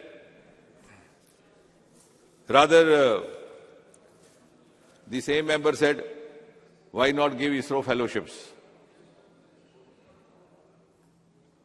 Maybe when you, actually what happens is, sir, in the parliament also, when we make up our mind to score some political points, we sometimes tend to lose the factual points because the orientation then becomes more politically directioned.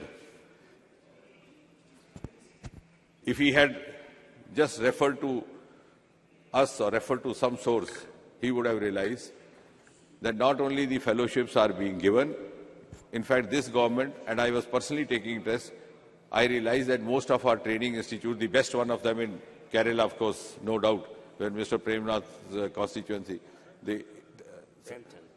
Premchandji. So Trivandrum is one of the best institutes we have in space technology teaching. 100% placement. It's a batch of about 160. The selection is done through IIT JEE, the same form, but many people were not aware of it. So I thought we should try to expand. Only 3 years back, I thought we should start from Northeast and North. So we started one similar center in Northeast, in Agartala, in the premises of NIT Agartala. So same kind of department, same selection pattern through IIT JEE and same course.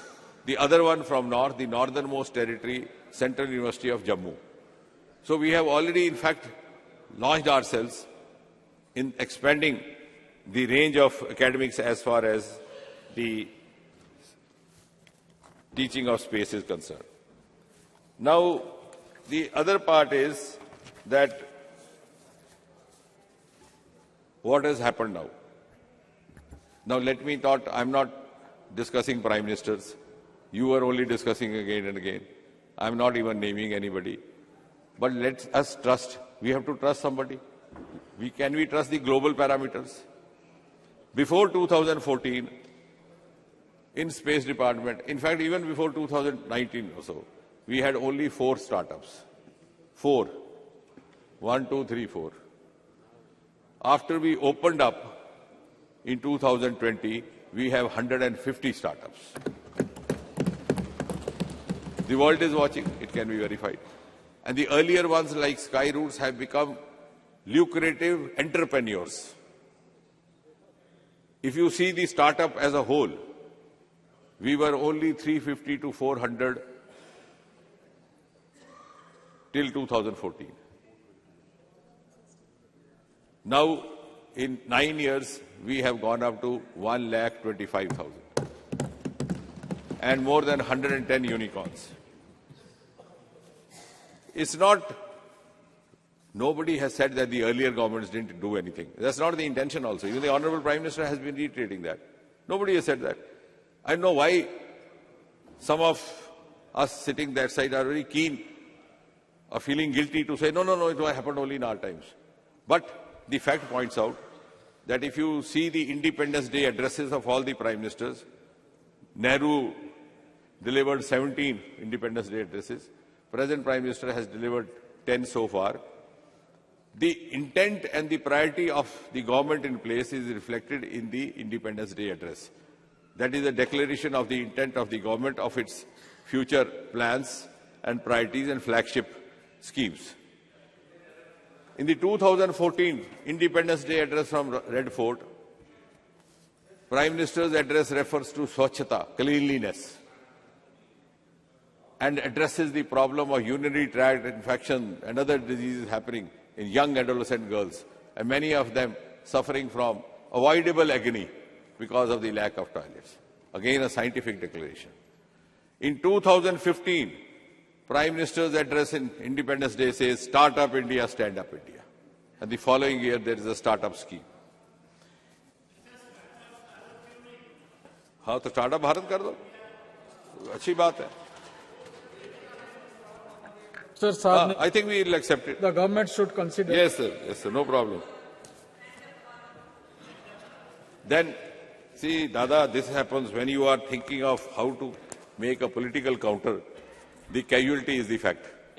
You understand very well what I mean by saying, and yet you want to deviate. But I am not that easily vulnerable to deviations. The next address of the Prime Minister says, Digital India, Digital Bharat. Okay. Again, a scientific declaration. The next address, fourth one, says, e-governance. The subsequent address says, deep sea mission. And two consecutive addresses of the Prime Minister from the Red Fort are referring to deep sea mission. We have 7,500 kilometer long coastal area, longest in the world, beginning from Odisha up to Maharashtra, Gujarat, Kutch. Nobody had ever looked at that. Well, okay, one of the longest, conceded. But nobody had looked at that. The Chandrayaan has been launched a few years back, and the huge wealth that lies underneath, metals, minerals, biodiversity, that is going to be discovered now. Then Gaganyaan finds mention in one of the Prime Minister addresses in the Independence Day. And when he said that India has decided to send a human being. नहीं, announcement इसका Independence Day address में हुआ है, check करे दादा. What I am trying to say is, I am not talking, see, I don't know why you want to make this debate Nehru versus somebody. You are obsessed with it, I am not, because I have the facts on my side. I am not, I am giving you dates. I am saying, Prime Minister, I am making a very holistic, a very academic statement.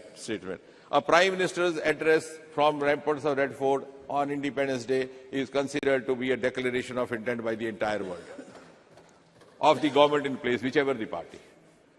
Now I am referring to 10 addresses from the highest forum and the theme they carried, which was primarily scientific. So that establishes the kind of priority that this government gives to science, the scientists, and the scientific endeavors. Now, two more things. Now coming back to the parameters.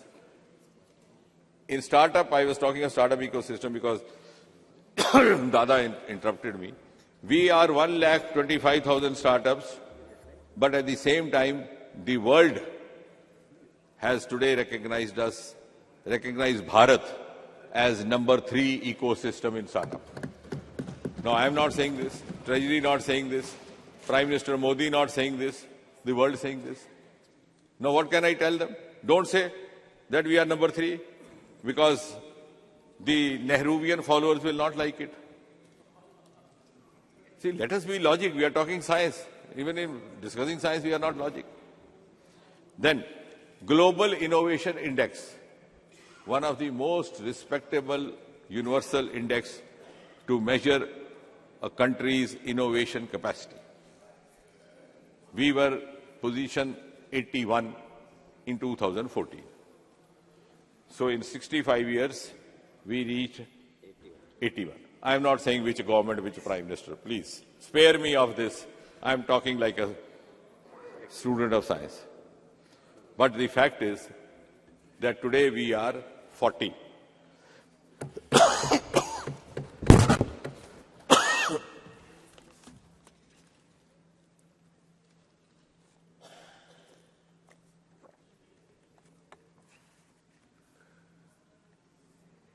So what I am trying to say is that this jump of 41 has happened only in the last 9 years.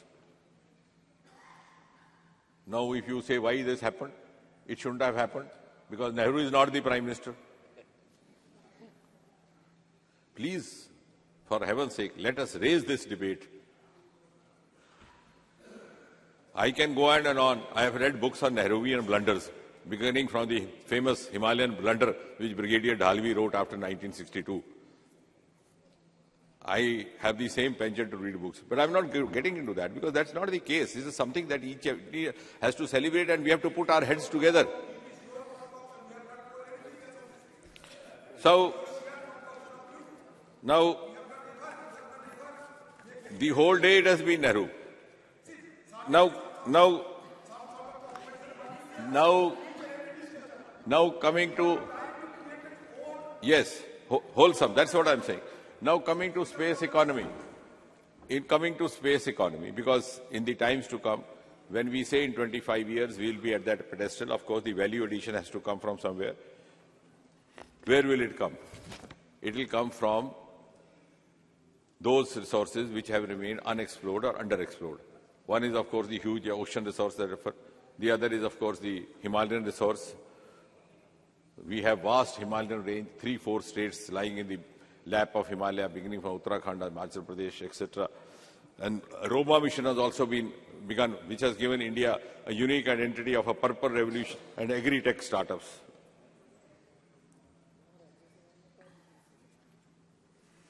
Now,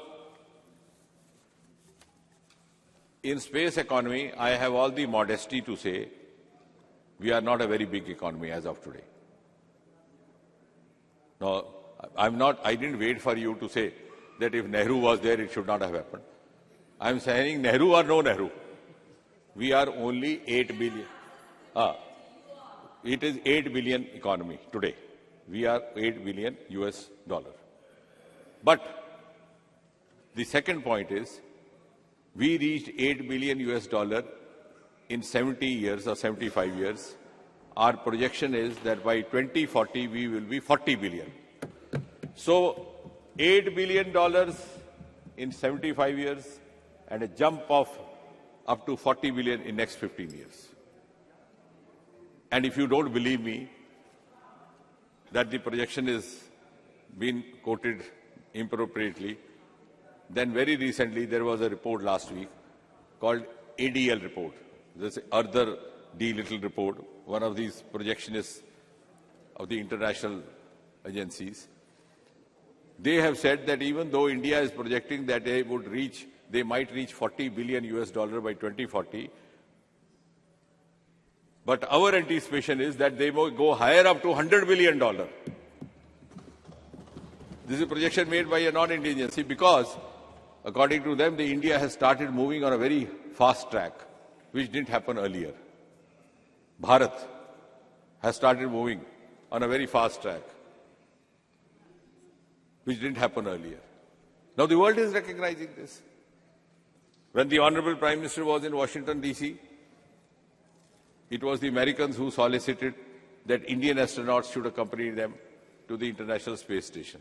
That means they believe the credibility of our astronauts. The Artemis agreement was solicited by them. They also put the offer that we should be part of their semiconductor consortium.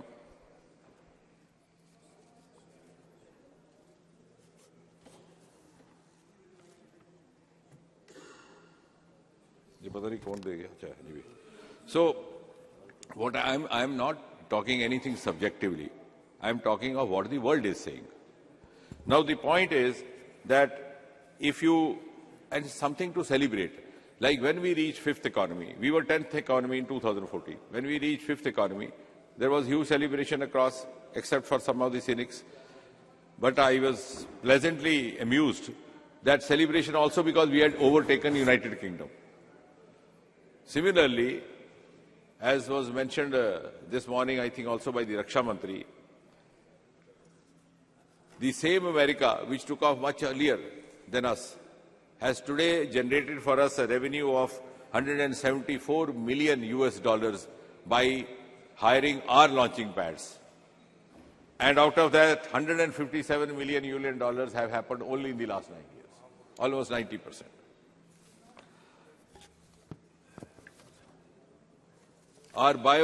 We were talking of Himalayas, we are talking of oceans. We have a huge resource of biodiversity. But, Honorable Speaker, sir, you know, in 2014, the number of biotech startups in India was only 50. 50. Today, it is 6,000. Our biotech economy, because we have entered into biomanufacturing. Now, in the next part, let's put our heads together and try to understand why this has happened. Because many of us don't feel comfortable that it has happened. Our biotech economy in 2014 was $10 billion. So in 70 years, 10 billion. Today it is 80 billion, 8 times higher in 9 years. So virtually 1 billion every year we have increased. And the projection is 150 billion by 2050.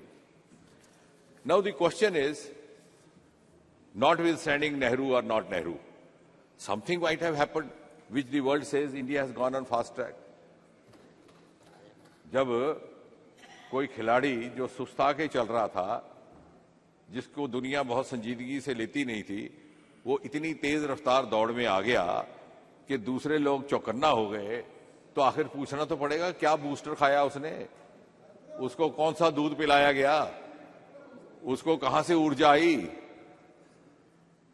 हम बात नहीं कर रहे किसी प्रधानमंत्री की, लेकिन कुछ ना कुछ तो हुआ होगा या कोई जादू की छड़ी चली होगी।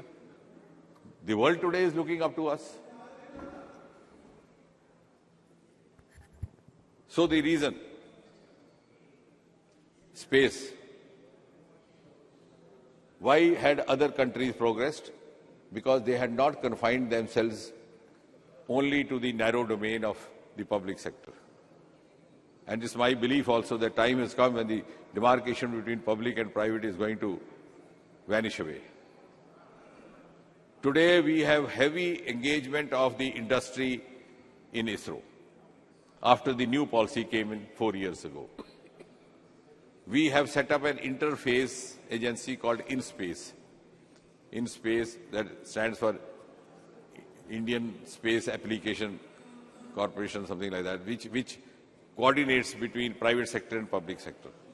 And the head of that is a person from corporate sector. He was working with one of the corporate houses, not a government person. नहीं वो भी आते हैं, that is different, वो भी आएंगे, that case, no, India has won that case, Dada, India has won that case. I am coming to that later on. I'll come to that. That is a legacy problem. Now, and then a new PSU has been set up called NSIL, New Space India Limited, to collaborate with the private companies, which has led to a sudden upsurge in investment. It's been thrown open. And coupled with this will be the National Research Foundation of India, of Bharat, which has been given a truly Bharatiya name called Anusandhan. So the name of Bharat's National Research Foundation is Anusandhan. And the hallmark is that nearly 80 or 75% of the budget would be from the non-government sources. If we have a 50,000 crore budget for 5 years, 36,000 crore will come from non-government sectors. It will be an umbrella body consisting of academics, scientists, researchers, huge presence of industrial representation. Also, sir, keeping the Indian context in mind, the Bharatiya context in mind, it will have representation from social sciences, from humanities, so that we do not lose out to our traditional ethos while deciding our future projects. And it will also decide what kind of collaborations do we engage in our foreign alliances so that we remain globally competitive. It will have a governing body, it will have an executive council, and the executive council will be headed not by a government secretary. Mr. Minister, just a minute. But by a principal Just a secretary. minute. The House was extended till 8 o'clock. I seek the permission of the House if we can extend it by another 1 hour. Sir, now. Thank you. So, what as an honest student of research, I am trying to understand what might have happened which has brought this quantum leap, which has generated a country worldwide interest in India. If there is something more to add, you can do that. But at least let's understand. It's not just for saying that now since this is the government in place and this has happened, this government has taken some measures. It has provided an enabling milieu which was lacking. We had no dearth of acumen. We had so much of commitment, as was rightly mentioned by one of the members here, that Sarabhai, when he was not given transport facility, he carried the baggage on his carriage. But we did not. We gave him enabling environment so that they could put their potentials to the best use. Secondly, we were also, the deficiency was at the level of policy planning, at the level of the political leadership. We were waiting for other countries to come out with a new scientific application, use it. When it became popular, then we suddenly woke up. For example, I mentioned in the other house also, television, just take that example. It happened in America in 1950s. Dada knows more than me. The 1960 debate, presidential debate, was the determining point between Nixon and John Kennedy. And suddenly John Kennedy turned the tables on Nixon on the basis of a TV debate. In 1960 here, we were wondering, what is TV, what is debate, kahan hota hai screen, kahan se bolta hai. We had never seen, we had never heard. Here it came to close to 1970, that was also Chitrahar. That too somewhere in Delhi. In Tamil Nadu, sir, it came in 1975. The match happened. I was there. In Chepak, a test match happened. And the first time, a black and white television telecast was put up. So we waited 15 years for a new scientific innovation to be adopted in this country. Similar was the case with the computers. Today, look at quantum technology, which one of the members was mentioning. We are today among 3 or 4 nations, that league of elite nations, who are into quantum technology, and we have institutionalized it through mission, Indian quantum mission, or you can call it Bharat quantum mission, which was rolled out only 6 months back. Which government, which prime minister, it is for you to decide. It has happened now. In other words, it's a matter of pride for all of us. We are now not only have taken a giant leap, we are at the same level. And in certain ways, we are even ahead of others. If you take our medical science, again, going back to Premchandji's state, our Chitra there is producing medical equipment which is not only world class, which is cost effective. We have mastered this skill and shown it to the world. How to develop world-class space missions, world-class scientific equipment, world-class projects at a cost which is just 1/10 of the other cost. Yes, Sri Chitra.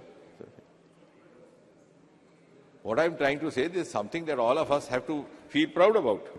Now, if you go, before I conclude, some of the landmarks that has happened, if you talk only in this ways. During the last 9 years, we have not only confined ourselves to the launching of rockets. Rocket का launch होना अच्छा लगता है, एक अच्छा दृश्य बनता है. It is, seeing a spaceship going to moon is a very romantic scene. It's because it's part of our fantasy. We have grown up seeing that. But there is much more to space technology than this. Today, space technology has entered every Indian household. We have not confined ourselves only to the launching of rockets. आपका agriculture sector देख लीजिए, सारा space technology से चल रहा है. Soil health card चल रहे हैं. Telemedicine of course is there. Smart cities, unmanned rail crossings, railway tracks, roads, bridge, disaster management. We are number 1 in the world as far as our disaster forecast and prediction is concerned. That again, because earlier on, only radar was used for weather and other forecasts. Now we have combined it with space technology. I'm not saying that this should not have happened earlier, or maybe these are also march of times which happens. But we have done it. Wherever we thought we could do it, we have done. We have done to the best of the ability. which as the result of which is that our disaster inputs are now being received even by neighboring countries. In 2017, precisely on the 5th of May, a South Asia satellite was launched, which is popularly also sometimes called SARC satellite, which is providing inputs to all the neighboring countries, including Sri Lanka, Bhutan, Nepal, Bangladesh. Pakistan decided to remain out of it. It is to their disadvantage. And somebody said 600 crore is too much. The Raksha Mantri ji was trying to respond to that. I think the amount of money that we have saved simply by averting disasters is much more than the amount spent on Chandrayaan. And Aditya is just about 380 crore. Similarly, of course, somebody already mentioned the world record of 104 satellites launched in one go. We have some of our space projects are being cited as role models across the world. One of them is Swamitva program. Swamitva is a very fascinating program by which you map the land's farms. So it eliminates the revenue departments, eliminates corruption, brings in transparency. You don't have to approach a patwari or a tahsildar, you can yourself access. So combining space technology with drones. Similarly, the other program which is being cited as a role model is Gati Shakti. Gati Shakti is another program we started by this government a few years back, where you have multiple layers. Whenever you are starting a new project, automatically you get the information. Where lies what? The forest, is it forbidden? It is prohibited. What about the rail tracks there, the rail pipes there? So you don't waste time and money. So some of our success stories are in fact being now cited in the rest of the world as well. And if we go simply by the scientific feats as such, I think somebody said scientists have gone abroad because you are not providing them enough. Yes, they went abroad because you didn't have startup avenues for them. You didn't have new institutes for them. If somebody did a course in space, either he had to get absorbed in ISRO or remain unemployed. Today we have opened up that. And as a result, many of these young scientists are willing to come back, and seeing that, we have now started a program called Vaibhav program under Department of Science and Technology, where we facilitate the return of a young scientist who wants to come back, and if he wants to take up a government job, we even give relaxation in the age, the upper limit of age. We are conscious of that because now they are finding avenues here. In fact, now this is going to be reverse brain drain. This happened because they were, now I was referring to Mr. Premchand's institute in Trivandrum, 160 admissions, 100% placement, but where? 60% of them went to NASA because you didn't have a place to absorb them. Now many of them are becoming startups. They are finding their own means. And this is a whole ecosystem which has been brought by this government. This also includes the new education policy, which is also called National Education Policy 2020. I said the other day, this National Education Policy should have happened several decades ago. I'm not saying in Nehru's time, but it made us prisoner of our aspirations. Somebody objected to that. I explained why. Suppose my father wants me to become a doctor. I don't get admission after class 12. What do? I do BSc, either botany or zoology. Then after that, what do? Civil services. I don't get, what do? I do MSc. Try for a teaching job, UGC, university. Don't get, what do? Do PhD. So I get stuck up in that stream. This National Education Policy 2020 gives you the liberty to go by your aptitude, to go by your taste. As you evolve, you can also make a choice. After class 12, if I don't get the choice of my stream or my subject or my profession, which I can change my subjects. I can have economics and botany. I can have economics and literature. It has exit entry. I can leave the college and come back. Once, sir, Dada will be interested to listen. The Vice Chancellor of Cambridge University, about 5 years back, he was a professor of microbiology from the same profession, medical education. There the teachers don't retire in US. They carry on, like Dada continues. So here we have retired. So he's fond of me. Whenever he was here in India, he would call me up and I would go to see him.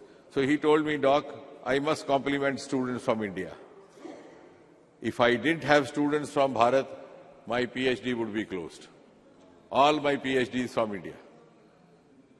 So when I came out, after having met him, there was another doctor with me. I said, what is a compliment or otherwise? He said, what do you mean? I said, the old gentleman doesn't know. In his country, or a boy or a girl will go in for a PhD only if he or she has decided to devote the rest of the life to research. Here I go for PhD for a trophy. Get a PhD in biotechnology, come back and become a manager in a computer company. Nobody knows. This disconnect between education, learning and skill and the vocation you follow was happening because of the old education policy. And you produce a huge lot of population who came to be very infamously known as educated unemployed, sitting at dharnas outside all the political offices. So this whole ecosystem is what is going to change the entire face of India and make it globally much, much more acceptable, competitive. And when we say in the next 25 years, we will be reaching that spot. We have already started the journey. The world is looking up to us. Gone are the days when India was looking for cues, India was waiting to be led by others. Today, world is ready to be led by Bharat under the leadership of Prime Minister Modi. Thank you, Speaker sir. Thank you very much.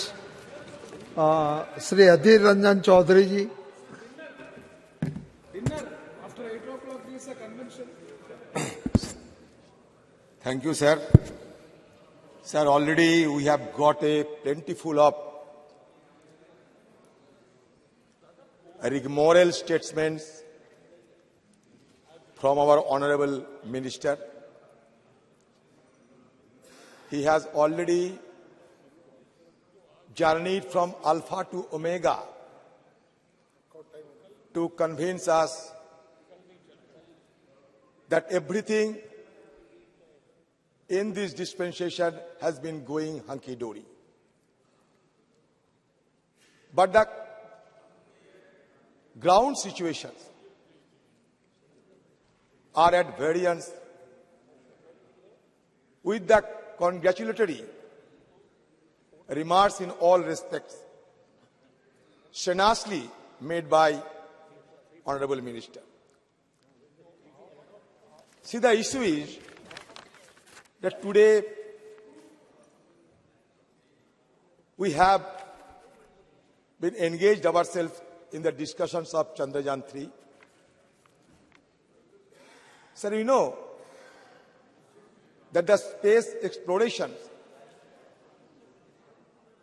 of our country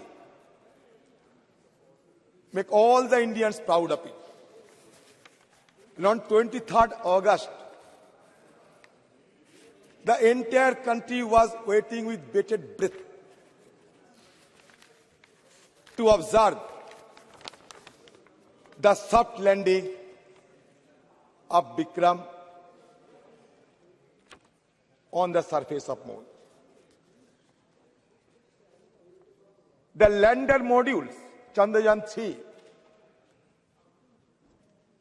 were deboosting, which reduced the orbit to 25 into 134 kilometers around the Moon. Then power descent began at 5:45 p.m., 27th August. A few terms of that landing also caught our imagination. A rough braking phase 1. Second, attitude hold phase. Third, fine braking phase. Fourth, terminal descent phase. And there was a talking point across the nation that 15 minutes terror So all the people of our country were praying to the God or to the Supreme Being to ensure the decent landing on the surface of moon. We have observed vividly the horizontal position of the lander to vertical position before gentle descending. So certainly now Vikram and Pragyan are in deep sleep. Certainly all the people of our country will be praying again for their waking up afresh. Certainly it will be our prayer also. Sir,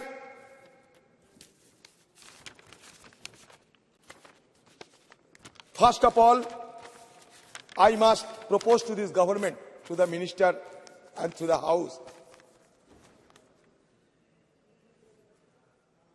कि हमारे देश की राष्ट्रपति उनकी नेतृत्व में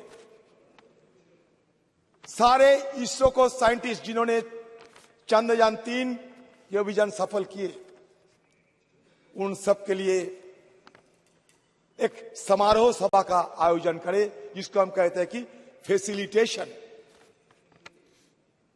और ये राष्ट्रपति द्वारा किया जाए, राष्ट्रपति भवन में किया जाए, और वहां हम सब एमपीज को बुलाया जाए, क्योंकि हम सब देशवासियों के साथ साथ तहे दिल से उन सारे हमारे साइंटिस्टों को संबर्धना देना चाहते हैं। क्यों हर चीज में हमारे देश की राष्ट्रपति जी को हमें नजरत देखने को मिलते? ये एक्सक्यूज मी,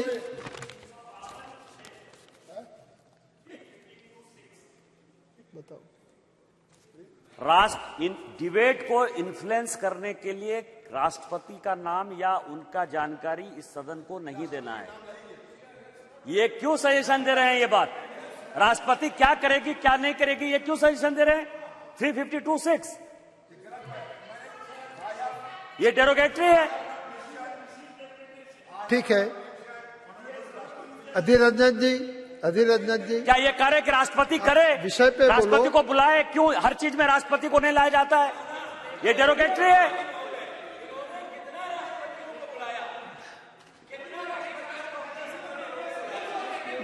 हेलो, मेरा है कि इसरो के सभी साइंटिस्टों का हमारे यहाँ प्रधानमंत्री जी और सभी के द्वारा सम्मान किया गया है, और जहाँ भी जरूरत पड़ेगी होगा, मगर पॉलिटिकल जो है स्टेटमेंट नहीं करना चाहिए। ठीक है, आप अपना बात शुरू kindly confine to the subject.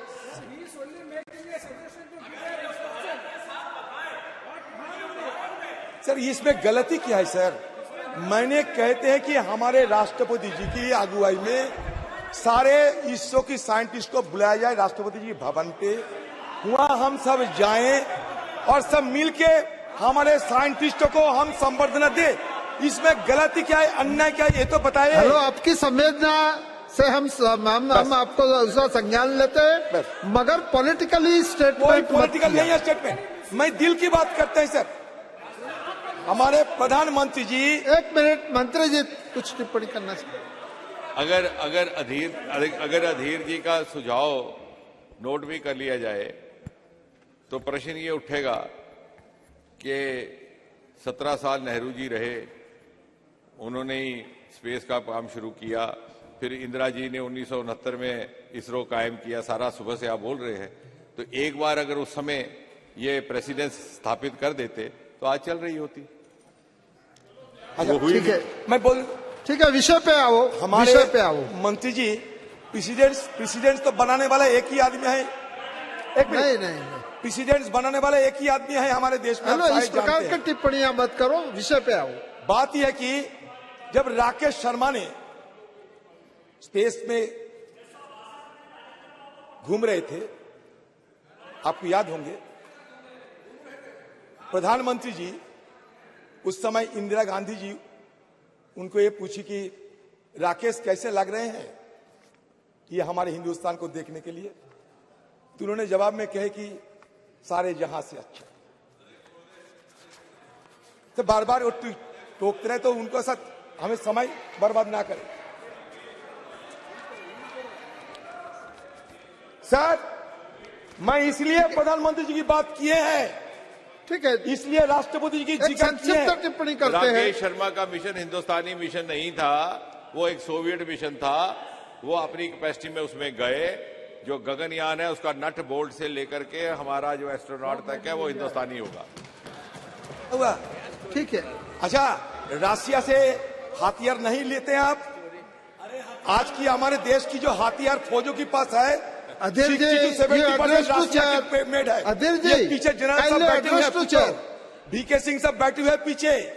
Russia से आप हथियार नहीं अपनाते हो?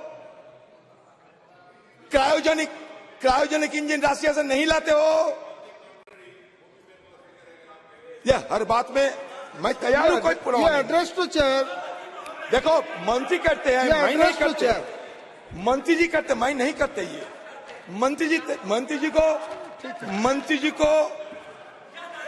मंत्री जी को तमीज सिखाना जरूरी है। सर, मैंने इसलिए ये शब्द रिकॉर्ड से हटाया जाए। ये शब्द रिकॉर्ड से हटाया जाए, तमीज का। सर, मैंने इसलिए राष्ट्रपति के नाम जिक्र किया, इसके पीछे एक वजह है। मंत्री जी अगर ध्यानपूर्वक सुने तो मैं खुशी होंगी। मंत्री जी थोड़ा सुनो मेरे बात। Madhavan, what evidence are you going to show before the world that we reach the moon? किसने पूछा था? APJ Abdul Kalam. Who was Madhavan Nair? The chairman of ISRO. Prior to the launch of Chandrayaan 1 2008, doctor Kalam ने क्या कहा? डॉक्टर कलाम ने उनको सजेशन दी कि when we carried out mission to Everest and Antarctica, we placed our flag there. In the case of the moon mission, we are relying to convince the world with a lot of digital data. Don't you think we should do something more? राष्ट्रपति पूछते हैं इसको, इसरो की chairman को। और इसरो की chairman कलाम साहब ये रेस्पेक्टेड साइंटिस्ट थी। और ये माधवन नायर के अपने बयान है कि that this simple one question modified this his entire perspective, giving birth to the concept of the moon impact probe carried abroad Chandrayaan 1. That means moon impact probe Chandrayaan 1 की सबसे पहले चांद की सतह पर जो टक्कर मारी थी। Chandrayaan 3 lands on the moon today. We recall when India first planted a flag on the moon. दूसरी बात, Atal Bihari Vajpayee ji announced India's moon mission in his Independence Day speech 2003. This should be India's first foray outside Earth's gravitational pull and the most challenging task undertaken by the ISRO until then. 5 years after Vajpayee's announcement on October 22, 2008, a PSLV blasted off from ISRO's launch site at Sriharikota, beginning Chandrayaan 1's journey to the moon. The PSLV initially placed Chandrayaan 1 on a high elliptical orbit around Earth. Over the next 3 weeks, the spacecraft carried out some highly complex, extremely precise maneuvers to finally orbit the moon. India's maiden attempt to put a spacecraft into precise orbit around the moon was a complete success, but this was not enough. This was not enough. because the MIP with the national flag inscribed on it comprised 3 instruments: a mass spectrometer, camera, altimeter. Sir, मैं क्यों राष्ट्रपति जी की बात कर रहे हैं, आप सुनते जाओ. The MIP was scheduled to be dropped on the lunar surface on November 14, 2008. An hour before this sequence was to be initiated, Dr. Kalam entered ISRO's control room at Pune, Bengaluru. Nair depicted the scenario that I arranged spice buttermilk, his favorite, for him and explained the details of the mission. He went around the newly built control room and appreciated the internal architecture as well as the sophisticated instrumentation. Nair writes about Kalam's visit. Dr. Kalam was excited to see the most modern setup and remarked that it felt as if he was in Wonderland. मैं इसलिए कह रहा हूं कि 2008 साल में India has entered the elite club of space exploration countries.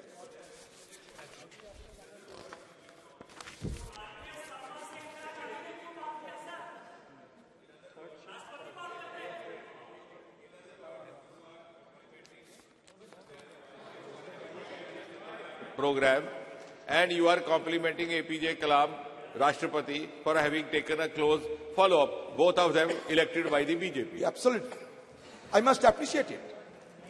Before returning to Delhi, however, he made a notable suggestion. Before returning to Delhi, he made a notable suggestion to name the impact site after Pandit Nehru, on whose birthday the landing was made and whose vision was crucial to the creation of ISRO. After receiving appropriate permission from the government, the site was named Jawahar Sthal.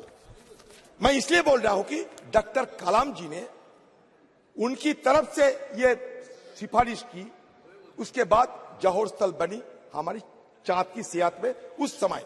ये कोई मैं बोलने हर बात पे अगर मोदी टोकते रहे तो कहां जाऊं मैं. The difference, we did not name it Modi Point. We have named it Shiv Shakti Point and Tiranga Point. बहुत अच्छा किया. You made it Nehru Point and Jawahar Point. मैंने क्या किया? अब्दुल कलाम ने सिफारिश की. Abdul Kalam ne उनकी कहने पर होना. No. It was the UPA government which cleared this decision. President Rashtrapati is no way privy to take this decision.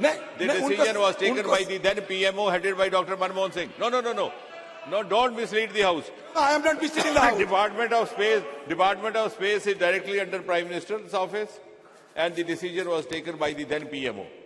It was cleared. अच्छा ठीक है, बैठिए. अच्छा देखिए, there is a proverb that the crow sometimes the chicken crows as if because of his crowing the sun rises.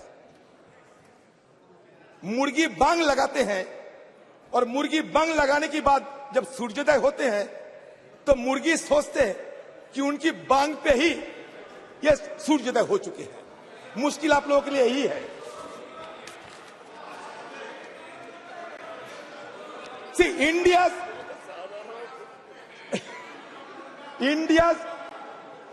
Sir बुरा मत मानिए, Napoleon Bonaparte के नाम सुने होंगे आप लोग.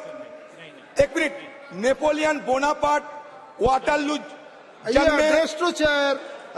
नेपोलियन बोनापार्ट वाटरलू के जब जंग हुई थी उसमें उनकी समाप्त हो गए, खत्म हो गई. तो उनकी आत्मा चंद्रयान पे आइए. उनकी आत्मा पुनर्जागृत होते हुए पहले अमेरिका सफर की. आप डेविएट हुए हैं. अमेरिका सफर जब करते थे तो नेपोलियन की आत्मा अमेरिका को देखने के बाद टिप्पणी करते हैं कि अमेरिका में इतना औजार है, असला है, अगर ये मेरे पास रह जाते तो वाटरलू नहीं होते. तो फिर घूमते घूमते इजराइल में आए नेपोलियन बोनापार्ट की आत्मा. तो इजराइल में आने के बाद उनकी ये टिप्पणी हमें सुनने को मिलता है कि अगर इजराइल जैसे खुफिया एजेंसी रहते हमारे पास, मोसाद जैसे, तो हमें कोई हराने नहीं सकते. धीरे धीरे वो हिंदुस्तान में आए और मोदी की जमाने के सारे दृश्य देखने के बाद उनको ये लगा कि अगर मोदी जी रहते इवेंट मैनेजमेंट इस तरीके के होते रहते तो वाटरलू युद्धों की बात किसी को पता ही नहीं होती। अधीर जी आप विषय पे आइए। तो यही अधीर जी विषय पे आइए। Sir, India's experience in rocketry began in ancient time when fireworks were first used in the country, a technology invented in neighboring China and which had an extensive two-way exchange of ideas and goods with India, connected by the Silk Road. Military use of rockets by Tipu Sultan during the Mysore War against the British inspired William Congreve to invent the Congreve rocket, predecessor of modern artillery rocket.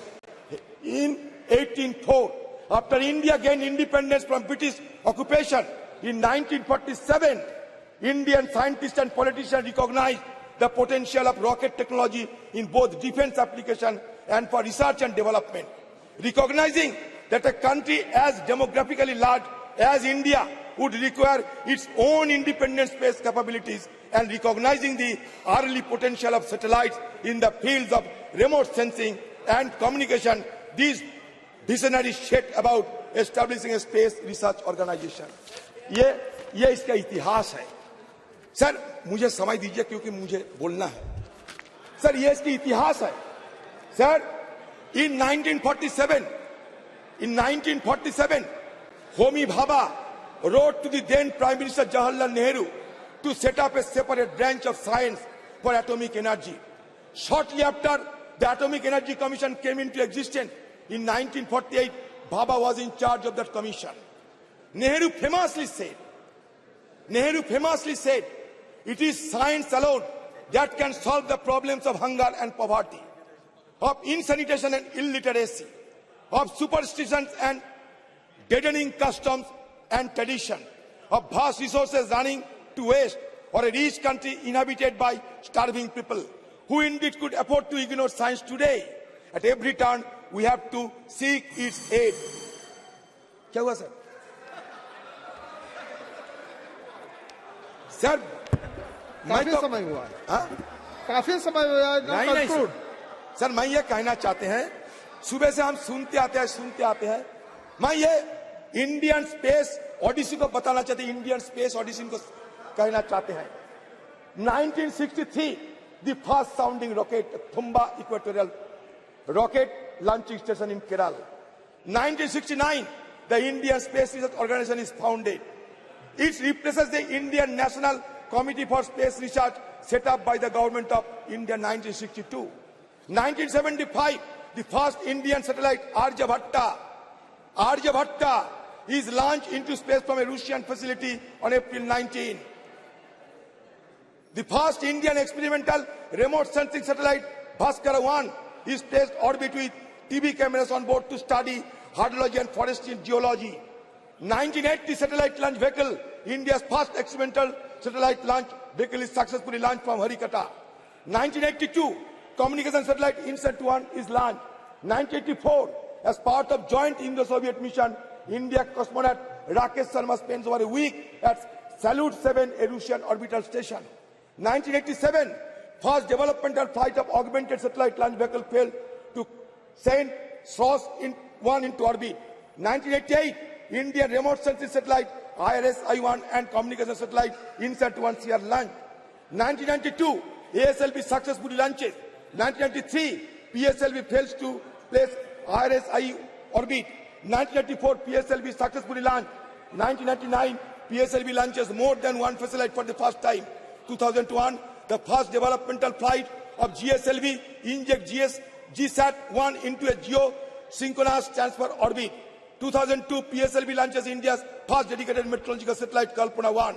2003, PSLV puts IRS-PG P6 carrying a 1,360 kg payload into orbit. 2004, first operational flight of GSLV successfully launches. 2005, the first mission to take off from the second launch pad at Sriharikata. 2007, after significant hard work, PSLV successfully launches. अधीर जी बोलने दीजिए sir. Hello sir हो गया।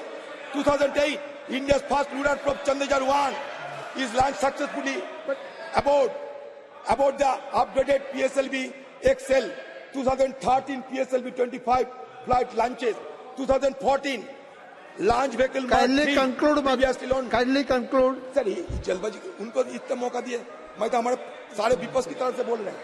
2016 ISRO successfully test पर scrum jet engine, आपकी जमाने की बात करते हैं, आपको तो खुशी होना चाहिए।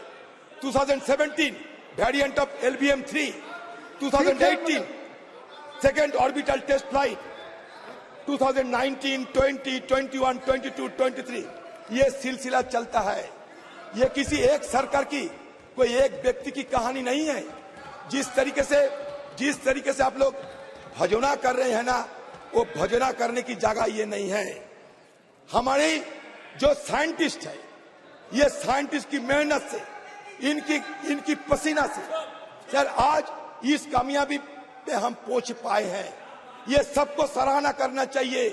सिर्फ मोदी भजोना करने से नहीं ऐसा मत बोलो सर। पूरा सदन साइंटिस्टों का रिस्पेक्ट करता है, मैं पूरा सदन करता है, की बात मत करो। अध्यक्ष महोदय, मैं लगभग 1.5 घंटा बोला हूं। मुझे बताया गया, मेरी प्रार्थना है उसमें गिना जाए कितनी बार मैंने मोदी जी का नाम लिया और कितनी बार इन्होंने नेहरू का नाम लिया।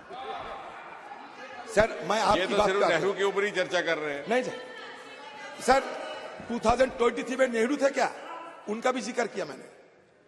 2023 के नेहरू है क्या? देखिए खत्म हो दो नाउ, बस हो गया। I am asking him to conclude now. Sir एक मिनट, मुझे बुरा लगा डॉक्टर कि आप निकाल देंगे कि आप हमारे कलाम साहब को साइकिल पे जो रिकॉर्ड से निकाल देंगे निशिकांत जी।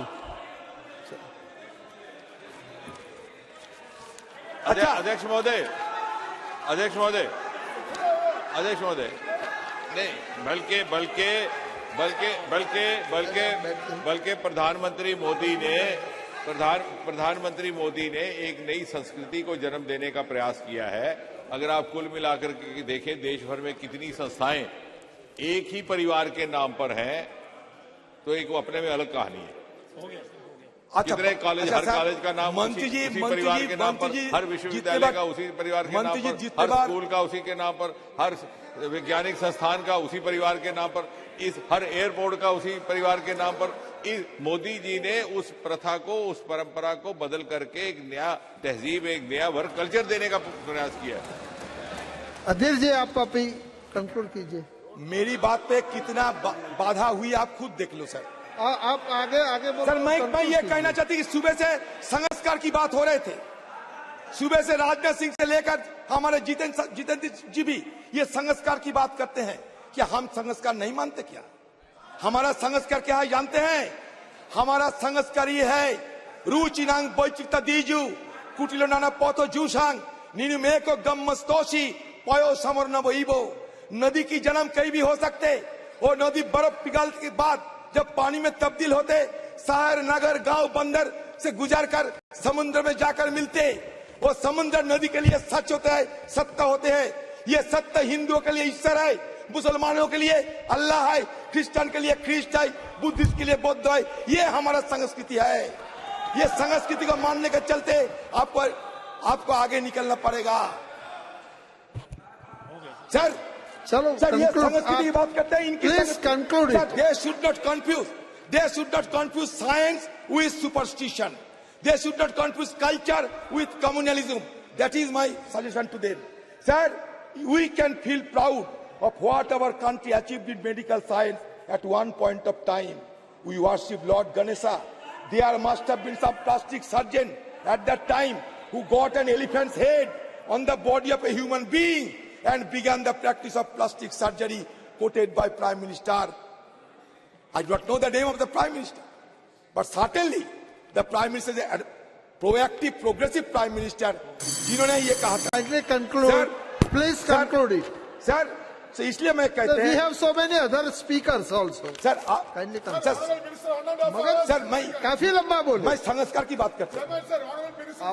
Sir almost half an hour से ज्यादा बोल। सर हमारे गीता बोलते हैं, सर हमारे गीता बोलता है डॉक्टर साहब, आन भद्रा क्रद्भु यंतु विश्वते, आन भद्रा क्रद्भु यंतु विश्वते।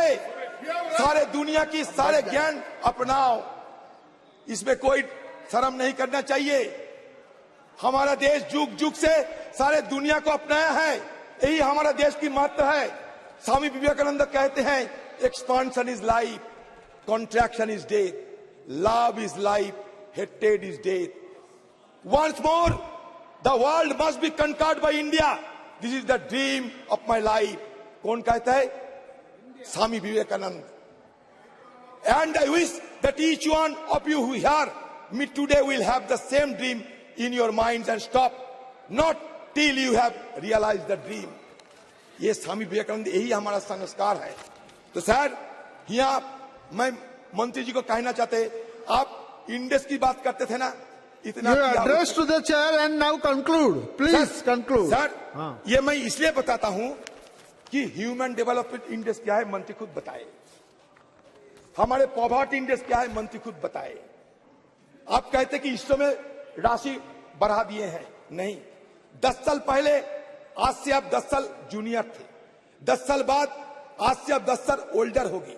इसी हिसाब से बात करना चाहिए। हम लोगों को गुमराह करने के लिए बात न करें तो बेहतर होगी। The allocation for ISRO annual budget in 2023-24 stands 12,543 crore rupees. Shockingly, this amount reflects an 8% reduction compared to the previous budget, with a massive 32% slash in expenditure.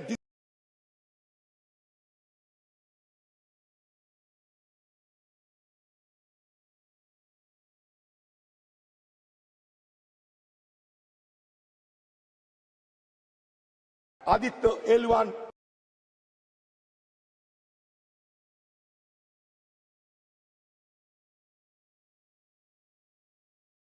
Sir, Aditya L1 के बारे में कुछ नहीं पता। लगरंजी पॉइंट के पार करने जाते हैं, लगरंजी पॉइंट तक जाना चाहता है आदित्य 1। सर, 127 दिन 28 दिन की वक्त लगेगी। 15 लाख किलोमीटर की सफर तय किए हैं, वो सक्सेसफुली गुजर रहे हैं। सब हम उसके लिए भी, उनके लिए भी हम सब प्रार्थना करें कि उनकी यात्रा भी सफल रहे। Sir, Shri Ritesh Pandey ji, thank you very much. आप खत्म करो। मैं राजनाथ सिंह को ये कहना चाहते हैं, सुबह राजनाथ सिंह हमारे धर्म और संस्कार के बारे में बार बार कहते थे।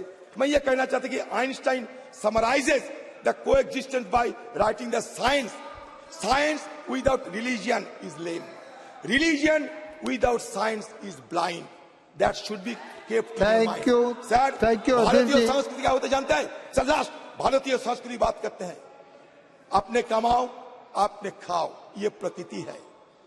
दूसरे से लूटकर अपने खाओ, ये विकृति है। खुद कमाओ सबके खिलाओ, ये भारतीय संस्कृति है। Thank you, thank you. Shri Ritesh Pandey ji. अध्यक्ष महोदय, स्पीकर सर, मुझे धन्यवाद करना है अधीर रंजन जी का। दादा, मुझे धन्यवाद करना है आपका कि जिस सांस्कृतिक परिप्रेक्ष्य में सुबह इस चर्चा का आगाज हुआ था माननीय रक्षा मंत्री जी द्वारा, आपने उसी मोड़ पर उसको ला करके समापन की तरफ लाया है। Religion without science is blind and science without religion is blind, और संस्कृति को हाईलाइट किया। रितेश जी। बहुत बहुत धन्यवाद आदरणीय अधिष्ठाता महोदय। आपने मुझे आज चंद्रयान 3 के सफल लैंडिंग पर बोलने का अवसर दिया है, इसके लिए मैं आपका आभारी हूं, और साथ साथ बहन कुमारी मायावती जी का मैं आभारी हूं जिन्होंने मुझे इस भव्य सदन में पहुंचने का अवसर दिया है। अध्यक्ष, माननीय अधिष्ठाता महोदय, इतने हीटेड डिस्कशन के बाद एक शेर का पहुंचना यहां पे जरूरी है। कहिए तो आसमां को जमीन पर उतार लाएं, कहिए तो आसमां को जमीन पर उतार लाएं, मुश्किल नहीं है अगर कुछ ठान लीजिए। ये शहरयार साहब का एक शेर है, मुश्किल नहीं है अगर कुछ ठान लीजिए। आज ये शेर उन लोगों के लिए एक करारा जवाब है जिन्होंने भारत की उस वक्त आलोचना की थी जब भारत ने अपना ध्यान अंतरिक्ष की ओर केंद्रित किया था। उन्होंने कहा था, और मैं ये कोट कर रहा हूं, ये कुछ विदेशी पत्रिकाएं थी जिसमें मैं नाम नहीं लूंगा, लेकिन उन्होंने कहा था कि क्या जो देश गरीबी, असमानता शौचालय की अपर्याप्त पहुंच से जूझ रहा है, क्या उसको अंतरिक्ष अन्वेषण पर ध्यान देना चाहिए? उस समय इस आलोचना का जवाब देते हुए इसरो के संस्थापक विक्रम साराभाई के कथन को याद करना जरूरी है। उन्होंने कहा था, कुछ ऐसे लोग हैं जो विकासशील देश में अंतरिक्ष गतिविधियों की प्रासंगिकता पर सवाल उठाते हैं। हमारे लिए उद्देश्य की कोई अस्पष्टता नहीं है।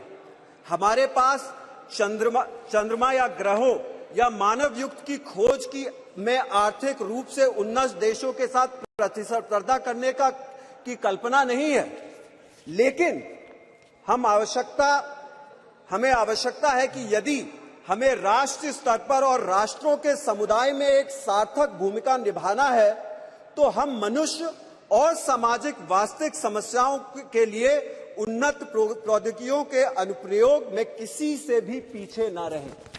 यह अत्यंत ही जरूरी था। आज भारत की अंतरिक्ष सोच से मिली सफलता इनके लिए एक करारा जवाब है और हमारी सफलता का एक परिणाम आज हमें देखने को मिल रहा है। आज देश को इसरो द्वारा अंतरिक्ष सोच से आपदा प्रबंधन, संचार प्रसारण में, हेल्थ केयर में, शिक्षा में, ग्रामीण विकास में, राष्ट्रीय सुरक्षा में, ऐसे कई क्षेत्रों में आज हमें सफलता मिल रही है। उनसे निपटने के लिए हमें पहले से जानकारी मिलने का कार्य हो रहा है। अनुमान है कि अगले दशक में वैश्विक अंतरिक्ष अर्थव्यवस्था में भारत की 10% भागीदारी हो जाएगी, जो मौजूदा सिर्फ 2% पे है। ये एक दशक के अंदर इसरो की उपलब्धि होने जा रही है। आदरणीय अधिष्ठाता महोदय, इंडिया ने उच्च स्तरीय स्पेस उपकरणों का निर्माण देश में ही करना शुरू कर दिया है और इसरो ने विदेशी सैटेलाइटों के अंतरिक्ष में भेजने से 144 करोड़ रुपया धन अर्जित भी किया है। आज हम गर्व से कह सकते हैं कि हमारे देश ने 381 उपकरण 34 देशों के लिए अंतरिक्ष में भेजने का काम किया है। यह हमारी एक बड़ी उपलब्धि है। भारत में प्राइवेट सेक्टर भी स्पेस शोध और उपकरण निर्माण में आगे बढ़ रहा है। देश में प्राइवेट सेक्टर की लगभग 400 कंपनियां इस क्षेत्र में काम कर रही हैं। लेकिन इस उपलब्धि पर गर्व करने के साथ साथ अब तक के कुछ अनुभवों को लेते हुए हमें आगे बढ़ने की जरूरत है।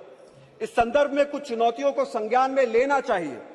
विज्ञान और तकनीक के क्षेत्र में शिक्षा, शोध, अनुसंधान के लिए निवेश बढ़ाने की जरूरत है। यदि हम अपने समकक्ष और बड़ी अर्थव्यवस्थाओं को देखें तो शिक्षा और शोध पर खर्च के मामले में हम अभी बहुत पीछे हैं।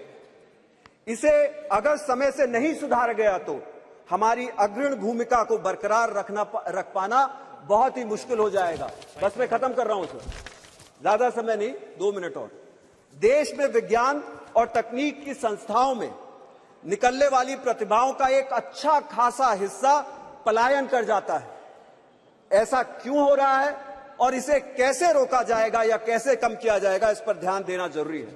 जैसा मैंने पहले भी बोला था कि हमें इस क्षेत्र में निवेश करने की जरूरत है और उसी के साथ साथ बहुत सारे शिक्षण संस्थान हैं जिसमें शिक्षकों के पद खाली हैं, वैज्ञानिकों के पद खाली हैं, टेक्नीशियन के पद खाली हैं। कभी कभी तो सुनने में आता है कि वेतन देने में देरी हो रही है और भत्ता देने में भी देरी हो रही है, समुचित मानदेय नहीं मिलता। ऐसी शिकायतें न पैदा हो, इसके ऊपर खासा ध्यान सरकारों को देने की जरूरत है। अंत में पुनः मैं इसरो को इस वैज्ञानिक अचीवमेंट के लिए, सफलता के लिए धन्यवाद देना चाहता हूं और सरकार से अपील करूंगा कि इसरो को कोई कमी न आने दी जाए। और अंत में मैं, जैसा कि यहाँ पे पूरे देश के साइंटिस्ट ने और हर जगह से उपकरण आए और देश के पूरे साइंटिस्टों ने इसमें भागीदारी निभाई है, मैं उत्तर प्रदेश से भी रॉकेट वुमेन के नाम से चर्चित ऋतु श्रीवास्तव जी का, धर्मेंद्र प्रसाद यादव जी का, सुमित कुमार जी का और आशीष मिश्रा जी का और आलोक पांडे जी का, हरशंकर गुप्ता जी का, तमाम लोगों का, उत्तर प्रदेश से आने वाले लोगों का पूरे देश की तरफ से धन्यवाद देना चाहता हूं। मैं ये विश्वास दिलाना चाहता हूं कि अंबेडकर नगर में भी इन सब लोगों के अचीवमेंट्स को देख के ऐसी प्रतिभाएं निकलना शुरू हो गई हैं। अंत में एक शेर के साथ खत्म करूंगा सर, कि जमीन से आसमां तक आसमां से लामका तक, जरा परवे मुश्त खाक तो देख कहां तक जा सकते हैं हम। बहुत बहुत धन्यवाद। Thank you very much. Shrimati G Madhavi ji. Thank you, Chairman, sir, for this great opportunity to speak in this new and very beautiful Parliament House. Sir, on this auspicious moment, I feel very happy to express our great achievement of Chandrayaan 3 success by the ISRO scientists under the leadership of Sri Shobnath and his team, and also the great support of our dynamic Prime Minister of India. Sir, because of soft landing on the lunar surface, India becomes the first country to land a spacecraft on the moon's solar region, South Polar region, on August 23rd, 2023. The primary goal of landing a spacecraft on the moon will also conduct scientific experiment to study the moon's environment, including its history, geology, and potential for resources. Through this mission, India will not only access to wealth of knowledge about lunar surface, but also potential for human habitation in the future.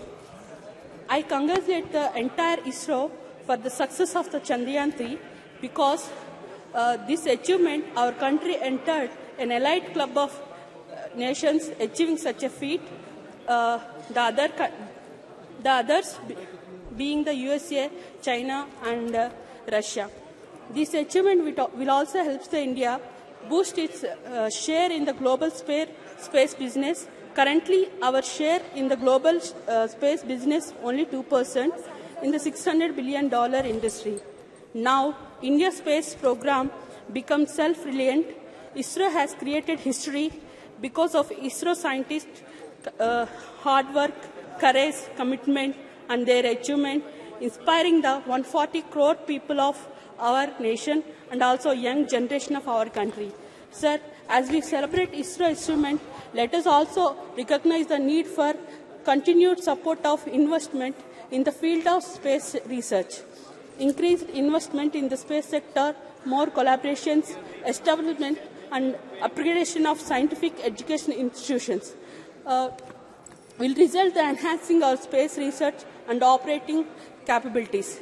By doing so, we can look forward to even more groundbreaking achievements in the future, further elevating India's status as a global space superpower. Thank you for giving me this great opportunity, sir. Thank you. Thank you very much. Sri Sukanta Majmundar ji. आपने मुझे इस नए house में और बहुत ही सुंदर house में चंद्रयान पर बोलने के लिए मौका दिया और एक जो चंद्रयान की सफलता है, ये सफलता हमारे देश के लिए एक अभूतपूर्व सफलता है। देखिए, किसी भी देश को जाना जाता है कि वो साइंस में कितना आगे है, इनोवेशन में कितना आगे है। मोदी जी के नेतृत्व में हमारा देश साइंस और इनोवेशन के तरफ आगे बढ़ रहा है। कुछ लोग जो बोलते थे कि जो लोग मंदिर बनाते हैं उनको साइंस नहीं आता, मोदी जी ने प्रूव कर दिया जिनको मंदिर बनाना आता है वो चांद तक भी पहुंच सकता है, चांद तक हम जा सकते हैं। हाँ, ये अलग बात है कि कुछ देशों के फ्लैग में चांद होता है और कुछ देशों का चांद में फ्लैग होता है, और भारतवर्ष उस देशों में 4 गिने चुने देशों में पहुंच गया जिन्होंने चांद में पहुंचा। और साउथ पोल, जिसे सबसे difficult, it is considered the difficult part of the moon, and India reach there, and ये हमारे लिए बहुत बड़ा उपलब्धि की बात है।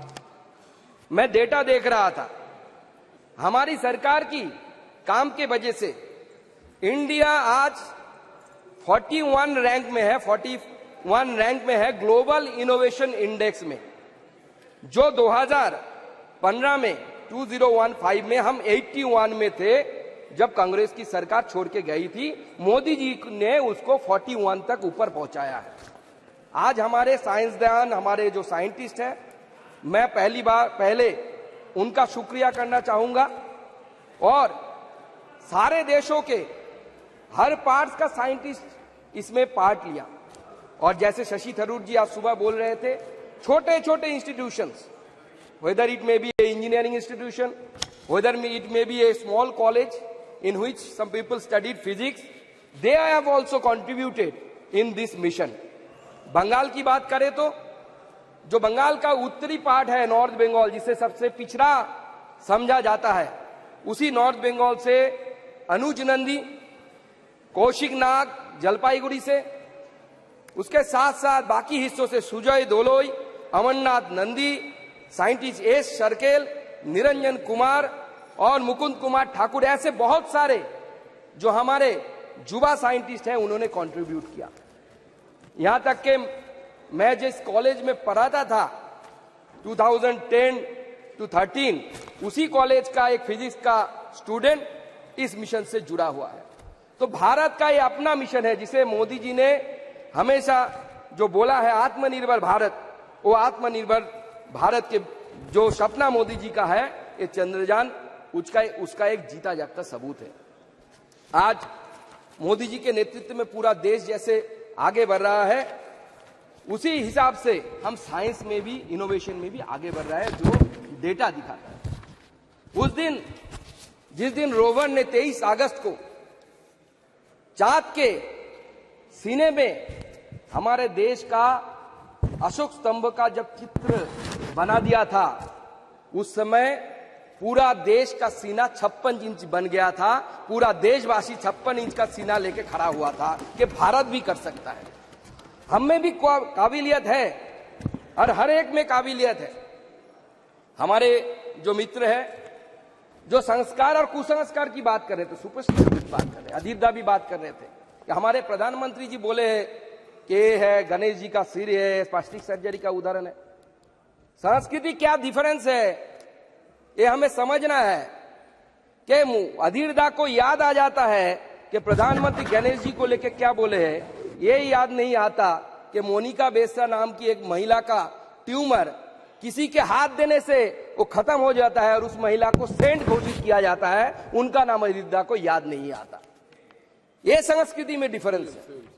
और ये चंद्रयान का जो सक्सेस है, ये हमारे साइंटिस्ट और जो हर जगह में काम कर रहे हैं और देश को आगे ले जाने के लिए इनको इंस्पिरेशन मिलेगा।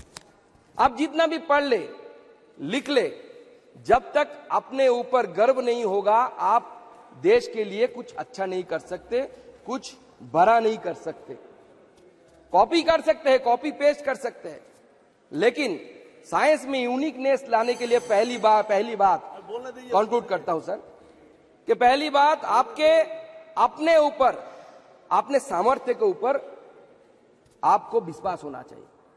और दो बात बोल के मैं खत्म करना चाहता हूं कि कभी हमारे जो मेडिसिनल साइंटिस्ट थे, मैं साइंटिस्ट ही बोलता हूं, उन लोगों को ऋषि बोला जाता था, उन्होंने एक मंत्र की रचना करी थी, आमंत्र अक्षरम नास्ति नास्ति मूलो मनौषधम अयोग्यो पुरुषो नास्ति जोजकस्तत्व दुर्लभ। अगर इसका मतलब निकाला जाए कि ऐसा कोई अक्षर नहीं है जिससे मंत्र नहीं बना सकता। एक्सक्यूज मी, एक मिनट। माननीय सदस्यगण, यदि सभा की सहमति हो तो सदन की कार्यवाही 1 घंटे के लिए बढ़ा दी जाए। Thank you. हाँ, for giving me the opportunity to conclude. तो इसका मंत्र का मतलब है कि हर अक्षर से मंत्र बन सकता है, हर आदमी में पोटेंशियल है, आपको जोजक ढूंढना है।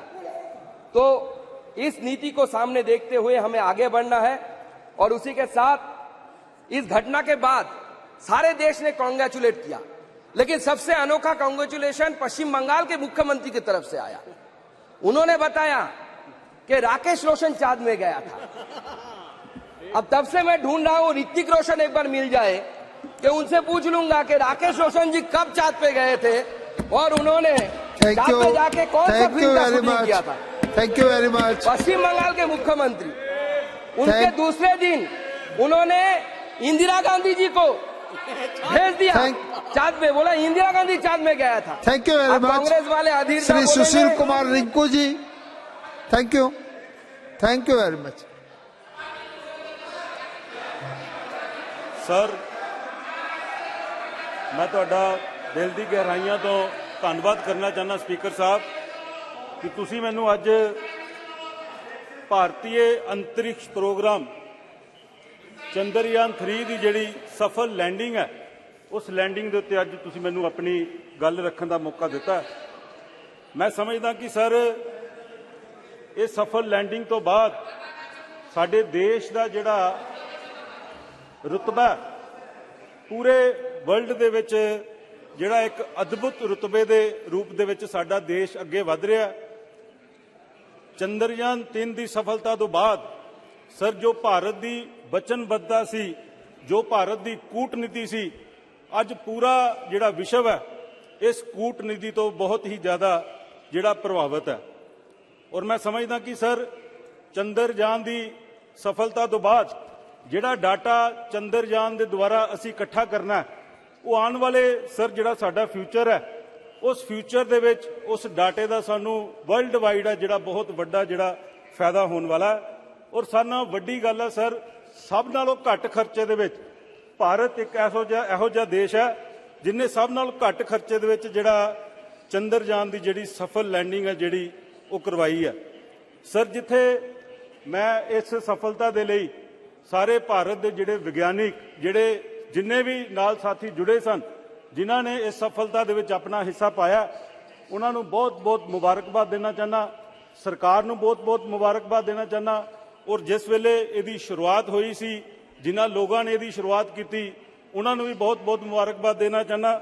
ਔਰ ਇਹਦੇ ਨਾਲ ਸਰ ਇਹਦੇ ਵਿੱਚ ਜੇ ਸੂਬੇ ਤੋਂ ਮੈਂ ਆਉਣਾ ਸਰ ਪੰਜਾਬ ਦਾ ਜਿਹੜਾ ਪਟਿਆਲਾ ਜ਼ਿਲ੍ਹਾ ਉਸ ਜ਼ਿਲ੍ਹੇ ਦਾ ਪਿੰਡ ਮੱਗਰ ਸਾਹਿਬ ਦਾ ਇੱਕ ਸਟੂਡੈਂਟ ਕਮਲਦੀਪ ਸ਼ਰਮਾ ਜਿਹੜਾ ਕਿ ਇੱਕ ਬਹੁਤ ਗਰੀਬ ਕਿਸਾਨ ਦਾ ਜਿਹੜਾ ਬੇਟਾ ਉਸ ਬੇਟੇ ਨੇ ਵੀ ਜਿਹੜਾ ਇਸ ਚੰਦਰਯਾਨ ਦੀ ਸਫਲਤਾ ਦੇ ਵਿੱਚ ਆਪਣਾ ਈਸਰੋ ਦੇ ਵਿੱਚ ਜਿਹੜਾ ਰਹਿ ਕੇ ਬਹੁਤ ਵੱਡਾ ਜਿਹੜਾ ਯੋਗਦਾਨ ਪਾਇਆ। ਸਰ ਇਹਦੇ ਨਾਲ ਮੈਂ ਬੇਨਤੀ ਕਰਨਾ ਚਾਹੁੰਦਾ ਕਿ ਪੰਜਾਬ ਹੈ ਜਿਹੜਾ ਪੰਜਾਬ ਨੇ ਹਮੇਸ਼ਾ ਬਾਰਡਰ ਤੇ ਰਹਿ ਕੇ ਦੇਸ਼ ਦੀ ਰੱਖਿਆ ਕੀਤੀ ਹੈ। ਅੱਜ ਪੰਜਾਬ ਦੇ ਵਿੱਚ ਡਰੋਨ ਦੇ ਰਾਹੀਂ ਬਹੁਤ ਸਾਰੇ ਹਥਿਆਰ ਬਹੁਤ ਸਾਰੀ ਜਿਹੜੀ ਡਰੱਗ ਹੈ ਉਹ ਪੰਜਾਬ ਦੇ ਵਿੱਚ ਭੇਜੀ ਜਾ ਰਹੀ ਹੈ। ਸੋ ਮੇਰੀ ਬੇਨਤੀ ਹੈ ਕਿ ਜਿਹੜਾ ਰੂਰਲ ਡਿਵੈਲਪਮੈਂਟ ਫੰਡ ਹੈ ਪੰਜਾਬ ਦਾ ਜਦੋਂ ਦੀ ਸਾਡੀ ਸਰਕਾਰ ਆਮ ਆਦਮੀ ਪਾਰਟੀ ਦੀ ਬਣੀ ਹੈ ਤਾਂ ਪਿਛਲੀਆਂ 3 ਫਸਲਾਂ ਦਾ ਜਿਹੜਾ ਰੂਰਲ ਡਿਵੈਲਪਮੈਂਟ ਫੰਡ ਹੈ ਉਹ ਖਾਸ ਕਰਕੇ ਪੰਜਾਬ ਨੂੰ ਨਹੀਂ ਮਿਲ ਸਕਿਆ ਜਿਹੜਾ ਕਿ 4000 ਕਰੋੜ ਹੈ। ਅਗਰ ਇਹ ਫੰਡ ਪੰਜਾਬ ਨੂੰ ਮਿਲ ਜਾਵੇ ਤਾਂ ਮੈਂ ਸਮਝਦਾ ਕਿ ਪੰਜਾਬ ਦੀਆਂ ਜਿਹੜੀਆਂ ਸੜਕਾਂ ਪੰਜਾਬ ਦਾ ਜਿਹੜਾ ਕਿਸਾਨ ਹੈ ਉਹ ਹੋਰ ਜ਼ਿਆਦਾ ਜਿਹੜਾ ਖੁਸ਼ਹਾਲ ਹੋ ਸਕਦਾ। ਸਰ ਇਹਦੇ ਨਾਲ ਮੈਂ ਇੱਕ ਹੋਰ ਬੇਨਤੀ ਕਰਨਾ ਚਾਹੁੰਦਾ ਔਰ ਮੇਰੀ ਪੰਜਾਬ ਦੇ ਵਿੱਚ ਜਿਹੜੀ ਸਰਕਾਰ ਹੈ ਸਰ ਬਾਰਡਰ ਦੇ ਉੱਤੇ ਜਿਹੜੇ ਸਾਡੇ ਫੌਜੀ ਸ਼ਹੀਦ ਹੁੰਦੇ ਆ ਜਿਹੜੇ ਦੇਸ਼ ਦੀ ਰੱਖਿਆ ਦੇ ਲਈ ਸ਼ਹੀਦ ਹੁੰਦੇ ਆ ਉਹਨੂੰ ਸਾਡੀ ਸਰਕਾਰ ਹੈ ਜਿਹੜੀ ਪੰਜਾਬ ਦੇ ਵਿੱਚ ਸਾਡੇ ਮੁੱਖ ਮੰਤਰੀ ਸਾਹਿਬ 1 ਕਰੋੜ ਰੁਪਈਆ ਜਿਹੜਾ ਉਸ ਪੀੜਿਤ ਪਰਿਵਾਰ ਸ਼ਹੀਦ ਦੇ ਪਰਿਵਾਰ ਨੂੰ ਜਿਹੜਾ ਦੇ ਕੇ ਆਉਂਦੇ ਆ ਜਿਹਦੇ ਨਾਲ ਉਸ ਪਰਿਵਾਰ ਨੂੰ ਬਹੁਤ ਵੱਡਾ ਜਿਹੜਾ ਸਹਾਰਾ ਮਿਲਦਾ। ਸਰ ਇਹਦੇ ਨਾਲ ਮੈਂ ਇੱਕ ਹੋਰ ਬੇਨਤੀ ਕਰਨਾ ਚਾਹੁੰਦਾ ਕਿ ਪਰਸੋਂ ਸੈਂਟਰਲ ਹਾਲ ਦੇ ਵਿੱਚ ਪ੍ਰਧਾਨ ਮੰਤਰੀ ਸਾਹਿਬ ਨੇ ਇੱਕ ਬਹੁਤ ਅੱਛੀ ਸਪੀਚ ਕੀਤੀ ਸੀ ਜਿਹਦੇ ਵਿੱਚ ਉਹਨਾਂ ਨੇ ਇਹ ਗੱਲ ਕਹੀ ਸੀ ਕਿ ਇੰਡੀਆ ਨੂੰ ਹੁਣ ਭਾਰਤ ਨੂੰ ਜਿਹੜੇ ਸਾਰੇ ਮਾਪਦੰਡ ਹੈ ਉਹ ਵੈਸ਼ਵਿਕ ਲੈਵਲ ਦੇ ਜਿਹੜੇ ਅਪਣਾਣੇ ਪੈਣਗੇ। ਮੈਂ ਪ੍ਰਧਾਨ ਮੰਤਰੀ ਜੀ ਦੀ ਗੱਲ ਦੇ ਨਾਲ ਬਿਲਕੁਲ ਸਹਿਮਤ ਹਾਂ। ਔਰ ਖਾਸ ਕਰਕੇ ਸਰ ਜਿਹੜਾ ਅੱਜ ਪੰਜਾਬ ਦੇ ਨਾਲ ਪੰਜਾਬ ਜਿਹੜੇ ਦੂਸਰੇ ਸੂਬੇ ਆ ਦੇਸ਼ ਦੇ ਚਾਹੇ ਉਹ ਬਿਹਾਰ ਹੈ ਚਾਹੇ ਉਹ ਗੁਜਰਾਤ ਹੈ ਚਾਹੇ ਤਮਿਲਨਾਡੂ ਹੈ ਚਾਹੇ ਮਹਾਰਾਸ਼ਟਰ ਹੈ ਚਾਹੇ ਯੂਪੀ ਹੈ ਸਰ ਬਹੁਤ ਸਾਰੇ ਜਿਹੜੇ ਸਾਡੇ ਸਟੂਡੈਂਟ ਹੈ ਉਹ ਵੱਖ-ਵੱਖ ਕੰਟਰੀਆਂ ਦੇ ਵਿੱਚ ਕੈਨੇਡਾ ਦੇ ਵਿੱਚ ਆਸਟ੍ਰੇਲੀਆ ਦੇ ਵਿੱਚ ਔਰ ਇੰਗਲੈਂਡ ਦੇ ਵਿੱਚ ਜਿਹੜਾ ਉਹ ਸਰ ਇੱਥੋਂ ਕੋਰਸ ਕਰਕੇ ਉੱਥੇ ਪੜ੍ਹਾਈ ਦੇ ਲਈ ਉੱਥੇ ਨੌਕਰੀ ਕਰਨ ਲਈ ਜਾਂਦੇ ਆ। ਪਰ ਸਰ ਜਿਹੜੇ ਕੋਰਸ ਉਹ ਇੱਥੋਂ ਕਰਕੇ ਜਾਂਦੇ ਆ ਉਹਨਾਂ ਕੋਰਸਾਂ ਨੂੰ ਉੱਥੇ ਜਿਹੜੀ ਸਰ ਮੈਂ ਕਨਕਲੂਡ ਕਰਨ ਲੱਗਾ ਜੀ ਉਹਨਾਂ ਕੋਰਸਾਂ ਨੂੰ ਸਰ ਉੱਥੇ ਮਾਨਿਅਤਾ ਨਹੀਂ ਮਿਲਦੀ।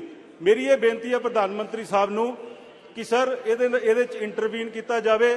ਜਿਸ ਕੁਆਲਿਟੀ ਦੀ ਪੜ੍ਹਾਈ ਕੈਨੇਡਾ ਵਾਲੇ ਕਰਵਾਉਣਾ ਚਾਹੁੰਦੇ ਆ ਜਾਂ ਆਸਟ੍ਰੇਲੀਆ ਵਾਲੇ ਕਰਵਾਉਣਾ ਚਾਹੁੰਦੇ ਆ ਸਰ ਉਹੀ ਪੜ੍ਹਾਈ ਦਾ ਜਿਹੜਾ ਪੈਰਾਮੀਟਰ ਹੈ ਉਹ ਸਾਡੇ ਹਿੰਦੁਸਤਾਨ ਦੇ ਵਿੱਚ ਫਿਕਸ ਕੀਤਾ ਜਾਵੇ ਤਾਂ ਕਿ ਜਿਹੜੇ ਹਜ਼ਾਰਾਂ ਦੀ ਤਾਦਾਦ ਦੇ ਵਿੱਚ, ਕਰੋੜਾਂ ਦੀ ਤਾਦਾਦ ਦੇ ਵਿੱਚ ਜਿਹੜੇ ਸਾਡੇ ਡਾਲਰ ਪੌਂਡ ਸਾਡੇ ਸਟੂਡੈਂਟ ਜਾ ਕੇ ਉੱਥੇ ਖਰਚ ਕਰਦੇ ਆ, ਉਹ ਪੜ੍ਹਾਈ ਇੱਥੇ ਹੀ ਕਰਕੇ ਜਾਣ, ਜਿੱਥੇ ਸਰ ਸਾਡੇ ਦੇਸ਼ ਦਾ ਜਿੱਥੇ ਸਾਡੇ ਦੇਸ਼ ਦਾ ਉਹਦੇ ਨਾਲ ਪੈਸਾ ਬਚੇਗਾ, ਉਹਦੇ ਨਾਲ ਸਰ ਜਾਂਦਿਆਂ ਹੀ ਜਿਹੜੀ ਅਰਨਿੰਗ ਹੈ ਉਹ ਬੱਚੇ ਕਰਨਗੇ ਔਰ ਕਰੰਸੀ ਵਿੱਚ ਵਾਧਾ ਹੋਏਗਾ। ਸਰ ਮੈਂ ਕੰਕਲੂਡ ਕਰ ਰਿਹਾ ਸਰ, ਅੰਤ ਦੇ ਵਿੱਚ ਫਿਰ ਮੈਂ ਚੰਦਰਯਾਨ 3 ਦੀ ਜਿਹੜੀ ਸਫਲ ਲੈਂਡਿੰਗ ਹੈ ਉਹਦੇ ਲਈ ਸਮੁੱਚੇ ਦੇਸ਼ ਨੂੰ, ਸਰਕਾਰ ਨੂੰ ਬਹੁਤ ਵਧਾਈ ਦਿੰਦਾ। बहुत धन्यवाद। Shri DM Kathir Anand ji. Honorable Speaker, sir, today we gather here in this temple of democracy to celebrate the triumph not just for India but for all humankind. The success of Chandrayaan 3 mission is a monumental milestone. As a proud Tamils, we have an extra layer of joy and pride in achievements of our country in the realm of space exploration. The Tamil people have a rich history of pioneering in various fields, and today we see that same spirit reflected in the advancements India has made in space. Many from our community have been a part of this grand endeavor, contributing with their expertise, knowledge and passion. The poetic beauty of our ancient Tamil literature speaks of the Panchabhudangal, that is Neer, Neruppu, Nilam, Kaatru, Agayam. Humans have the ability to conquer all five and go greater deeds to the future generations. Today, it fills our hearts with joy to see that the dreams once written in the verses by our ancestors are now being realized as we reach out to the stars. The journey of Chandrayaan 3 is not just about reaching the moon, but also about the journey of countless minds who dare to dream. It is about the collective spirit of India and a special touch that the Tamil community adds to this vibrant tapestry. In a world where technological prowess defies the future, it is heartening to see our nation with the significant contributions from Tamil leading the way and carving our place in history. Congratulations to everyone for this success. The space science has got a unique space in the ancient India. From Aryabhatta to Abdul Kalam, the contributions of India to the space science is monumental. Our pride in the success of Chandrayaan 3, not just by a moment of joy, let it be the stepping stone for our younger generation, inspiring them to a big dream, aim high, contribute passionately to every evolving story of our great nation. The success of Chandrayaan 3 is an exceptional feat, not just for India, but for all of humanity.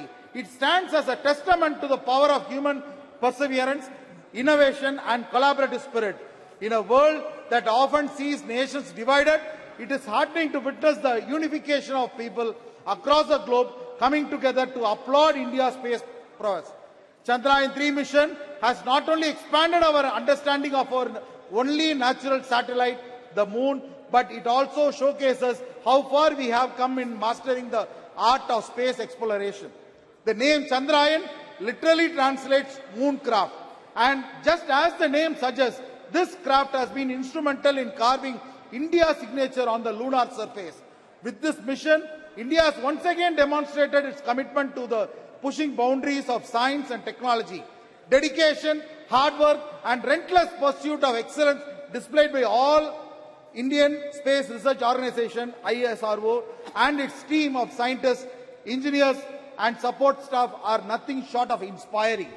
But beyond the technological marvel, there is a bigger story to tell. It is a story of hope, determination and belief that no dream is too expensive to achieve. The success of Chandrayaan 3 is a reminder to every child gazing up at the stars that their aspirations, no matter how distant they seem, are always within the reach. This mission has shown the seeds of curiosity in millions, igniting imaginations and inspiring future generations to a dream even bigger. The ramifications of such success are manifold. Beyond the scientific knowledge we gain from studying the moon, the advances in technology trickle down to the benefit of various sectors: healthcare, communication, transportation and beyond. Furthermore, it fortifies India's position as a leader in the global space community, paving the way for even a more ambitious ventures in years to come. Let us take a moment to appreciate every single person who contributed to making the Chandrayaan 3 mission a roaring success. This is through their tireless efforts, sleepless nights and unparalleled passion that we stand here looking towards the stars with a renewed hope of excitement. The Chandrayaan 3 mission is not just a story of success for India, but a beacon of inspiration for the entire world. Thank you, sir. Thank you very much. Shri Asit Kumar Malji.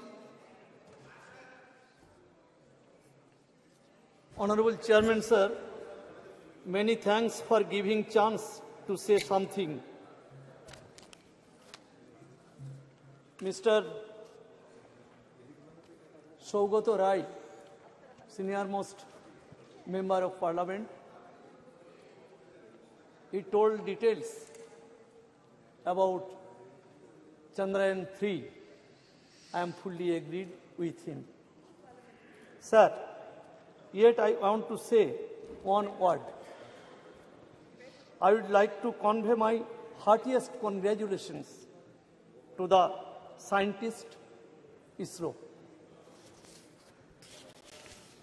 Sir, the success of Chandrayaan 3 has raised our country on a glorious position in the world.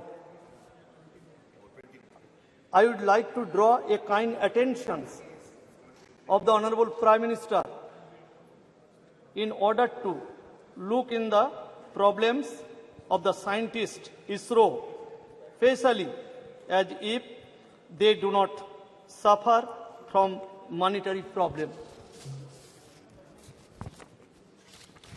Sir, बहुत खुशी की बात है, waste Bengal में बहुत scientist ISRO में है, लेकिन हमारा बोलपुर कॉन्स्टिट्यूंसी है, पार्लियामेंट्री कॉन्स्टिट्यूंसी, वहां से एक साइंटिस्ट विजय कुमार दाई चंद्रयान 3 में काम करता है। हमारा जिला बीरभूम पार्लियामेंट्री कॉन्स्टिट्यूंसी है, उसका एमपी प्रेजेंट है सर शताब्दी राय। तीनों साइंटिस्ट चंद्रयान 3 में काम करते हैं। सोमजीत चटर्जी, मुशर्रफ हुसैन, दीपज्योति धर, एक खूब गर्व का विषय है। सब साइंटिस्ट का साथ ये चोरो साइंटिस्ट को फिर एक बार बहुत अभिनंदन करता है। Thank you sir. Thank you very much. Shri Raju Bista जी।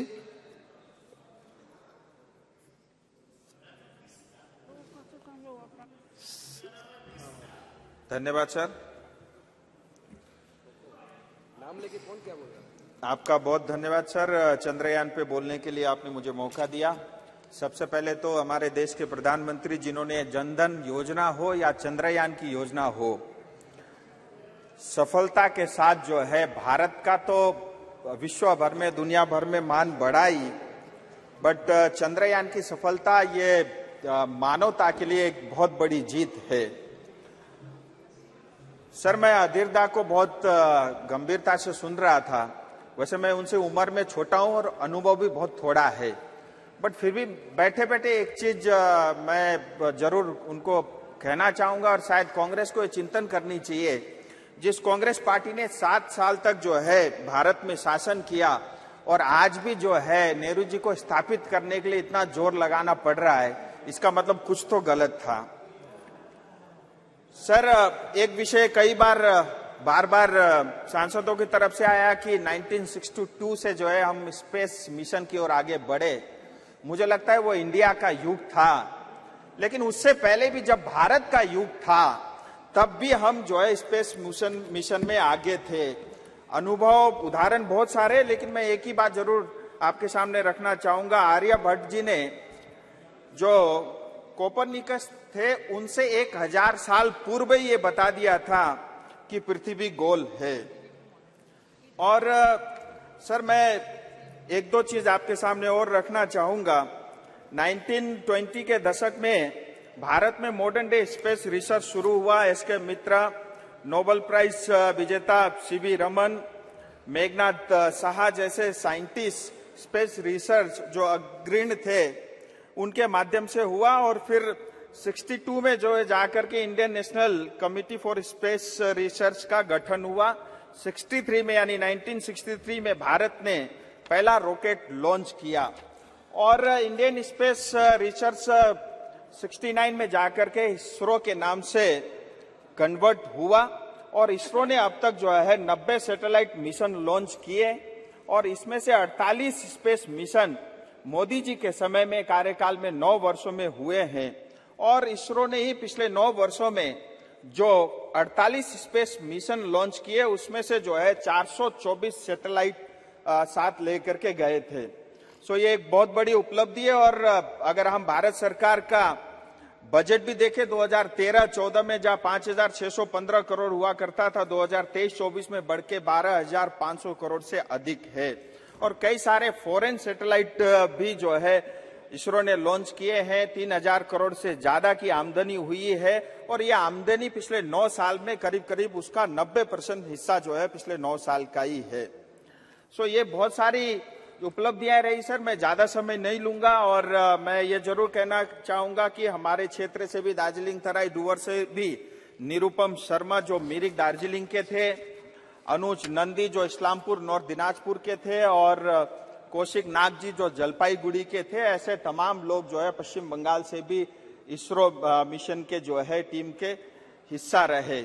अगला हमारा टारगेट जो है गगनयान है, लेकिन सर मैं बंगाल की दृष्टि से एक दो विषय जरूर रखना चाहूंगा क्योंकि बहुत सारी बातें जो है बंगाल के हमारे सब टीएमसी के सांसदों ने भी रखा और हम सबको भी गर्व होता है कि बंगाल की इतनी बड़ी भूमिका रही और इतने बहुत अधिक संख्या में जो है उनका इस टीम में योगदान रहा।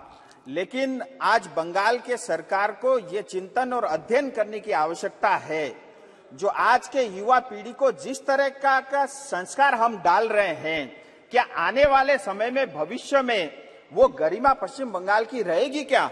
आज देखिए पश्चिम बंगाल जाना जाता है बम के लिए, बारूद के लिए, हिंसा के लिए, हत्या के लिए, महिलाओं के ऊपर जो अपराध होते हैं उसके लिए, तुष्टीकरण के लिए, परिवारवाद के लिए और सबसे बड़ा भ्रष्टाचार के लिए।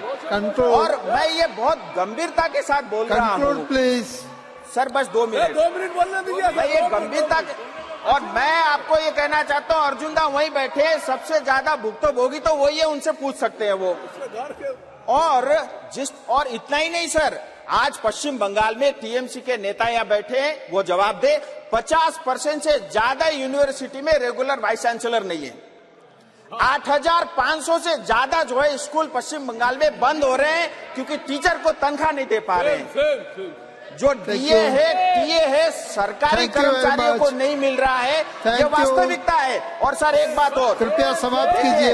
सीपीएम ने 35 साल तक बंगाल में शासन किया। Thank you. सीपीएम ने श्री जसबीर सिंह चिल्लाने से अब बैठ जाइए। जसबीर सिंह गिल जी। धन्यवाद चेयरमैन साहब। आज मैं बधाई देता हूं पंजाब वासियों की तरफ से हमारे देशवासियों को, इस देश को, हमारे साइंसदानों को और हमारे पंजाब के साइंटिस्ट जो महेंद्र पाल सिंह जी हैं जो इस चंद्रयान 3 मिशन में शामिल रहे, उनको कि ये देश के लिए एक गौरवमयी समय है। आज हम इसका जश्न मना रहे हैं। हम जश्न चंद्रयान 2 का भी जरूर मनाएंगे, चाहे वो मिशन विफल हुआ मगर उसमें एक नियत साफ थी, एक साफ मेहनत की थी हमारे साइंसदानों ने। मैं आओ जश्न मनाएं चंद्रयान 1 का, वो भी एक बहुत बड़ी उपलब्धि थी। तो मैं ये भी जश्न मनाना बनता है कि हम एक फूड डेफिसिट देश होते हुए पंजाब के मेहनती किसान की वजह से आज हम फूड सरप्लस हुए।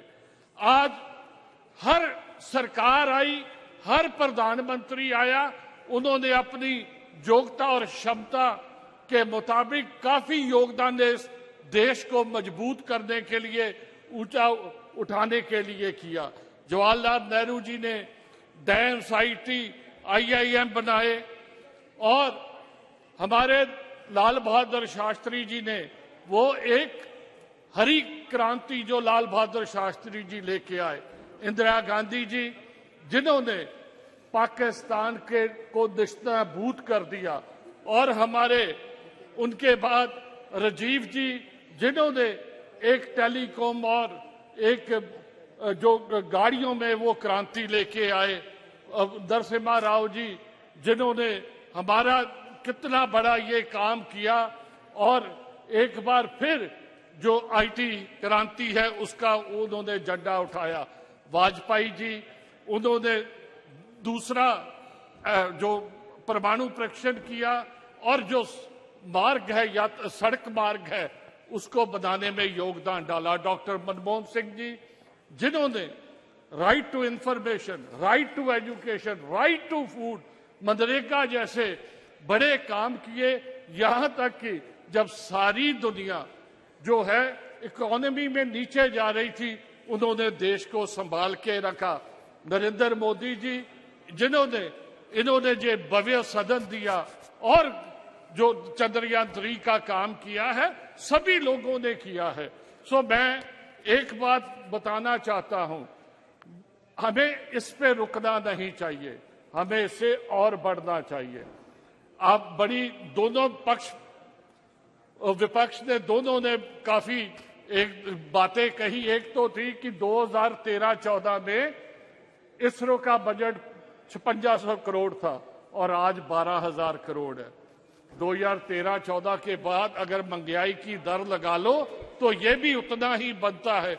हमें इस पे भी संतुष्ट नहीं होना चाहिए, हमें और मेहनत करनी चाहिए। ये हमारा जो महान देश है इसमें ग्लेशियर, पहाड़, हिमालय जैसे, इसमें Indian ocean, bay of Bengal जैसी नदियां हैं, इसमें पंजाब जैसे खेत खलियान है, थार जैसा डेजर्ट है।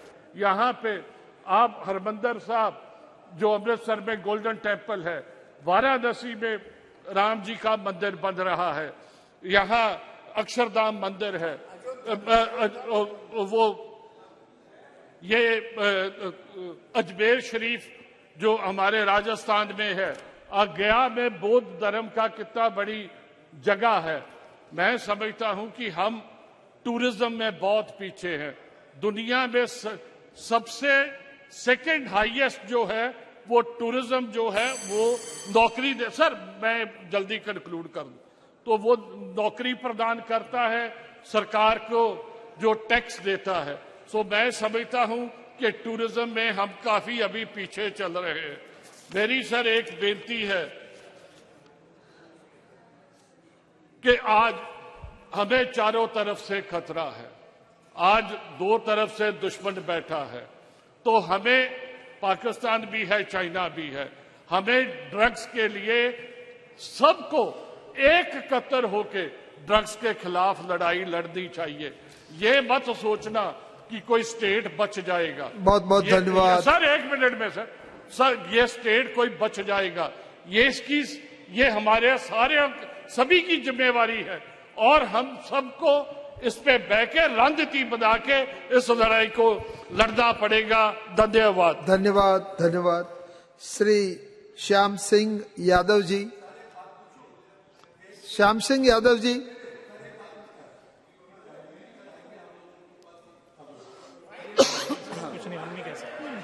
Shyam Singh Yadav ji. Yes, I am here, I am here. हाँ शुरू करो। मैं यहाँ हूँ। हाँ। माननीय अध्यक्ष जी। ठीक है, अब शुरू कीजिए।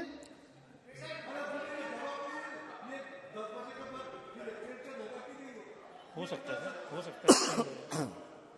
मगर उनको बोलने दो, आप बोलिए। आप कृपया बैठ जाइए, आप बोलिए श्याम सिंह जी।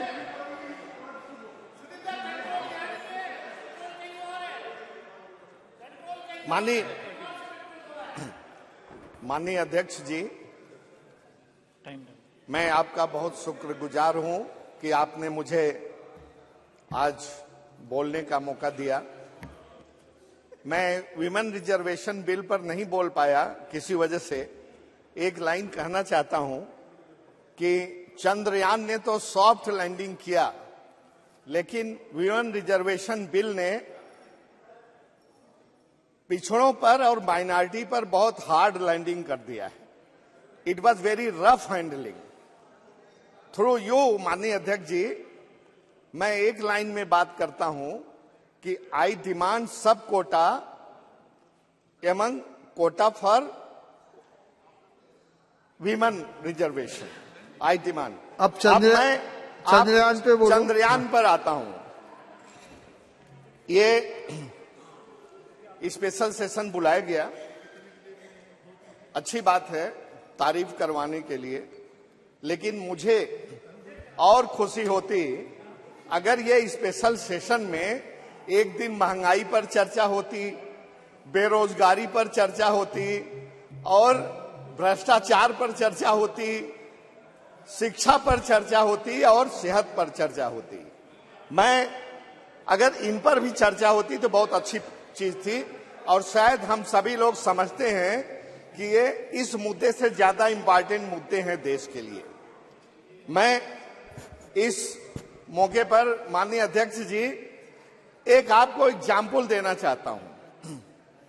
आप किसी रेस्टोरेंट में जाते हैं, होटल में जाते हैं, इटरी में जाते हैं खाने के लिए, तो तरह तरह की डिश होती हैं और उसको जो शेफ है, आप तो बहुत सीनियर है, विषय पे आइए। हाँ, वही विषय विषय पे आइए। आप सुनिए प्लीज, मुझे 5 मिनट तो टाइम दीजिएगा।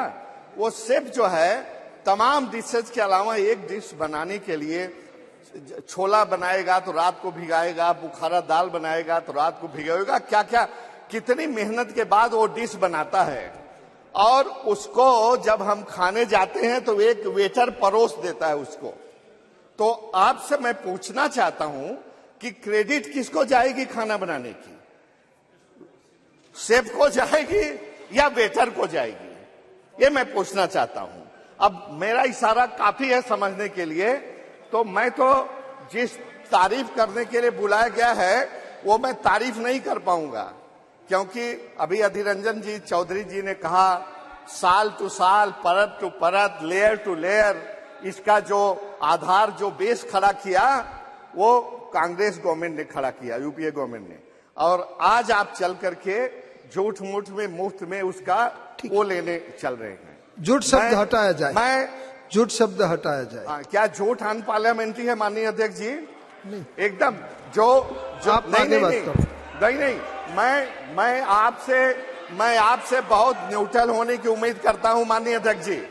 झूठ शब्द कतई अनपार्लियामेंट्री नहीं है माननीय अध्यक्ष जी। मैं आपसे बहुत न्यूट्रल होने की उम्मीद करता हूं। मैं केवल अपनी एक बात कह के खत्म करता हूं कि इस चेयरमैन यस सोमनाथ जी, उनकी साइंटिफिक टीम और वो तमाम उस इसरो के और स्पेस ऑर्गेनाइजेशन से जुड़े हुए तमाम लोगों को मैं बहुत मुबारकबाद देता हूं, बहुत बहुत बधाई देता हूं। असल में वो जो है मुबारक के, बधाई के पात्र हैं। और मैं इसी के साथ अपनी बात को खत्म करता हूं। बहुत बहुत धन्यवाद। धन्यवाद। बहुत बहुत धन्यवाद। श्रीमती रमा देवी जी।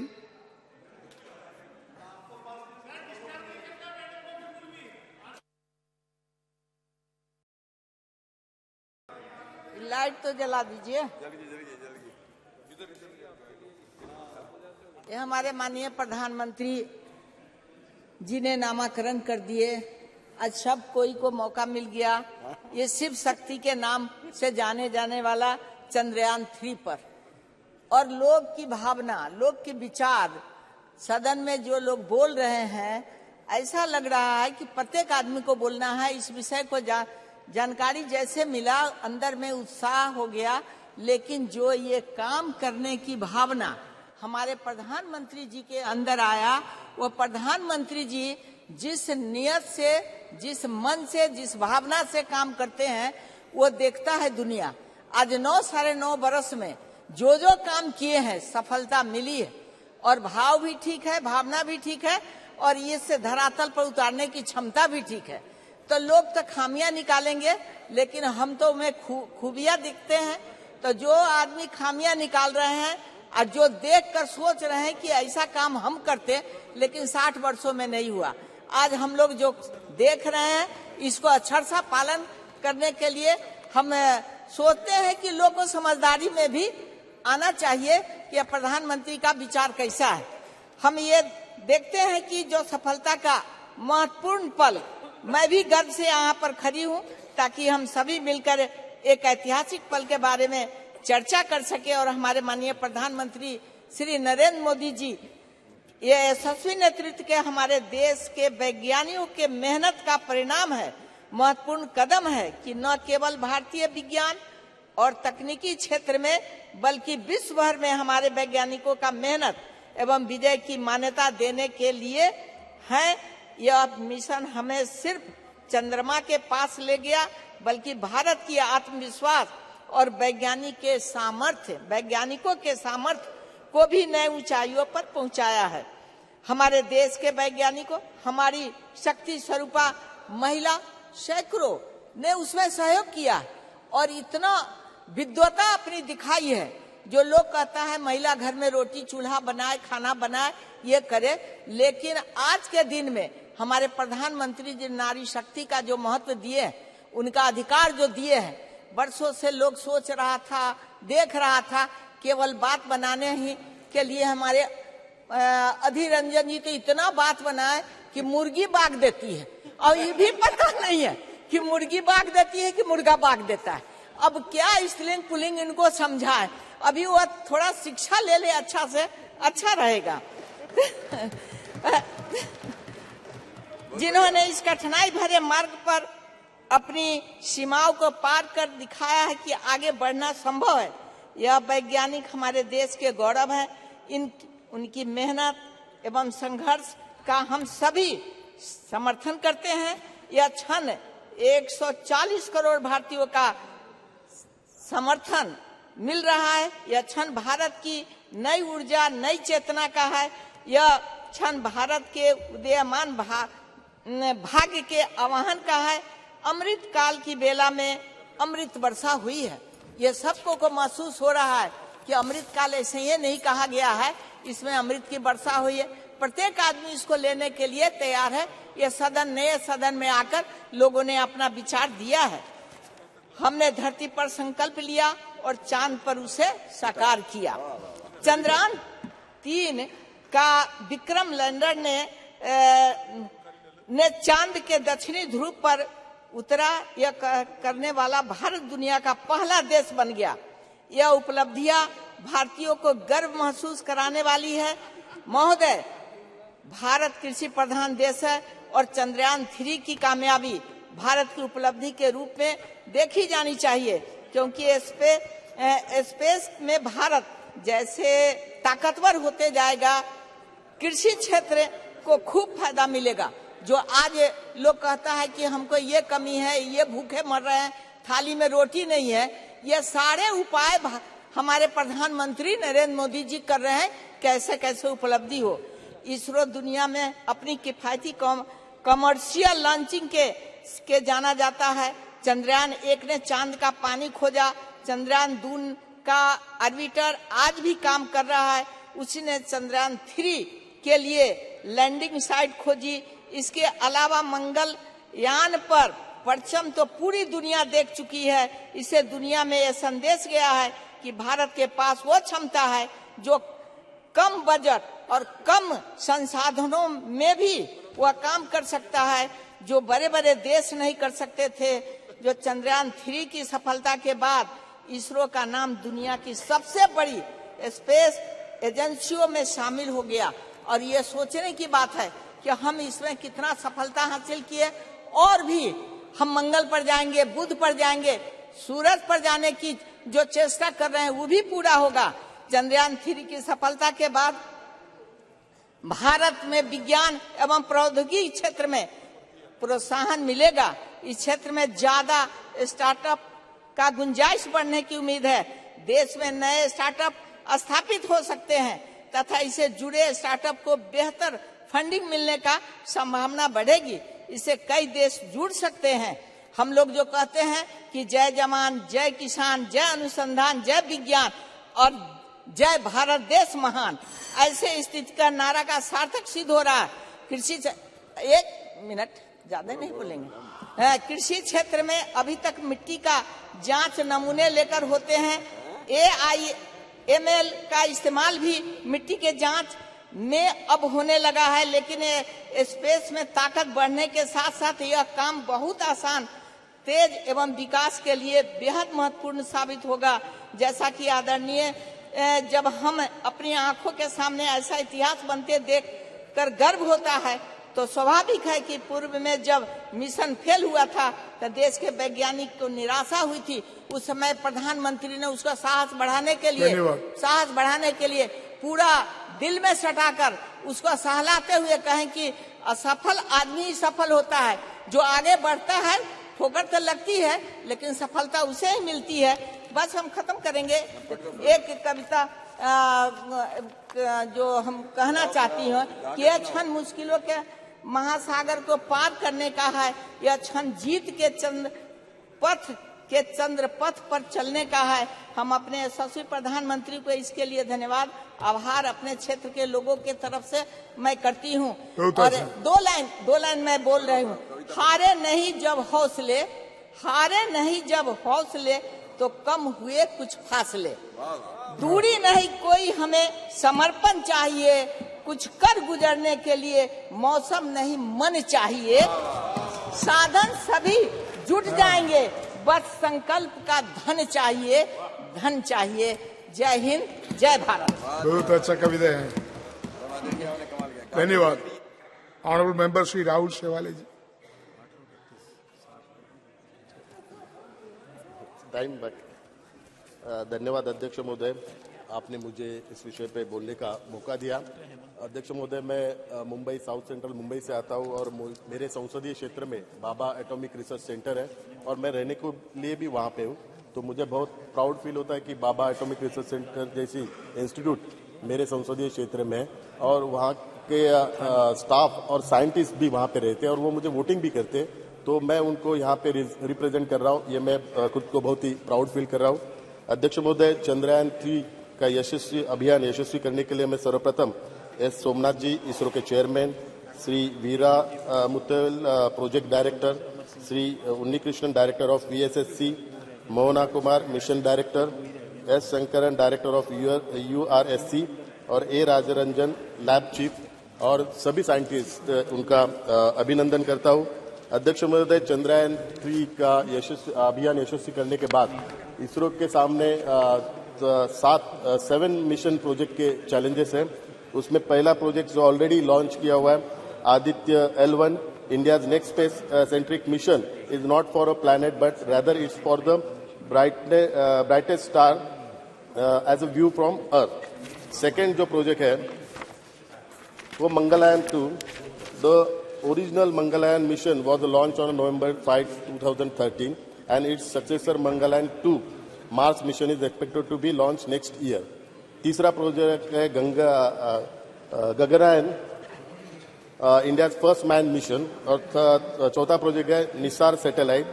ISRO has a space mission in collaboration with the national aeronautics and the space administration, NASA के साथ उसका है। पांचवा प्रोजेक्ट है SpaDeX. ISRO will also launch an experimental mission called SPADEX. छठवा प्रोजेक्ट है शुक्रायन। Apart from the moon, Mars and sun, ISRO will also be launching a mission to study Venus. और सातवां प्रोजेक्ट है after Chandrayaan 3, India's next moon mission will be LUPEX exploration mission. तो मैं चंद्रयान अभियान यशस्वी करने के बाद ये 7 प्रोजेक्ट जो चैलेंजेस है इसरो के लिए, उसके लिए भी मैं उनको हार्दिक शुभकामनाएं देता हूँ। अध्यक्ष महोदय, मैं यहाँ पे पॉलिटिकल भाषण न करते हुए यहाँ पे टेक्निकल चीजें रखना चाहता हूँ। इसरो के जो चैलेंजेस और अपॉर्चुनिटीज है उसके बारे में मैं बात करना चाहता हूँ। The most notable of this have been the Chandrayaan and the Mangalyaan mission with a man space mission Gaganyaan plan for its first test flight next year, उसका ये है। These missions are not just for a technology demonstration, but also for expanding the frontiers of knowledge in space science. None of this would have been possible without mastering the launch vehicle technology. Beginning with the satellite launch vehicle, SLV, and the Augmented Satellite Launch Vehicle ASLV, ISRO has developed and refined the Polar Satellite Launch Vehicle PSLV as its workhorse for placing satellites in low Earth and Sun synchronous orbits. The Geosynchronous Satellite Launch Vehicle, यानी कि GSLV program, is still developing with its MK3 variant, having undertaken 3 missions and is capable of carrying a 3 metric ton payload into geostationary orbit. Today, the value of the global space industry is estimated to be $350 billion and is likely to be exceed $550 million till 2025. Despite ISRO's impressive capabilities, India's share is estimated at $7 billion, just 2% of the global market, covering broadband and direct-to-home television, accounting for 2/3 of the share, satellite imagery and the navigation. Already over a third of transponders used for Indian service are leased for foreign satellites, and this proportion will rise as the demand grows. So ये भी एक challenge है. Developments in artificial intelligence and big data analytics has led to the emergence of a new space. New space entrepreneurship has emerged in India with many startups which seeks value in exploring end-to-end service in the business-to-business and business-to-consumer segment using new space. However, these startups have yet to take off in the absence of regulatory clarity. अध्यक्ष महोदय, new space के बारे में बताऊं. The term new space is used to refer to a global sector of a new aerospace companies and ventures working independently of a government to develop faster, better and cheaper access to space and specified technologies driven by commercial ends as a distinct from a political or socio-economical oriented ends.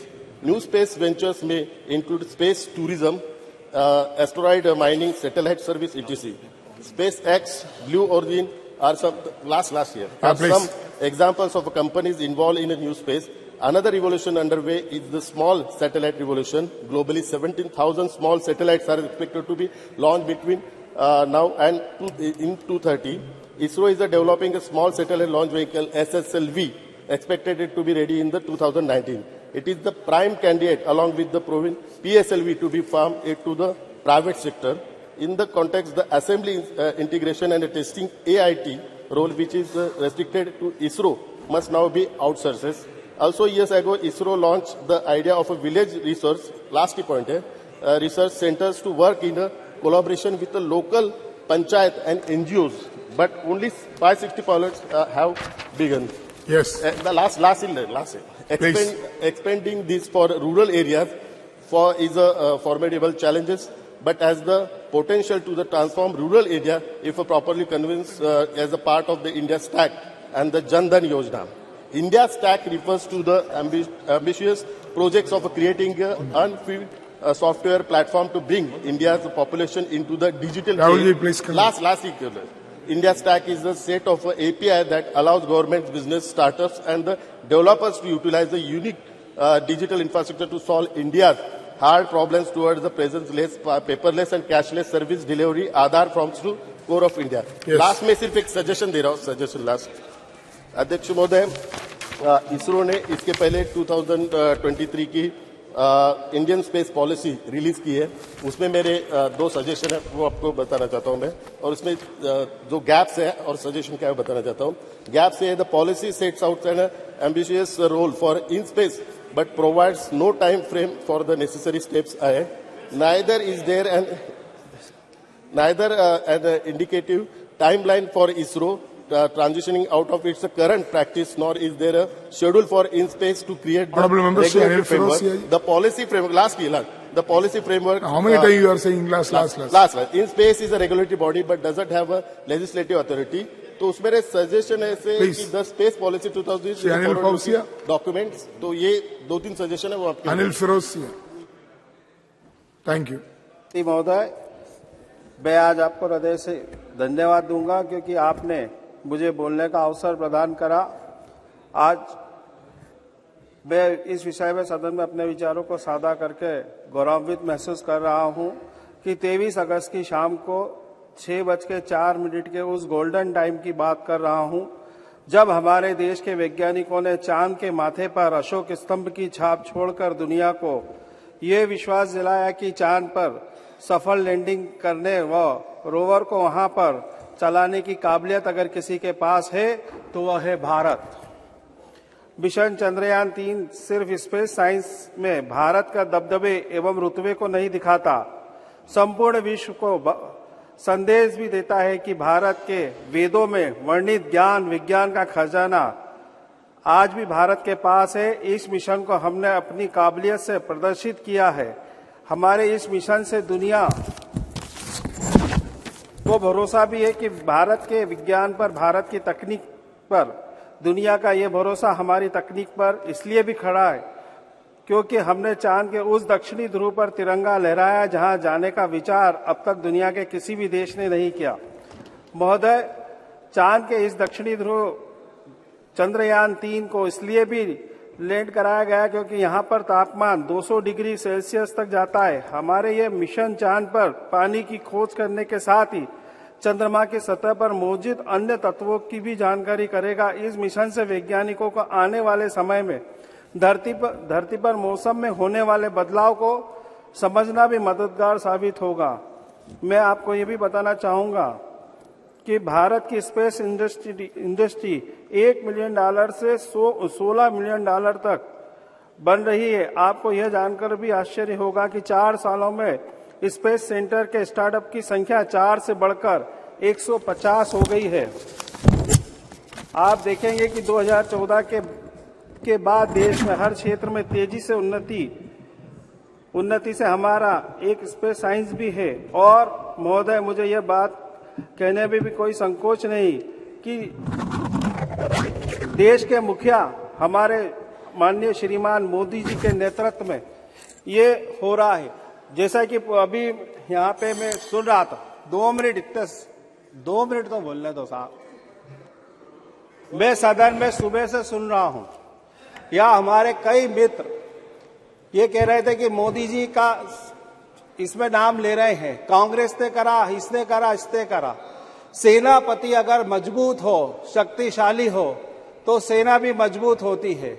मैं आपको 3 उदाहरण देता हूं कि सरदार सरोवर की भूमि पूजन माननीय नेहरू जी ने करा, लेकिन उसको लोकार्पित अगर किसी ने करा तो वो है श्रीमान नरेंद्र मोदी। आज से 2000 साल पहले राजा विक्रमादित्य, उज्जैन के राजा ने राम मंदिर का जीर्णोद्धार और सौंदर्यीकरण करा था। ये भगवान भी जिससे काम कराना चाहता है उसको खुद चुनता है। राजा विक्रमादित्य के बाद अगर राम मंदिर का किसी ने जीर्णोद्धार और सौंदर्यीकरण करा, उसका नाम है नरेंद्र मोदी। आज नरेंद्र मोदी जी ने, पहले हम कोई आपदा या विपत्ति आती थी हमारे देश में तो हम याचक के रूप में रहा करते थे, लेकिन कोविड जब ये आपदा आई, जो वैक्सीन 5 साल में जिसका प्रोसेस होता है और WHO से उसको पास किया जाता है, उसमें प्रोसेस में 5 साल लगते हैं। 9 महीने के अंदर वैज्ञानिकों को मोटिवेट करके जाके अनुसंधान में जाके उनको मोटिवेट करा, प्रोत्साहित करा और 9 महीने में WHO से वैक्सीन बना के 140 करोड़ की जनता को अगर किसी ने लगवाने का काम करा, उसका नाम है नरेंद्र मोदी। माननीय अध्यक्ष जी, 2 मिनट तो दो, 2 मिनट तो दे दो। माननीय सभापति महोदय, आज से 127 वर्ष पहले एक नरेंद्र स्वामी विवेकानंद ने शिकागो में कहा था कि पश्चिम देश 20वीं सदी पश्चिम देश की होगी और 21वीं सदी भारत विश्व गुरु बनेगा। तो उस नरेंद्र ने कहा था और इस नरेंद्र ने करके दिखा दिया, जिसका नाम है नरेंद्र मोदी। मैं आज इसरो की पूरी टीम को बहुत बहुत शुभकामनाएं, बधाई देता हूं। धन्यवाद, आपने मुझे बोलने का समय दिया। डॉक्टर अमर सिंह जी।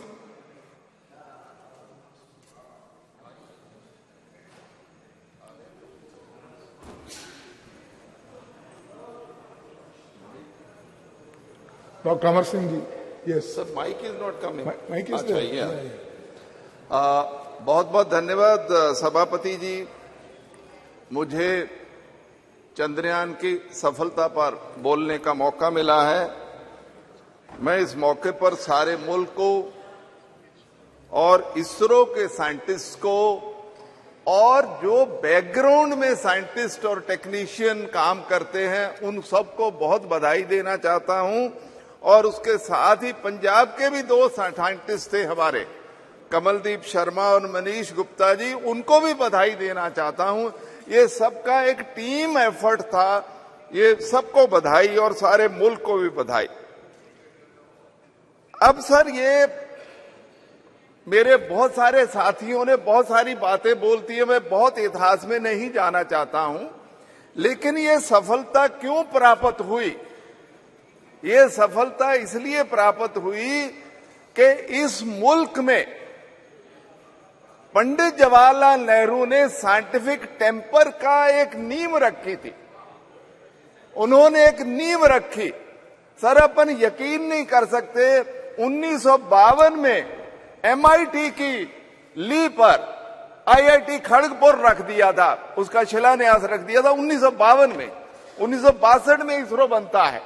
तो बहुत सारी लंबी कहानी है, मैं उसमें सारे में नहीं जाना चाहता हूं। और इसरो की तो इतनी कहानियां हैं कि 1975 में अपने रशिया की मदद से आर्यभट्टा भेजा, 1982 में अपन ने कलर टीवी लेके आए ये शेड में, तो बहुत सारे इनसेट अपने वाला 1983 में आया। तो मैं उसमें बहुत सारी बातों में जाना नहीं चाहता। सवाल सिर्फ अब ये उठता है कि scientific temper, scientific institution, scientist चाहिए जो ये काम करते हैं, और पॉलिटिकल सपोर्ट चाहिए, ब्यूरोक्रेटिक सपोर्ट चाहिए, फाइनेंशियल सपोर्ट चाहिए। अब सर, अपन पहला मुल्क है जो चांद के सदर्न पोल पे लैंड किया, 4th वैसे दुनिया में है।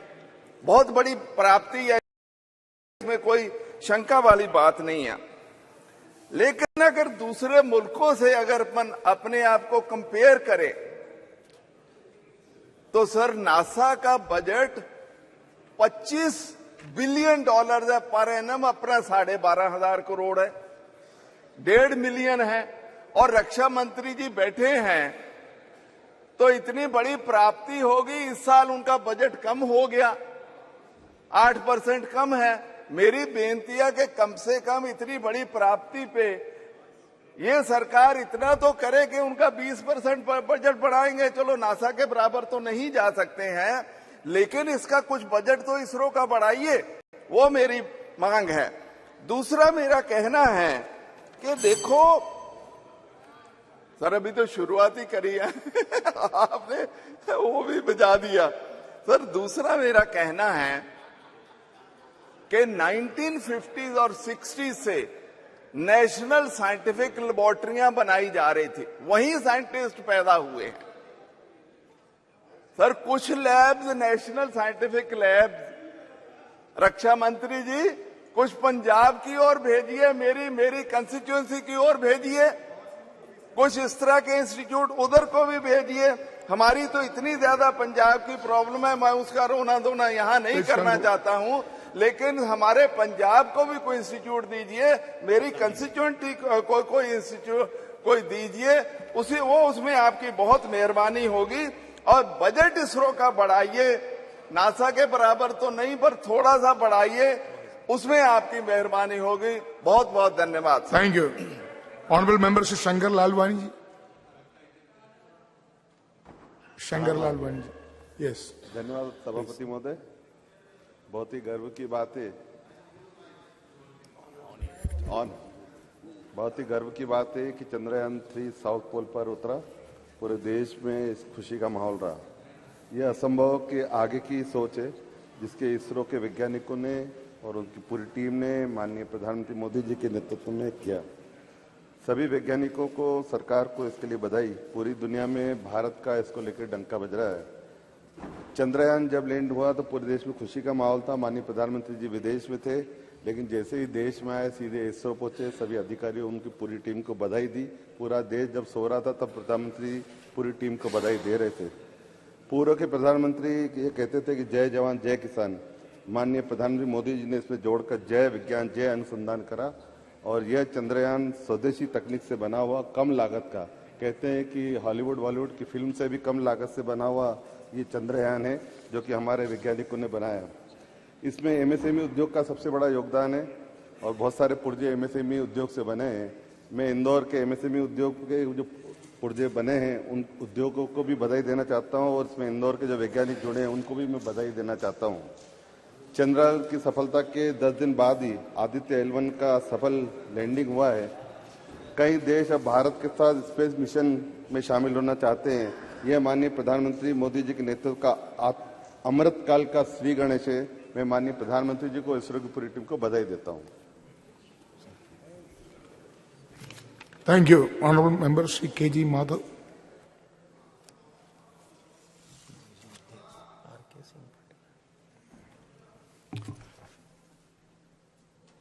Honorable Member Shri R.K. Singh Patel.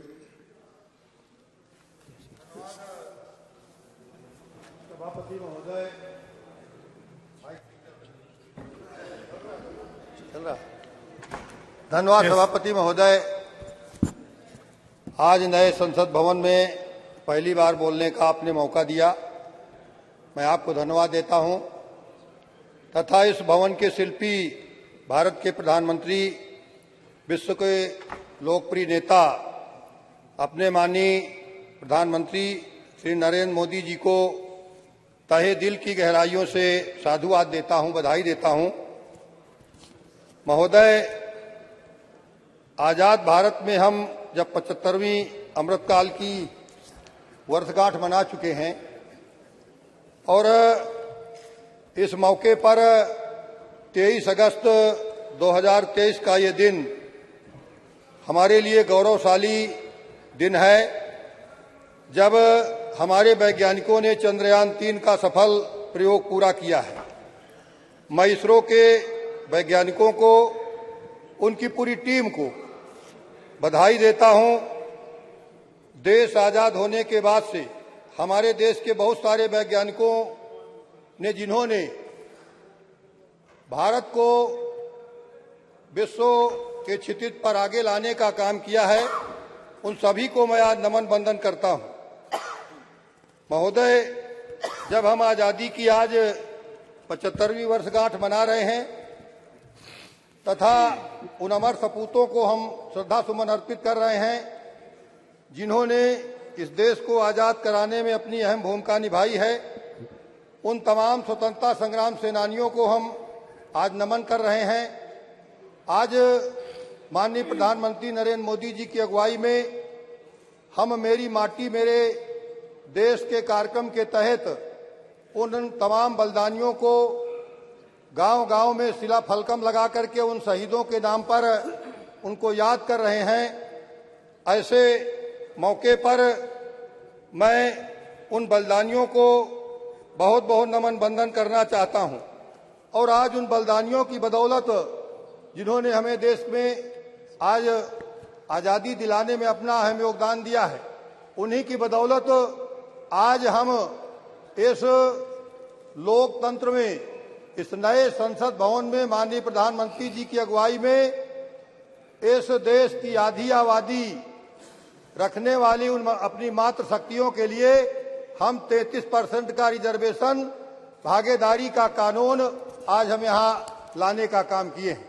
महोदय, उन 1500 साल की गुलामी की मार झेल करके हमारा भारत आज आगे बढ़ा है। इस 1500 साल की गुलामी की मार को झेलने के बाद आज हम यहाँ खड़े हुए हैं। महोदय, हमारा देश कभी विश्व का गुरु हुआ करता था, देश को ज्ञान विज्ञान देने वाला भारत था।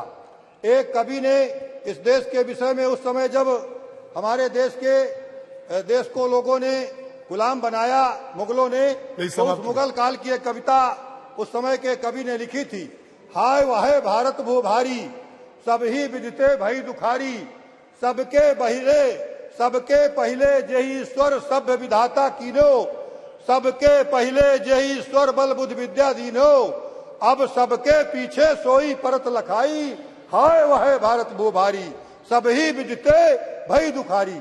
ये उस कविता की पंक्तियों से मैं उस 15 साल की जो गुलामी की जंजीरों में जकड़ा हमारा देश था, आज माननीय प्रधानमंत्री नरेंद्र मोदी जी की अगुवाई में वो फिर से विश्व का गुरु, फिर से वो खोई हुई सभ्यता, फिर से वो खोया हुआ ज्ञान विज्ञान जो हमारे रामायण काल में उस समय दुनिया में कहीं भी विश्व में कभी कहीं हेलीकॉप्टर और वायुयान नहीं थे। उस समय सीता माता का हरण हमारा प्रत्यक्ष उदाहरण है। हमारे यहाँ वायुयान बनते थे, हमारे वैज्ञानिक विश्व के गुरु हुआ करते थे। Thank you very much, Speaker sir, Thank for you. giving me this opportunity to acknowledge the. Thank you, Sri Madhav. Thank you very much, Speaker sir, for giving me the opportunity to acknowledge the remarkable achievements of the Indian Space Research Organization, better known as ISRO. As we look towards the stars, we are filled with immense pride and awe at the strides ISRO has made in the field of space exploration. These accomplishments are not just a testament to the dedication and ingenuity of our scientists, but also a source of immense pride for every Indian. Dr. APJ Abdul Kalam, whose dreams was to see India as a prominent player in the field of space exploration, would undoubtedly be filled with immense pride if he were with us today. ISRO remarkable achievements are a testament to the realization of his vision. In recent times, the Indian Space Research Organization has continued to make significant strides in space exploration with the successful launch of Chandrayaan 3 and India's first solar mission Aditya L1. ISRO's journey, which began in 1969, has been nothing short of extraordinary. Currently, ISRO is among the top 6 space agencies in the world through a network of centers, offices, and research institutes dispersed around the nation, broadcasting, weather forecasting, disaster management, geographic information systems, navigation, cartography, telemedicine, remote education satellites, and other services are all provided by ISRO. Yes. Sir, please. In conclusion, ISRO's achievements are a source of immense pride for every Indian. They remind us that there are no limits to what we can achieve when we set our sights on the stars. From Chandrayaan 3 lunar success to Aditya L1 solar mission, ISRO continues to inspire not only our nation but the entire world. Our achievements in space exploration are a gift not just to India but to all of humanity, and they are a testament to the spirit of scientific discovery. Thank you, sir. Thank you. Honorable Member Sri Janardhan Singh Singrawal ji.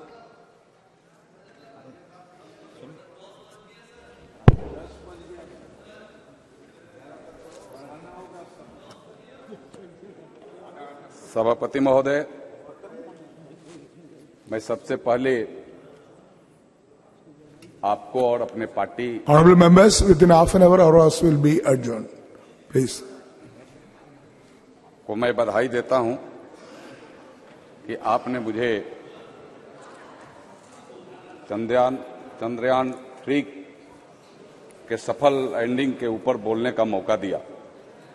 सभापति महोदय, चंद्रयान 3 की चंद्रमा पर ऐतिहासिक सफल landing के लिए पूरा देश भारत के वैज्ञानिकों का और देश के यशस्वी प्रधानमंत्री का कृतज्ञ है।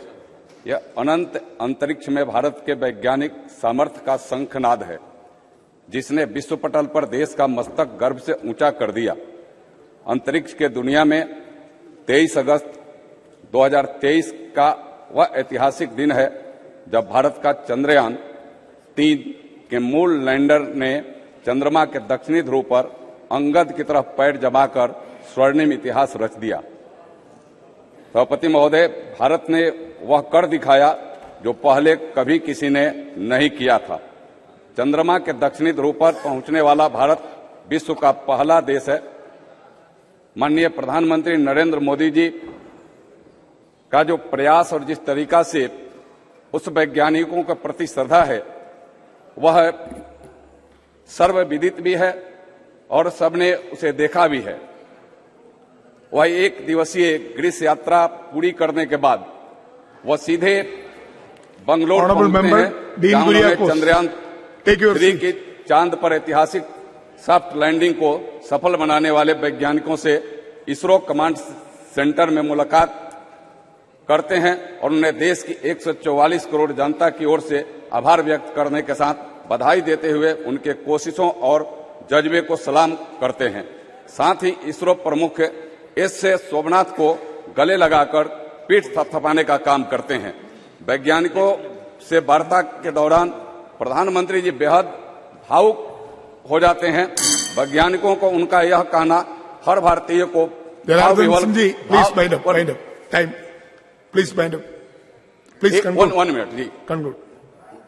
भारतीयों को भाव विवल करने वाला है कि चंद्रयान की लैंडिंग पर आप देश को जिस ऊंचाई पर लेकर गए वह कोई साधारण सफलता नहीं है।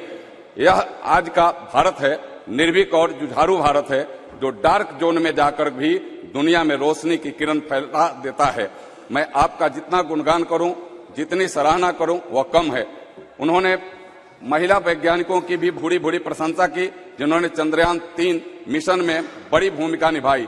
अपने संबोधन में प्रधानमंत्री जी ने स्वयं 3 घोषणाएं की, जिसकी शिलापट अमिट छाप बनेगी।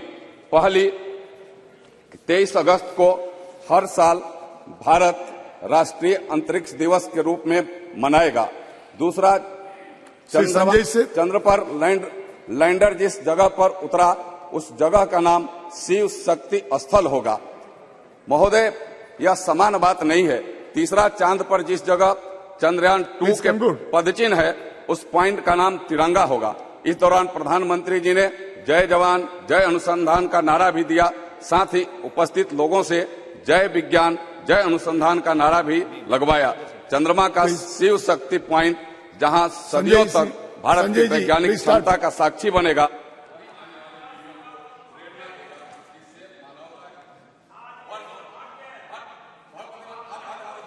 एक मिनट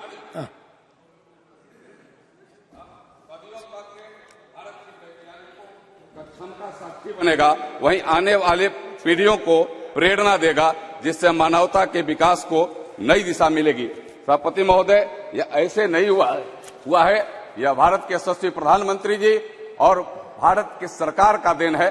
आप कहने के लिए उधर से कुछ भी कहें, लेकिन जो कोशिश हुआ, जो प्रयास हुआ, प्रयास का फल है। जो विश्वास वैज्ञानिकों को जगा, जो देश ने वैज्ञानिकों का आशीर्वाद स्नेह दिखा, उसी का परिणाम है कि चंद्रयान आज हमारा सफल लैंडिंग भी किया और आज दुनिया में भारत का नाम रोशन हो रहा है। ऐसे नहीं हुआ, पहले कहने के लिए कहे लेकिन कर करके किसी ने नहीं दिखाया। कर करके दिखाया तो नरेंद्र मोदी जी की सरकार ने, नरेंद्र मोदी का प्रयास ने कर करके दिखाया। इसलिए मैं हृदय से बधाई और धन्यवाद करता हूँ उन विज्ञान। Sanjay sir ji, please start.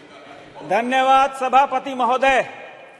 आपने दुनिया के सबसे बड़े लोकतंत्र और लोकतंत्र के सबसे बड़े मंदिर और सबसे आधुनिक मंदिर में चंद्रयान पे चर्चा करने का मौका दिया।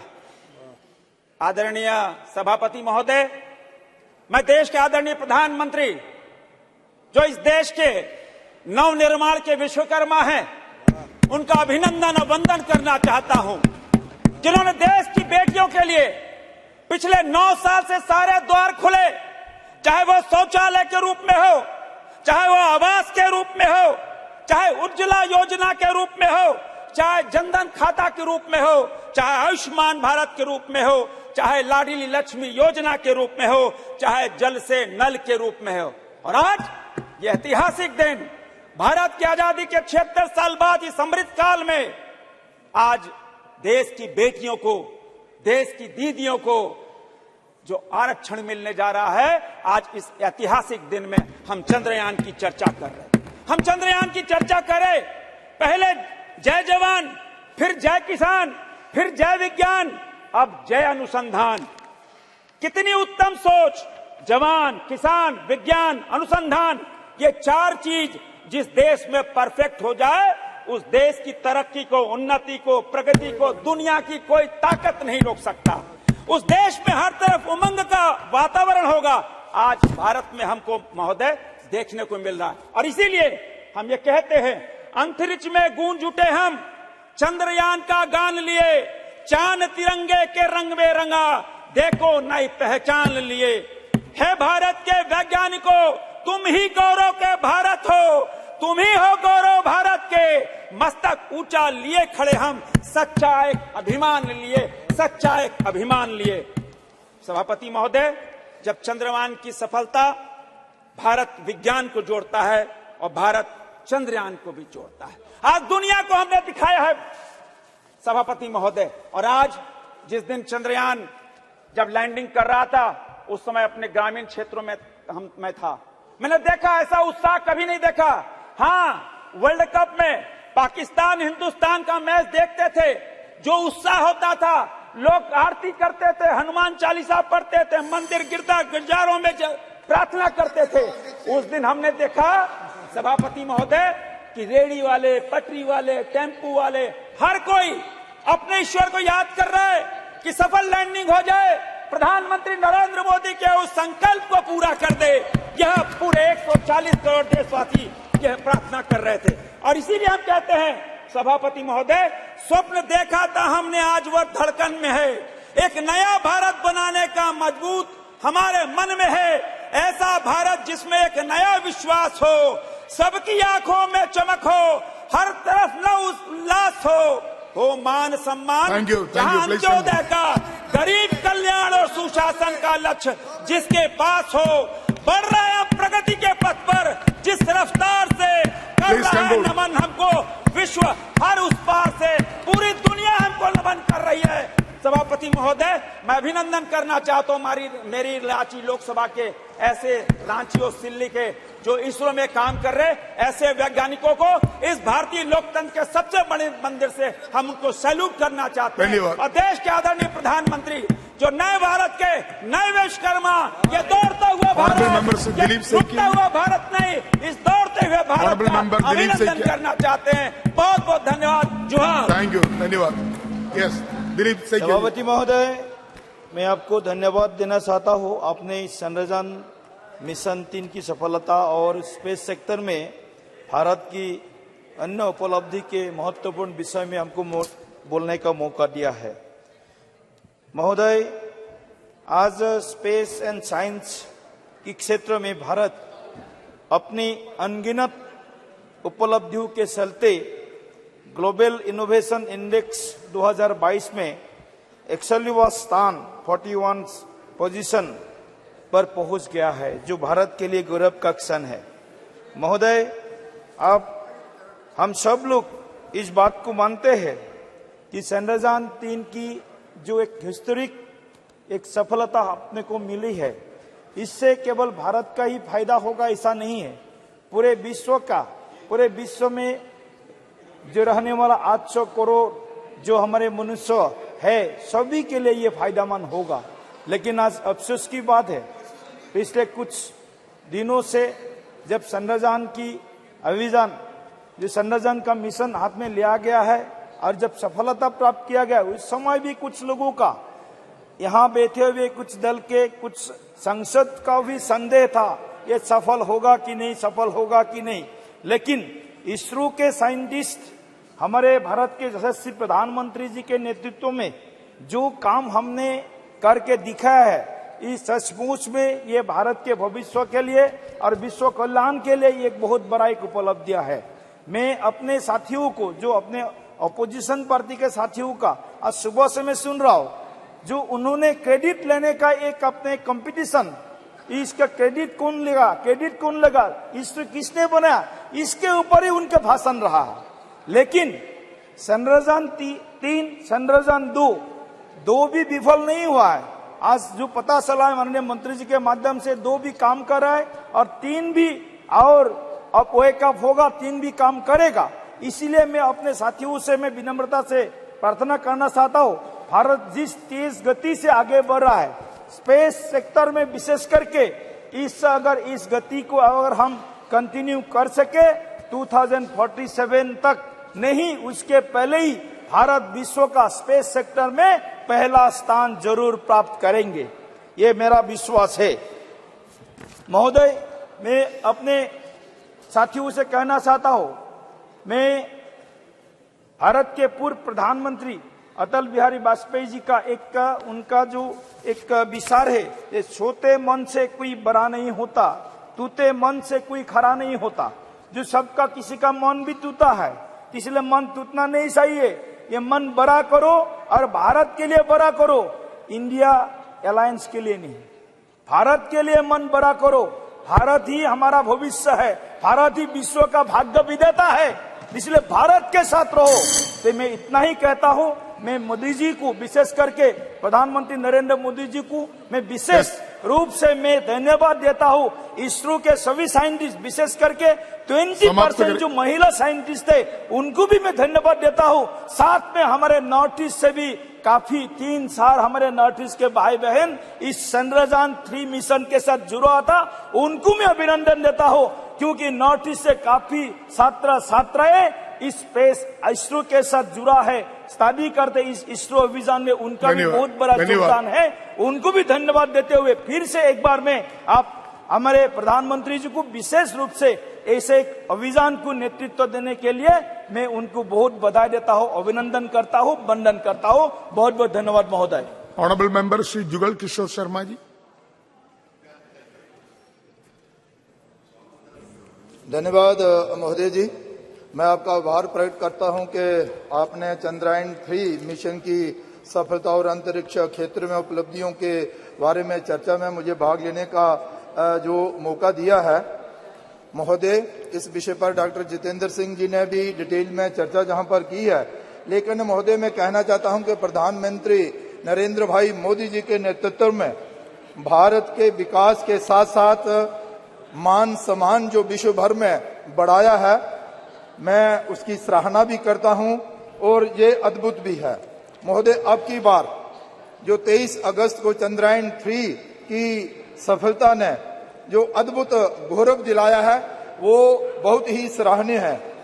महोदय, हर एक की सांसें तब रुक गई थी जब चंद्रयान 3 की लैंडिंग हो रही थी, और महोदय अनोखा सुखद पल था जब चंद्रयान 3 ने चंद्रमा के दक्षिण ध्रुव पर सफल लैंडिंग की, और इसके साथ साथ ही तभी इसरो ने एक सुखद समाचार जो है वो विश्व को दिया कि चंद्रयान 3 की सफलता पूर्वक लैंडिंग जो है वो हो गई है। देश भर में भारत माता की जय के जयकारे जो है वो गूंज उठे। महोदय, मैं आभार प्रकट करना चाहता हूं प्रधानमंत्री नरेंद्र भाई मोदी जी का, जिन्होंने वैज्ञानिकों का मान सम्मान करते हुए 23 अगस्त नेशनल स्पेस डे के रूप में मनाने की जो घोषणा की, यह भी अपने आप में एक बहुत बड़ी बात थी। महोदय, चंद्रयान 3 की सफलता में वैज्ञानिकों के साथ साथ हमारी जो वैज्ञानिक बहनें हैं उनका भी बहुत बड़ा जो है वो योगदान रहा है। और महोदय, मैं ये कहना चाहता हूं कि हमारे वैज्ञानिक आज बड़ी से बड़ी चुनौती का सामना करने के लिए भी तैयार हैं। तभी तो आपने देखा कि भाई अभी चंद्रयान 3 की सफलतापूर्वक लैंडिंग हुई थी, उसके बाद सूर्य तक पहुंचने के लिए भी जो है वो कदम जो है वो उठाए थे। महोदय, ये तभी संभव हो पाया जब देश के प्रधानमंत्री ने चंद्रयान 2 की असफलता के बावजूद भी वैज्ञानिकों का मनोबल बढ़ाया और उनका मनोबल बढ़ाने के साथ साथ उनके साथ खड़े रहे, और उन्होंने कहा कि हम हार कर भी जीतेंगे, आज से ही एक नई उड़ान की तैयारी जो है वो करो। महोदय, वैज्ञानिकों ने दिन रात मेहनत और लगन के साथ काम किया और उसमें उन्हें सफलता जो है वह प्राप्त हुई। महोदय, मैं आपके माध्यम से बस इतना ही कहना चाहता हूं कि इसरो के वैज्ञानिकों के साथ साथ वहां पर बहनों के साथ साथ देश के नागरिकों को मैं बधाई देना चाहता हूं कि चंद्रयान 3 की जो हमारी सफलता है वो एक अद्भुत सफलता है। देश का मान सम्मान तो बढ़ा ही है, लेकिन इससे देश के नागरिकों का, देश के नौजवानों का मनोबल भी जो है वो बढ़ा है। धन्यवाद। धन्यवाद। Honourable member Shrimati Pratima Mandal, sorry.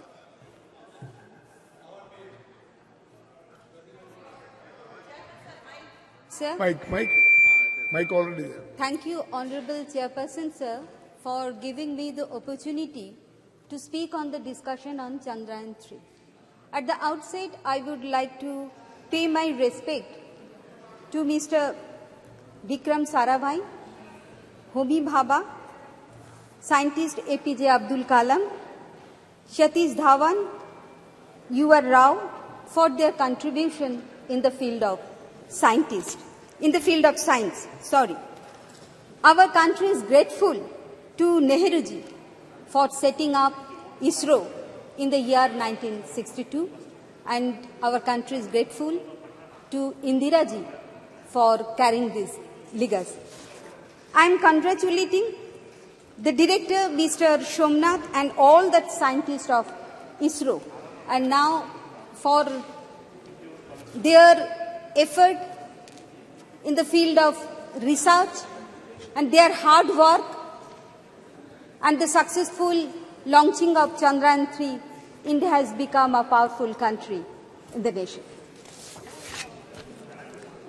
Sir, we have sent 150 satellites since 1975. This is a new one where the satellite had to change course to go into moon's gravitation field, and we are successful for soft landing. Our next program is to go to Mangal and Shukra. We must make them successful. Space sciences has given us many benefits like weather prediction, communication, navigation, etc. We must multiply this benefit. Sir, my request to the government, the salary of all the scientists of ISRO must be increased, and budget of the concerned ministry should be increased. Sir, today we have started our discussion almost 11:15 or 11:20. Now it is 10:25. We are discussing this subject.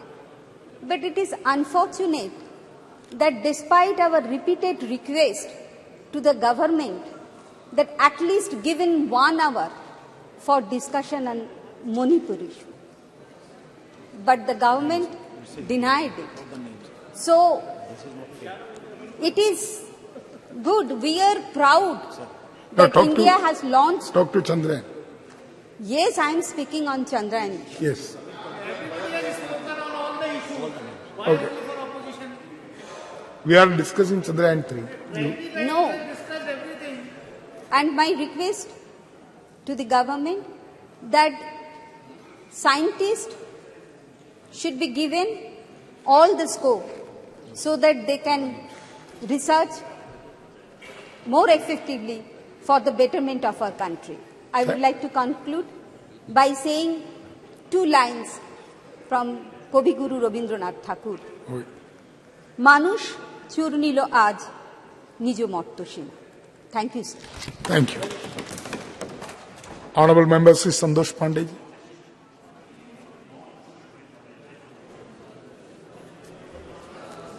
सम्माननीय सभापति महोदय, मेरा सौभाग्य है कि आज इस नए भवन में भी और आज बोलने का अवसर मिला। मैं आपका आभारी हूं। एक पंक्ति के साथ मैं अपनी बात रखूंगा।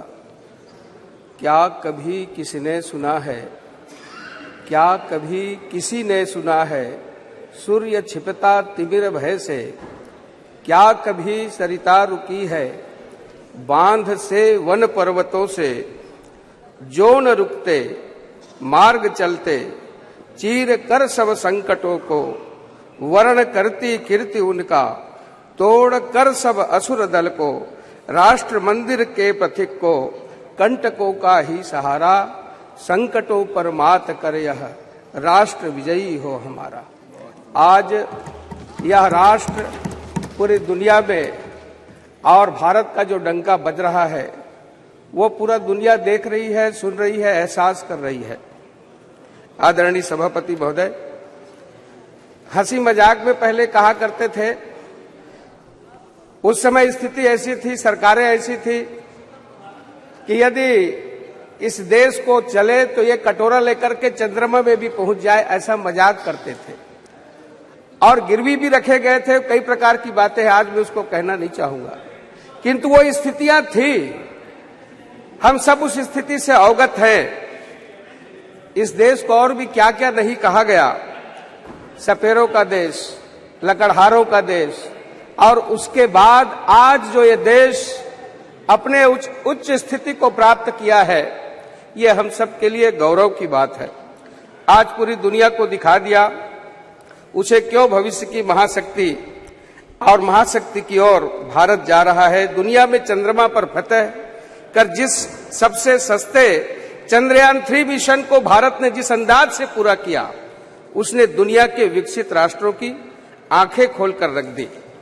महोदय, आज विपक्ष लाख सर पीटे चंद्रयान मिशन की अवधारणा के समानांतर जिस प्रकार से नारी शक्ति वंदन विधेयक का भी जो यहाँ लाया और हम सब ने पास किया, सब मिलकर के पास किए, ये वास्तव में ही ये कहे कि ये निसंदेह है। ऐसे दृढ़ निश्चयी संकल्पवान व्यक्ति जब होते हैं तो ये श्रेय भी, जिस प्रकार से मेरे सांसद एक मित्र ने कहा कि गोल करने वालों का उसका श्रेय जाता है, राष्ट्र नायक को उसका श्रेय जाता है, इसको कोई रोक नहीं सकता। आदरणीय महोदय, भारत ने अपने चंद्रयान 3 मिशन के लिए, मैं केवल एक पंक्ति कह करके अपनी बात समेट रहा हूं, विद्या कला कौशल्य में सबका अटल अनुराग हो, उद्योग का उन्माद हो, आलस्य अध का त्याग हो, सुख और दुख में एक सा सब भाइयों का भाग हो, अंतःकरण में गूंजता राष्ट्रीयता का राग हो, मानस भवन में आर्यजन जिसकी उतारे आरती, भगवान भारतवर्ष में गूंजे हमारी भारती, पूरे भारत में, पूरे विश्व में ये गूंजे। धन्यवाद। Honourable member Shri Vijay Dubey. माननीय अध्यक्ष जी, कि आपने चंद्रयान 3 के चर्चा में और वो भी इस ऐतिहासिक नए भवन में हमें अवसर प्रदान कराया है। माननीय अध्यक्ष जी, किसी के भी सफलता पर हम अगर विशेष सम्मान देते हैं तो अक्सर कह देते हैं कि आपकी सफलता ने 4 चांद लगा दिया। आज कोई दो राय नहीं कि हमारे यशस्वी प्रधानमंत्री माननीय मोदी जी के प्रयासों से और इस देश के वैज्ञानिकों ने अपने अथक प्रयासों से चंद्रमा के दक्षिणी ध्रुव पर चंद्रयान 3 उतारकर इस देश के गौरवशाली सम्मान को 4 चांद लगाने का कार्य किया। बीते समय को अगर याद करें माननीय अध्यक्ष जी, बहुत दिन नहीं 2014 तक आते आते इस देश में पूर्ववर्ती सरकारों की व्यवस्थाओं ने इस देश के हर विभाग को खोखला करके छीन बीन करके रख दिया था। माननीय मोदी जी ने जब इस देश की कमान हाथ में लिया तो क्या इस देश के हर विभाग को हर दिशा में आगे उन्नत की तरफ ले जाते हुए और केवल वो बीमार पड़े देश को आज दुनिया में गौरवशाली सम्मान ही नहीं दिलाया, बल्कि इस देश में पूर्ववर्ती सरकारों की उदासीनता के चलते जो हमारे देश के वैज्ञानिक हाशिए पर थे, उनको भी सुविधा और उनका मनोबल उत्साह बढ़ाकर आज पूरे दुनिया में इस देश को आगे बढ़ाने का सामर्थ्य हमारे वैज्ञानिकों में प्रदान करने का कार्य किया। उदाहरण भी है माननीय अध्यक्ष जी, जब कोविड ने पूरे दुनिया के साथ इस देश को आगोश में लिया था तो हमारे इन विपक्षी सरकारों के विद्वानों ने कल्पना किया था कि दुनिया के विकासशील देशों के रहमो करम पर ये देश कभी वैक्सीन की सुविधा लेगा। 1 मिनट 2 मिनट खाली माननीय अध्यक्ष जी। लेकिन माननीय मोदी जी के इस देश के वैज्ञानिकों का मनोबल उत्साह बढ़ाते हुए, जो कल तक हाशिए पर पड़े थे वैज्ञानिक, उन्हीं का मनोबल उत्साह बढ़ाकर जब वैक्सीन का निर्माण किया गया तो पूर्व सरकार के नेताओं ने कहा कि ये वैक्सीन भाजपा का है, ये वैक्सीन मोदी जी का है।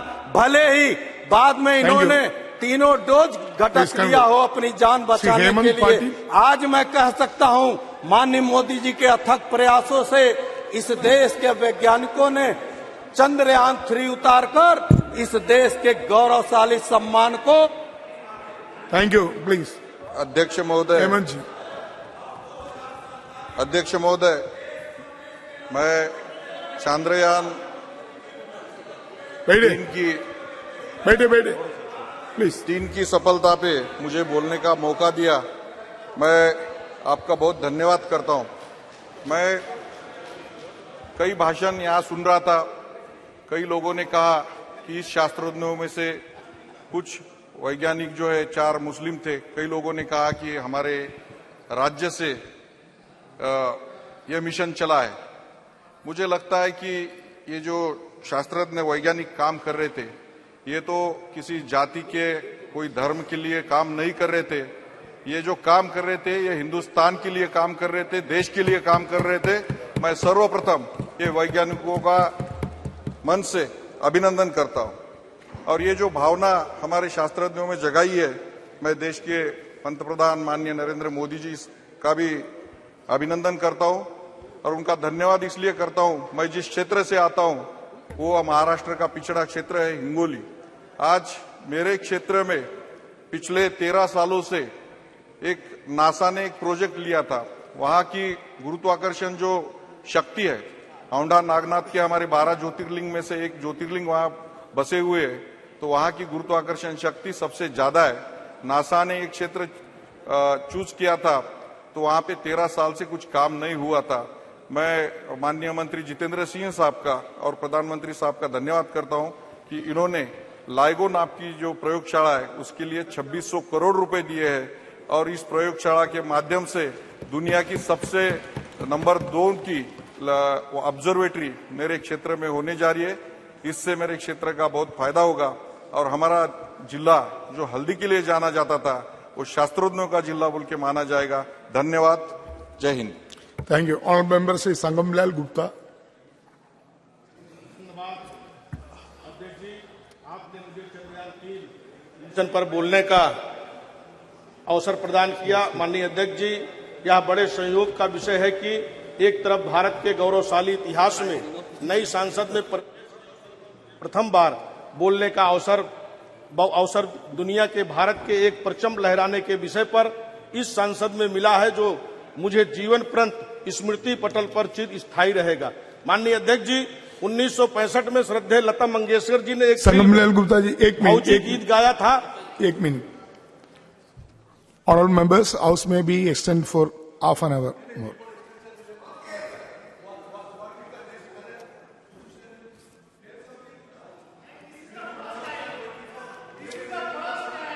Now 4 to 5 members are pending for speech. Few more members wants to speak. That's why. माननीय अध्यक्ष जी, Chandrayaan is very important matter. Please. माननीय अध्यक्ष जी, 1965 में श्रद्धेय लता मंगेशकर जी ने फौजी में गीत गाया था। चंदा मामा आरे आवा पारे आवा, नदिया किनारे आवा, सोने के कटोरिया में दूध भात लेहले आवा, बबुआ के मुहमा में घुटू, आवा हो उतरी आवा हमारी मुंडेर, कब से पुकारी ले भइल बड़ी देर। दूसरा अध्यक्ष जी, मेरी दादी बचपन में लोरी सुनाया करती थी कि चंदा मामा दूर के पुए पकाए पूर के, आप खाए थाली में मुन्ने को दे प्याली में, प्याली गई टूट मुन्ना गया रूट, नई थाली लाएंगे मुन्ने को मनाएंगे, उड़न खटोले पे बैठकर मुन्ना चंदा के घर जाएगा, तारों के संग आग मिचोली खेल के दिल बहलाएगा, मुन्ने का दिल भर जाएगा, मुन्ना वापस आएगा।